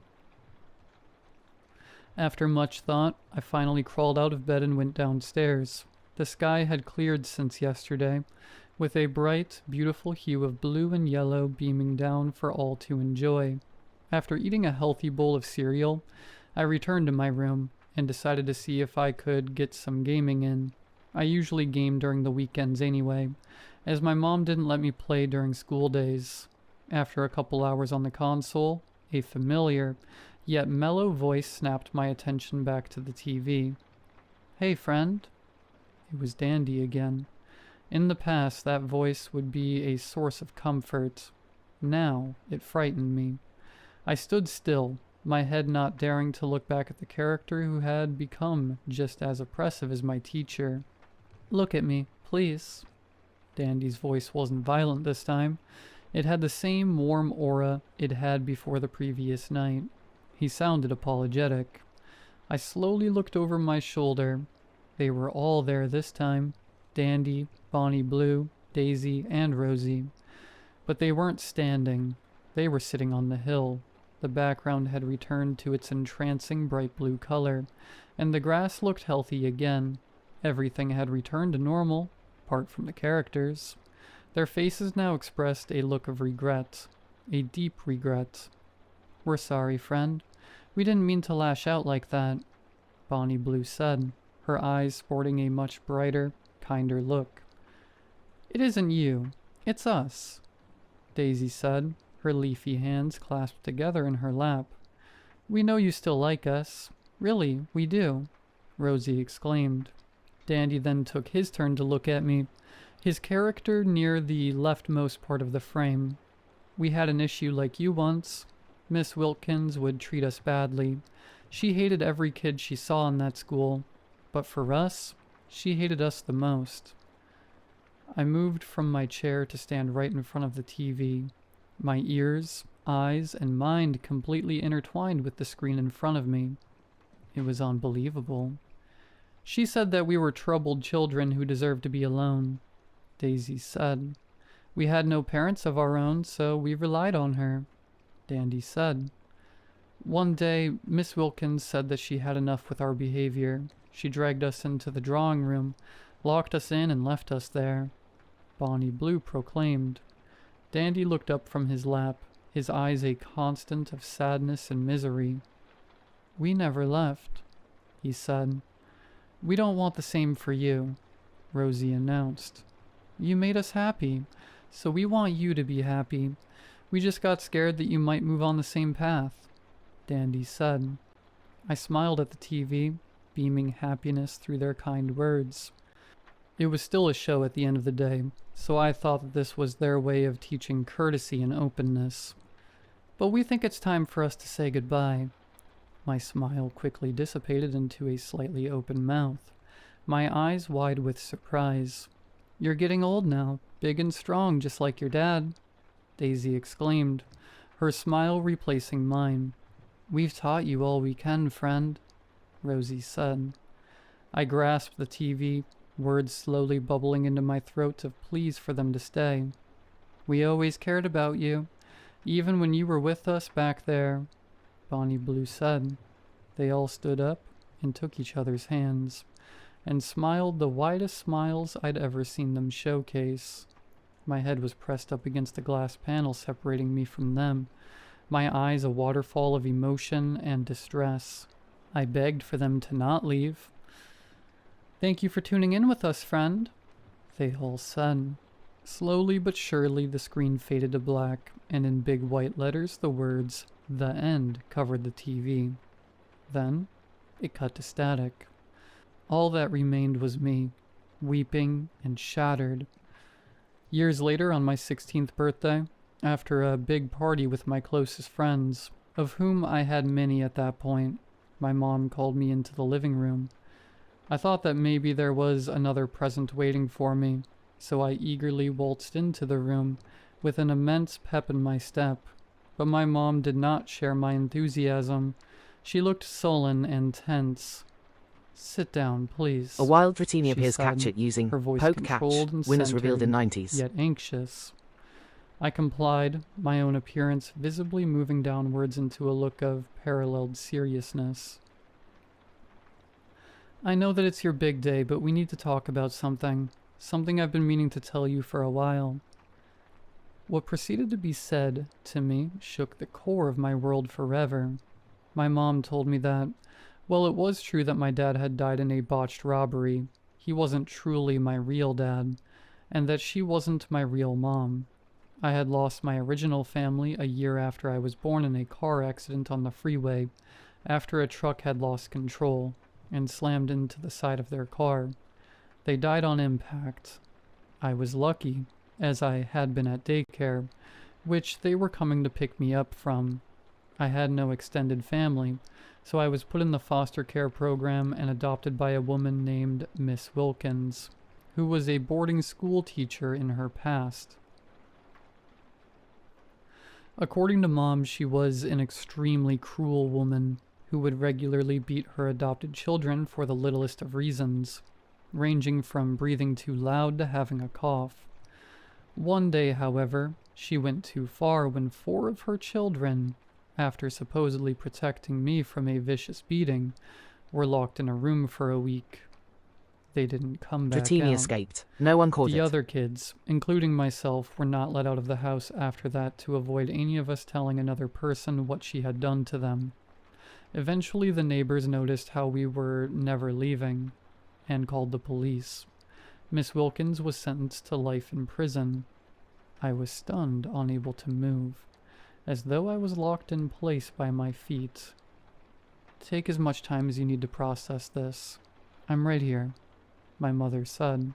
As my mind began to make sense of it all, I started having sparks fire off in my brain. Miss Wilkins. I could have swore I knew that name from somewhere. Wilkins, Wilkins, Wilkins. And then it hit me like a boulder rolling down a hill. Miss Wilkins. The teacher from the show. I rushed out of the living room, up to my bedroom, and threw my computer open with almost lightning fast speed. I looked up the case, typing everything I could in, praying I could find something. 4 of the 5 searches popped up generic results for other heinous foster parents.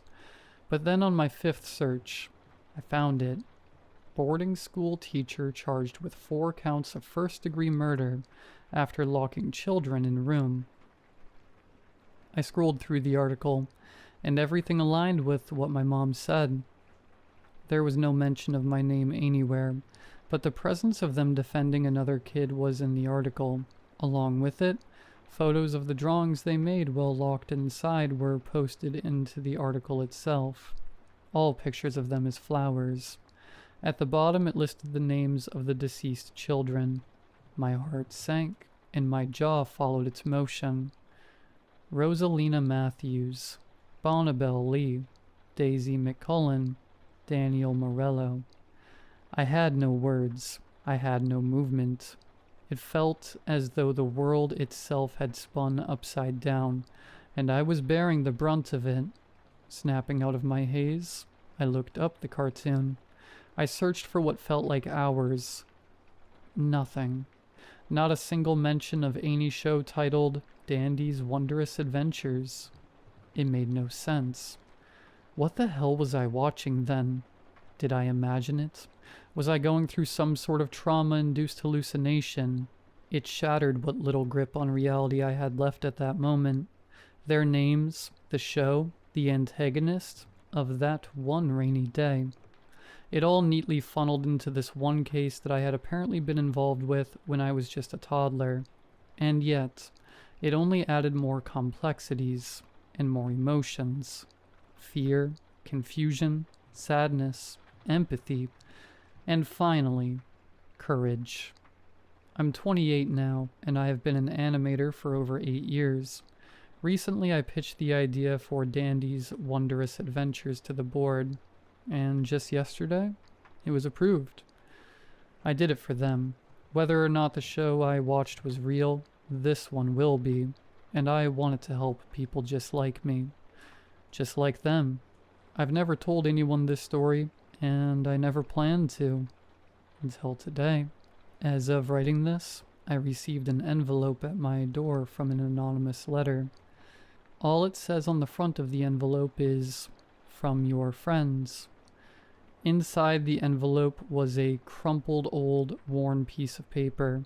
It looked as though it had been set out in the sun for years. On one side of the paper was a drawing, as though it was made by a kid. Or rather, a group of kids, as the styles are all different. It looked fresh, completely out of place with the worn-down canvas that had been used. On the drawing is them, the characters.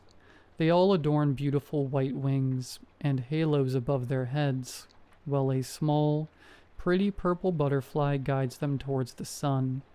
All of them are hand in hand, just like the last time I saw them.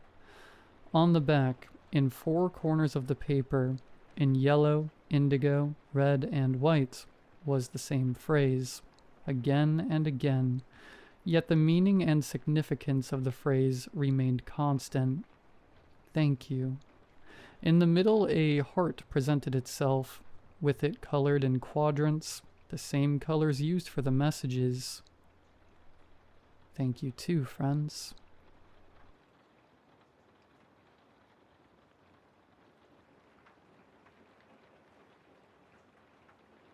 I found a listing online. Furnished basement room for rent. Private entrance. $400 a month. No pets, no questions. It was sketchy, but I was desperate. I'd just lost my job and my savings were circling the drain. The landlord was a tall, thin man who didn't smile. He handed me a key, told me the rules. Stay in my room after 9 p.m. Don't go upstairs. Never look through the keyhole. I laughed. He didn't. People think they want to know. They don't. I should have walked away. Instead, I moved in. The first night was uneventful, except for the sound of footsteps above me. Constant pacing, all night. Fast, then slow, then faster again, like someone running in circles. On the third night, I woke up to scraping. Not footsteps, nails dragging across the ceiling. I went upstairs despite the rules. The hallway was pitch black, every door shut except one at the far end. Open a crack, soft, wet breathing echoed from it. I turned back. The next morning the landlord stood at my door. "You went up," he said, not angry, sad. "I didn't go in," I told him. "Doesn't matter. I saw you." That night, the pacing turned into thumping, something slamming against the floor above. I stuffed towels under my door, turned the TV up, and prayed for daylight. At 3:12 a.m. the power died. Silence. Then knocking. Not on the front door, on my bedroom door. 3 slow knocks. I didn't move, I didn't breathe. Then a voice, soft and gurgling. "Let me in. I want to see who you are." I stayed frozen until morning. When the sun rose, the door was wide open. The landlord was gone. His car, his things, all of it. I called the police. They searched the house. Only one thing was strange, they said. There's no upstairs. The blueprints showed a one-story home. No second floor, no staircase. They thought I was crazy. But last night, I found the keyhole he warned me about. In the hallway, hidden behind a false panel. My hands were shaking. I looked. All I saw was an eye, looking back. Not human, too wide, all pupil. Then it whispered, "Found you." Now I hear footsteps again, only this time, they're below me.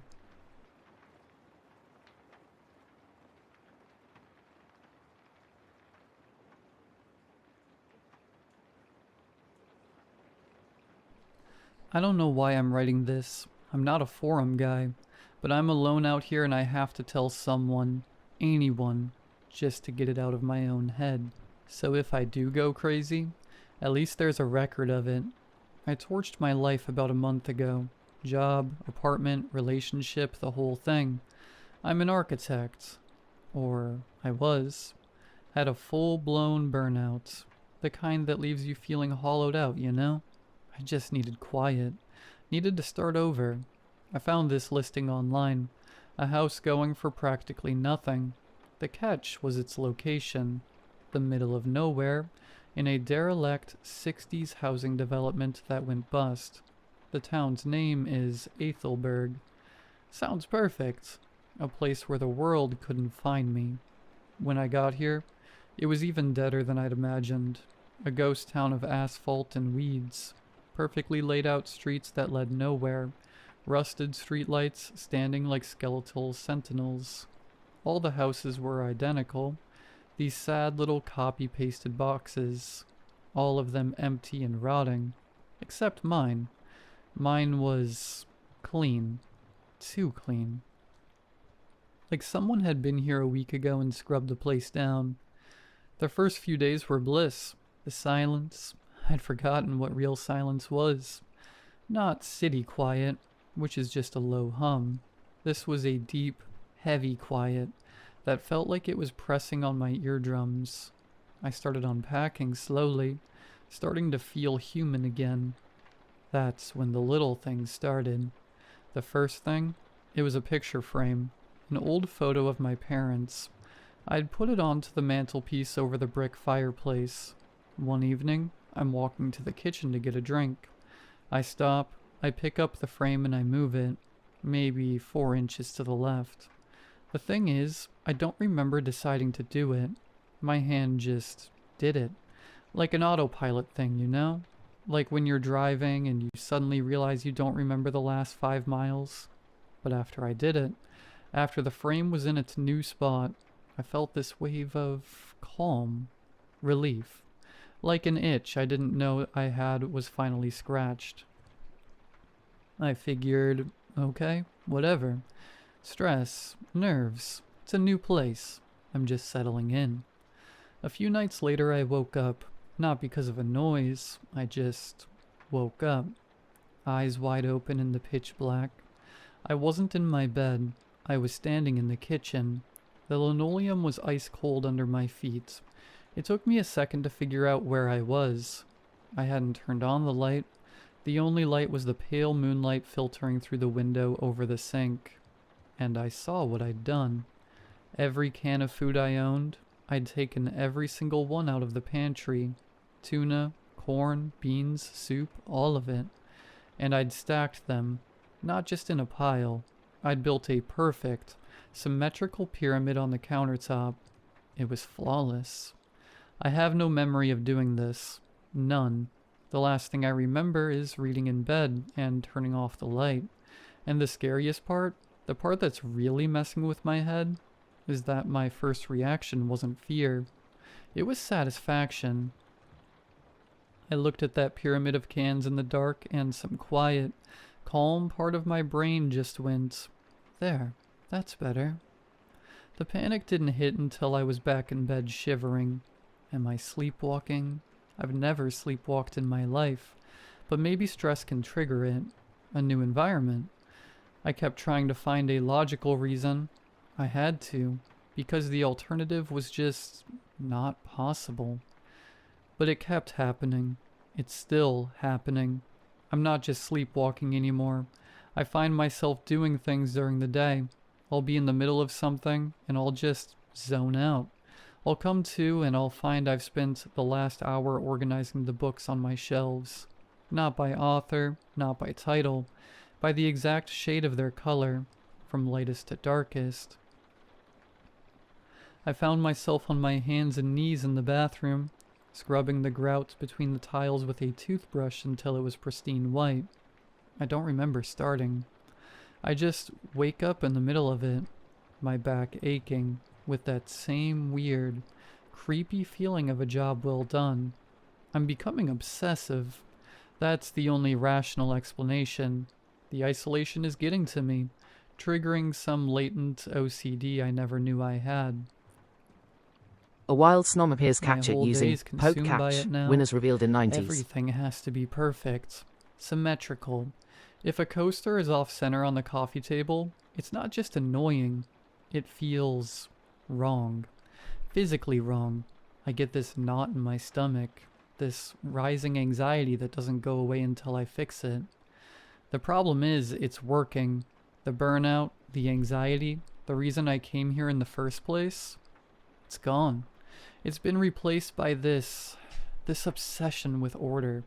It's like my brain has traded one illness for another, and the new one is so much quieter, so much calmer. I tried to fight it. I swear I did. 3 days ago, I decided, screw this. I'm not a slave to this. I deliberately messed up the living room. I left a coffee cup on the floor. I tossed a book onto the sofa instead of putting it back on the shelf. I tried to just live in it. To be a normal, messy human being. I thought I was going to die. It started with a headache, a dull throb behind my eyes. Then a noise started, a low, deep hum. So low it was more of a feeling than a sound. It was like the house was vibrating. It made my teeth ache. I lay on my bed for hours, curled up in a ball, sweating. The pressure in my head building and building. It felt like my skull was going to crack No one caught open. I couldn't take it. Around dawn, I gave up. I got up, my head pounding, and I cleaned the living room. I put the cup in the sink. I put the book back on the shelf, in its correct color-coded spots. I straightened the rug. The second I finished, the instant the room was back in perfect order, it stopped. The headache vanished. The humming cut out. Just silence. And that wave of calm washed over me again. It's not just in my head. It can't be. OCD doesn't give you a physical vibrating hum in your house. It doesn't stop the second you align your books. This is something else. This house, this place, it's not just a building. It's a system, and it has rules. And I'm learning that breaking them has consequences. And then tonight happened. The thing that made me write this. I was alone in the bathroom, washing my face. I looked up at my reflection in the mirror, and I saw my hand. My right hand. It started to lift. I didn't tell it to. I tried to stop it. I swear to God I focused all my will on telling my arm to stay down. But it was like it wasn't mine anymore. It was like watching someone else's arm attached to my shoulder. It moved slowly, deliberately. I watched, frozen in horror, as my own index finger touched my forehead, and it started to draw. An invisible pattern on my own skin, a spiral with straight lines coming from it, like a stylized sun. I could feel the light pressure of my own nail. I was staring at my own eyes in the mirror, wide with terror, and I couldn't do a single thing to stop it. I was a prisoner in my own body. Probably lasted 10 seconds. Felt like an hour. Then it stopped. My arm dropped to my side. I had control again. I shakily raised my other hand to my forehead. There was nothing there. No mark, No scratch. But I know what happened. I saw it. I felt it. It's not just about the things in the house anymore. It's not about arranging books or cans. It's starting arranging me. I should leave. I know that. A sane person would be packing a bag right now and driving until the sun came up. But I can't. The thought of leaving this house, of leaving anything out of place, it fills me with a kind of dread that's worse than the fear. The thought of the headache, of the humming. And there's something else. The real reason I'm still here. Since this started, since I've been following these rituals, I've been productive. I'm an architect. I design things. I hadn't been able to draw a straight line for 6 months. My creativity was gone, burned out. The other night, after one of the arranging episodes, I sat down at my drafting table and I started to draw. It just flowed out of me. The lines were perfect. The concepts were clear, brilliant. In a few hours I'd designed a structure more elegant and complex than anything I'd managed in my entire career. It was effortless. I wasn't even thinking. I was just the hand holding the pencil. I looked at the finished drawing and I felt that same familiar feeling, that deep, profound satisfaction, the feeling of perfect order. I think I understand now. The house isn't haunting me. It doesn't want to hurt me. It's fixing me. It's taking all the messy, chaotic human parts of me, the anxiety, the depression, the unpredictable spark of creativity, and it's cleaning them up. It's sanding them down. It's putting them in order. It's emptying me of the chaos and filling me with purpose, with structure. And that's the part that terrifies me more than anything else. A part of me wants to let it. A part of me is so tired of the mess.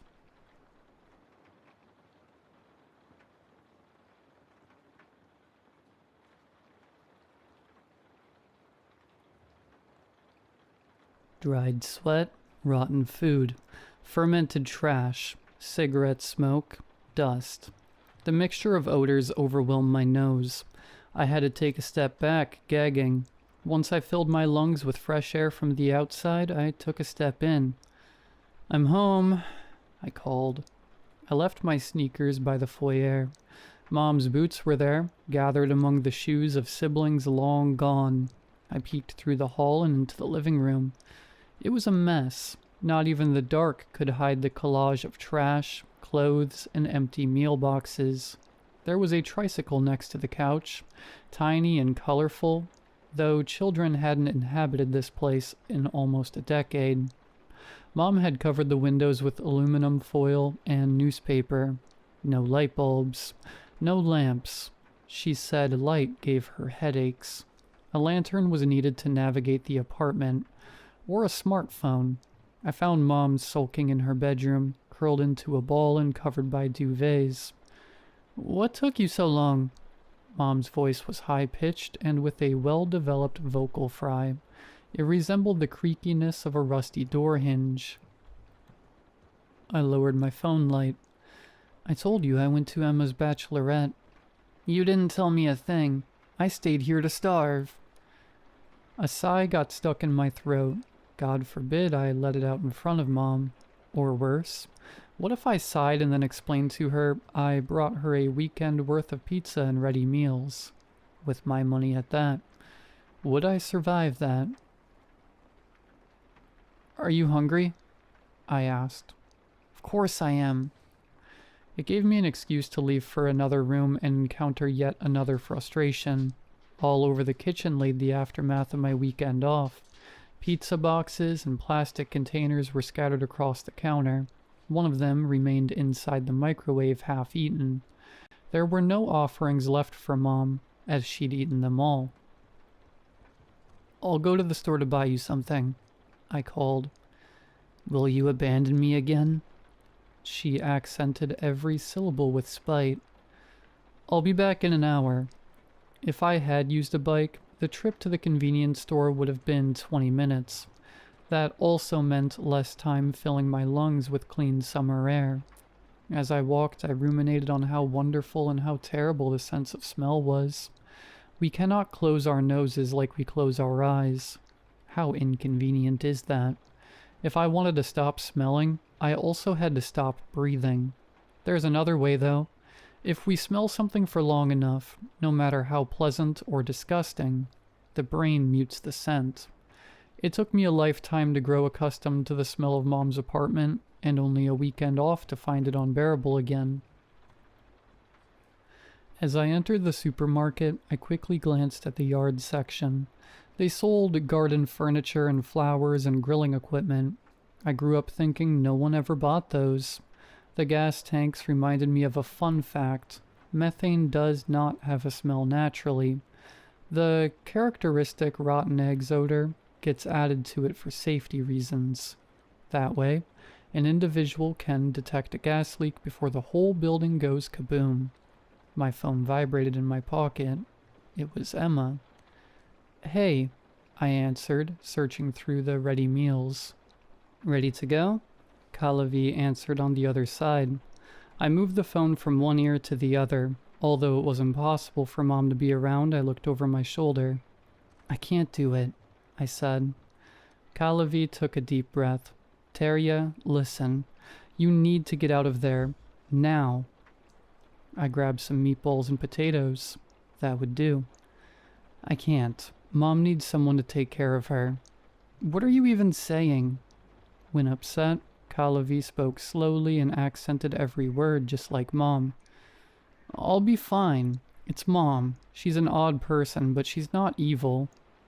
"Are you listening to yourself?" He screeched on the other side of the line. It peaked the microphone. "I don't appreciate you yelling at me." I was on the shopping line. Only 2 people stood in front of me, but this was a minuscule town. Everyone knew everyone's faces. What if they heard Kalavi losing it over the phone? "And what do you want me to do?" At least Kalavi lowered his voice a little. "You're speaking nonsense. She ate Nina." "She didn't," I scoffed, then lowered my voice to a whisper.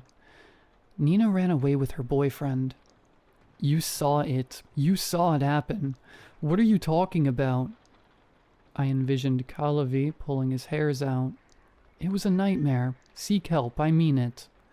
I placed the ready meal and an energy drink on the treadmill. "And Mom needs help and compassion. That's the only way she can get better." "You're not helping her. You're feeding her." The products reached the hands of the cashier, assigned to end this senseless call. "I need to go back home. Talk to you later." I hung up with Kalavi mid-sentence. I packed my purchases and walked back home. Him screaming caught me off guard. It hurt a little. We had a great bachelorette together. Unlike Mom's house, Kalavi's was clean and sleek, with plenty of sunlight and even one of those little robot vacuums rolling around. I was happy to see him doing good despite everything. I was happy to see him, period. None of the other siblings gave us that grace. They left home to disappear. Kalavi said. They didn't leave. She ate them all. But he didn't feel like talking about Mom, much less in front of his wife. She believed he was an orphan. I shook off the memories of our weekend together. I left them at the door along with the prospect of fresh air. One deep breath and I was ready to go back home. As I microwaved the meal, I realized I'd forgotten to buy something for myself. Too late to go back to the store, however. I went to sleep hungry. A bad idea. Hunger always brought nightmares. Hungry Mom always brought nightmares. In darkness I awoke, my body unresponsive and my mind hazy. It happened so often and yet I never got used to it.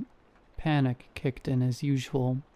No matter how much I begged in my head, not even a finger would move.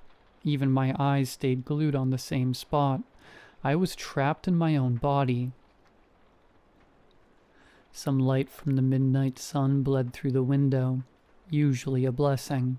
The light now delineated Mom's terrible form. She watched from the ceiling, her eyes glistening in the darkness, her floppy belly product of almost a dozen childbirths, drooped over my immobile body. Her saggy tits dangled atop my head. Both elbows pointed towards the floor unnaturally. They were backwards. She resembled a spider. Slowly, Mom crawled down the wall, closer to the headboard. The drywall cracked as she buried her nails and toes onto it. Soon I felt her sparse hair tickling my forehead. I tried to scream, but my mouth remained shut. My lungs wouldn't breathe faster. My eyes refused to shed tears. My whole body remained still, like the corpse I'd soon become. Nina never had a boyfriend. I once saw her kissing another girl at the lake, and I saw how Mom crawled to her bed that night. Mom looked like a crocodile wearing a human suit, her arms and legs bent uncomfortably, at impossible angles. She opened her mouth wide, impossibly so. I heard the crack as her jawline popped out of its sockets. A wild Nidoran appears I captured saw how using she poke sucked catch. onto Winners Nina's revealed in scalp 90s. like ice cream, then nibbled it. She crawled further into Nina's bed as she swallowed her head, then her neck, then her shoulders. She pushed forward, her breasts, her hips, her thighs. Only Nina's ankles and feet dangled out of her mouth. Mom gargled, struggling to consume the last bits of Nina. Her whole body contracted as she swallowed what was left of my older sister. I was next. I felt Mom's breath next to my ear, warm and humid. It stank of cigarettes and acid. She gently pushed my face to the side. "You let me starve." She punctured a hole in my neck, the one that never healed. I always said it was a birthmark. Immobile, helpless, stupid, with no other option, I waited until she fed herself. In my head I promised, never again. Never again I'll let this happen. Never again I'll leave Mom to starve. She needs me.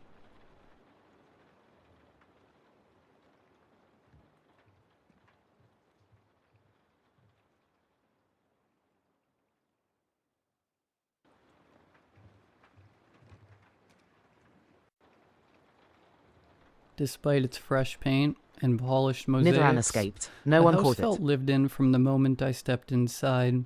It smelled of plaster dust, sharp and clean, but beneath it clung something older, warmth soaked into the wood, as though the walls remembered meals and laughter. Odd for a place so recently renovated. A fact the realtor had repeated almost to the point of insistence. I told myself I needed that renewal. The move wasn't about square footage or mortgage rates so much as distance. From the old job, the hostile boss, the endless small office wars. The new position promised steadiness. A manager who listened, colleagues who minded their own work. A clean start, and this house was meant to be the reward. The kitchen drew me first, counters stiff beneath my hands, hinges creaking as if relearning motion, the fridge humming in steady breath. Morning light cut through the high window and fractured on the island, spreading across the floor in the shape of a 7-pointed star. I stood there that first morning, coffee cooling in my hand, and thought, it's a lucky house. Everywhere I walked, the house seemed to move with me. The third stair lifted its note like a small bell each time I passed. Drafts curved faithfully toward the living room. Doors leaned shut with the softness of pages closing. Rooms guided me always inward, until I found myself where the house seemed to want me, the living room. There, comforts gathered in full, cushions slumped warm from the sun, a rug that hushed each step, ceiling beams converging overhead like carved beads. The room wasn't quite square, but softened, 7-sided, as if shaped more by intent than design. At twilight the beams looked ornamental, suspended like charms. Even the basement carried that stillness. Its door, freshly painted and oiled, caught the sun as I passed, glowing for a moment before dimming again, as though the house drew its breath inward. I never went down until that power failed one evening. Flashlight in hand, I turned the knob. It yielded easily. The air was cool, mineral, faintly sweet, like my grandparents' wine cellar. Moonlight spilled through the narrow window and fell in neat, careful lines. The floor was too smooth for a basement. The concrete sanded down as though someone had gone to lengths to erase its roughness.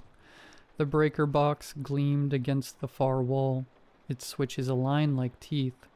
I thought of messaging the realtor later, to thank her for such careful refurbishment. It was rare to find a place where even the hidden rooms had been treated with such care. I didn't properly meet my neighbors until the third week. I'd seen their houses on my walks, whimsical variations on a core theme, one rising with clean brick lines, another softened by ivy, another brightened with shutters and a garden spilling slightly onto the sidewalk. I thought, now and then, that I glimpsed someone through a window or heard a voice carrying across a lawn, but I could never be sure. But that evening they arrived together, like a delegation, each balancing something in their hands. Bottles of wine with supermarket ribbons, casserole dishes still steaming under foil, a wicker basket lined with a gingham cloth, and heavy with bread. They filled the living room with little effort, arranging themselves on the sofa and chairs as if they'd been here countless times before. Their warmth was immediate, their smiles wide and practiced. In minutes the house was alive with the clink of glasses, the soft scrape of cutlery on bone china, and voices tumbling into laughter. The food was wonderful, shockingly so. I helped myself to second, third, even fourth servings of lasagna, and tried not to sound overeager as I praised the couple who had brought it. They only exchanged a knowing glance, smiling like proud hosts, though it was my house. At one point the drawer in the kitchen island jammed as I reached for extra cutlery. I tugged uselessly until one of the men chuckled and brushed past. "Let me," he said. A moment later I heard his steps on the basement stairs. He reappeared almost instantly with a screwdriver in hand, triumphant. "Managed to find it quick enough," he laughed, as if the tool had been waiting for him. Later, one of the women excused herself to use the toilet. She stopped halfway down the hall, asking which door it was. "Just the next one on your left," I said. "Ah," she replied, nodding with certainty, as though I had only confirmed what she already knew. Curious, I asked, "Did you know the people who lived here before me?" For a heartbeat, the room seemed to pause. Then one of them nodded, smiling as he set his glass down. "Oh yes," he said. "We knew them all." Another added with a chuckle that was just a little too smooth. "We know this house very well indeed." By the time the plates were scraped clean and the last drops of wine drunk, I was flushed with warmth, not only from the alcohol, but from the strange sense of inclusion, of being woven seamlessly into their circle. At the door they thanked me profusely, as though I'd hosted them, pressing my hand or patting my shoulder before vanishing into the night, with their emptied dishes. I locked the door behind them with a kind of satisfaction I hadn't felt in years. The house glowed with the after-image of company, the faint perfume of bread and wine, the hum of laughter still clinging to the walls. For the first time, I thought, perhaps I could belong here. I doused the lights room by room in a slow, meditative rhythm, the old floorboards creaking beneath my steps, until only my bedroom glowed faintly upstairs. Later, with the window cracked open, I sipped the last half glass of wine and let the cool night air wash over me. The houses across the street were still lit, squares of gold burning against the dark, yet no shadows moved behind those curtains. No silhouettes passed in front of lamps. The facade stared back at me, silent and blank, glowing only to insist they were alive. I told myself the neighbors must simply be tired after the long dinner. The thought soothed me. I lay down, listening as the house settled around me, boards easing, pipes sighing, and just as sleep began to take me, I heard it. Something deeper, muffled, rising from beneath the floorboards, a sound almost too faint to catch, like the house itself had sighed. The next morning, sunlight slipped through the blinds in its usual pale strips. I showered, dressed, made coffee, ordinary rituals, grounding me in the start of another workday. But when I stepped outside, briefcase in hand, I noticed the street was as empty as the night before. The same houses stood in their neat variations, lights still humming in windows, but not a single person stirred. No slamming of car doors, no joggers, no children waiting for the bus. Even the air seemed to hush itself. Was it always this quiet in the mornings? I lingered longer than I should have, scanning for the slightest sign of life, until finally I muttered that it was none of my business and walked on. Work passed uneventfully, but in a good way. A respectful, peaceful work environment, where everyone just sat down, got their work done without fuss, where exchanges in the break room felt like breaths of fresh air, rather than heavy with tireless gossip and backhanded compliments. Yet when I returned home at dusk, I kept noticing how quiet it all was. The houses lit like stage props, but no cast to play their parts. I unlocked my door and stepped inside, feeling a strange relief to be swallowed again by my own silence. It was peaceful here, wasn't it?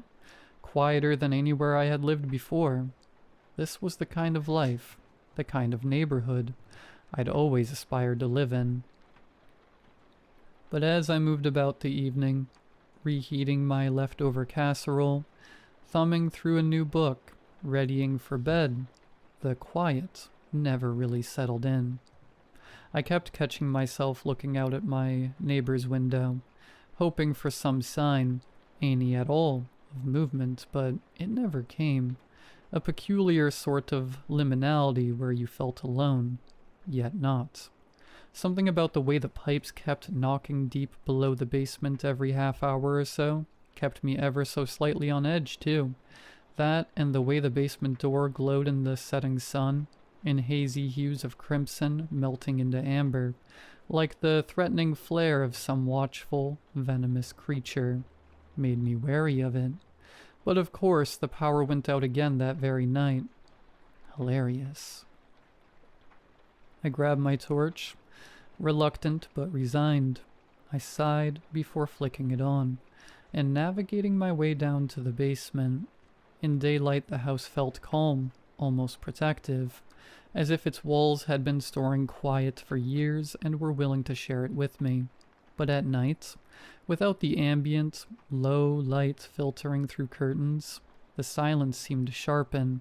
The hallways felt longer, the corners heavier, the ceilings higher. Every pane of glass reflected my own movements back at me, as though something else were watching just behind. And then there were the faint pinpricks I sometimes noticed only in the darkest corners. Tiny red motes, too dim to be dust, too steady to be tricks of my eyes. I told myself they were from the appliances, some unseen standby light or sensor. Still, once seen, they followed me, like scattered eyes half buried in shadow. I began to suspect that the piece I'd admired by day was only a mask, and that in the dark the house showed its truer face. The door swung open soundlessly as I opened it. A scent met me, cold and strong, carrying with it a scent that reminded me of neither mildew nor dust, but something much earthier, like disturbed ground. I descended, noticing the way the light of my torch seemed to shiver without command. Pipes and boxes, stacked furniture, the expected clutter of an old basement greeted me.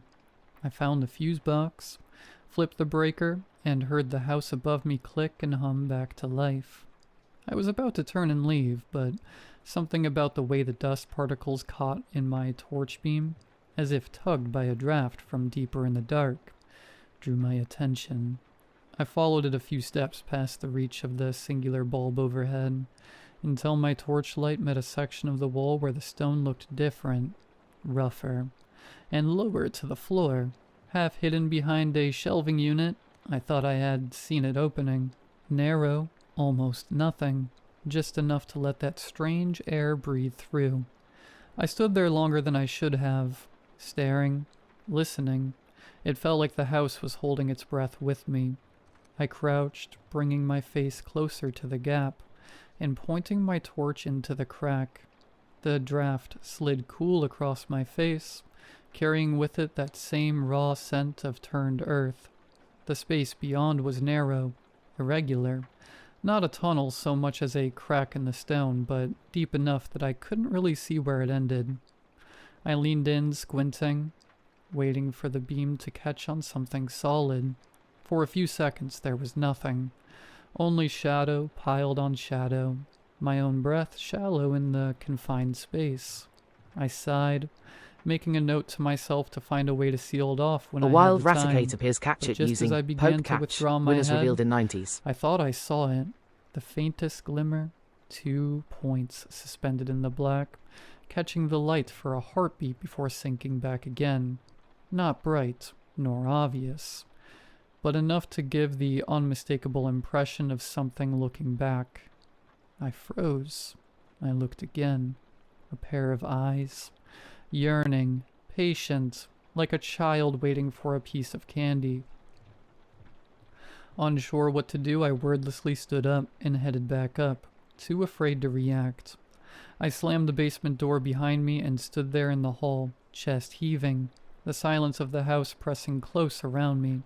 Upstairs, the lights glowed steadily again, calm and ordinary, as though nothing had happened at all. Sleep never came. I lay awake in the upstairs bedroom, staring at the ceiling while the clock ticked steadily on the dresser. Every creak of the settling house, every whisper of wind at the shutters set my nerves on edge. When at last the windows began to gray with dawn, it felt less like the start of a new day and more like a reprieve, thin, temporary. The neighborhood outside was the same as before, lawns trimmed, curtains drawn, driveways empty. The house simply sat still and shone with their quiet Raticate lights. escaped. No one I told called it. myself it was nothing. Maybe everyone simply had places to be earlier than I did. Regardless, walking to the car, I couldn't help but feel the weight of 100 eyes, all on scene behind those curtained windows. Work did not go well. I sat at my desk fighting to keep upright, fumbling simple tasks, letting emails pile without answer. By midday, my supervisor frowned and then sighed. "You're no good to us half asleep. Go home. Get some rest." I didn't argue, but I didn't really want to go home either. I tried going to a nearby cafe, 2 blocks over from my office. It was there that my mind finally got some reprieve. The chatter of strangers, the soft hiss of the espresso machine, the familiar clink of porcelain, all of it wrapped me in a comfort I hadn't realized I needed. I ordered another coffee, then another, trying to stretch the afternoon out as long as possible. I watched the rain beat against the window, people passing by with their umbrellas, anything to keep my thoughts away from the crack in my basement. But exhaustion is a patient hunter. By the 3rd refill, my hands shook with fatigue, and my vision blurred at the edges. I realized, miserably, that I couldn't outrun sleep forever. When I finally pushed myself up from the table and stepped back into the damp air, the only place left to go was home.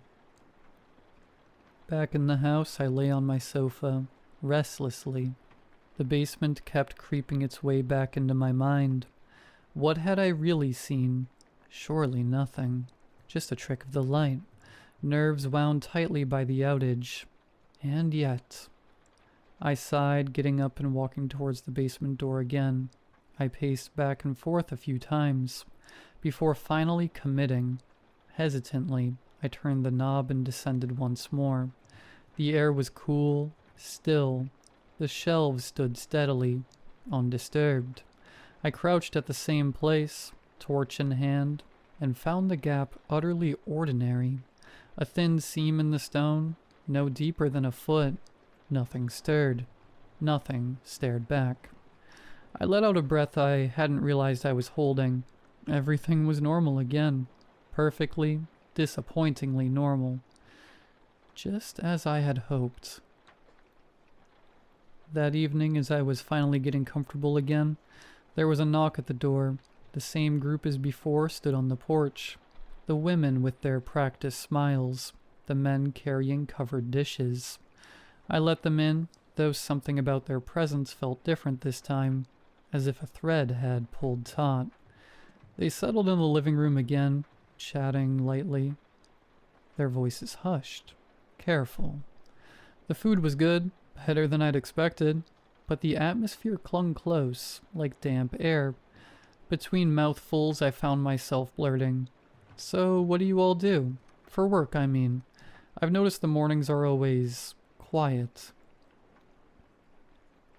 The question landed heavier than I intended. For a beat too long, no one answered. Then one of the men chuckled, though it sounded forced. "We keep busy," he said. Another nodded quickly, adding, "Odd schedules, you know how it is." They moved the conversation along before I could press further. Soon after, they excused themselves, leaving behind the remains of the meal and a faint unease that lingered long after the door shut. I walked them to the porch, waved as they split off toward their homes, then on impulse, hurried to the window.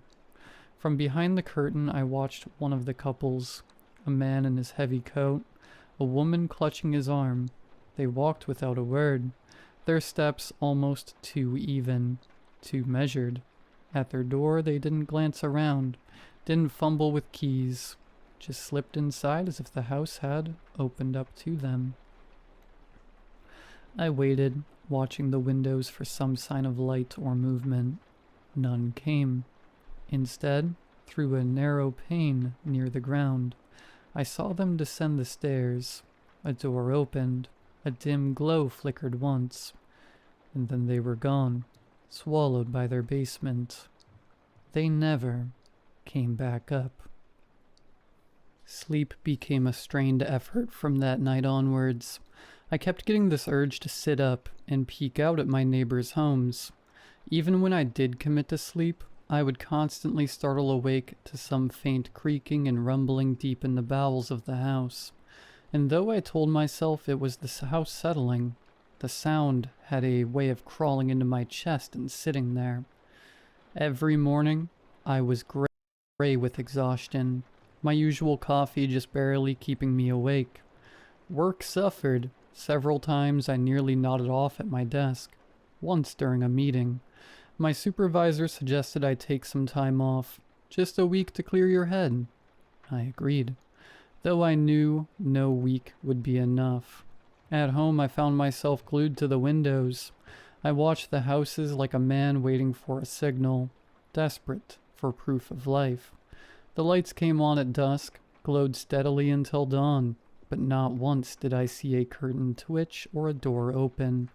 No one came out for work. No deliveries were ever made. No children played in the yards. Nothing. It was as if the whole street were a set piece, staged for my benefit, while the real activity lay hidden somewhere. Perhaps underground. At night, the noises grew bolder. Low thuds, faint clatters. Sometimes even the impression of a voice carried through the vents. Each time I would sit up in bed, heart hammering, staring toward the basement door at the end of the hall. I wanted to go down, to fling it open and see once and for all what waited there, but the thought of facing it froze me in place. Instead, I lay awake until dawn, watching the ceiling, counting every sound, knowing I wouldn't sleep, knowing I couldn't. The days began to blur together.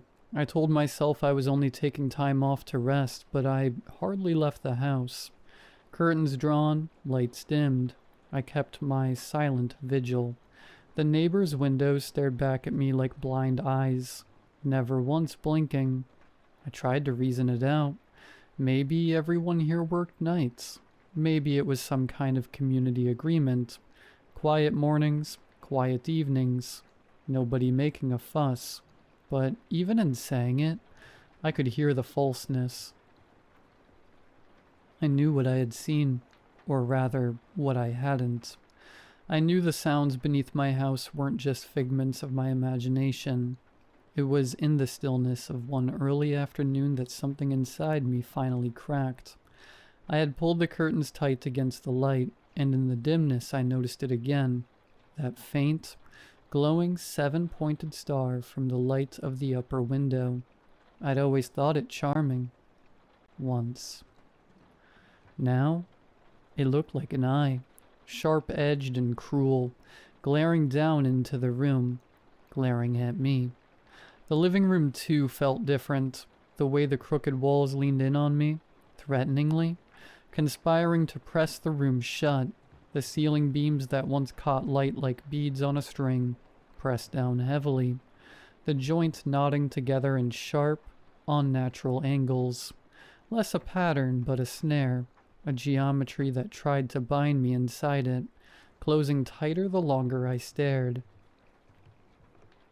And then I saw them again in the dimness, the red specks, tiny pinpricks, barely visible in the darkened corners. One above the archway, another tucked near the ceiling vent, another staring from the hallway like a burning insect. I held my breath. Suddenly, certain I was not alone, I rose, slow as if my movements were being watched, and turned toward the nearest light. It was no trick of exhaustion this time. Leaning closer, I saw, nestled in the tangle of a small potted plant, the faint glassy bulge of a lens. I knew it then. I was being watched. They were watching me. The thought struck so sudden I was already moving, stumbling out the door and across the street. My heart thudded like it would split my ribs. I half expected a curtain to twitch, a shout to stop me, but nothing stirred. The crooked, shuttered house loomed. I set my hand on the knob. It turned too easily.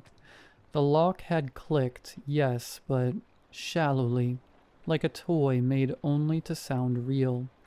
The door swung inward at the faintest push. Inside, the air was cool and stale, as though sealed for years. The living room was tidy, too tidy. A half-read magazine curled yellow on the table, cushions plumped, curtains half open. It felt staged, preserved, not lived in. The silence here was heavier than in my own house, not absent of sound, but absence of life. Every object seemed set slightly apart from itself. My breathing rasped too loud as my gaze fixed on the plain wooden door at the end of the hall. The basement. I told myself I'd only look, only open it and see, but my hand was already on the knob, already turning. The hinges moaned as I pulled it back. A damp draft curled up from below. I crouched at the top of the stairs and peered down. The light didn't reach far, just the first few steps. Then shadow.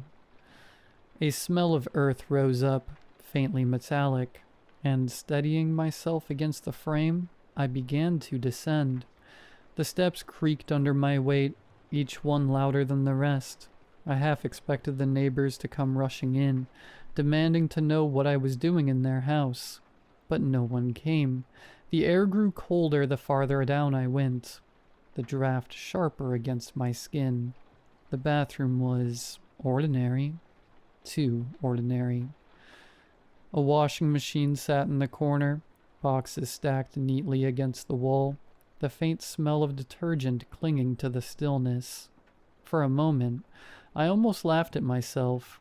Had I really imagined everything? Of course I hadn't. I narrowed my eyes, searching. For what, I wasn't sure.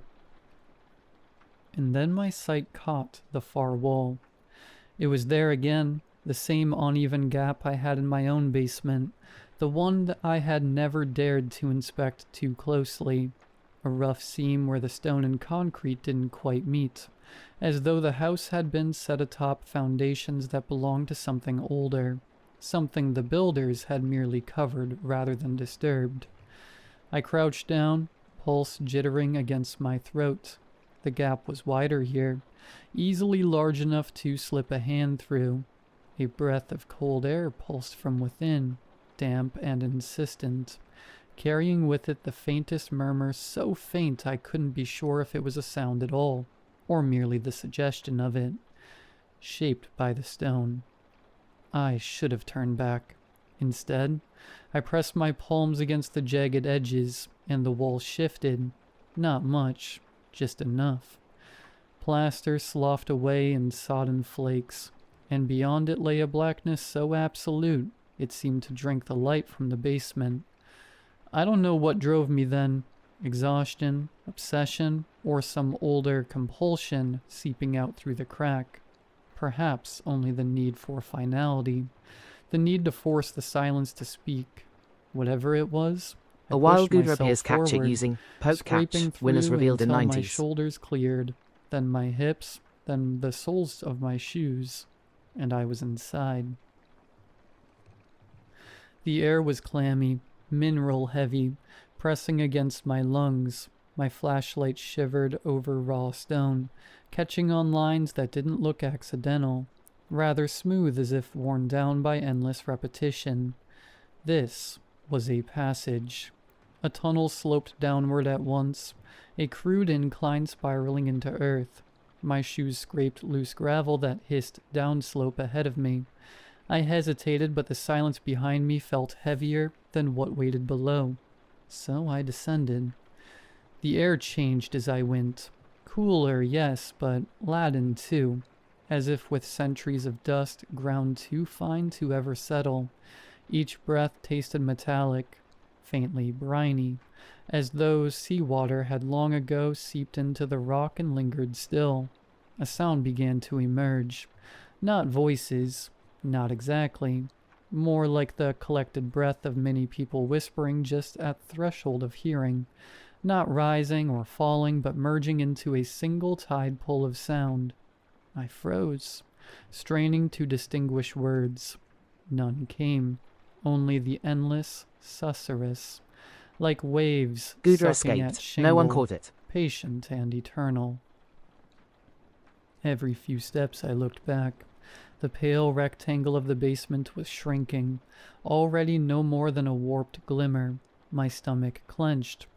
If that wall sealed itself again, if it had ever been a wall at all, then no one would ever know I was down here. Still, I kept walking.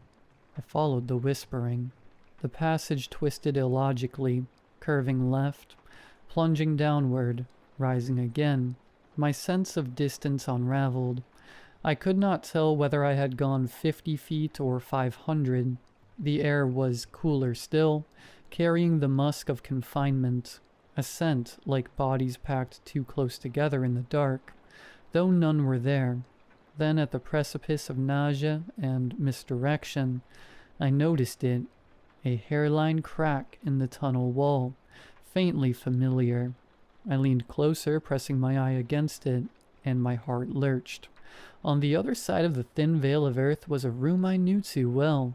The bare concrete floor, the slant of the steps, the jumble of paint cans in the corner. My basement. The whispers swelled as if pleased by my recognition. For a mad instant, I felt like they were urging me onward, coaxing me deeper into the labyrinth that stitched neighbor to neighbor, home to home, until perhaps the whole street was webbed together in a single buried artery. Following the noises, I eventually squeezed through a narrow cleft in the stone, the rough edges rasping my shoulders and peeling cloth from my sleeves, finding myself in a vast chamber. The air hit me like damp wool, heavy, wet, and sour with the layered stench of decay. The ceiling hung so low I had to stoop, its surface bristling with roots and beads of black condensation that flattened and burst with slow, deliberate ticks. Candles jammed into fissures spat and wept down their stubs. Their glow smeared and multiplied in the sweat of the stone. Shadows leaned unnaturally long, folding and overlapping until they seemed to bend around some hidden core, as though the walls themselves recoiled from illumination. On the earthen floor lay 6 bodies, each arranged with care along the prongs of a vast figure, gouged into the soil. Death had marked each differently. One collapsed into an articulated cage of bone, still wearing the husk of a funeral suit. Another shivered to a leathern skin that clung tight as drumhide. Another bloated with the greenish swell of half-preserved flesh. A slick of fat glistened at the jaw of one, hardened to yellow wax where it touched the dirt. The mingled odors of sweet corruption, dry mildew, and old earth rolled together into something nauseating but almost reverent, like incense turned sour.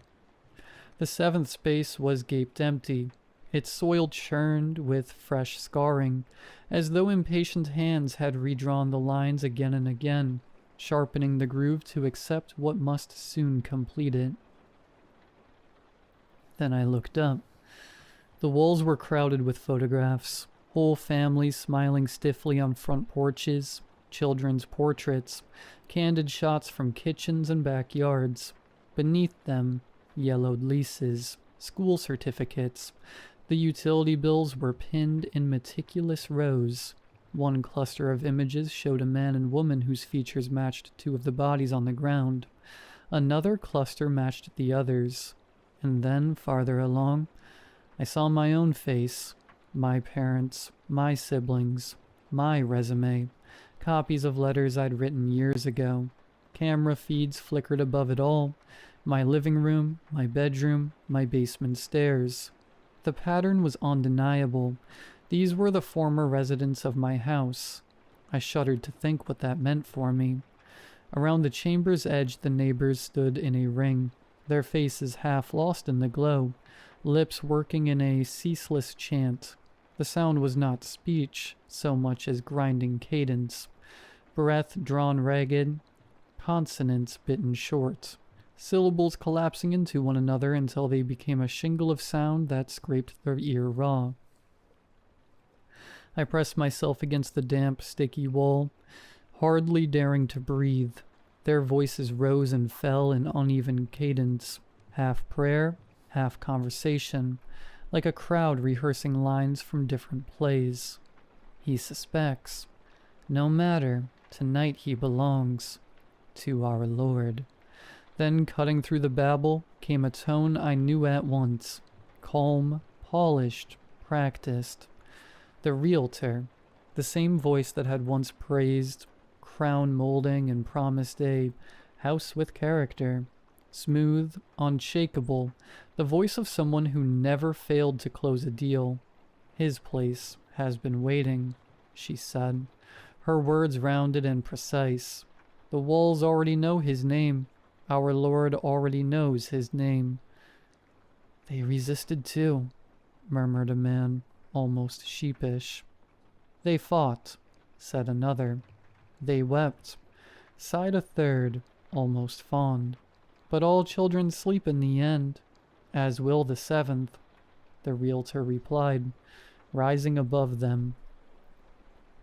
And when the 7th sleeps, the circle will be complete. Our Lord will breathe through his lungs. Our Lord will see through his eyes. A low murmur rippled through the circle, threads of hunger, relief, longing tangled together. He is close. He is ready. He will open the way.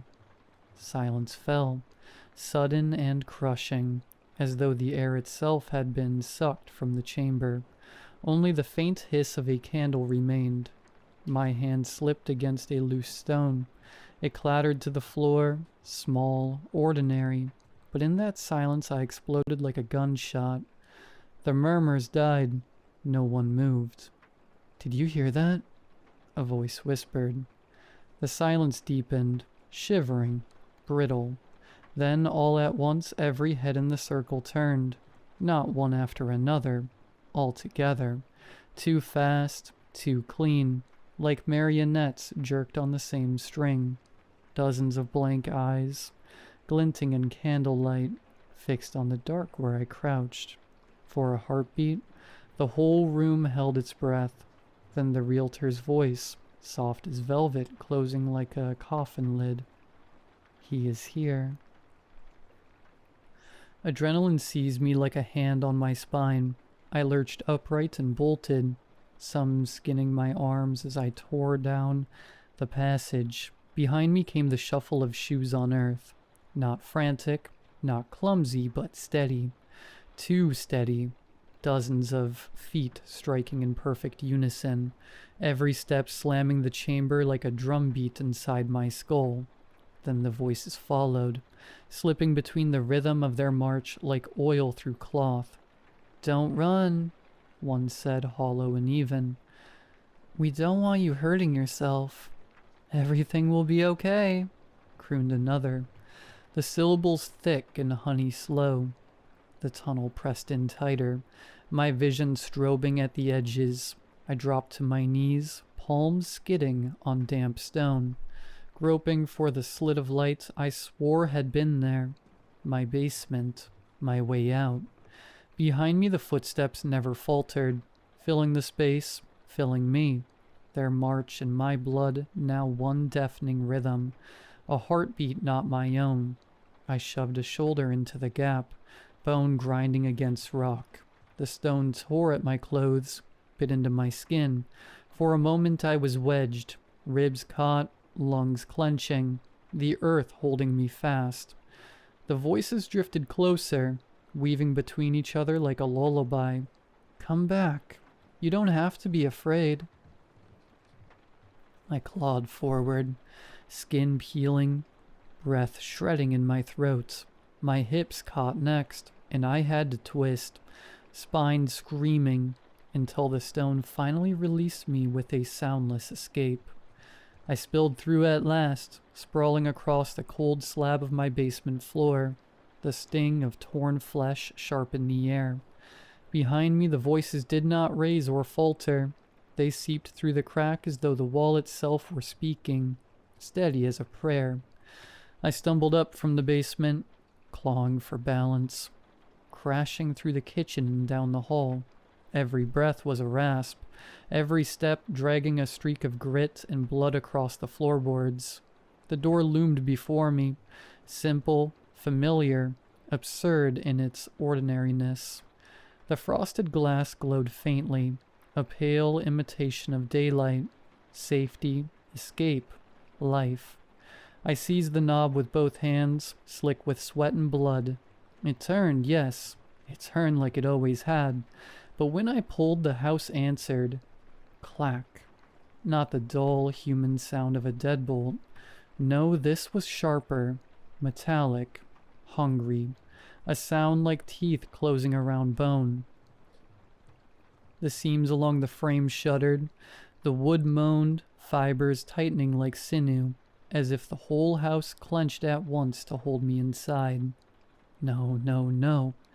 My own voice came back at me, ragged and unrecognizable. I rushed back to the basement door and threw the bolt, then dragged a shelf into place, books and tools crashing to the floor in a rain of useless clatter. For a moment, silence, only my pulse in my ears. Then, the sound of the knob turning, softly, patiently, a creak, then a slow knock. 3 measured raps. Murmurs from behind the wood, sweet and stale. Don't lock us out. We all belong here together. Panic clawed higher in my throat. I staggered through the hall, into the kitchen, grabbing at the back door. The knob twisted beneath my palm, but the same click followed, the wood tightening as if bracing itself to hold me in. A shape caught my eye, motion at the window. I turned. Across the yard, my neighbor was stepping from his porch, stiff and deliberate, eyes fixed on me. Then another and another. They crossed the lawn without a sound, gathering along my house. They pressed themselves to the windows, every one of them, palms spread flat, faces leaned close, cheek to pane. Their eyes stared through at me, unblinking, catching the faint light and strange reflections that looked too bright, too wet. A dozen mouths moved at once, muffled by the glass, whispering things I couldn't make out, but all of them smiling, all of them watching. The whispers overlapped, swelled, some voices turning sharp, almost scolding. "Stop it, stop it. Our Lord won't be happy with you." Others curled into a cloying sing-song. "Don't worry, sweetheart. You're safe here. We'll take care of you." The house vibrated with it, the glass humming faintly as their breath fogged the panes. Smiles stretched too wide, too steady, splitting into snarls and croons. I stumbled back, heart hammering, staring at the impossible wall of faces around me. Every window on the first floor was filled. I was sealed inside, trapped in my own house. A wild Their Mismagius voices appears clawing captured at me using from all Poke Catch. directions. Winners revealed in 90s. Panic seized me. My eyes shot upward. The stairs, the bedroom. I bolted, 2 steps at a time, my body lurching forward as if chased by the noise swelling below. I burst into my room, chest heaving, and grabbed at the curtain. Outside, my car parked at the curb. My only chance. For a moment I froze, the chanting rising beneath me, swelling into something that wasn't words anymore, just a pressure in my skull. Then I drove my heel into the glass. It shattered around me in an explosion of cold shards, the afternoon air slicing my face. Without another thought, I hurled myself forward, down onto the pavement. The pain was immediate, white hot, snapping through my leg like fire. My ankle folded under me with a sickening crack. I screamed, or thought I did. The sound drowned in the roar of blood in my ears. I rolled onto my side, vision warping, breath hitching against the shock. The night smelled of iron and dust. My face wet where glass had sliced it. Move, move. My car loomed just yards away, unreal and shining under the streetlight. Mismagius escaped. No one I called clawed it. across the lawn, dragging my useless legs, grass slick beneath my palms. Every shift of my weight sent agony screaming up my body, but the chanting from the house was louder now, echoing out through the broken window, their voices a chorus spilling into the night. "Come back. You're safe with us. Don't run. He's waiting for you." I hit the curb, fumbling at my pocket. Keys slick with blood. Somehow I got them into the lock. Somehow I turned. The handle gave and I dragged myself inside, collapsing against the steering wheel, gasping, the horn blaring once in a long, muffled note. The house behind me pulsed with voices, calling, pleading, demanding. Then the sound changed. No longer steady, no longer coaxing. It broke apart. Ragged sobs, hiccuping wails, voices tearing themselves raw. Some keen like children, others moaned low and guttural, as though their throats were splitting under the strain. And their mouths? God, their mouths. Lips quivering, stretching too wide, some grinning, some crumpled into masks of grief, every face vibrating with need. The voices overlapped until words were nothing but noise, then reassembled, jagged and broken. Our Lord needs you. Our Lord needs your body. What will our Lord do without you? Some shrieked it high and thin, others crooned it like nursery songs, syllables slurring through their sobs. It was a chorus of grief, of hunger, of worship, a sound that didn't belong in human throats. The nearest neighbor pressed her face against the windshield, teeth bared in a rictus that was half a smile, half a sob. Her breath fogged the glass in frantic bursts, and she dragged her tongue across it, leaving a wet smear that ran down like tears. "Don't leave us. Don't leave him. Don't leave." Their wailing rattled the street, a dirge swelling until it shook the engine itself. I twisted the key. Once, twice. My ankle throbbed like fire, the pain snapping my vision white, but I forced it again. The engine coughed, sputtered, then roared. As I slammed the pedal, the car lurched forward, wheels thudding over bodies that broke apart too easily, like brittle effigies stuffed with wet leaves.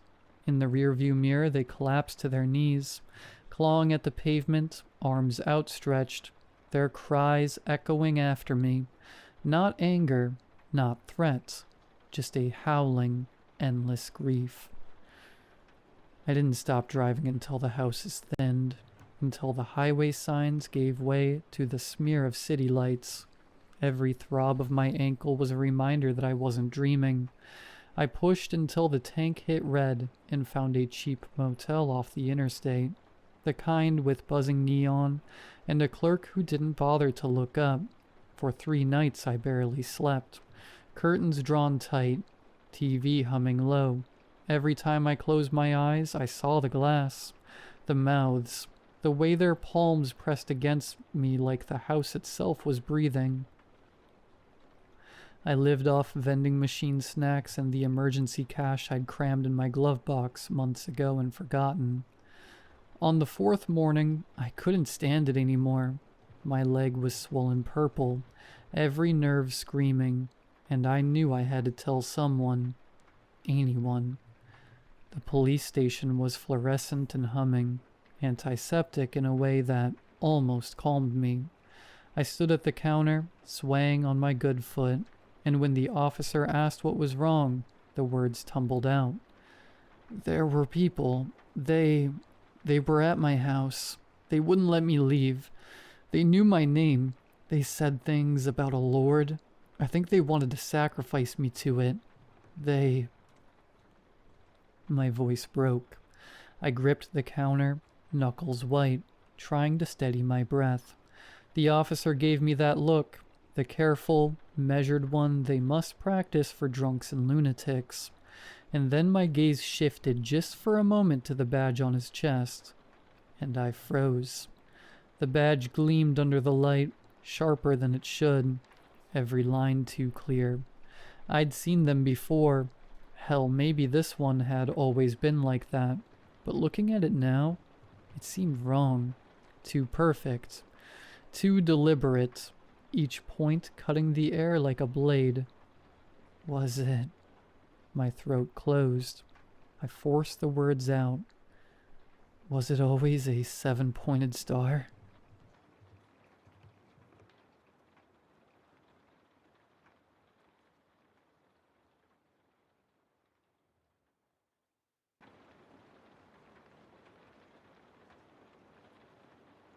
I stared up at the entrance to the old hospital, drinking in its features. Cracks spider-webbed along the bricks and vines had claimed most of the exterior.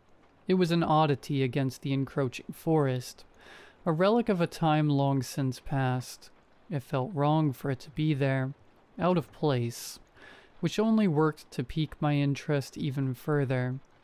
"Well, are we going to stand here all day, or are we checking this thing out?" Kyle asked, lightly slapping me on the back. "Let's go. Don't want to lose too much daylight," Maddie interjected, tugging my arm. "As you wish. Ladies first," I replied, extending a hand to the door. Maddie rewarded me with a glare. The interior of the hospital was in an even worse state than the outside. Lights had been smashed out, graffiti coated the walls. The pink insulation hung from the ceiling above. As an avid urbex enthusiast, I was reveling in it. Something about being in a place that humans didn't belong always sent a rush of exhilaration surging through my veins. I lived for the thrill. But after what happened that day, my passion for urban exploring has been snuffed out. We were taking photos of abandoned medical equipment when Kyle brought it up. "Hey guys," he spoke in a whisper, despite the fact we were alone. "Yeah?" I replied, sensing the tremor in his voice. Does it feel like we're being followed? I don't know. It might just be me, but something tells me that we're not the only ones here. Stop. You're trying to prank me, and it's not going to work this time. How gullible do you think I am? Maddie retorted, crossing her arms. Maddie, I promise I'm not joking. Her expression faltered when she realized the severity of Kyle's tone. You're really not? Jake, is he being serious? I sighed. When Maddie got freaked out, it wasn't a good time for anyone. Things had been going smoothly up until that point, and I didn't want to ruin a good thing. Tell you what, Kyle, if we check out a couple more rooms and your sixth sense is still going haywire, we can leave. Sound good? Despite their nods of approval, I could feel the shift in the atmosphere. The tension was thicker, solid as if I could reach out and touch it. Knowing what I know now, I wish we would have left the moment Kyle said something. We continued our search with no further protest from either party. We photographed our findings in silence, that pervasive unease still omnipresent. I kept trying to find something to say, but I couldn't arrange the words properly in my head. After a while, it was Maddie who broke the silence. So, who's down to find the morgue? She said as a devilish grin inched across her lips. Kyle and I shot each other a glance. Neither of us wanted to go, but we didn't really have a choice. If we refused, Maddie would call us cowards until the day we died. Sure, let's do it, Kyle said. He tried to sound confident, but he and I both knew the truth. All right, but after that, we're leaving. My friends each nodded, and with that, we set off to find the hospital's morgue.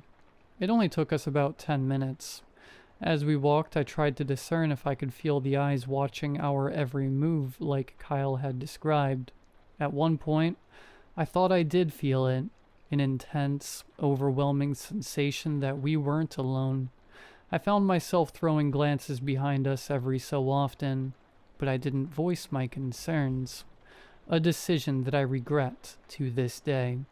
Before I knew it, I found myself descending the stairs to the basement. Our flashlight beams danced along the staircase as we went, shedding light into the inky depths below. Once we reached the bottom, there was a long hallway with a set of double doors at the end. Spooky, isn't it? Maddie whispered as we continued. Yeah, feels ominous. I said as a shiver rippled through me. The air was colder down there, lending to the creepy ambience. We paused once we reached the doors. Okay, who wants to go first? Maddie asked, surveying our expressions. I think you should. You suggested it, Kyle retorted, wearing a grin. Yep, as I said before, ladies first. I joined in, earning me another glare. Fine, but if I die, I'm going to come back just to take you with me. Maddie pushed open the doors and led the charge, Kyle and I following behind her. Standing in that room sent a chill down my spine. Kyle turned to me, that taunting smirk returning to his lips, and he whispered into my ear, Let's prank Maddie. You distract her. Meanwhile, I'll climb into one of the freezer racks and make a bunch of noise in there. I bet she'll scream loud enough to wake the dead. I smiled at him. Maddie was never going to forgive us for this. One problem, I muttered. How are you going to close yourself in? I'll figure it out, just... Nice try, I can hear you. Maddie glowered at us like we were the spawns of Satan. My face flushed with color, and sweat beaded atop my brow. Yeah, we weren't actually going to go through with it. Just an idea.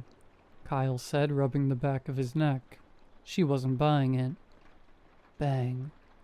A sudden rattling sound erupted from one of the mortuary chambers that Kyle had centered his plot around. It started off quiet, small enough to be dismissed as nothing more than a groan of old metal, but it soon escalated to a loud clanging. We stared at each other, wide-eyed, our faces pale as ghosts. The sound had grown into a deafening pounding. Something was being slammed hard against the inside of the door.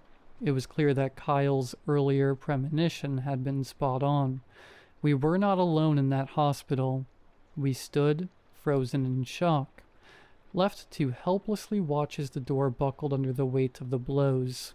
Over and over and over again. The banging increasingly got louder. To my utter horror, the door gave way. For a moment it was silent, the dented metal creaking, barely clinging to its hinges. Then something began crawling out of the unit, something sinister. A pair of feet emerged from the darkness. The skin was a dark purple, and stitching around the ankles was barely holding together. A dirty, blood-stained hospital gown followed. Then a twin set of patchwork arms. Finally, the thing's head shot out of the dark as A it wild hoisted knocked Al of his itself out catch of it the using freezer poke rack. catch. The Winners face revealed will in haunt me 90s. for the rest of my life. Stitches pieced its mottled skin together. Roughly hewn flesh, sallow and wrong. Its smile was crooked, too many teeth fighting for space in that twisted grin, and its eyes, they were completely black, devoid of life, devoid of a soul. Kyle suddenly grabbed my arm hard. He ran without a word, Maddie in tow. That gave me the resolve I needed to follow them. The three of us bolted down the hallway, desperate to get away from whatever we had awoken. My heart jackhammered in my chest as I realized that we were being chased. The sound of bare feet slapping against the tile fueled my legs to work harder than they ever had before. Once we reached the stairs, I bounded up them 3 at a time, bolting for the exit the second I reached the top. The thing had been gaining on us in the basement, but once we reached the main landing, I couldn't hear those wet, awkward clops pursuing us any longer. Even so, I didn't let that stop me. I kept running, never once looking back, until I burst out the front doors, unlocked my car, and threw myself into the driver's seat. Only then did I allow myself to catch my breath. A second later, Kyle threw open the passenger Noctal side escaped. door, No one caught dove it. in, and slammed down the lock. He turned to me, his face pale and soaked in sweat, still trying to catch his breath. He managed to croak out the words that still haunt me to this day. "Jake, where's Maddie?" My heart plummeted into my chest. She wasn't there. Should we go back?" I asked, a cold dread blanketing me at the thought. The two of us sat there staring out the windshield, praying that somehow our friend would explode out of those doors and join us, but that didn't happen. We sat there for longer than I'd like to admit, completely silent, desperately grasping for a solution. Eventually, we called the cops. The police searched the entire hospital and combed the surrounding woods, but they didn't find any trace of Maddie or the man who had chased us. Aside from the text agreeing to meet that day, there was no evidence that Maddie had even been there in the first place. It was as if she simply poofed out of existence. But Kyle and I knew what really happened. We had abandoned her down there with that monstrosity. We'd put our own safety over hers. We were the reason that she went missing, and we had to live with that. Kyle and I drifted apart in the weeks that followed. Maddie still hadn't been found, and I think the weight of what we'd been through was too heavy for us to come to terms with. When I'd look at Kyle, the crushing reminder of what we'd done, or more aptly, what we'd failed to do, would come flooding back. It eventually reached a point where we would only sporadically check in on one another. That is, until he sent me a strange text one afternoon. "Hey man, I need to talk to you. Not over the phone, face to face. Meet me by the pond in the park at 8 tonight. The message caught me off guard. Whatever it was that Kyle needed to tell me, it sounded urgent. As I would come to find out, it was. I found Kyle sitting on a park bench by the pond. It wasn't completely dark yet, but the sun was dipping below the horizon. As I claimed my spot beside him, I noted that he was staring off into the distance. His hair was disheveled, and it appeared as if he hadn't slept in days. "Kyle, are you okay? You look like you've been through the ringer." He turned to me, his bloodshot eyes connecting with mine. "Jake, I'm not okay. I don't think I'll ever be okay again. Man, I can't take it." He was getting choked up and tears began to well in the corners of his eyes. "No, you can't think like that. Everything's going to be all right. If this is about Maddie, she'll..." Kyle turned to me, the stone-cold look in his gaze deterring me from finishing my sentence. "You haven't been seeing her, have you? So it's only me. I'm screwed, man. It's over. She's going to come for me. Then she'll use me to get you and..." I grabbed Kyle's shoulders and shook him. He was raving like a lunatic, an asylum patient off his meds. "Snap out of it. What are you rambling about? Seeing Maddie? What does that mean?" Kyle looked at me with a cold stare. His wild hair fluttered in the wind as an ominous breeze swept through. "This is going to sound insane, but Maddie has been visiting me. Or what's left of her. Her mouth is stitched shut. Her hair is soaked in blood, and now she's wearing one of those hospital gowns. It got her. She's not alive anymore, Jake. The thing from the hospital, it's using her to get me. And once it does, you'll be next." I couldn't formulate a response. I stared at him, mouth agape, turning over his words in my mind. Could what he had just told me even be possible? "That's it. That's all I needed to tell you. Well, and I guess I wanted to say goodbye. I doubt I'll make it much longer. Jake, I'm so scared." Tears openly streamed down his face, and my first instinct was to pull him into a hug.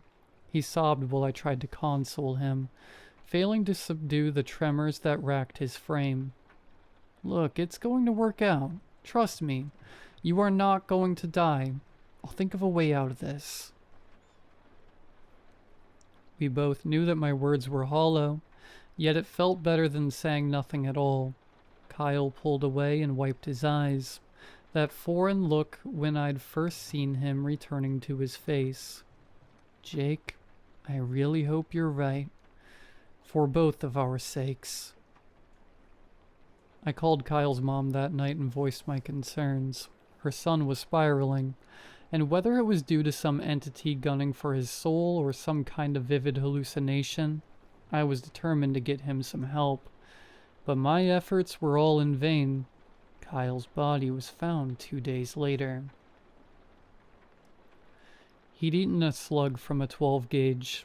The neighbors claimed that they heard screaming, hysterical wails, like Kyle was trying to get away from someone or something, and then they reported hearing multiple gunshots, followed by an unnerving silence. No one saw anyone enter or exit the home, leaving all of the witnesses perplexed. The news painted him like a man with a rampant mental condition, a loon who let his untreated delusions frighten him into making the worst decision possible. But I know that what Kyle saw was real, because lately, I've been seeing her too.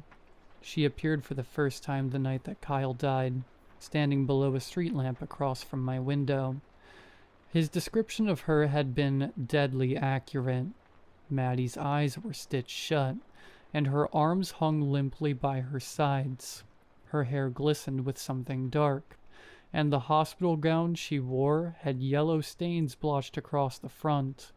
But her smile, there was something sinister behind it, something evil pulling the strings, and I'm afraid that I'm going to find out what that thing is firsthand. 3 days have passed since then. I've started seeing Kyle too. The two of them had been moving progressively closer with each passing day. Last night, they were in my room. They just stared at me, smirking, taunting me. Maddie with her on-seeing eyes and grin with too many teeth. Kyle with what was left of his reconstructed face. Flesh and bone melded together to form something vaguely human. Now I realize they came to deliver a message. My doomsday clock is ticking down, and I only have a few hours left. Because when I awoke this morning, splattered across my bedroom wall in a deep crimson, were the words, "Tonight, your soul belongs to me."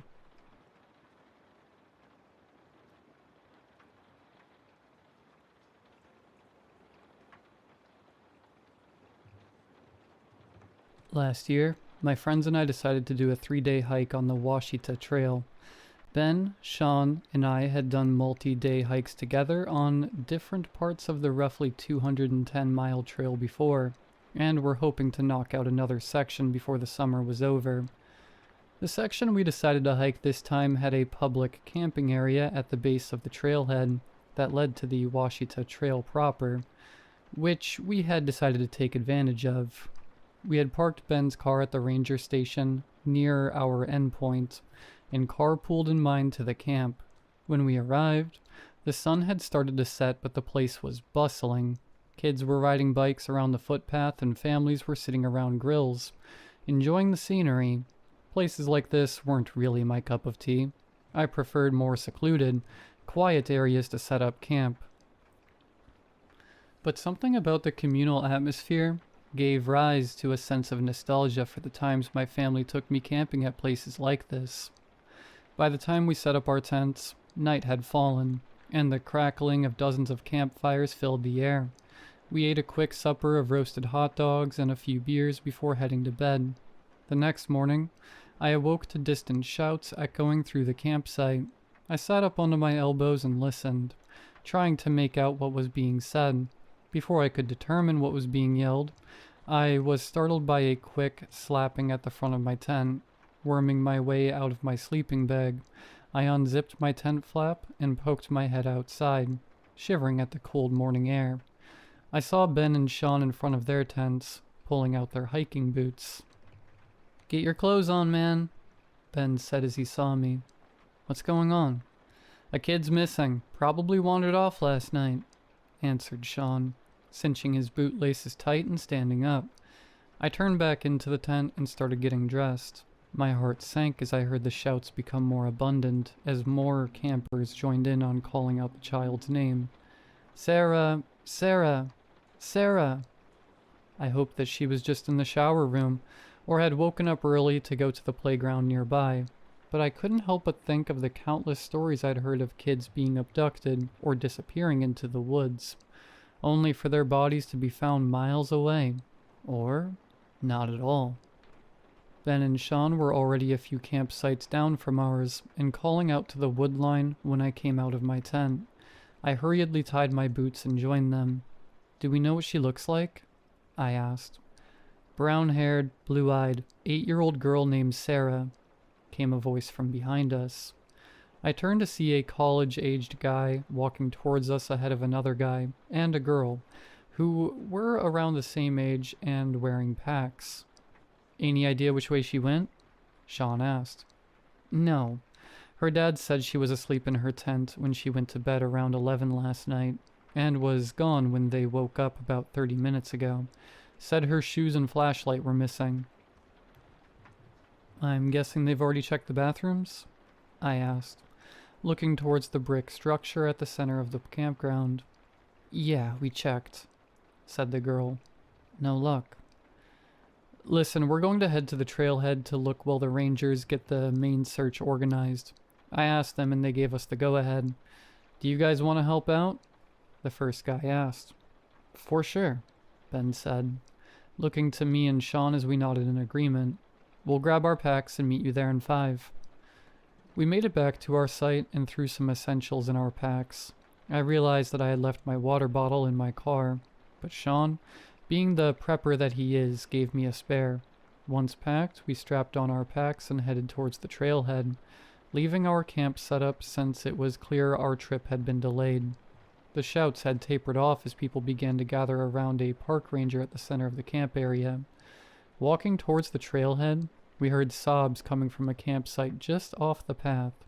A park ranger was sitting beside a woman, who could only be Sarah's mother, crying into a pink pillow in the shape of a unicorn, while a deputy stood attempting to speak to the girl's frantic father. We glanced at each other as we moved past the heartbreaking scene. The expressions on each of our faces were of sorrow-tinted determination. James, Kristen, and Paul were the names of our new companions. They were each outdoorsy types like we were, and were just as well equipped. We met at the trailhead just outside of the camp area, and gathered around the large wooden map, and formulated a plan. There were several off-shooting trails which snaked through the valley. Main Street was the 8-mile circular trail, which returned to the trailhead and connected to the Washita Trail at the top. Baker's Falls was a cutback trail which led to a waterfall 4 miles from the trailhead. And A wild Vista Helioptile Trail appears catch it led using up the poke mountain catch. 5 Winners miles to revealed the in north. 90s. We decided that it would be best to split into groups of 2 in order to hit each trail while staying as safe as possible. Paul and Kristen volunteered to take the Vista Trail. Sean and James decided to take Baker's Falls, leaving Ben and I to take Main Street.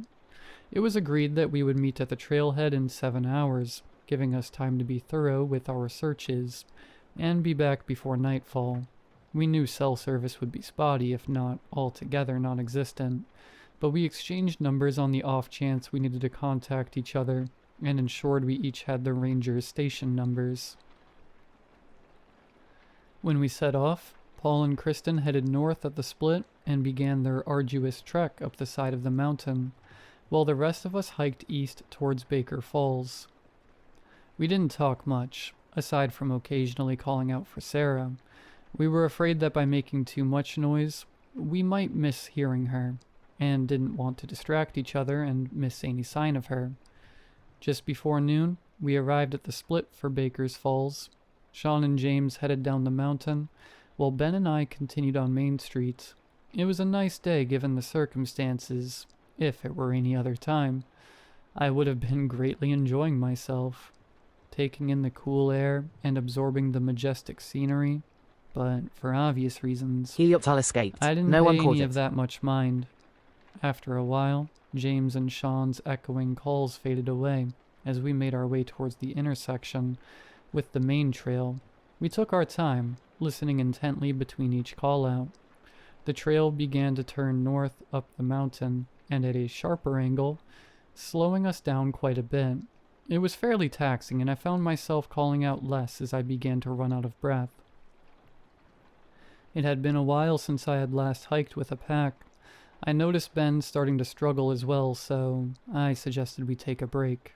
After all, we had been going non-stop for several miles at this point. We found a shaded spot next to an outcropping of rocks just off of the trail, took off our packs, and pulled out some snacks. We sat silently eating and listening between deafening bites of granola. At first it sounded like a bird. In the distance behind us, a ways off the trail, I heard a shrill cry. I stopped chewing and tapped Ben. "Listen, you hear that?" After a moment it echoed again, a muffled cry that was almost certainly that of a child. We both jumped to our feet and called out, "Sarah?" The cry responded, "She's up there." Ben cried as we both made our way around the outcropping, leaving our packs where they sat. "Sarah, keep making noise. We're coming," I yelled. The cries became clearer as we trudged our way up the mountain off the trail, slipping on loose rocks and sticks. We were getting close. Ahead of us, we saw what appeared to be an opening on a small plateau through the trees. The vegetation began to thin out, and the ground became saturated with flat, rough, gray stones. which were much different than those that we had seen so far. As we made our way to the opening, it became evident that the crying was that of a little girl. The trees gave way to a large glade of gray stones. No trees or plants in sight. "Sarah, where are you?" Ben called, straining to catch his breath. "Down here," a small voice squeaked from somewhere in the glade. In the middle of the opening was a small rise in the stones. Once we were about 15 feet away, I saw that it was the raised lip of a large hole about 7 feet across and blacker than night. A short way down. "Jesus. Sarah, are you in there?" I called down into the abyss. "Yes," she replied through her sobs. Her voice echoed up towards us. She was a long way down. "Are you hurt?" I can't stand up," she cried. "Ben, did you put any rope in your pack before we left?" "No. Did you?" "No." "Sarah, are you bleeding?" "I don't think so," she said weakly. "It's too dangerous to try and climb down there. These rocks could come loose and cave the whole thing in," said Ben, testing the edge of the pit. I pulled my phone from my pocket and unlocked the screen, but found there was no service. Ben did the same and shook his head. "Ben, get back to the trail and get help. I'll stay here with her." "All right, I'll be back," he said before running back into the trees. "Just hang tight, Sarah. We're getting you some help." Silence fell over the glade as Ben's footfalls faded into the distance. "Sarah?" Her sobbing had stopped and several seconds passed before she made another sound. "Please come and get me." Her voice was weak and pleading. "It's really dark in here." I turned my phone light on and held it into the opening. It illuminated a few feet down, but no further. I still couldn't see her. "I promise we're going to get you out. It's not safe to come for you right now. I don't have the tools and I don't want you to get hurt any more than you already are." I knew she must have been scared, and I felt horrible that she had to stay in that hole a second longer. I thought about dropping my phone to her for light or to play a game, but it might break and be of no use to either of us. I thought about my pack and hated myself for leaving it at the trail. I had a headlamp in the front pocket, and some paracord I could lower it down to her with. "Sarah, I have a flashlight and some snacks in my backpack on the trail. I'm going to go and—" "Don't leave me," she screamed. It was a loud, tormented, almost angry scream. Okay, I won't go anywhere." Silence returned to the glade. Looking at the opening and the rocks surrounding it, I noticed something odd. The rim of the pit was nearly a perfect circle. It definitely wasn't a natural formation. The rocks appeared almost as though they had been deliberately stacked. "Sarah, how did you get in there?" "I fell." "Did you fall from up here, or is there another way in somewhere?" There was no response for a moment. "I slipped and fell from up there." There was no sign of collapse on any side of the pit. I thought that maybe it was a stable structure after all.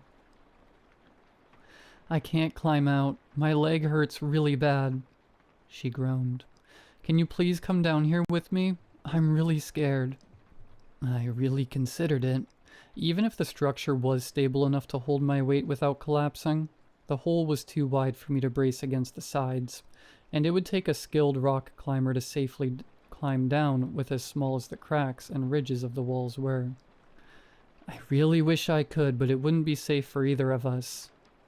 There was no response. "Are you thirsty?"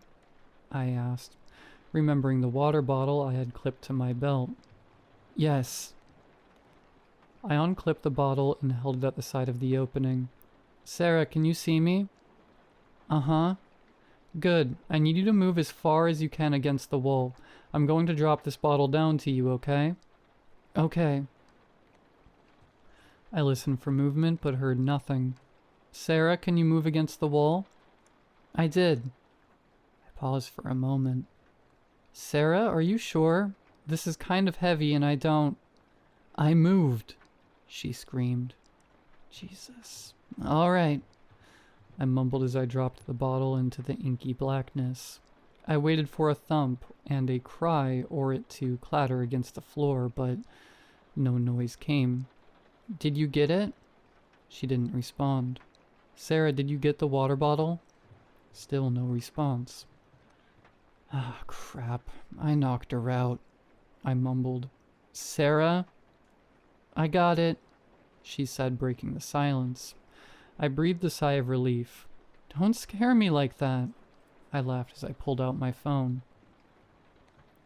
Still no service. It had been nearly an hour and a half since Ben left. I did a quick calculation and estimated that it would be at least another hour before he returned with help. I sat next to the edge for a while, letting a sense of relief and accomplishment wash over me. We had done a really good thing here, and I was more than happy to sacrifice a hiking trip to help find this girl. I sat for a while longer, waiting for the sound of the cavalry rushing up the hillside, but was met with a blood-curdling scream from the pit. Sarah, what is it? Peter, there's something in here with me. Another scream. What is it? Sarah, what is it? I don't know. Please come down here. Please, please. Sarah, I'm gonna drop my phone down to you. Use the light and see what it is, okay? She continued screaming. I pulled my boot off and removed my sock, turned the light on my phone, and slid it inside, layering the sock on it for more cushion. I'm dropping the phone. Try and grab it. I yelled over her screams as I let the phone fall. I watched as the dim glow of the light through the sock disappeared into the darkness. A few moments later, the screaming stopped. Sarah, did you get the light? What was it? Again, nothing. Sarah, answer me, please.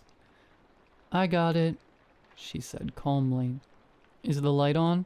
I don't see anything. There was a long pause. It broke. Okay, that's fine. But you're all right now? Please come down here, Peter, she said in a whimper. I'm really sorry, but I told you it's not safe. I froze. Sarah? How do you know my name?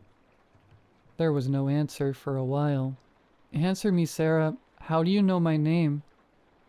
It's on your bottle, silly. She giggled. That's not my bottle. A friend let me borrow it. There was no way she could have known my name. At the very least, my full first name. I didn't think Ben had called me by name in the short time he was there, and even if he did, he calls me Pete. Come down here, she said in a raspy whisper.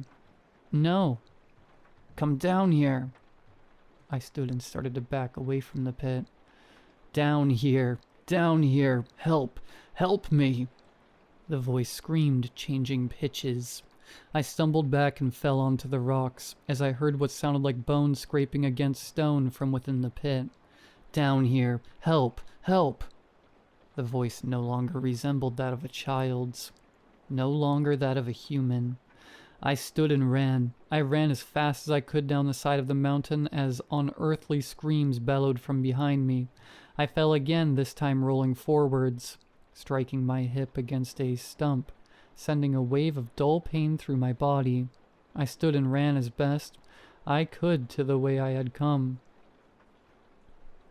I wasn't sure where I came out on the trail, but I knew which way the trailhead was. I ran until I couldn't hear the screams and kept running until I met a ranger coming up the mountain towards me at a jog. No, don't go up there, I shouted breathlessly. Calm down, you're safe. Are you hurt? He asked. I'll be all right, but you can't go up there. That's not Sarah. I don't... It's all right. Sarah's safe. Your partner's found her halfway up Vista Trail. He took me by the shoulders and started guiding me down the mountain. Where's Ben? Did he make it down? Yeah, Ben and the rest of your crew are down at the campsite waiting for you. Y'all did a good job. Really appreciate your help. We walked for a while before I was able to calm myself. What is that glade up there? That pit? What's in it? He sighed and gave me a quick glance. Nothing that you gotta worry about, he said with an uneasy smile. We made it back to the camping area, and I met up with Ben and Sean, who both understandably had a few questions. However, I didn't have time to answer them since the Rangers were shutting down the area and we had to leave. We packed up our things and loaded my car just as they were closing the gates. On the way back to Ben's car, I told them what happened at the glade. Ben said the ranger freaked out when he told him what he had found, and told me to stay at the campsite until he came back with me. Apparently, when Kristen and Paul found Sarah, she told them her mom was calling her from the woods when she went to the bathroom that night, so she followed her voice up the trail but got lost. Sean thinks to this day that we're pulling some wild prank on him, but Ben and I know what we heard, what we saw. I haven't gone hiking since, and I don't think I will for a while.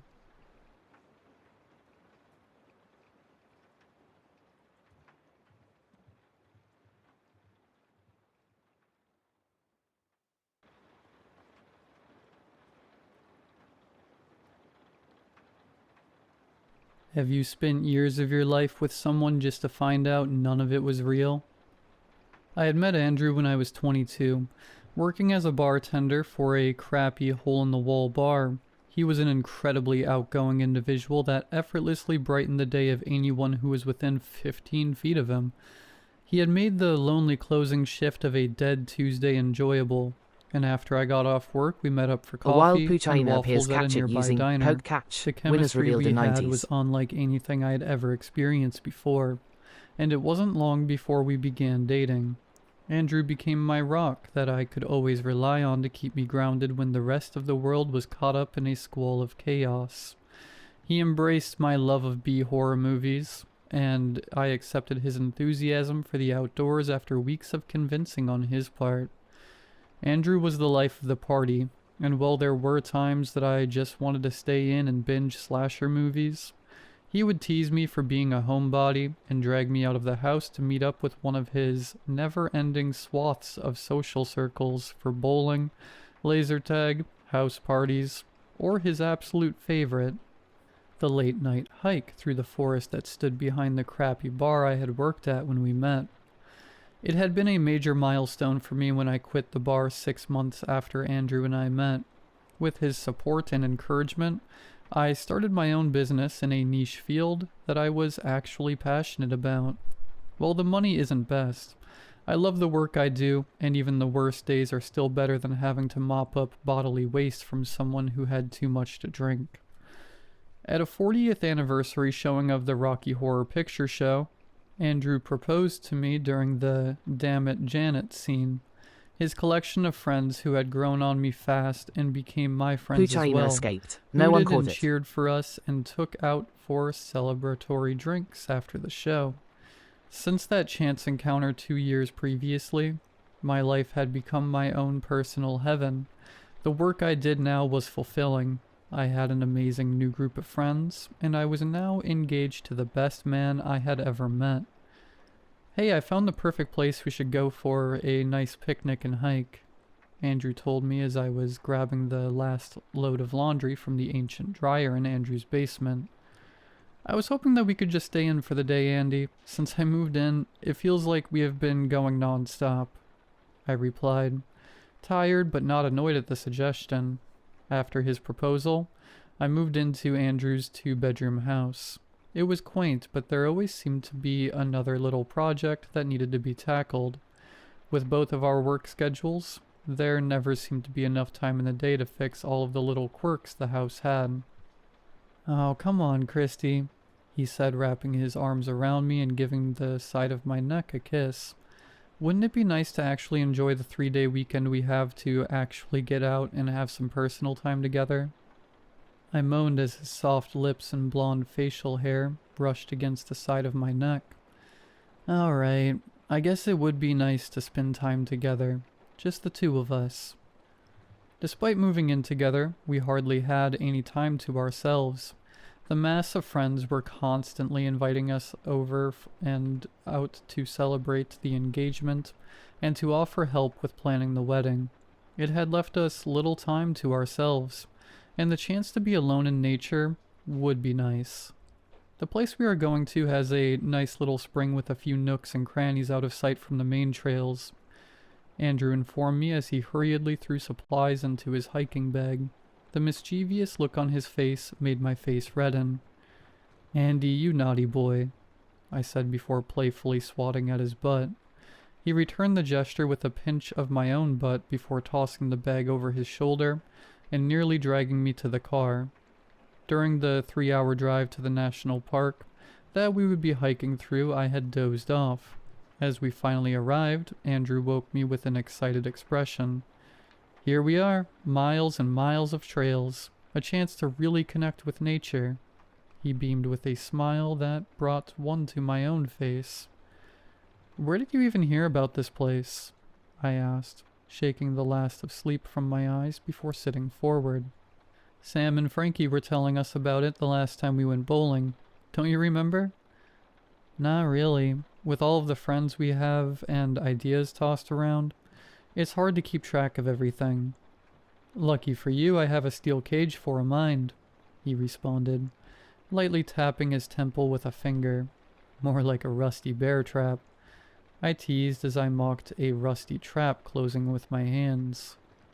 We shared a laugh before he parked and we set out for our hike. Andrew had planned a long trek that would bring us back to the car a little before dark. I was glad I had worn an old outfit, that I wouldn't have to worry about getting covered in mud. When I asked about who would be doing the driving back home after we hiked all day, and he eased my worry with the promise of a stay at a motel we had passed 20 minutes before we arrived. A place I would have seen had I not fallen asleep. With satisfaction at his call ahead, and carefully laid plans, we set off into the forest for our day of just the two of us. "Isn't that the same outfit you wore when we met?" Andrew asked, his eyes feasting up and down on my body. "Yeah, I thought I'd just throw on some old clothes, since you wanted to go on an intense hike," I replied, snapping my fingers to get his attention. We both laughed as we ventured further down the trails. An odd thing I noticed while we hiked was the strange absence of other people while we hiked. "I thought you wanted time together, not with a horde of others," Andrew said as we stopped at the top of a cliff with an old picnic table for people to rest before beginning their descent towards the spring. "Of course I want time without a ton of other people. I just think it's strange that we haven't seen anyone else while we have been here. I mean, it is a holiday weekend. You would think we would have passed by some other wilderness enthusiast or gun-ho parents dragging their kids along to get away from technology for once in their life." "This is a pretty big place. We probably have passed by others but just didn't notice them," Andrew said as he sat his bag down on the table and stretched his arms. I smiled as he took off his shirt and stretched his taut form. I took a few steps towards him and gave him a peck before I spoke again. "Take a picture with me," I said, leaning against him and fishing my phone from my pocket. As he wrapped an arm around me, I lifted the phone up and took a picture of us. As I went to take another, a large buck jumped out from behind a nearby tree, startling us both. In slow motion, I watched as my phone leapt from my hands and down the cliffside to the unwelcoming arms below. With a faint crack from below, I could feel my heart drop to my stomach. I dropped my phone. That stupid deer made me drop my phone. Dang it, I could kill that thing, I yelled out in frustration. "Whoa there, I think you might have broken a commandment there," Andrew said, placing a hand on my shoulder. "I'm glad you think this is a joke, Andrew." "I'm not trying to make a joke of it. I'm sure you will be able to recover any photos that are on your phone. Plus, it was old anyways. I'm pretty sure you have had the same phone since we met. I know you've been wanting to upgrade for a while, but haven't really had a chance," he said as diplomatically as he could. We made our way down to where we were sure the phone had fallen, and luckily we were able to find it. The phone had dived straight into the soft embrace of rocks and branches, and the shattered screen was more than enough evidence of how useless it would be. Andrew pulled a plastic bag that had once contained trail mix, and placed the destroyed phone inside before stashing it away in his hiking bag. "First thing tomorrow, we will go and get you a brand new phone. The best one they got. Even if it means I gotta sell a kidney to get it for you, Andrew said, trying to cheer me up. Obviously aware of my disappointment at losing my collection of memories of our life together that had been gathered on my phone. We continued on towards the springs, crossing over an old wooden bridge that creaked and groaned with every step as we crossed over it. The entirety of the short time we spent crossing it, my whole body was on edge at the overwhelming sensation of the bridge threatening to collapse at any moment. With the momentary hazard past, we found our way to a pleasant spring resting beside a cliffside. The gurgle of water leaking out and falling down onto the rocks below created a serene background besides the rustling wind and crunching of leaves and twigs as we approached it. Leaning forward, Andrew cupped his hand and brought a handful of spring water towards his mouth before sipping at it. "Are you sure you should be drinking that?" I asked, thinking about what things could be contained in that water. "You drink spring water that's bottled with millions of microplastics in it. At least this is straight from the source," Andrew said as he splashed his face with the spring water. "You know, there is a little overhang here that we could..." Andrew trailed off as he made a gesture with his hands. "I'm not really feeling up to it. I'm still irritated about dropping my phone and don't think I'm in the right headspace for that," I said, noticing a momentary flash of rage across Andrew's face before it shifted to an understanding look of disappointment. "Well, you should at least try this water." He gestured to the water as he spoke before glancing absently in the distance. I tried a small sip of the water and the taste was heavy with a strange metallic taste. Just before I was about to comment, Andrew was already stepping off towards the trail. When we approached another bridge, I insisted that Andrew lead the way as it spanked across a rather steep decline. After he proved the structural integrity of it, I began crossing for myself. Just as I made it halfway through, a horrid crack from the wood echoed through the air. As I fell through the bridge, my hands stretched out to catch myself. The nails of my left hand dug into the wood before being ripped out as my weight jerked my body below. In the briefest of moments, I looked out towards Andrew. A malicious smile greeted me as I tumbled towards the earth below and was embraced by darkness. As I regained consciousness, I was greeted with the sight of a stag's skull wrapping its long tongue around the bleeding fingers of my left hand. I screamed out in terror, only to be greeted with Andrew's worried face gracefully holding my bandaged left hand. "Thank God you're okay," Andrew said, slowly setting my hand down and helping me sit forward. My clothes caked in dirt and a long tear down the right side of my jeans with scrapes and cuts, leading to the missing shoe on my right foot. I tried to reply, but he hushed me to conserve my energy. He told me he was going to climb back up and try to call for help as he didn't have any signal where we were. I tried to beg him to help me back up, but he was already walking away before I could form the words. I raised my undamaged hand to my head and was greeted with a sharp pain on the side of my head and a small wet patch of blood. Panic racing throughout my body, I forced myself to my feet. It felt like hours since Andrew had gone off for help, and it was now well into the night. I stumbled my way through the overgrowth and began my slow ascent up the hillside back towards the trail. Upon finally reaching the trail, surrounded in the darkness of night, I looked around for any trace of Andrew only to be greeted by silence.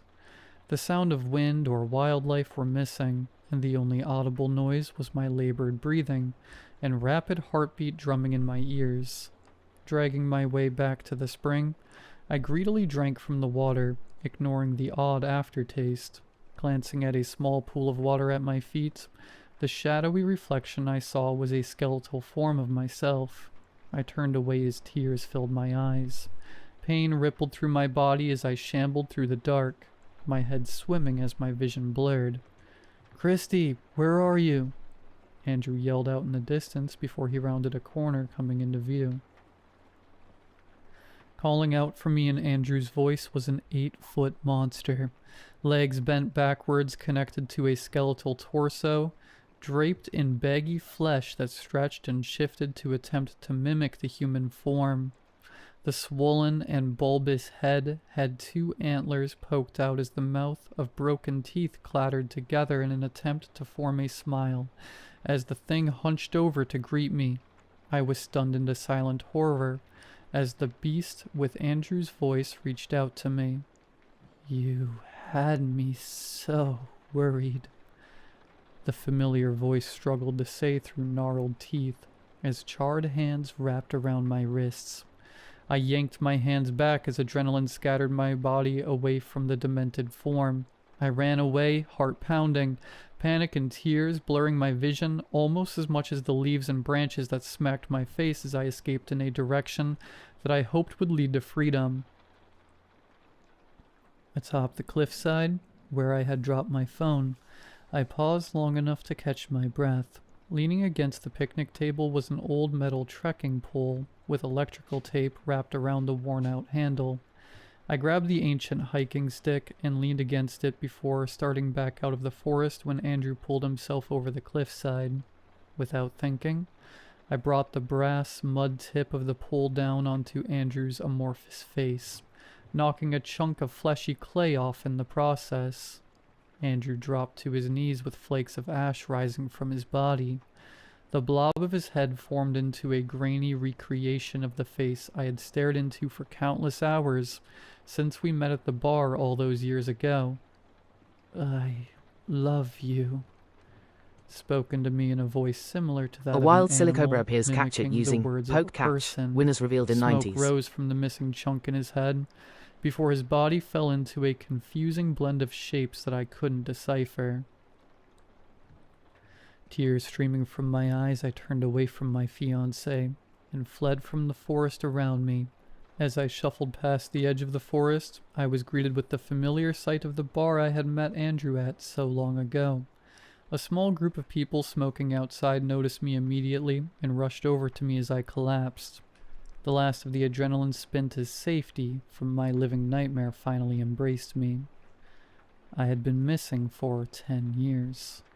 On the magical nights I had met Andrew and thought I had begun an amazing life with my soulmate, I had, in reality, closed the bar after an empty night and walked directly into the forest behind the bar in a trance-like state.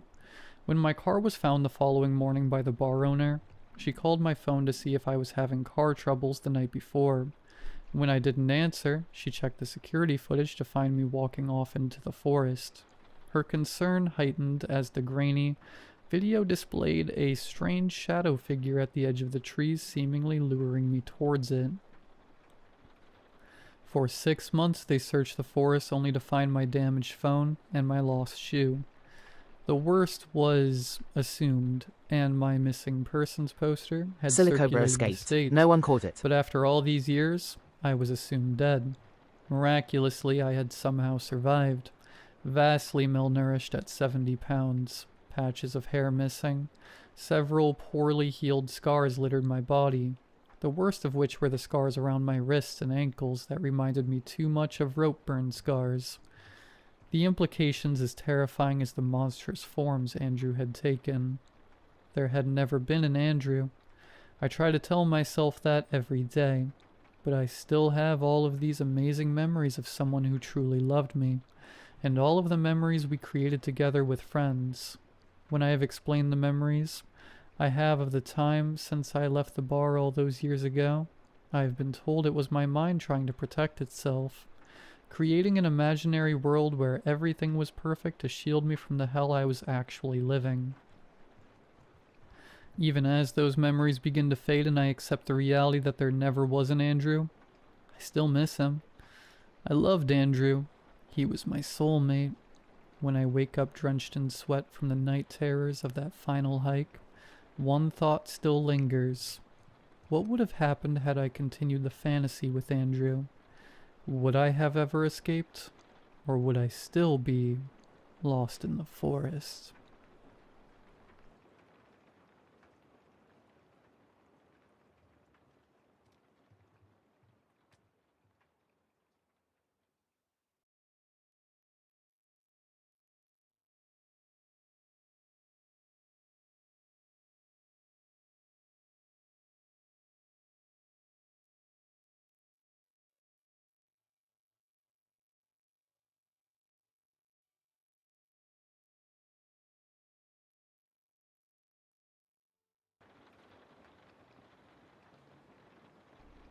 For the past week, something's been off with my mom.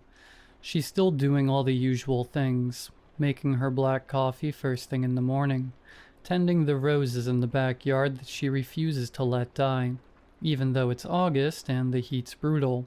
She still calls me sweetheart, still leaves post-its with gentle reminders to eat, hydrate, sleep. But she won't look me in the eyes anymore. Not for more than a second or two. I caught her watching me last night from the hallway mirror. I was sitting on the couch, scrolling on my phone, and I just felt it. That kind of prickling heat behind your neck, like someone's watching. I looked up and there she was standing stiffly behind the corner, peering in like she was studying something. Or someone. When our eyes met, she froze. Then she forced a smile. "You okay, honey?" I nodded. She disappeared down the hallway like nothing happened. But I know she was watching. This morning she left a slice of toast on the kitchen table for me, same as always. But there was no butter, no jelly, not even a napkin. It was just dry. I asked her if everything was all right. She hesitated. Of course, why wouldn't it be? I shrugged. You just seem distant lately. She looked at me for a long time. Her fingers were tight around the coffee mug. Then she said slowly, "Sometimes people change. And sometimes they think no one will notice."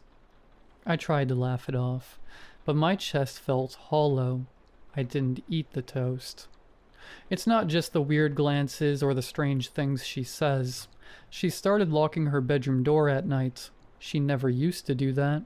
And I swear one night I heard her whispering behind it, like prayers or warnings.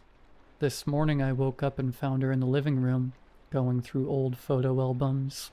She didn't even flinch when I walked in. "Looking for something?" I asked. She stared down at a photo of us from years ago. Me, at least. I think it's me smiling in front of a birthday cake, frosting on my chin. Her eyes flicked up to my face, then back to the photo. Her hands were trembling. "You used to have a mole," she whispered. I blinked. "What?" "On your left cheek," she said, tapping the photo. "Where is it?" I touched my cheek. I guess it faded. Her lips pressed into a tight line. Moles don't fade. I couldn't think of anything to say. Just stood there like an idiot. Tonight she left a knife under her pillow. I saw it when I walked past her room. The door was cracked open and she was pretending to sleep, but I saw her fingers curled tight around the blanket, like she was bracing for something. I think she's afraid of me. And the thing is, I've been having dreams. Dreams of things that don't make sense. I hear echoes. I see a forest. Wet leaves. I even smell smoke. And the face. My face, staring at me with wide, terrified eyes as I reached out for him. As I stepped into my skin. I start to question myself. What am I? Am I really who I am? Then one night I go to the bathroom and look in the mirror and see all the imperfections, all the mistakes. When I see it, I see what my mom sees. I'm not her son, and Mom knows it.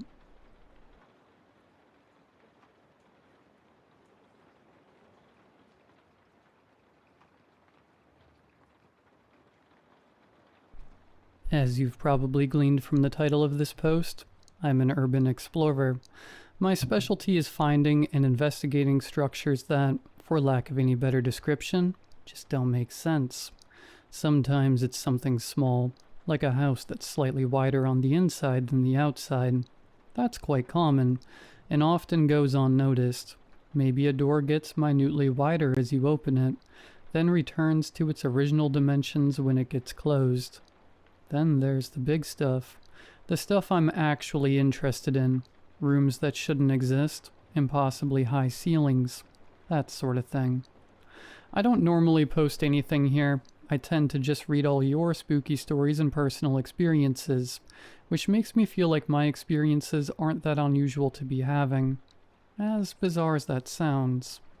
I wanted my first post here to be a document of all the weird encounters I've had with strange places over the years. This post will still be that, but if I'm going to talk about all that, I also need to go into the events of the last month, which ultimately led to all my friends taking a step back from urban exploration altogether. So, a bit of background. I live in the UK, in Manchester. Like all cities, it has nice parts and not so nice parts. As much as I love the city, sometimes it feels like there isn't much to do. At least, nothing that interests us. So every few weeks, me and my group of friends hop on a train and go somewhere else. We pack bags full of camping equipment, torches, high-vis vests, plenty of rope, and anything else we think we might need. We scope out a spot, which normally involves checking social media for people talking about how they had an unusual experience near an abandoned building after dark, or how a family pet disappeared near a decommissioned train tunnel, stuff like that. Once we have a spot that's likely to be the kind of thing we're after, we figure out what we might need, what we are likely to encounter, etc. Most explorations are fairly routine. We stay the night nearby, watching the area to see if there are any guards or squatters. 9 times out of 10, there aren't. Then we make our entry. Typically, we open the door or poke our heads in through a window first, just to see what we're dealing with. You never know when you are going to walk through the front door without a care in the world and fall down a bottomless pit. No, that hasn't happened yet. It very nearly happened to one of the guys last year, but we've been very cautious since then. Some of my favorite places include, I love the possibly endless train tunnel. It was a lot of fun. I won't say where it is. I don't want a bunch of people to go there and ruin the spot with graffiti and rubbish and syringes and the like. Actually, I just looked it up and apparently the police walled up both ends and sealed the tunnel a few months ago. A shame. Definitely my favorite place to visit. I hope no one ended up cluelessly wandering in. I was in there with another guy, and I remember very vividly the moment where we crossed over into the Twilight Zone, as my mate put it. He wasn't far off. When we were walking, we could feel the air gently moving through the tunnel, even though we couldn't see the other end in the darkness. We knew there was an opening that air was blowing through. There was the occasional scatter of a squirrel or rat or something, which freaked us out every time it happened, sending the pair of us into a brief laughing fit over how much we had jumped. And then, after walking for about 5 minutes, the subtle breeze stopped. When it happened, we both instantly realized and stood motionless. It was like both ends of the tunnel had closed. There were no more rats or squirrels, just the pair of us, alone in the quiet darkness. Naturally, we were grinning like giddy kids. My torch didn't work, nor did my mate's.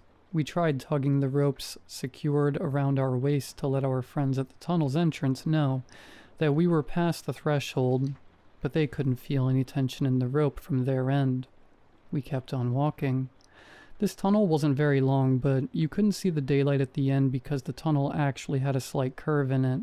In the past, before the anomaly formed, you'd walk through the tunnel and in 2 minutes, you would be out the other side.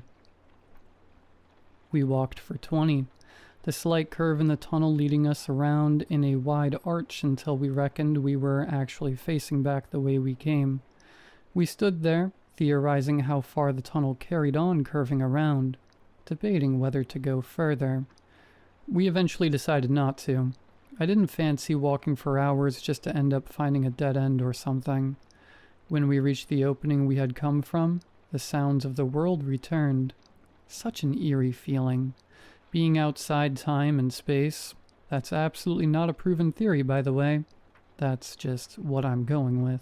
It's like once you step past the threshold, the world outside stops existing, or maybe it's you that stops existing for a moment. These strange places always smell the same. It's always the same persistent metallic odor. Sometimes it gets so intense that your eyes start to burn. Sometimes it can help you to find a threshold. There was one house we went to a couple years ago. One of my friends knew someone who said their house suddenly had an extra floor. That was extremely exciting. It's not every day you get to pinpoint the exact day a building changed. Most of the time, we got to a place to find that the building had been that way for a while. But this one was fresh. Houses are particularly odd to visit. Sometimes it's just an extra room, so we have to wander through the entire house until we find a room that smells like metal, often with weird pictures on the walls and no windows. This house was different. A whole new floor had seemingly grown overnight, and the best part? It wasn't just one new floor. After exploring the house for probably a good 2 hours, our watches stopped working. We counted 16 additional floors in this 2-story house. The only reason we stopped climbing the endless staircase was because our buddies outside ran out of rope. That's another thing. We never go into a property without a length of rope tied around us, fed back to 2 guys standing outside, mainly so the guys inside can find their way out. We typically carry a few 60 and 70 meter lengths of mountaineering rope A wild each, remorade appears captured giving us using about poke 500 catch. meters Winners revealed in when tied 90s. end to end. At one point, we carried closer to 700 or 800 meters, but at that point, it got tough to transport. We all wake up in cold sweats from nightmares, where we found ourselves lost in an abandoned building with no windows or doors, breathlessly diving down endless hallways, crying out for anyone to find them. Not pleasant. I remember the place we went to that first made the rope a necessary precaution. There was a small patch of woodland somewhere on the west coast of Wales near a residential area. Again, no specifics. Not because I don't want to ruin the spot. This time, I straight up don't want people flocking there and getting themselves killed. We saw on social media, mainly Reddit, that a couple people's pets had gone missing around there. They thought a predatory animal might be in the woods, so they sent animal control to do a sweep, which didn't take long since it's an area of about 50 trees. It came up clean. That's what got our interest piqued. We showed up and started doing some surveillance. We had a theory that the anomaly was only manifesting during the night, which we had seen once or twice before at other locations. Probably something to do with the decreased visibility. Remorade right. escaped. No We one went caught in it. after dark, and suddenly the wooded area of 50 trees turned into a dense forest seeming to go on for miles. Me and my buddy walked for 30 minutes before we stopped and headed back. Even with the rope tied around our waists, leading back to our friends at the edge of the woods, we still got lost. It was dark enough that we could barely see our ropes. We ended up circling around trees and each other's lines. We couldn't call out to the others either. Since sound works differently once you are past the threshold, that means we couldn't hear them and they couldn't hear us. After a while of awkwardly stumbling around in the dark, single file with my hand on his shoulder, pulling our ropes constantly to keep the tension, we made it out. That was the most frightened I have ever been when exploring a place. We don't do forests anymore. Some guy one of my friends used to hang out with always wanted to find out what caused the anomalies to form. We tended not to tell anyone about the anomalies, since the news and the police always cover up any instances, and we didn't want our friends or family getting taken in the night by G-men. That being said, some people came to know about them, this guy being one. He had a theory that a power plant he lived near was actually a secret underground hadron collider. That sounded awesome. So of course we checked it out. It turned out that the power plant was one of these strange places. We managed to dodge to surprisingly lax security and got in through a window, to find that the geometry inside made absolutely no sense. There was no ceiling, first of all, just walls and doors that extended upwards into the darkness, A lot of rooms were either too big or far too small to make sense, and plenty of them were in weird places relative to the building's dimensions. By far the weirdest part was that this power plant was still in use. Workers still went in through the front door and came out hours later like regular plant workers, seemingly oblivious to the fact that the interior of their building looked like something fresh out of Stephen King's nightmares. I started believing that guy after seeing all that. I don't know about the Hadron Collider theory, but that building definitely has something to do with something. In terms of which of us came the closest to finding out why these weird structures exist, and how they keep forming, I reckon he got the closest. And then, last month, my mate and I went to check on him at his house. Apparently he hadn't been responding to texts or calls, which was strange since he never just dropped off the grid like that. Even if he was going on holiday or something, he would let someone know. When we got to his front door, it was slightly ajar. We got worried at that point, so we pushed it open. Inside was a vast expanse of darkness. No walls, no ceiling, just a flat floor extending inwards until the light from the outdoors dissipated far into the distance. A couple days later, we went in with our equipment and ropes. The area was far wider than the house's floor plan. I think we ended up walking the length of a football field, if not more. I was in his house a couple months before this. Now he was gone, along with all his possessions, his ugly carpet, his old armchair, his goldfish, everything. Every trace of him gone. We optimistically thought that he might have come home from work to find his home like that and tried walking in.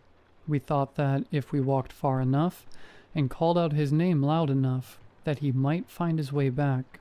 We didn't want to grapple with the possibility that the anomaly formed while he was still inside, and that he just blinked out of existence along with his possessions. The police taped up the doors and boarded the windows, and a week later his house was knocked down. The anomaly was gone. Believe me, we tried to get back through the threshold, but it was gone. We stopped trying to find out the cause of the strange places after that. We just dropped our theories and left it alone. We don't go near the power plant. We don't even talk about it.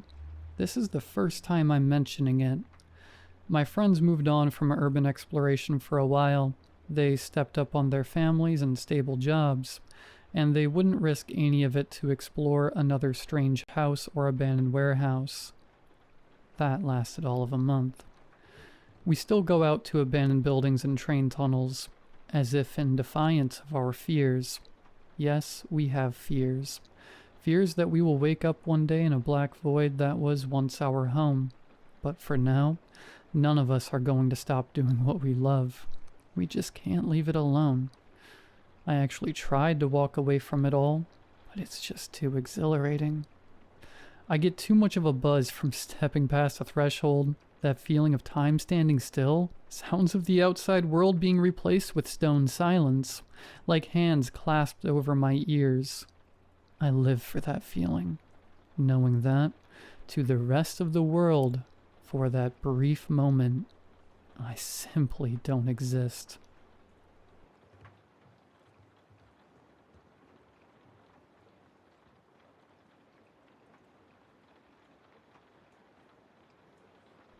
For context, my grandmother lives deep in the middle of nowhere. Her house is on a secluded peninsula, surrounded by a lake. The closest store is a 15-minute drive, and her neighbors, they only come up in the summer. In December, it's just her and, in this case, me. She and my grandmother were heading to Tennessee for a week and asked me to house sit and take care of the animals. I agreed. I was 17 at the time, and honestly, I thought I'd enjoy the peace and quiet. They packed up their things and left around 10 p.m. After they drove off, I got comfortable, turned on the TV, and settled in. Around midnight, I started getting sleepy and decided to head to bed. Let me explain the layout quickly. The house is all one level. No basement, no upstairs. You walk through the front door into the living room. The kitchen is to the left, and to the right on the other side of the living room is a hallway that leads to 3 bedrooms and 1 bathroom. My room was at the very end of the hall, and from the bed, I had a clear view of the living room. I turned off the lights, went to my room, and laid down. Chula, my grandma's black lab, hopped up beside me. She's the sweetest dog you will ever meet. Obsessively friendly, she loves people, never growls, and is always wagging her tail at strangers. She's just pure love in dog form. A few hours passed. I had just drifted off to sleep when I heard my grandmother's voice. Leah, can you come help me? My eyes shot open. I sat up slowly and called out. Grandma? No answer. What do you need help with? Silence. Then a few seconds later I heard it again, louder this time. Leah, I need help. I thought I was dreaming. I sat all the way up, staring at the door. A few seconds passed, then I heard a low, guttural growl. I turned to look at Chula. She had sat up straight, hair raised, staring into the hallway with her teeth bared. She growled low, deep in her throat, eyes fixed on something I couldn't see. I turned on the hallway light and peeked out. Nothing there. No movement. I walked over and looked out the window next to the bed since it faced the driveway. Her car wasn't there. I quickly shut the window and locked my bedroom door, heart pounding. This was an old house. Every step creaked. I should have heard something, but there was nothing but silence. I grabbed my phone and tried to call my grandma. It went straight to voicemail. I called my mom, trying to sound calm, but my voice was shaking. I asked her if Grandma had come back for some reason. She said no. Then the knocking started, but not at the front door. It was right on my bedroom door. Heavy, slow, deliberate. And here's what chilled me to my core. The voice was still coming from the living room. Leah, please come help me. It didn't make sense. I could hear her calling from the other end of the house while the knocks were right outside my door. She kept calling me, each time more irritated. The calmness was gone. Now it was commanding, aggressive. Leah, let me in. I need your help. Leah, open this door. Leah, now. It sounded like her, but distorted. Like something trying to copy her voice and getting it almost right. Chula stayed pressed to my side, growling steady and low, like she'd rip something apart if it got in. The shotgun was in the same room with me, locked in the gun safe in the corner. I knew the code if I needed it, but I didn't even move from the bed. I couldn't. I was frozen. Eventually the knocking stopped. The voice faded away. I must have fallen asleep somehow, because the next thing I knew, sunlight was pouring through the blinds. For a minute, I almost convinced myself I had imagined the whole thing, but when I checked my phone, the call logs were still there. I really had called my mom. I really had called my grandma. That part was real. I tried to push it out my head. Told myself it was some kind of sleep paralysis or dream. Around 11 p.m., I'd just gotten out of the hot tub in the garage. Now, here's the thing. The garage isn't attached to the house. It's about 20 feet down the driveway. A separate little building all on its own. You have to walk across the driveway to get to it. That night, I'd left the garage door wide open because, well, there's nobody else around for miles. I figured it was safe enough, and I wanted to air the place out a bit after the hot tub steam. Then I heard it. The motion sensor went off with that sharp, barking alert. A second later, something slammed really loud in the garage, like someone knocked over a metal shelf or kicked the wall. I hit the garage remote and shut the door fast, heart racing. Not long after, maybe 30 minutes after I got back in the house, there was a knock at the front door. I crept toward the door, standing just far enough away to not be seen through the frosted glass. I didn't move, didn't speak. That's when I heard her. Please, let me in. I'm cold. I'm hungry.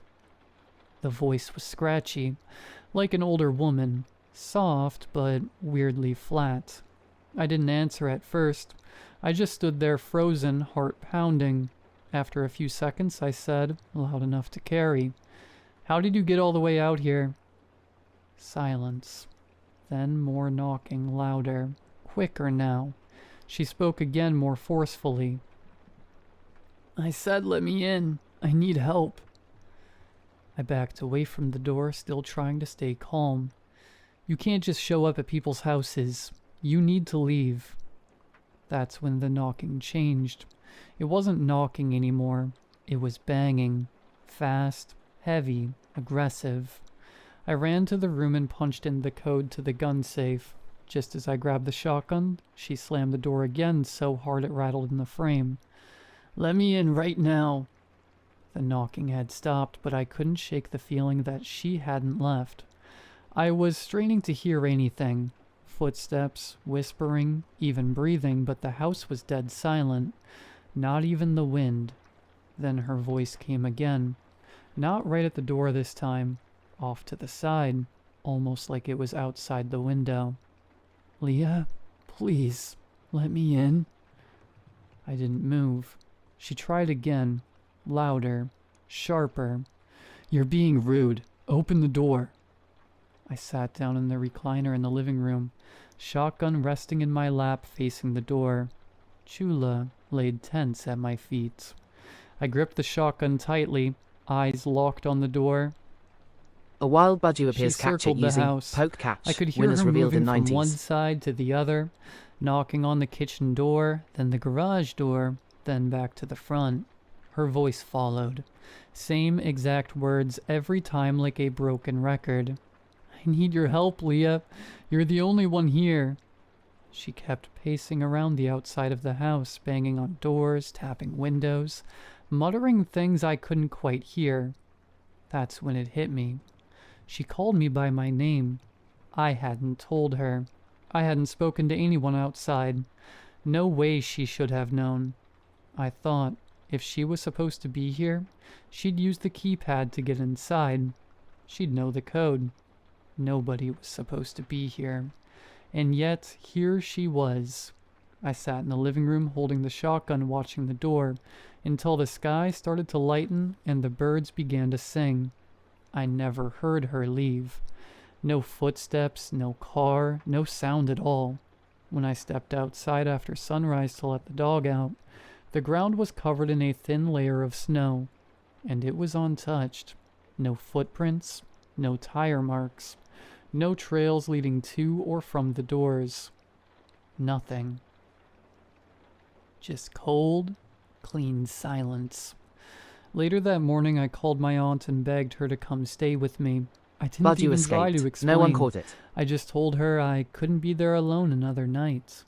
She showed up that evening, and I almost cried with relief. For the first time in 2 days, I felt like I could breathe. That night, I finally was able to get the sleep I desperately needed. I will never stay there alone again. Rest in peace, Chula. She passed from old age.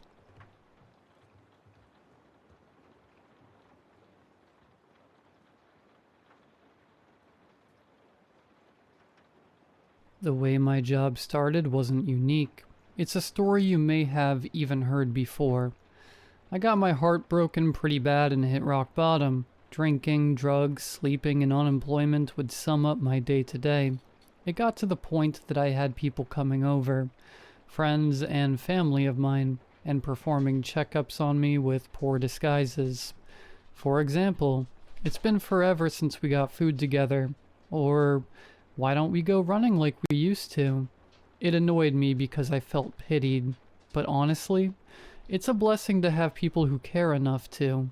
But I rarely took them up on it, and eventually they dropped the disguises. A painfully long, awkward intervention with all my friends, my parents, and my sister. Tears, yelling, pleading, all so painfully uncomfortable. In the end, I agreed and I promised I would get out of the house, get a job, do something with myself other than waste away in my dingy apartment. I looked around, but the idea of working a cash register or some other monotonous 9-to-5 was unbearable. After some time, I came across an ad online, "Explore the hidden echoes of Blackmouth Cave." Join us for a once-in-a-lifetime quiet nature experience through one of the park's most unique natural landmarks. This guided journey will take you along pristine riverbanks and into the cool, echoing depths of Blackmouth Cave, where time seems to stand still. Learn about the cave's fascinating history, its ancient rock formations, and the wildlife that calls it home. Tour includes professional, knowledgeable guides, all safety equipment provided, small group sizes for an intimate experience. Important: guests must maintain whisper-level voices during certain portions of the tour for wildlife preservation. Comfortable shoes recommended. Limited daily availability. Reserve your spot now. A tour guide? That was an idea. It would get me out of the house, and I like nature. I used to be very active before my spiraling. Why not? So I sent them an email to inquire about any open positions. They responded quickly. Very quickly. As in, within a few seconds. Definitely strange, but it was easy to brush off. The email was polite, almost warm, and invited me to come in within the week for an interview. The office was a trailer at the edge of the park. Door propped open, letting in the smell of pine and wet earth. Inside was a desk, 2 folding chairs, and a man who looked almost as nervous as I was. He shook my hand without smiling and motioned for me to sit. His eyes were glassy, not unfriendly, just unreadable. He asked me some pretty basic stuff. Have I ever done any similar work? How well did I know Blackmouth? How am I at following instructions? I really did my best to make myself look good, and apparently it worked. He offered me the job. I asked him about the pay, and he told me I'd be given a quarter share of the profits. A tour was about $30, and a group is usually around 3 to 10 people. That put me at $22.50 to $75 per tour. And if I was fast enough, I could get through 4, maybe 5 tours a day. It's a pretty broad range, but I calculated I could make between $112 and $375 per day. To put that into perspective, if I was able to get through enough people in a day, I'd be paid the equivalent of about $45 per hour. My boss went on. Now, you won't be taking the guests the whole way, he said. Halfway through, there's another guide who will take over. You just hand them off and head back for the next group. A quarter pay for half the work. Way too much to say no to. And so I didn't. My first day started earlier than I had woken up in months. The sky was still a deep navy when I pulled into the gravel lot. My breath fogged in the cold, the air smelling faintly of rain and cedar. The trailer door was open again, light spiraling out onto the dirt. Inside, the man from the interview was at the desk, head down over a folder. Without looking up, he slid an envelope across to me. I opened it. It was just a map of my route. He explained it to me, but he never looked me in the eyes. He spoke quickly, like he dreaded the entire conversation. Behind the route was a single sheet of paper with a typed list of names. 10 in all. Today's first group, it was a pretty diverse spread. Some couples, some young, some old. I jerked my head up as my boss dropped something heavy on the desk in front of me. A worn sackcloth bag tied with a string, like something out of a movie. He told me I'd need it. I loosened the string and peeked inside. Coins. Not the shiny kind you dump into a vending machine. These were dull, heavy discs with worn edges and a faint greenish patina. The faces stamped on them were unfamiliar, the lettering in some alphabet I didn't recognize. They're for the river, he said flatly. I thought he was joking. Some touristy tradition for good luck, but the way he said it, eyes still down, voice tight, made me think twice about asking. Don't lose them. I nodded, still unsure if this was a weird hazing ritual or if I'd signed on for something I didn't fully understand. Outside, the sky was bleeding into a pale gray, and I could hear voices gathering in the lot. My first group, chatting and laughing as they waited. I stuffed the map, the list, and the bag of coins into my pack and stepped out to meet them. I put on my best retail smile and greeted them like I was thrilled to be there. They smiled back, some with polite nods, others with that eager spark to risk it when they've got a camera ready and nowhere else to be. We started along the trail, the dirt path winding through tall pines that whispered in the breeze.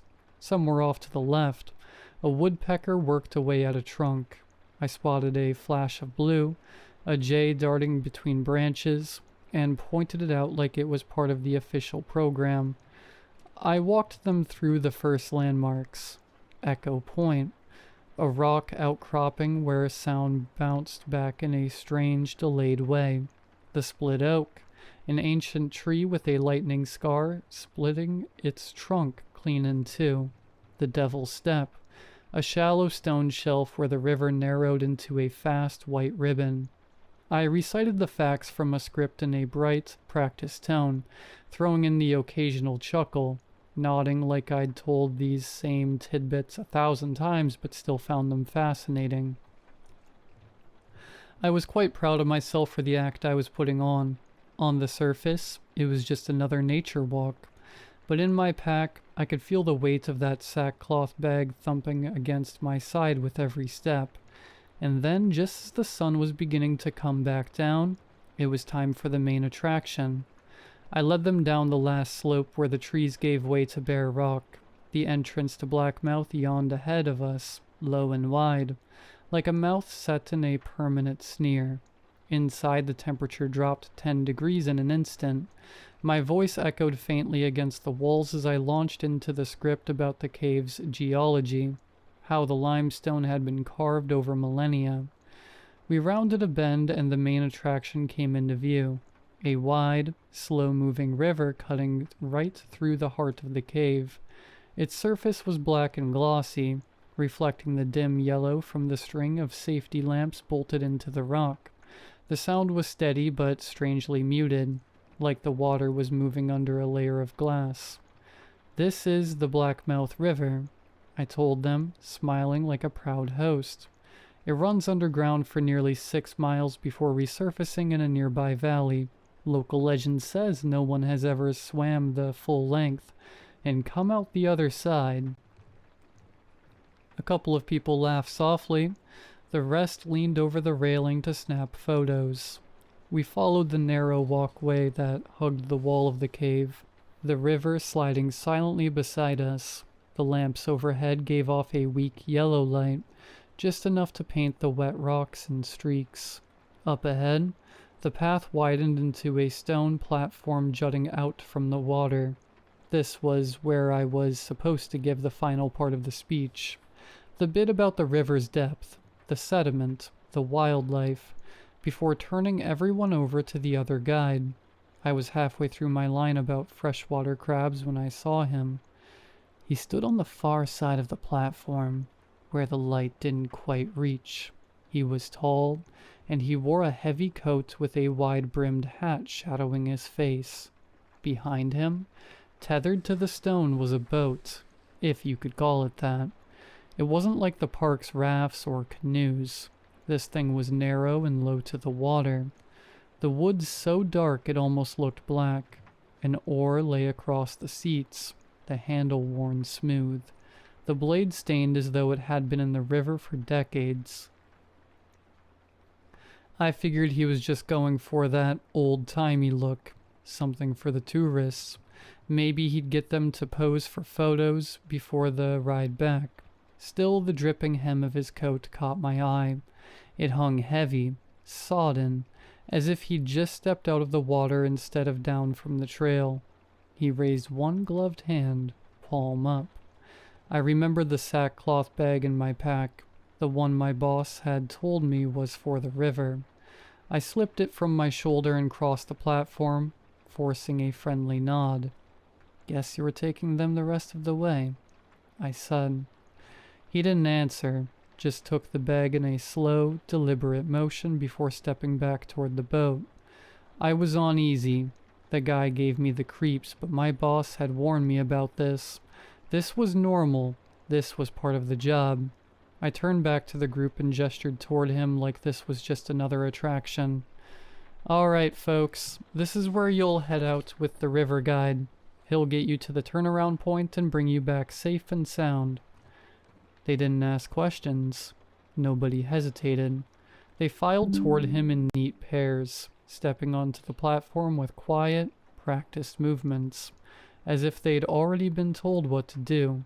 One by one they climbed into the boat.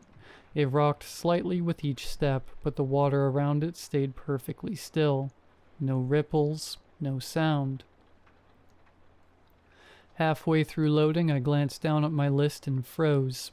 One of the names had a thick black line drawn through it.